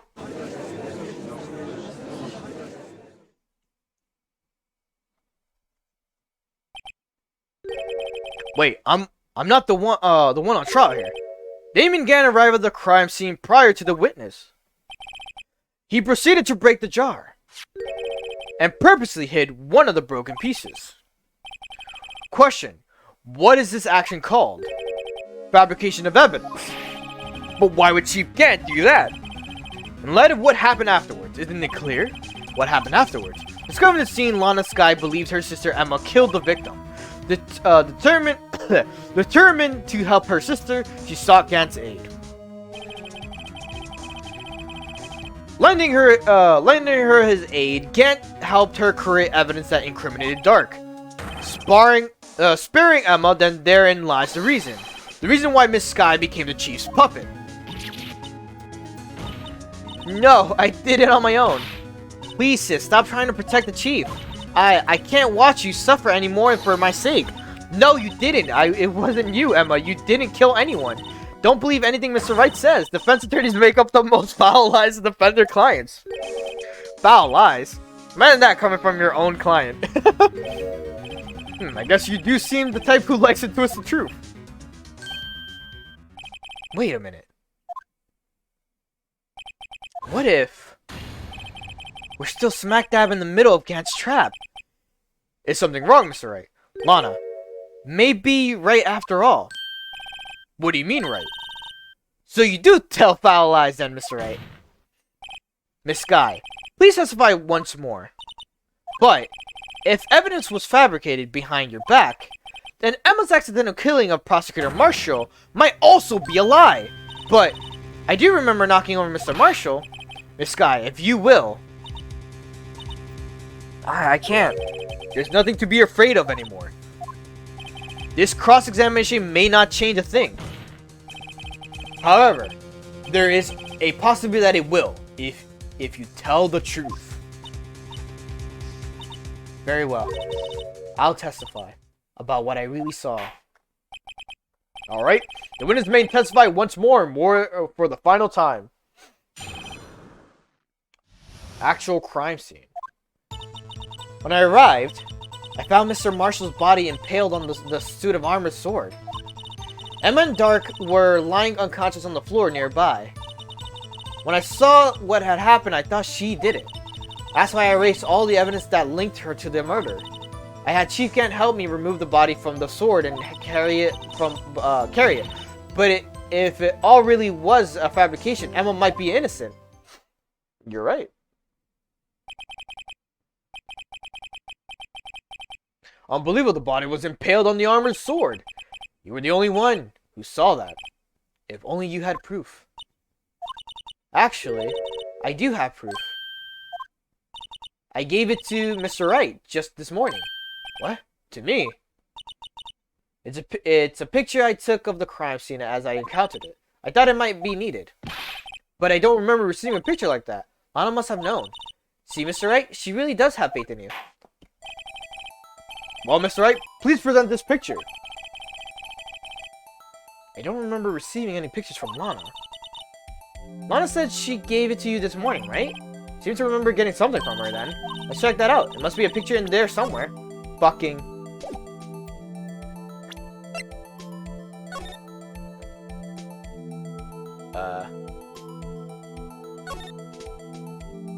Pio. Hey, there's a picture here. God damn. Oh my. This is the actual crime scene. No other detective saw that crime scene like this. Because I contacted Criminal Affairs only after I had to rearrange everything. This picture reasserted. Mr. Wright. That piece cut out from his vest, could that be The cloth we found inside Chief Gant's safe. What's this? There's a handprint, isn't it?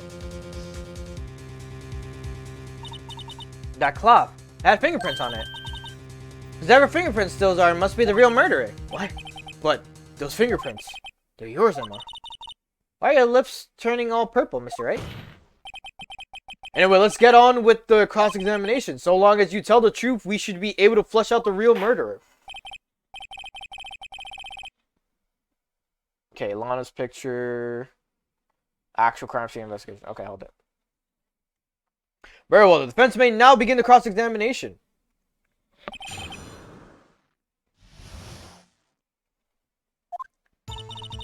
When I arrived, I found Mr. Oh, wait, yeah. Oh.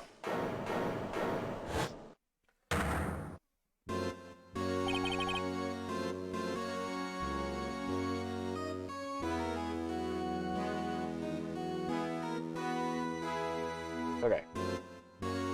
Come now, Unji. This is the poorest excuse for a child I've ever seen. Chief Gant, what, now you want to make me out to be the bad guy too? If so, I'd like to put in a word or two in my defense. I'm afraid it's too late for that.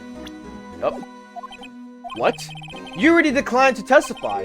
That means you forfeited your right to make statements of any sort. This must be that risk we were talking about earlier. Just sit back, relax, and enjoy the sound of the noise, the noose tightening around your own neck.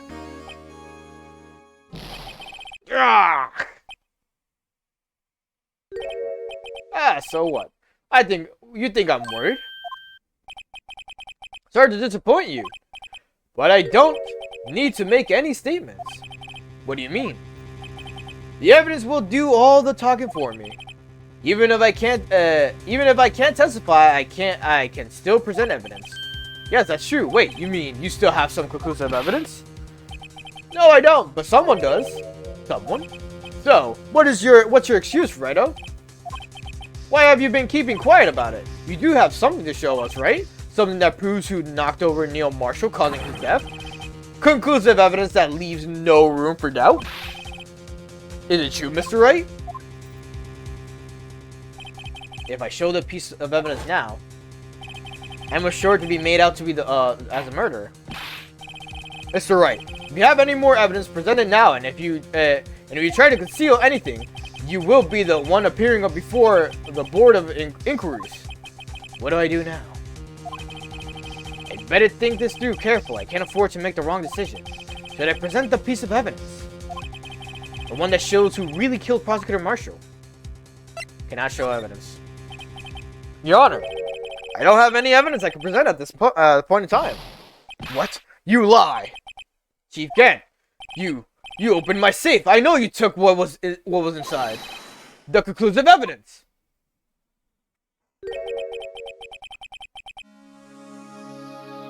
I don't know what you're talking about. Mr. Wright, why don't you show them? We found it together. Oh, I see. It's because you know the truth, don't you? You know whose fingerprints are on it. That's why you won't present it. What are you talking about? Chief Gant. Can't you figure it out? Take a good look at this picture. See the victim's vest? Notice anything odd about the chest area? Looks like a part of it's been cut out for some reason. You mean you had this in your safe? What? That means you, the chief of police, have been concealing evidence? This is going to be the biggest scandal in the history of the police department.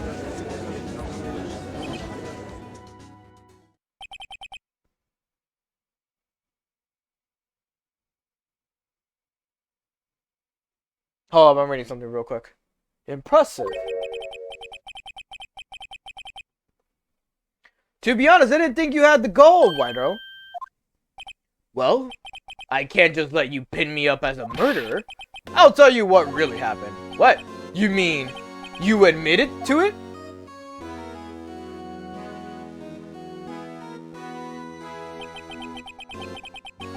I was the first person to arrive at the crime scene that day, and then it occurred to me that I could use the situation to control Lana. You really were manipulating her. I knew Lana, but I made it look like the blame lay with her sister, that when she saw the scene, she would ask me for my aid. So you assisted Miss Sky. I told her to arrange all the evidence. I had her plant the knife tip to the victim's body and move the body across the room. And it ended up using that evidence to get Joe Dark convicted. When I tampered with the crime scene, I hid 2 pieces of evidence. That was before Lana arrived on the scene, mind you. 2 pieces of evidence? You mean those items in your safe? But why? For insurance, of course. Insurance. I was sure my plan would work, but it's always best to be prepared for the worst. Wasn't about to let anyone blame me for a murder that girl committed. You mean you were calculating that far ahead while forging the evidence? What do you take me for, a fool? I didn't make police chief by dumb luck. See this door fragment? I hit the most legible part of Emma's name. I didn't expect Lana to go and wipe the blood off all the pieces. But if you fabricated all that evidence, what's to say you didn't fabricate the message on the jar too? Ho ho ho! Some people just don't know when to quit, do they? That's why I kept one more item for insurance. You mean that piece of cloth? Come now, Righto. Cough it up already. I know you have it. What are you waiting for, Mr. Wright? So you admit to it then, Chief Gannon, that you were hiding the cloth you cut off the victim's vest in your safe. Yes, I admit it. I didn't want to have to do that, but Chief, being Chief and all. But it's a lot better than being portrayed as a murderer.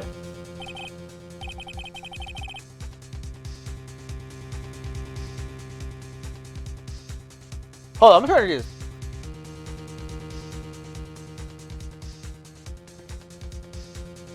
Well, Mr. Wright, what do you have to say to yourself? Just a moment ago, you said you didn't have any evidence you could present.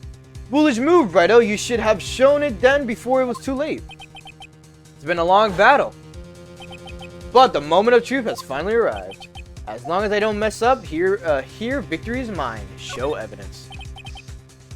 Your Honor, I do have evidence to present now. Alright then, let's see the conclusive evidence. The evidence that shows who actually murdered Prosecutor Marshall.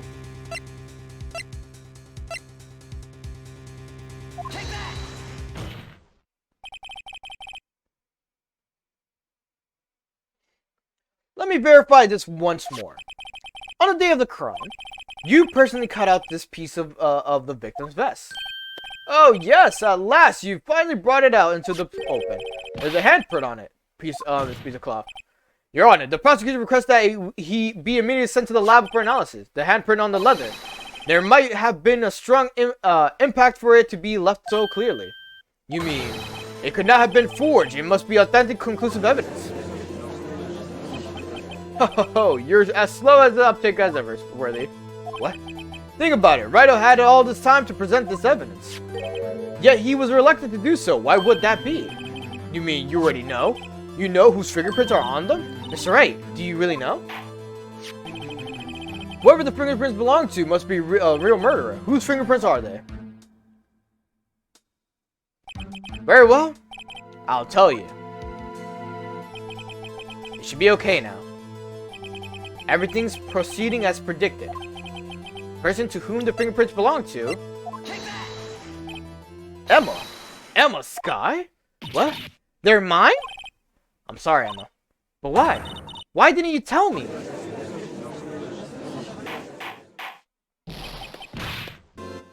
Oh, ho, ho, ho. You're really something, Righto. You knew this girl did it all along. And you still tried to pin the murder on me. So it's true. Tragic, but true. This girl really did shove Prosecutor Marshall to his death. How could you? You monster. Miss Sky, you knew whose fingerprints those were all along, yet you acted like she really did it? Miss Sky, it's not over yet. What? I said this trial isn't over yet. Ha! But I'm afraid it is over, boy. Not only this trial, but your career too. You purposely concealed this conclusive evidence. That, my friend, is a serious offense. I'm looking forward to pressing charges after the defendant is convicted. I'll have your badge, boy. What's the matter? Cat got your tongue? Aren't you going to tell us how it feels? How it feels to be the one who single-handedly turned a poor little girl into a murderer. Before I do that, there's just one little thing I have to clear up. Oh? And what's that? Who really killed Prosecutor Neil Marshall? What? Chief Gant, you are absolutely right. This piece of cloth proves who the real murderer is. Who killed Neil Marshall? Who killed Neil Marshall? As it was Emma Sky, wasn't it? I'm afraid that's not possible. You see, this piece of cloth contains a critical contradiction. What? A contradiction? What is this fool babbling about? I'm talking about a contradiction, one that proves who the real killer is.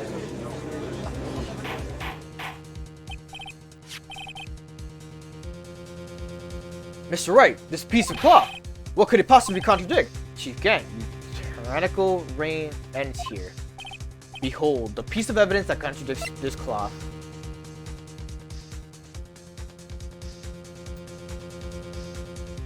Take that! What exactly is this supposed to be? This is the picture Miss Sky took. Take a good look at it. See where the piece of his vest was cut out? Yes, his shirt is showing underneath. It's hard to make out with all the blood on his vest, though. Exactly my point. His chest is soaked with blood. That's only natural. His lungs no doubt were punctured. Blood poured out of his mouth. Oh, but that piece of cloth. It's clean. Wait, there's no blood on it. Ugh. Since Emma Sky's fingerprints are on this cloth, there's no doubt that she shoved the prosecutor aside. However, Mr. Marshall was not impaled on the sword at the time. No, this is nonsense. Now then, Chief Gant, let me ask you something. Prosecutor Marshall was not impaled when he was shoved aside. He most likely hit his head on the ground and was knocked out. If so, then tell me, who could have been? Who could have arrived at the scene before Miss Anna Sky? Picked up the unconscious prosecutor and impaled him on the armor sword. Then, to make it look like Emma was responsible for the prosecutor's death, that person proceeded to write her name on the jar with the victim's blood. A jar that they broke on purpose to leave behind a clue. And make Lana believe her sister did it. Remember what you admitted, only moments ago. That you personally cut out the bloodless piece of the victim's vest. Ironic, isn't it? Though the very act of creating insurance.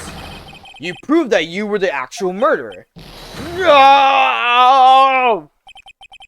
It's finally all over.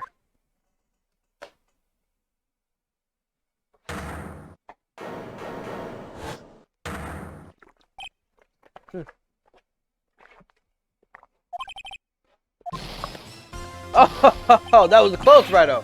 You almost had me. Sorry, but you'll have to do better than that. I refute your allegations. What do you mean you refute his allegations?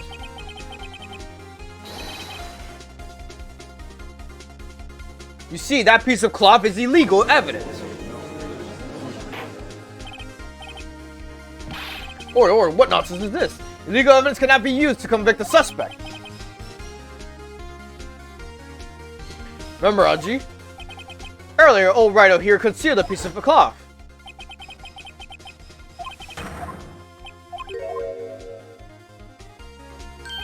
Well, that's true. The defense did refuse to present evidence. At that moment, the piece of cloth ceased to be legal evidence. But that's not fair. Did you actually think you could best me in court? Looks like the last laugh's on you, son.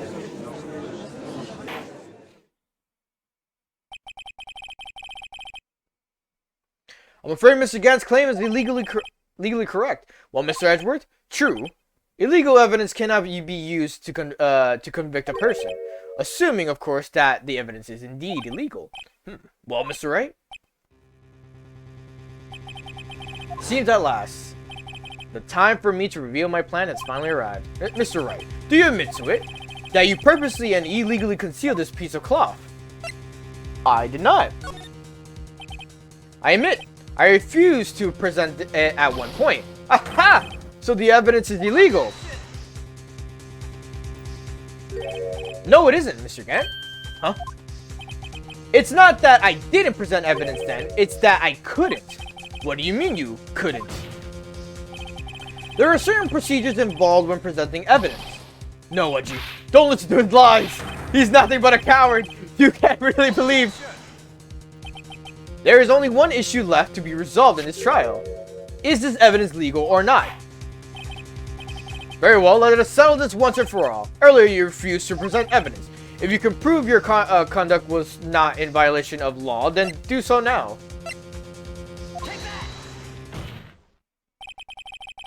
This is my proof, Your Honor. Evidence law. What's this? I've done my homework too, Chief. Indeed, Emma Sky's fingerprints were on this piece of cloth. However, at that point in time, this was merely a piece of cloth, nothing more. What? You see, it's written right here in this book, the second rule of evidence of law. Rule 1. No evidence shall be shown without the approval of the police department. I found this piece of evidence myself inside your safe. It goes without saying I did not have approval from the police department. Rule number 2. Unregistered evidence presented must be relevant to the case on trial. And here is the crux of the matter. You see, at the time, it was impossible for me to prove the relevance between the cloth and the SL9 incident. What kind of nonsense is this? You want relevancy? Just take one look at this picture and... Sorry, but can you recall when was that picture presented? That was shown only a few moments ago. No. He's right. At the beginning of today's trial, that piece of cloth was still meaningless. The person who gave it value as evidence was you, Damon Gant. You yourself confessed to a certain truth. Let me verify this once more. On the day of the crime, you personally cut out this piece of the victim's vest. Oh yes. No. It was then that you approved this cloth as conclusive evidence. Yes, you, the chief of police, personally approved this cloth. The only person who could have cut this from the victim's vest is the one who stood before Prosecutor Marshall in his final moments. In other words, the real murderer, and there's only one person who could be Jesus. Damon Gant, the killer was you. No. I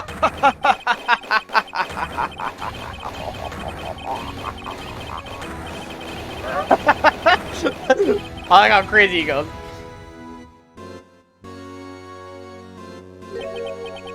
I knew I should have gotten rid of him.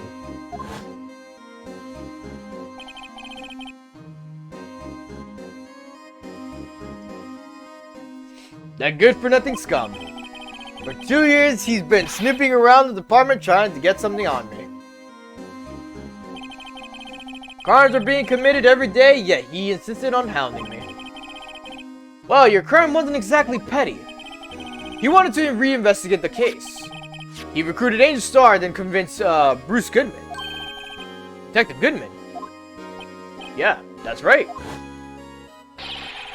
If the evidence is transferred, I'll lose my only chance to find out the truth. Please, you got to help me. Goodman turned him down, as he ought to. Still, Jake Marshall didn't know when to quit. He stole Goodman's ID card and tried to take the evidence. Goodman came to me that day. He wanted to file a lost item report. I went with him to the evidence room. Then all of a sudden, he said to speak out. What are you talking about, Goodman? Can you please reopen the investigation, Chief? We can't transfer the evidence out. There are too many questions left unanswered.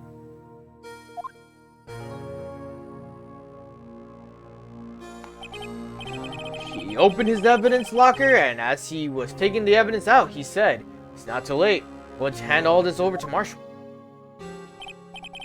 Well, to be honest, I was a bit taken aback by his words. I had a bad feeling when he came to see me, but I never thought he'd bring up the SL9. That's when I saw it, the accursed knife. He stabbed him right there. I couldn't just pull it out.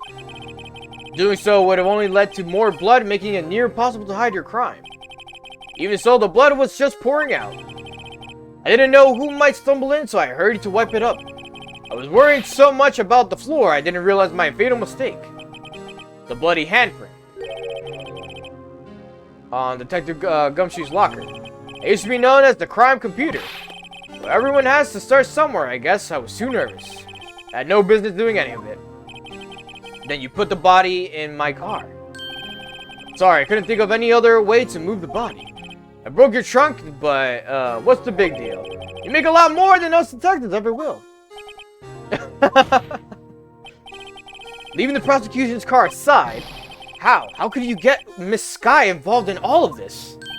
Well, she had as much to lose as I did if the truth came out. So you took the evidence from Detective Goodman's locker. Felt bad for having to do it. I also didn't have the time to pick and choose what to take. So, we left the jar of fragments and the glove. Yeah. It looks like I was better off being an investigator of crimes than a committer.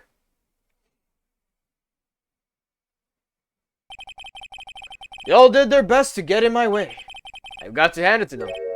They do their jobs well, much to my dismay. Fake evidence doesn't hold up very well upon close examination. You must have known that. Tell me, Worthy. Why do you stand in court? Me? You despise criminals. I can feel it. You and me. We're the same. One day you'll understand. Oh, believe me, you will. You're just one man. You'll see what it really takes to bring them down once you try to go it all alone. Try and go it alone.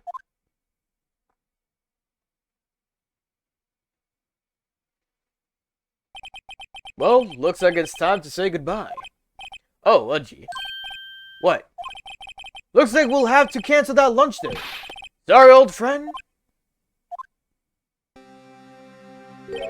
I'm sorry too, Damon. I knew you as you used to be, long ago. You were once a fine investigator, an example to others on the force. I'm sorry to learn that you are no longer that person. Those days are gone now, Edgy. Thanks for all the memories, though. Don't worry, you'll be fine. Now you have Wright here, and Worthy. With these two around, you can't go wrong. In fact, I can hear them already. The melodic sounds of new beginning.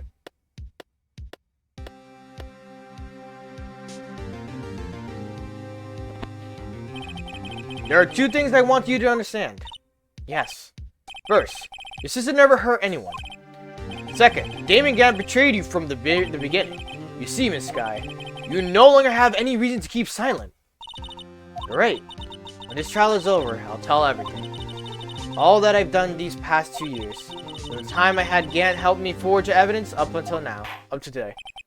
So, seems all the questions raised in this trial have been answered.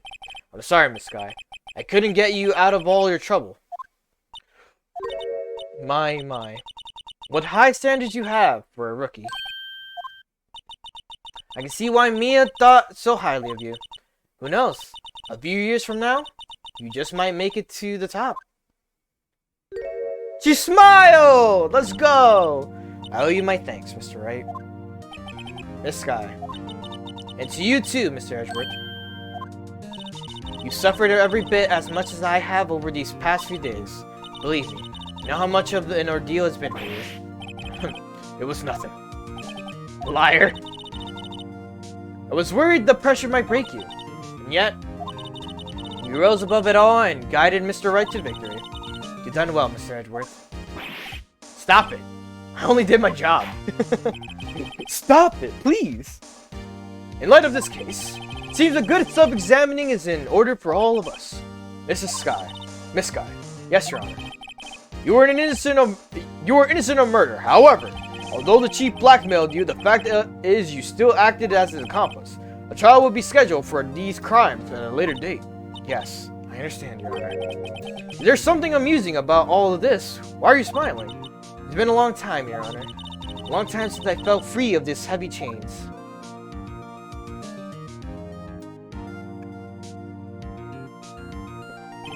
Whoa, this trial has gone on far too long already. Regarding the charge of murder, the court finds the defendant, Miss Lana Sky, not guilty. Woo! I know Emma comes in the later game. I don't know which game she comes back in. This is all. This court is adjourned. That is all.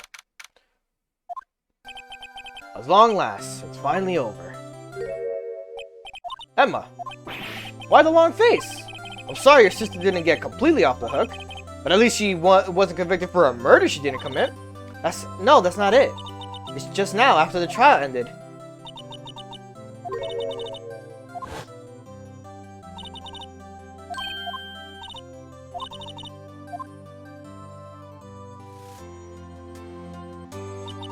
You know, I did my best too, but Lana didn't say a single word to me. Oh, I'm not trying. Oh, guess I am. I'll come back later. Wait, Detective Gumshoe, what is it? The bit keeps going. You're doing this on purpose, aren't you? Making a detective run around all while on duty. And stop it off, you call me here. I've seen happier people at funerals. Hey, lighten up, pals. I'm only kidding. Oh, are you here because of my sister again? Nope, not this time. I came today because of you, pal. Me? That's right. I thought you'd like to see someone. Hey! Lana! Should you be doing this? You're still under arrest, you know? Well, I won't tell if you won't. Emma, I owe you an apology. It's okay, sis. Don't worry about it. That day 2 years ago.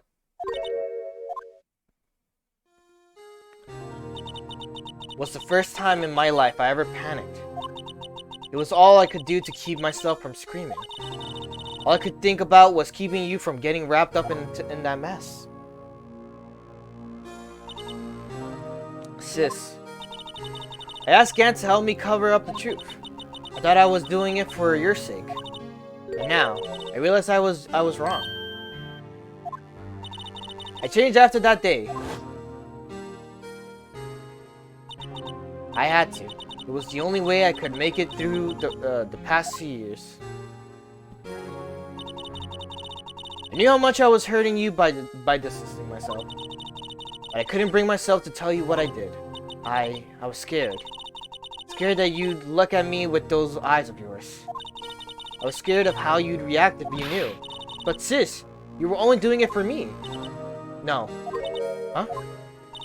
I turned my back on you that day. In hiding what I believed to be the truth, I was deceiving you. Sis, I'm such a fool. It took me all this time to realize it. Emma, I'm so sorry. But sis, you don't have to apologize. I'm happy now. You're happy? Oh, you're happy? Of course. You know, sis, I always knew that one day you'd come back. And now you have. Oh, Emma. Emma. Oh, I need to present the thing. No one can change the past. The only thing we can do is strive to make up for our mistakes. Why must we make up for our mistakes, you ask? Because in so doing, we can find a way back to our rightful path. It is from there that we can move on toward a brighter future. I love that.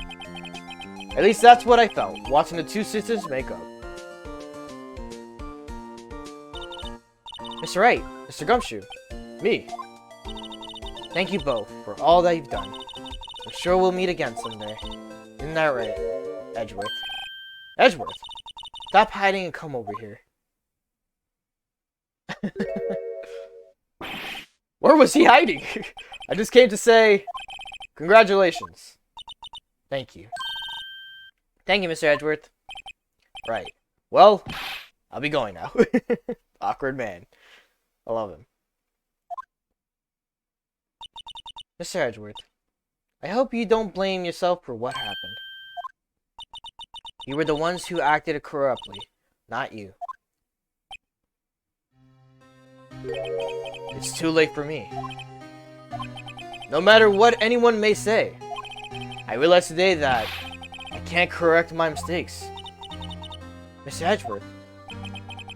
Not only that, But I don't even trust myself anymore. Chief Gant was right.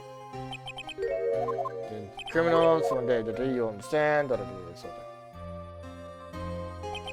I do despise criminals.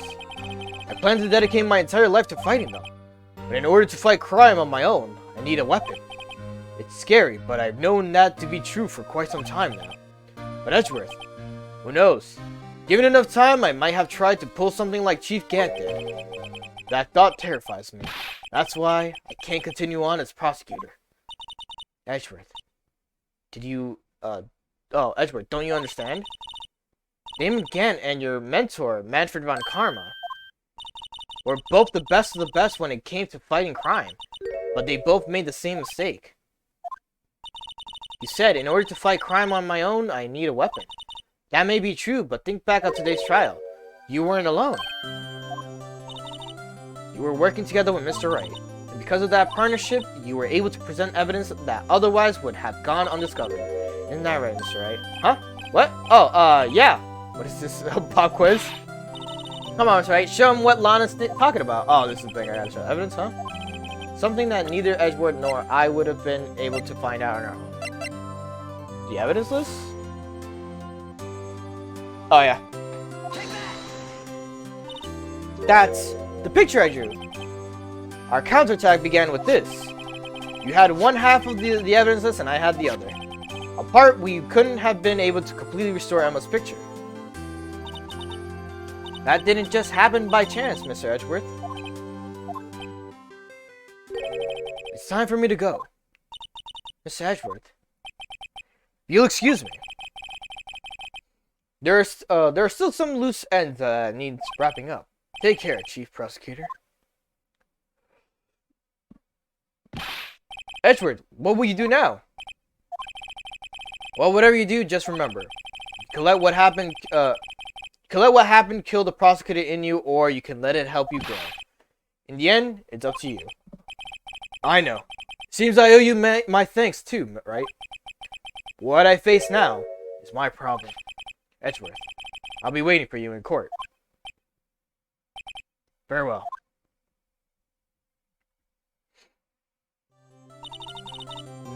I better be going too.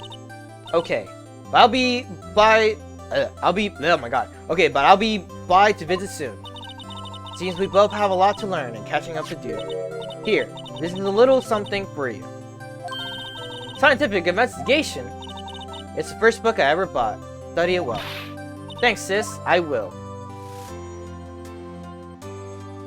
Lana smiling is fucking dopamine. And so another case came to a close. As for the sisters, I have faith. Faith that their lives have only just begun. God, the art is so good. And as for me, I think it's time I started a new journey on my own. A journey to rediscover myself.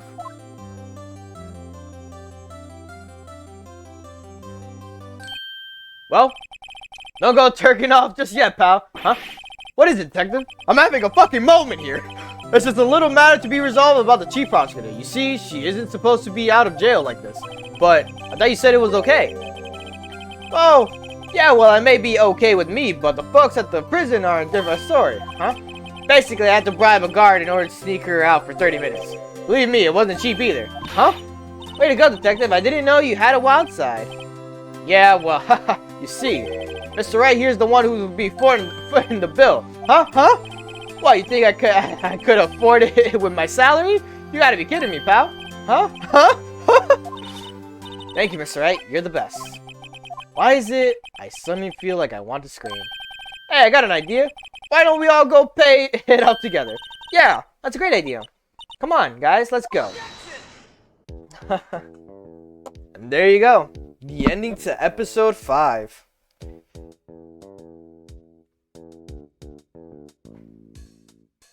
Some more. I arranged for a friend of mine in Europe to take care of Emma. I hope she'll be pleased to study under a top coroner.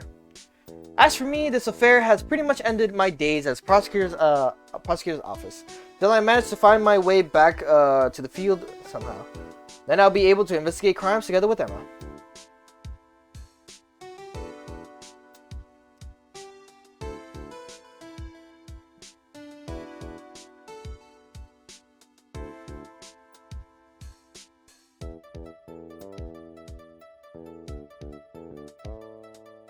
Yikes, I thought I was a goner for a moment there. In the end, though, they overlooked my unauthorized investigation of Chief Office. If we penalize you anymore, it'll be worse than firing you.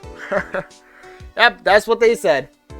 It just goes to show, you can't shake me off that easily.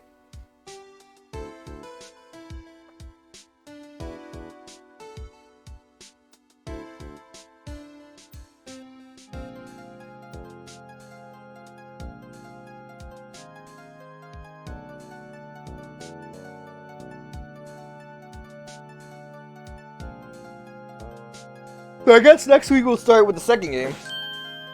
My new mission is to guard the main entrance and take care of Billy. Can you believe it? I've been demoted to a security guard. My partner's keeping an eye on the entrance for me today. I'll show them though. Someday I'm going to make detective. Yes sir, then I can be just like that dick gumshoe.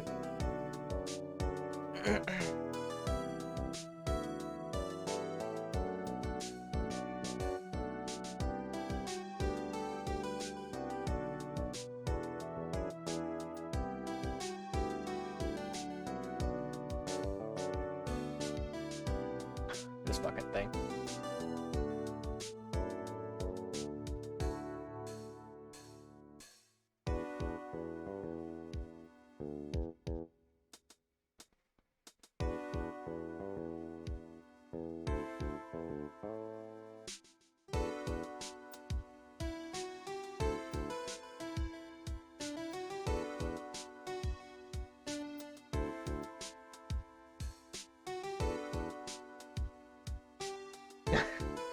What is it? Can't you see I'm having my showdown with a steak lunch partner?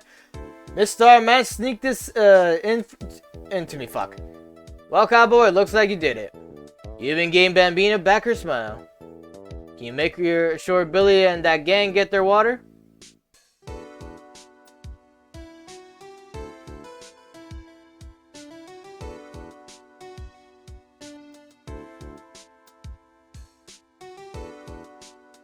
Looks like we won't be seeing each other for a while. As a farewell gift, I put a new meal on the menu, the Right Way lunch. The top layer tastes as bitter as defeat, but the bottom layer is as sweet as victory.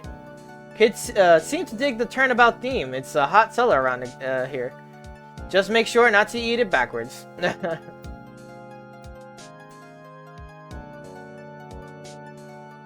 She made a lunch out of me. Out of my thing. I like the song a lot. The song is very nice and calm. Capcom. Capcom is one of the best companies to make music also.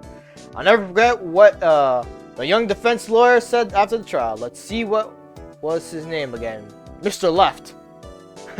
Right, anyway, he said he's been doing something or other for how many years? Well, anyway, I got another trial to get to, so I'd better be... Huh?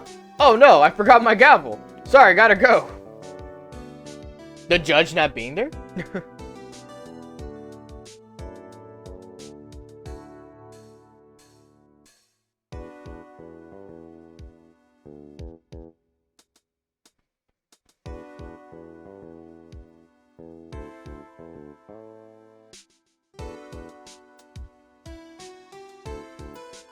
Maya!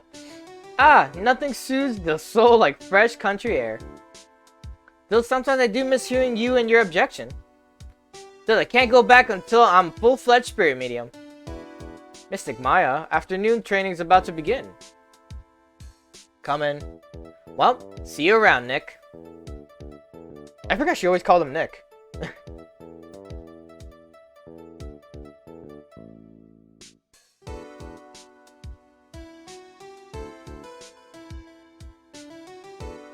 Oh, it's been a long ending scene, or credit scene. Alright, so I guess we could go over the agenda right now while we're, oh, well, after this little scene. Mr. Edgeworth? Mr. Edgeworth, I brought you your tea. What's going on?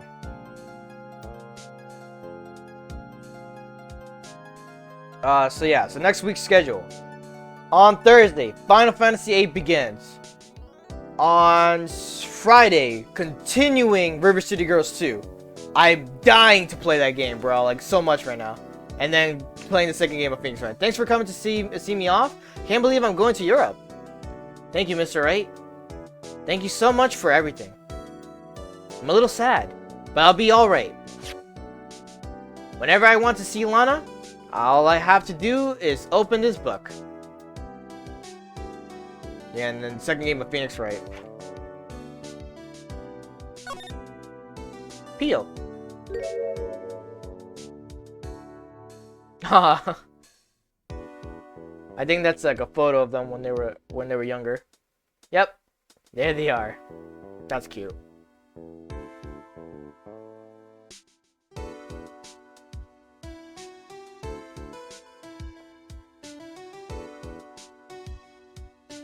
Capcom. Ain't what it used to be. I won't divulge into Capcom stuff.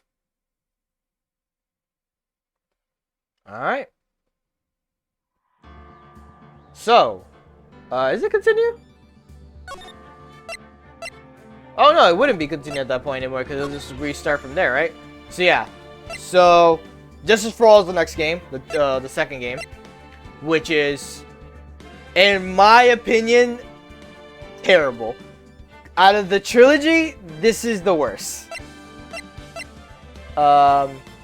Phoenix Wright, Ace Attorney, the first original one, is kind of is what gets you into the game. Like it teaches you the mechanic, it teaches you what Phoenix Wright is, and then you get like more story devolves as you go deeper and deeper. Trials and Tribulations though, that shit's fucking wild. I love Trials and Tribulations just for how like all the events happen in that game. All right. This is where I'm gonna call it a night, and I hope to see you on Thursday for some Final Fantasy VIII. We're gonna begin that whole venture. But if anything, this is my goodbye now. Bye, Johnny.